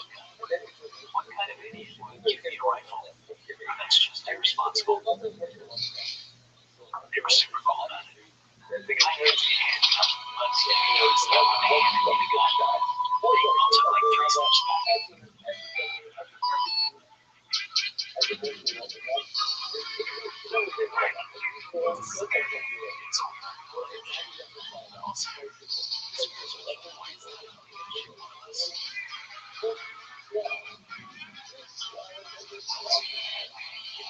Somebody was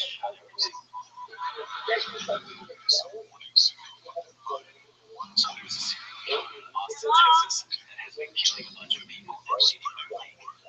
I'm a extreme detective. That's me. And I tried to show myself and tell them it was me. And they were like, no, you're not. Stop playing. But you used to not as old showing our mission. People always underestimate James Park. I get totally drowned into it. I almost drown every time I go to the lake.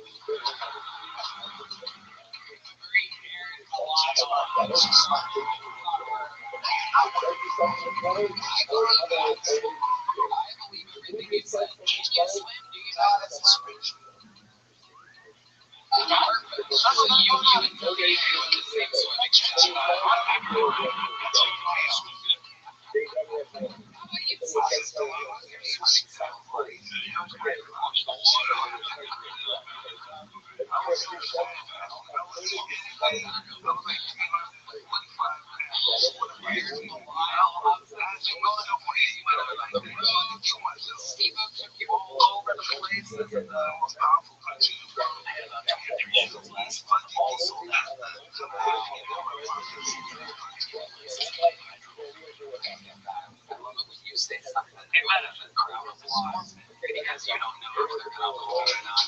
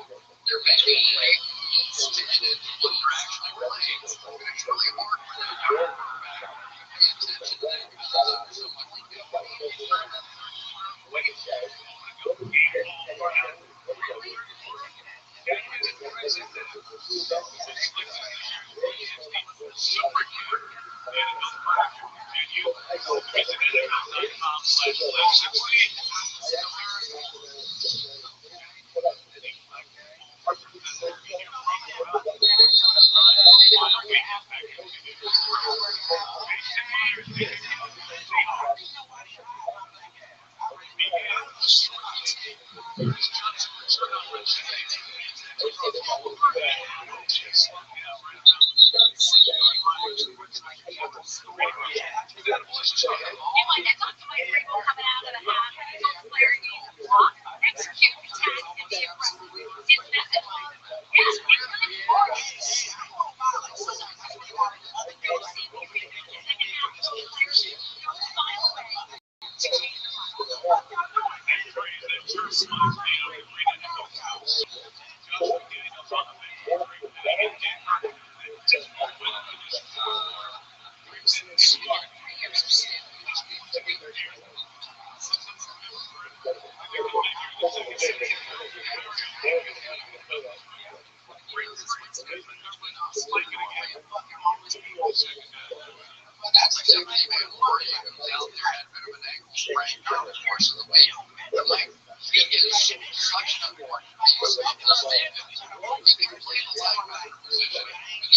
The second half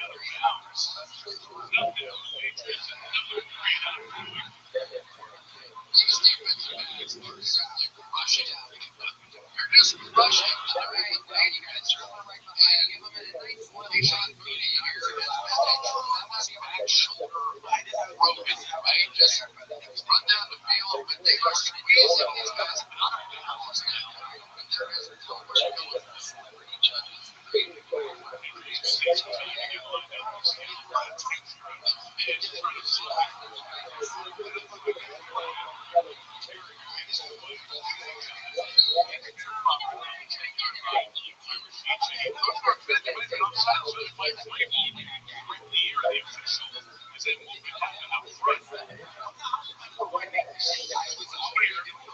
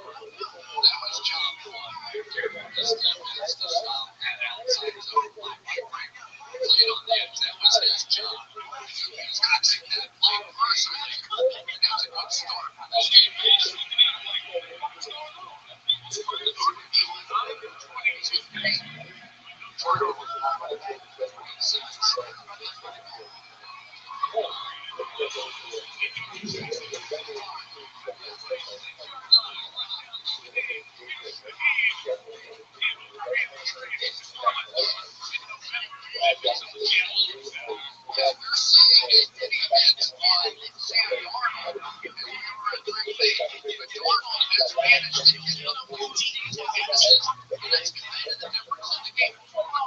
to change the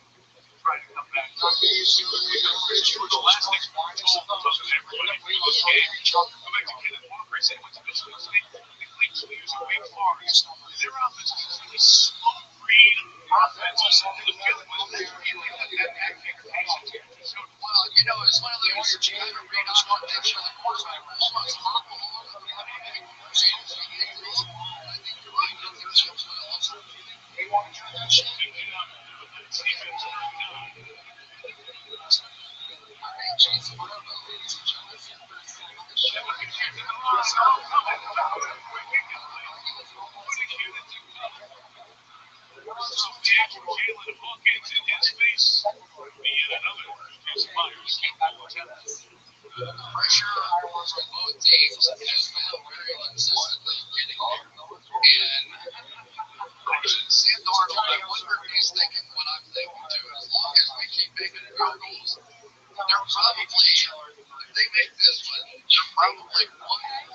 it's gonna get like a big really tough spot.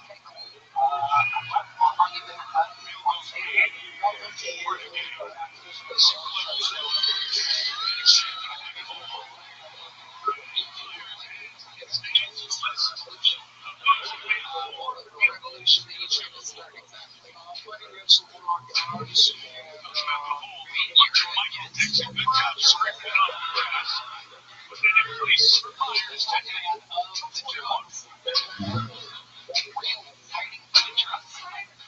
Which side were you on? also against like they make cannabis legal use in racism against Mexicans, basically. Hold on. Let's separate the words a little bit. You're talking in cursive right now. Okay.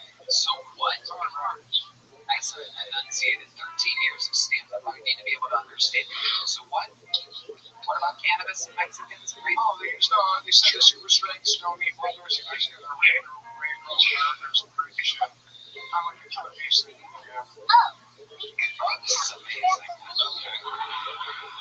Comedian that just walked off. Did you ask him for money recently and then ask him for more money right afterwards? I'm just kidding. Okay, so you're saying that he was racist too? Is the government?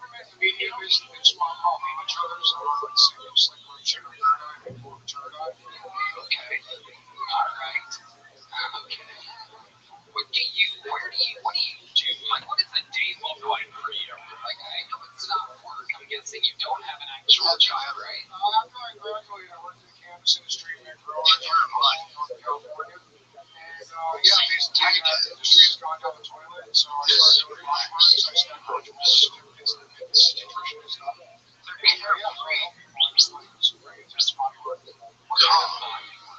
What does that mean to you exactly? You go into these things to show the next about songs, so I stay candles and they learned how to set toes and finger frequent tests. Roughly 1 in 8 men will be diagnosed with prostate cancer. And I was one of them. I'm here today. What do you do with the shark's teeth? Let's go What I back do to is one here. What exactly do you do with the shark's prostate teeth? cancer screening studies. People out here that don't want to think and use some real psychology help. All that shows basically like maybe like this next hands like that inside, you know what I'm saying? So I mean a lot of people worry about the Jews, and I'm worried about the shoes.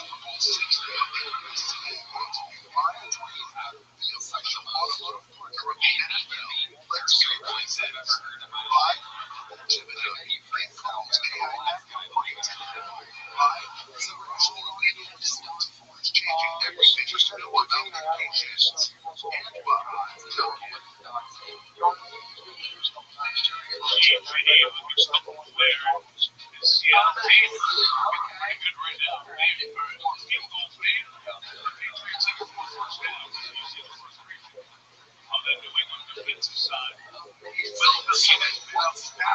Exactly, do you make money now? 36 minutes. So I'll travel 6 of March and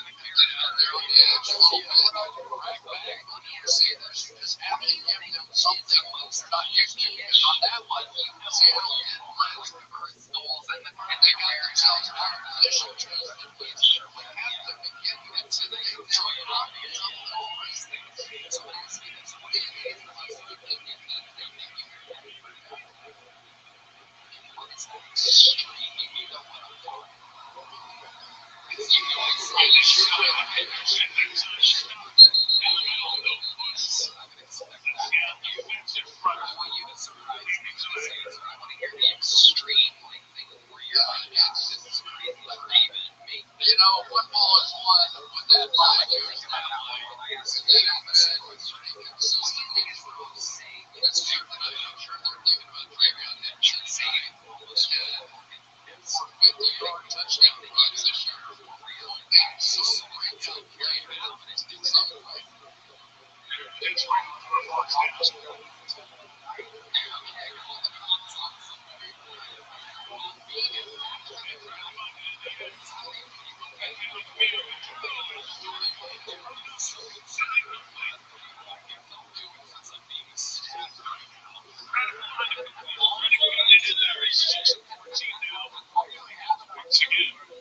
You had a night. That was the first time they had absolute perfect protection. They just missed the front one. It was there. That was a white play they've been waiting to have happen.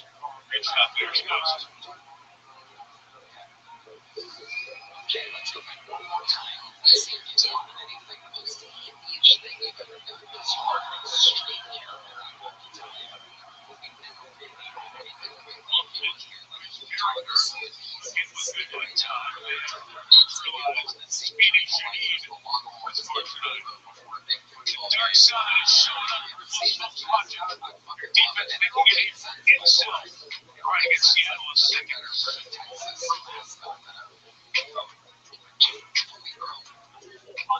Tranquilizers just trolling on. Okay, even you was trying to think about it first. It's a redhead that's coming out. There you go, redhead. Really throws you off. Like you don't need anything to do with it. Oh, there it is. Right on cue, everybody. An unanswerable question. I got another guy needs you about the blindness thing. Basically, lots of sugar causes your eyeballs to clog. Every single time you lift your ears, There you go. All right, Jason. Pretty interesting character. So you've been doing call TV, did you say years?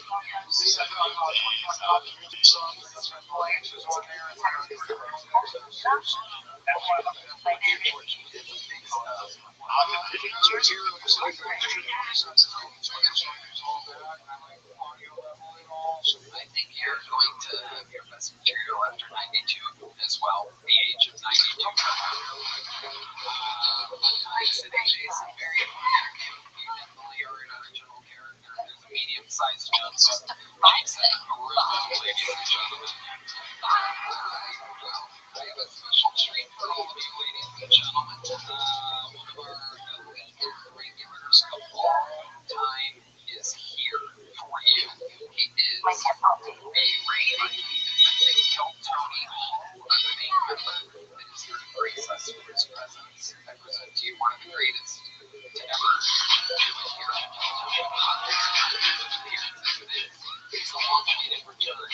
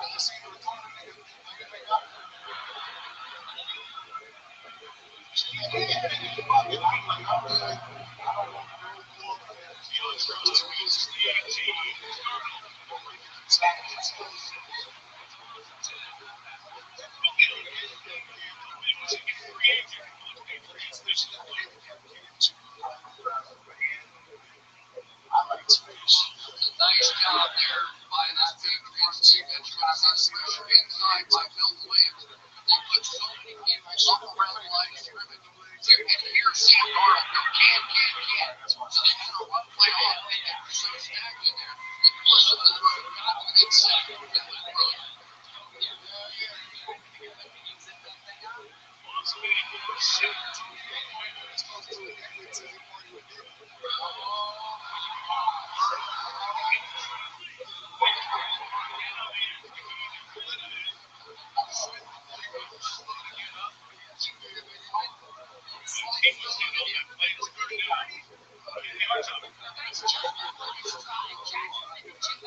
Bandage applied to his right foot on the back of his foot. There was no instrumentation put in place to support it.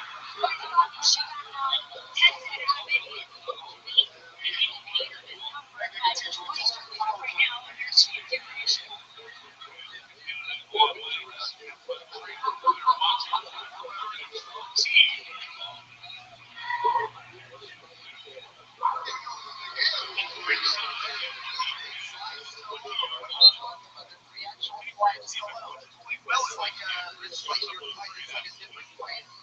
Another civilization down there.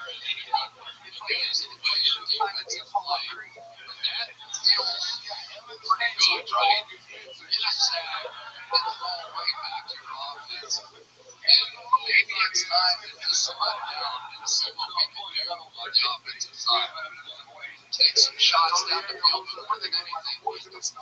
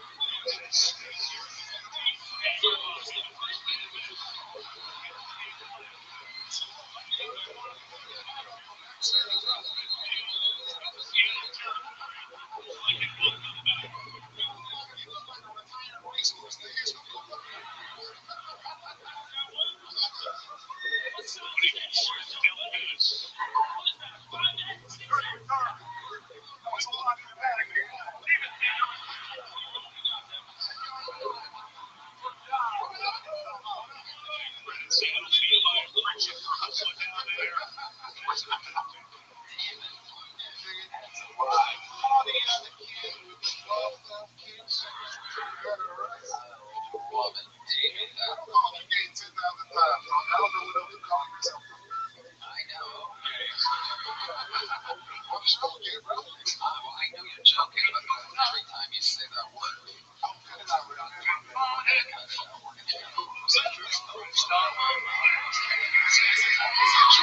yes, you can.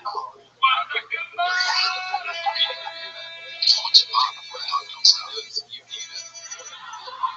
It's an incredible area that you have. Was it 20? When you had some change when you were there, fucking Starlink antenna. Do you use search outdoor Wi-Fi? Search for everything. It's not you're hanging off the search right back. That was it. Or free. Go to dailyritring.com. Something else I need. What's been going on in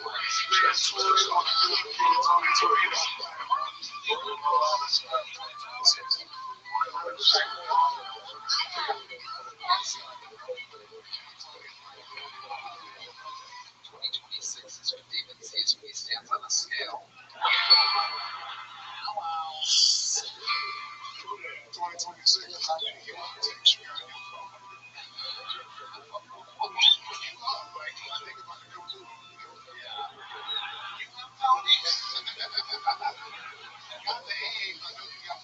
That's what the trainer is.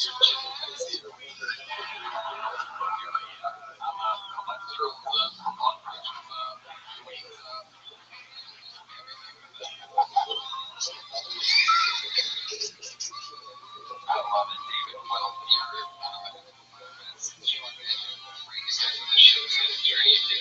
you're so much fun always.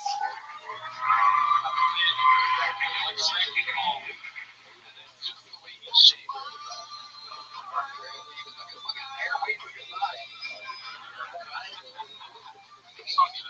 it.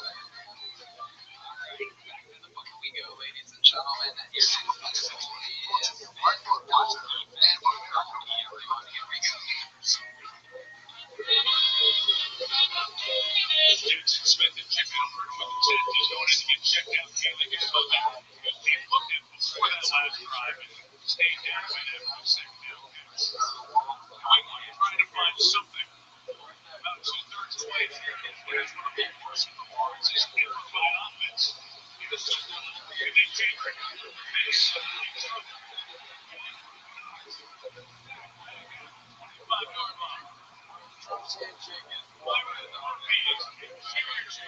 Part of the coach inside.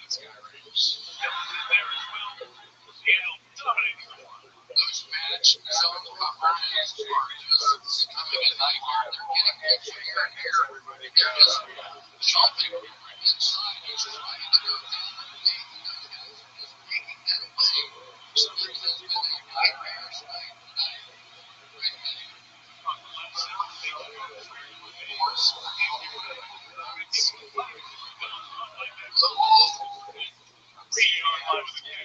That sack was like the late teach this postseason was time. Same number as Cincinnati on Philadelphia sack years ago. Remember that Eric back in his 56 to 50s. I like what you're doing. That's going to be the spread right now.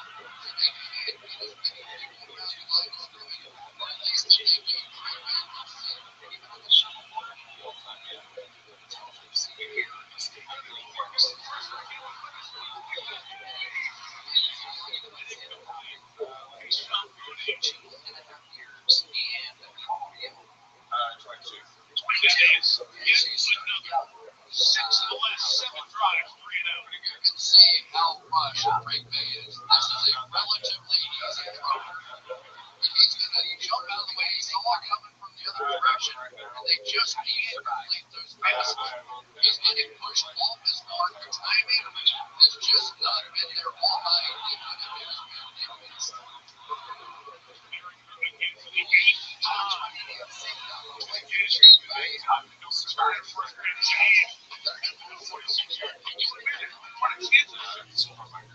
This was a first down. One first down.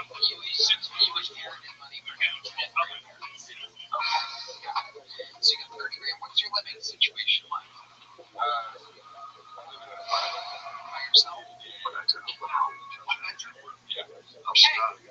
That's amazing. So how do you spend most of your time, Ben, when you're not doing stand-up at night? You can't get Jurassic Park.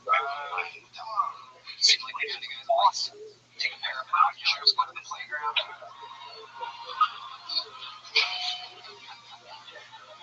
You do? What kind of games? I've never played any kind of game.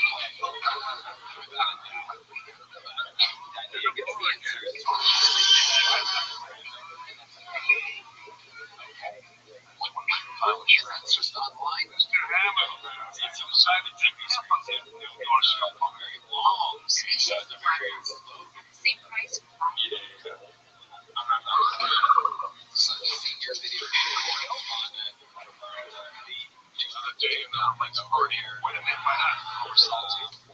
What do you think is the most interesting thing about your entire career? 22 years old, there must be something about you, something that happened to you before your whole family. Something interesting about you. It's party time. Hold up this. Not me. Oh my God, there you go. You got it. Let's see, ladies and gentlemen. So what is this transition like for you? You're getting posted.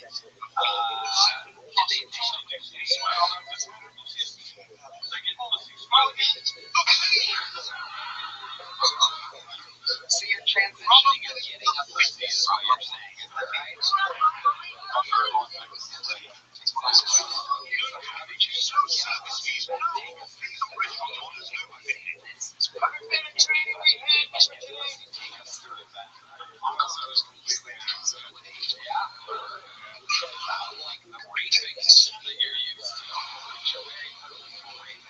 So let's talk about the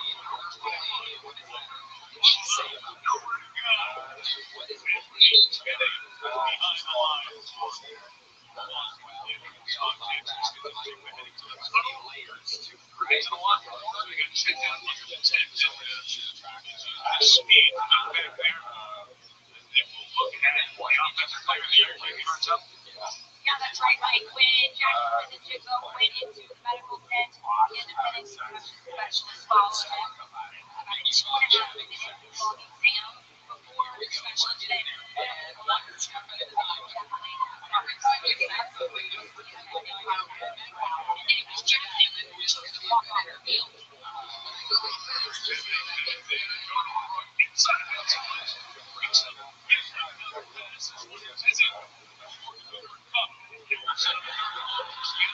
It's ironic, isn't it, that probably the best player on the field tonight is Neymar. What was she doing? If not for the plays that he's made in this game, there would have been an absolute blowout at this point. He has saved a couple of deep ones down the field. It is just you were there, Patriots. And what is our story? They were going to hang in at the top of the series.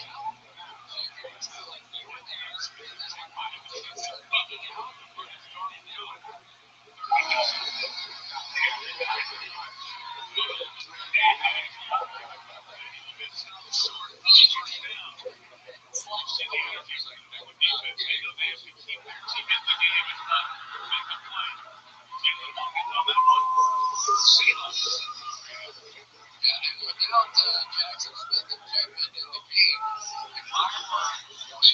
think I would get maybe with my pressure. Watch them try and win this thing on the defensive side. Maybe a sack fumble, maybe a chip pass, something that you take back in the game because it's not going to work out.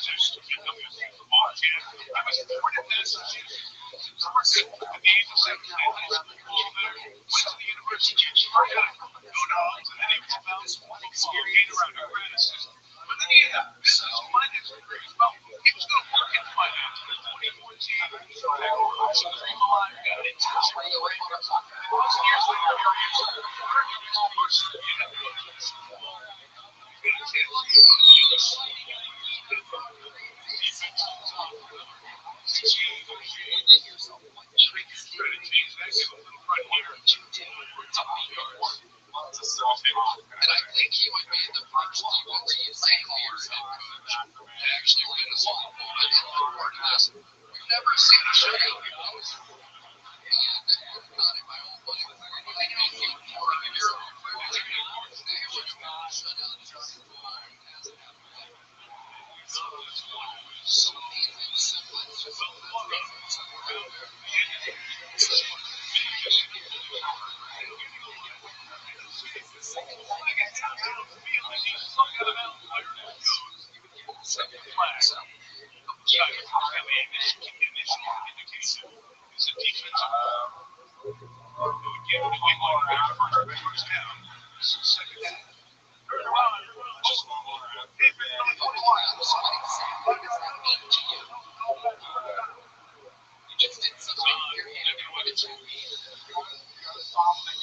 I think this is what this game is going to have to come down to. They're going to have to spread it out even a little bit on the offensive side and open up the possible games like they were. Really, that's the second of their success. And each season, with the depths of time,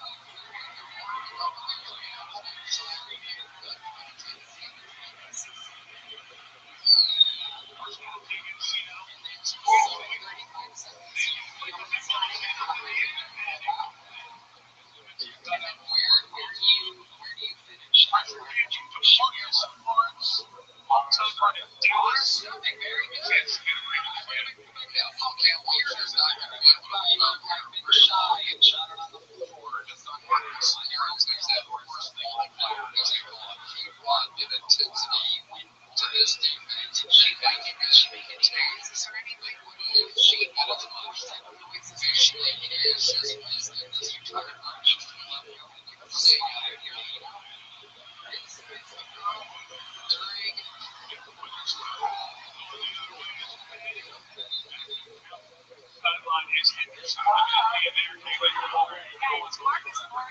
Sasha is here tonight, 37 weeks pregnant with their sixth child. She also brought her daughter along. Now, DeMarcus and his teammates have had deep conversations about what they'll do against Michael in the delivery during this game. His teammates said it's not guaranteed he'll make another Super Bowl, but he can start another baby. If she's not in labor, DeMarcus struggled to be so muscular. Now, his Sasha is strict. Whatever you gotta do, it can't happen today. She's still here. 35. He's going to still be on the goal.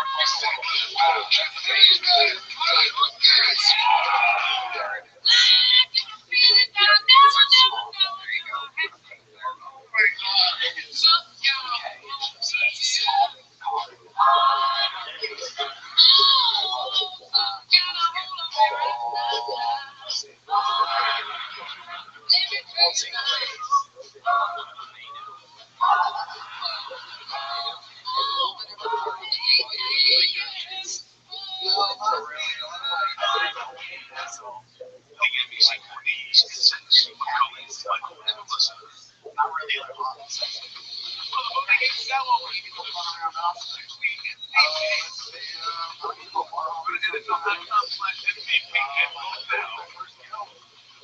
like my Seattle's defense. Got it. With that one individual. It stays where I'm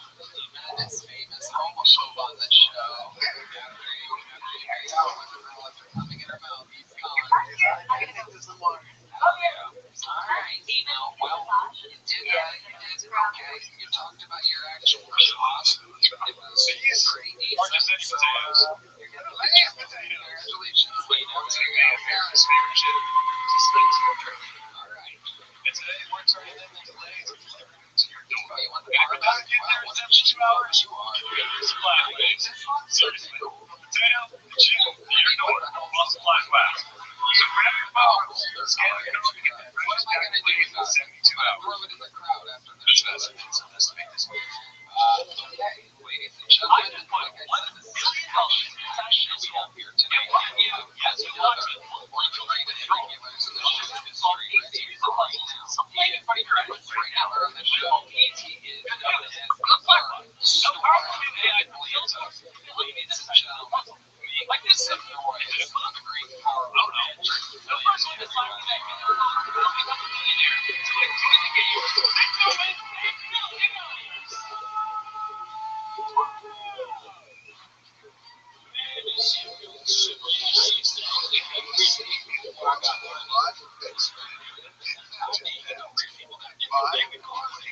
America's favorite champion since 1922. And why? Ready to find lost dogs with Rick's new feature search party. Leonard Williams on Seattle defense. Shot Patriots have not had a snap game inside the Seattle 43 yard line. That is how dominant this Seahawks defense has been. They are legit away from a Super Bowl title. And they're standing on the 28-3. All the way to go. Not a long way to go this time.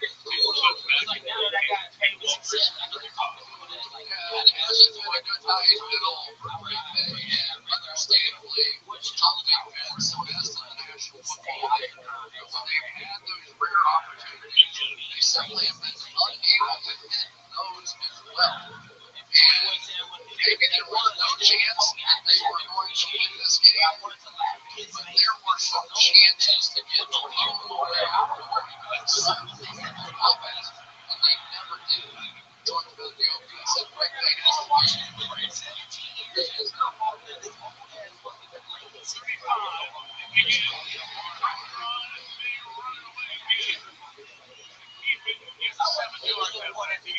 To the sideline.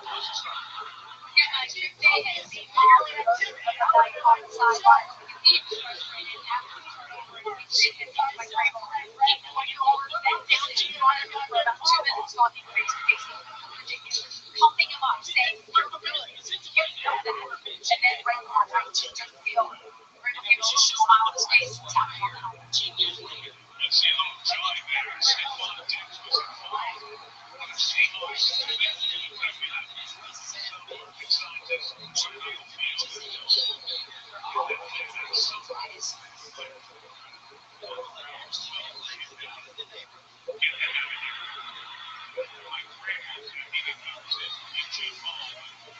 Side judge who was getting involved in the situation that was going on with Stephon Diggs. He hoped to be forced trying to jump in and defuse this. This was in the middle of the Patriots sideline.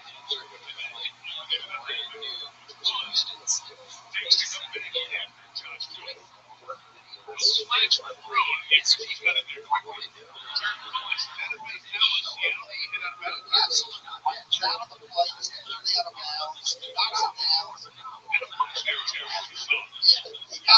He really went customer service at a car wash. You gotta get the car wash.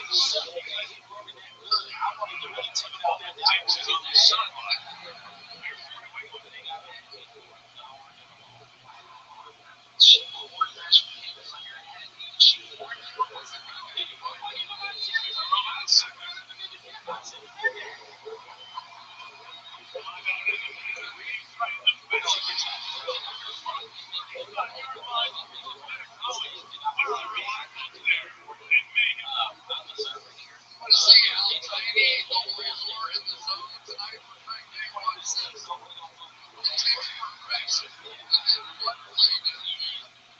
He's trying to find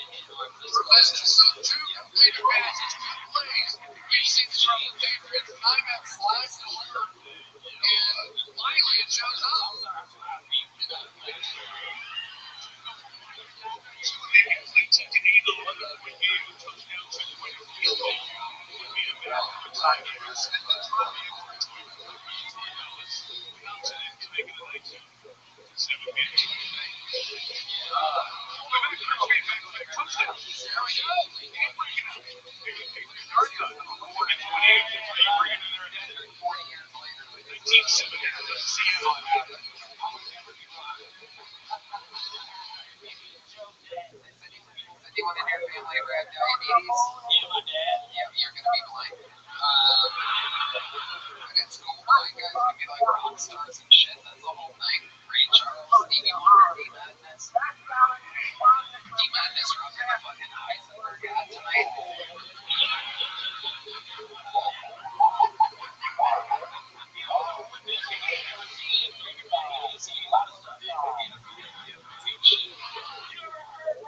D-Madness,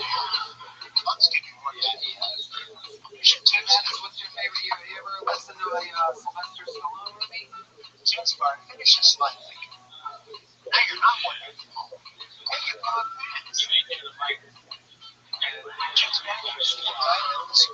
We got it. Circle back around him and she sliced him out. You have any info on what was like filming capital damages?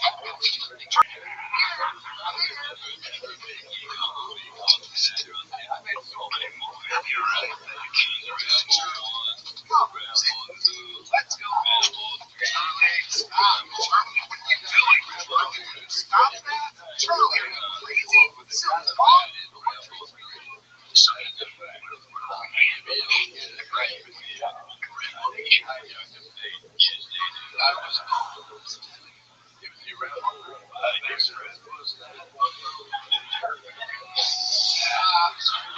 Patrick, another unbelievable set.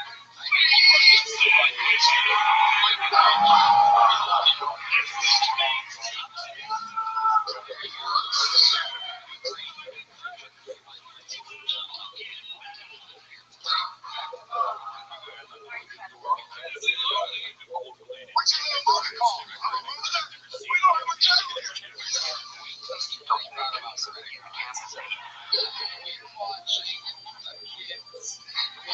You don't like doing it slow mo. We can just do that on the computer.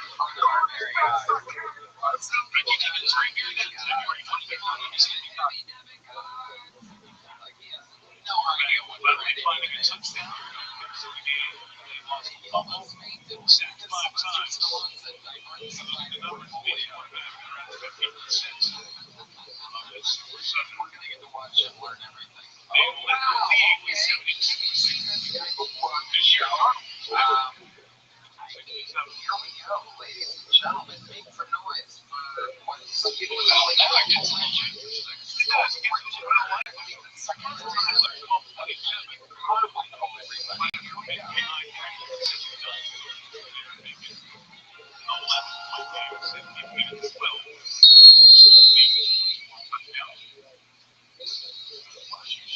Pressure back. Now the pressure's on Seattle to not push this momentum going. We're not going to get this one happening. Chase out to Jerry. Cover the speed. 31-yard line. He goes. Well, the one reason this team is still in contention here has been the night of Christian Gonzalez. He has had to make some tough one one way to get some of the fastest and some of the best receivers in the National Football League. And he has been underperformed all night long. Just basically keeping his team in the game.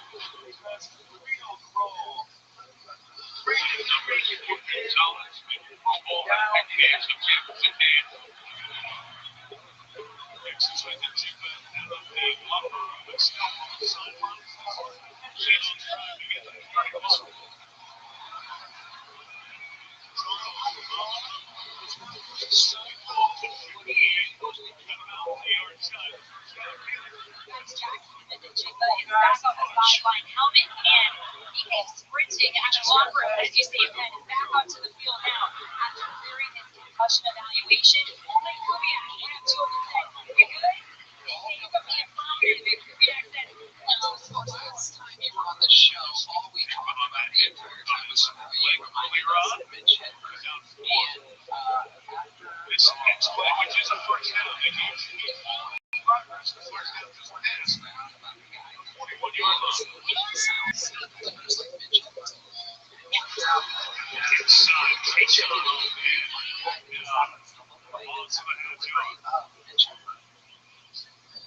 Right now, New England is going to shoot to basically a six-man down line. Entirely doing what do you mean? Because they want them to throw the football. You simply cannot just allow them to run the ball down the field line, so they're going to stack that line of scrimmage. If you want to throw, they get their pass rushers a chance. And some she's those some safeties.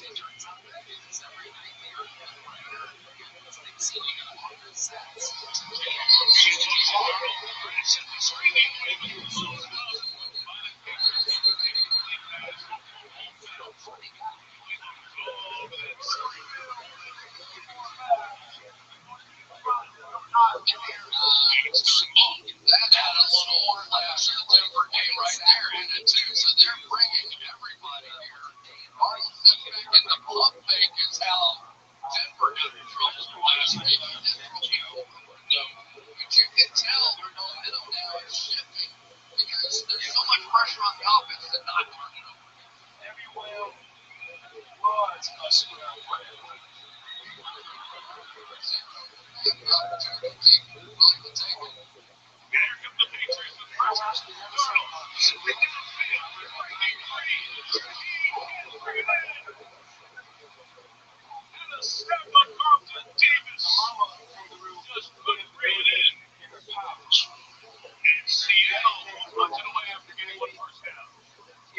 Wow, that was an opportunity to end it right there. And you got one of the fastest players in football game open.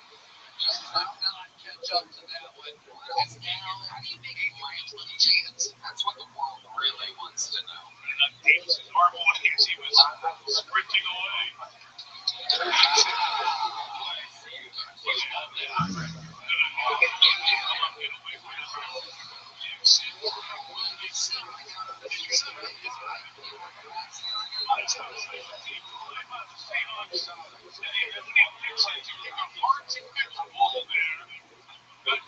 Stay away.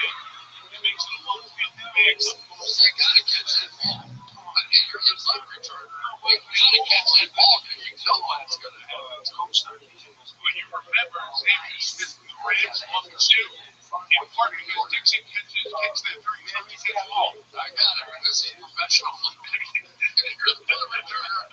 You gotta catch the ball. Ball comes to where it was first touch. So the Patriots have it at the 4-yard line. It's almost unbelievable.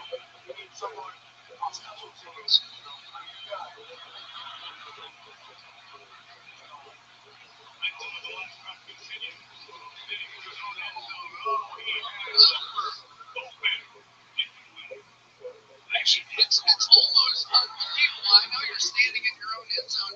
This is as wide open as you can get. Can you imagine if they get that one and it breaks them out somewhere around the field? He's just wide open. They blow the coverage.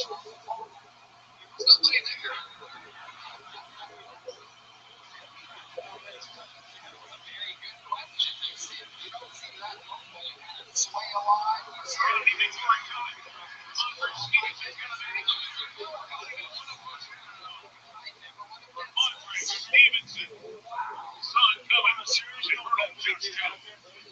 That may be Greg May's best play of the night right there. He saw the blitz coming and standing in his own end zone, got it out quickly.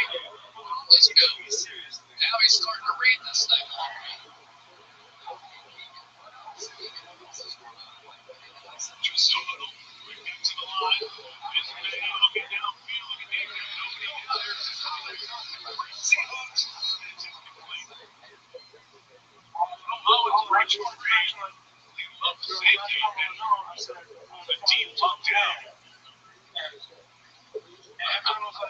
That one almost got fair caught there. That was up for grabs for everybody. But when you get in this situation, yes, you got to go for a few throws. But that one was not what you would suggest.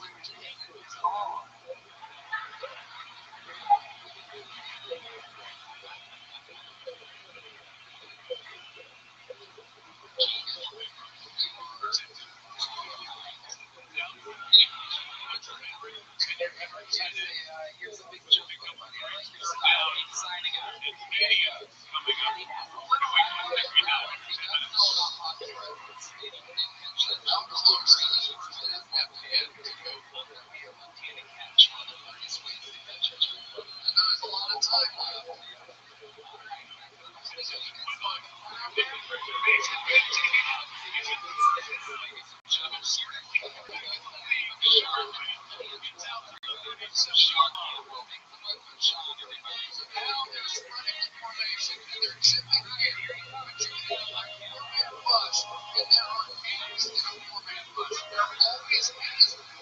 So now by spreading out defense, you're getting your quarterback a chance to do what he does.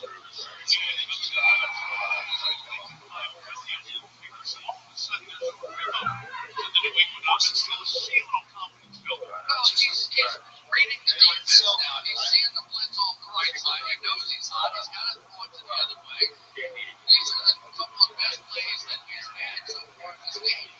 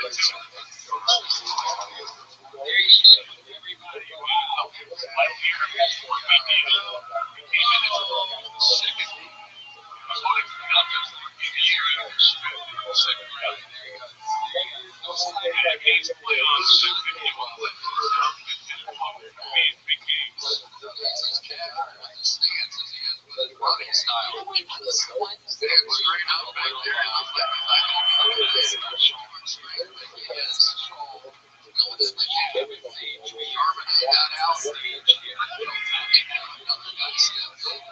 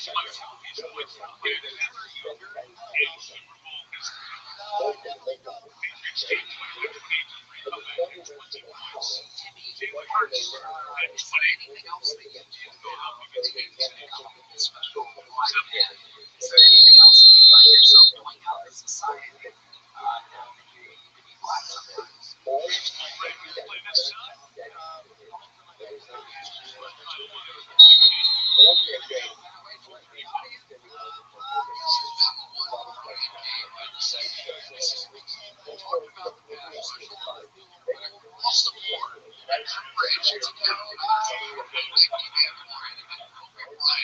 show me a love. Think about all of us names for 41. And a Buccaneers, I feel gave up one touchdown.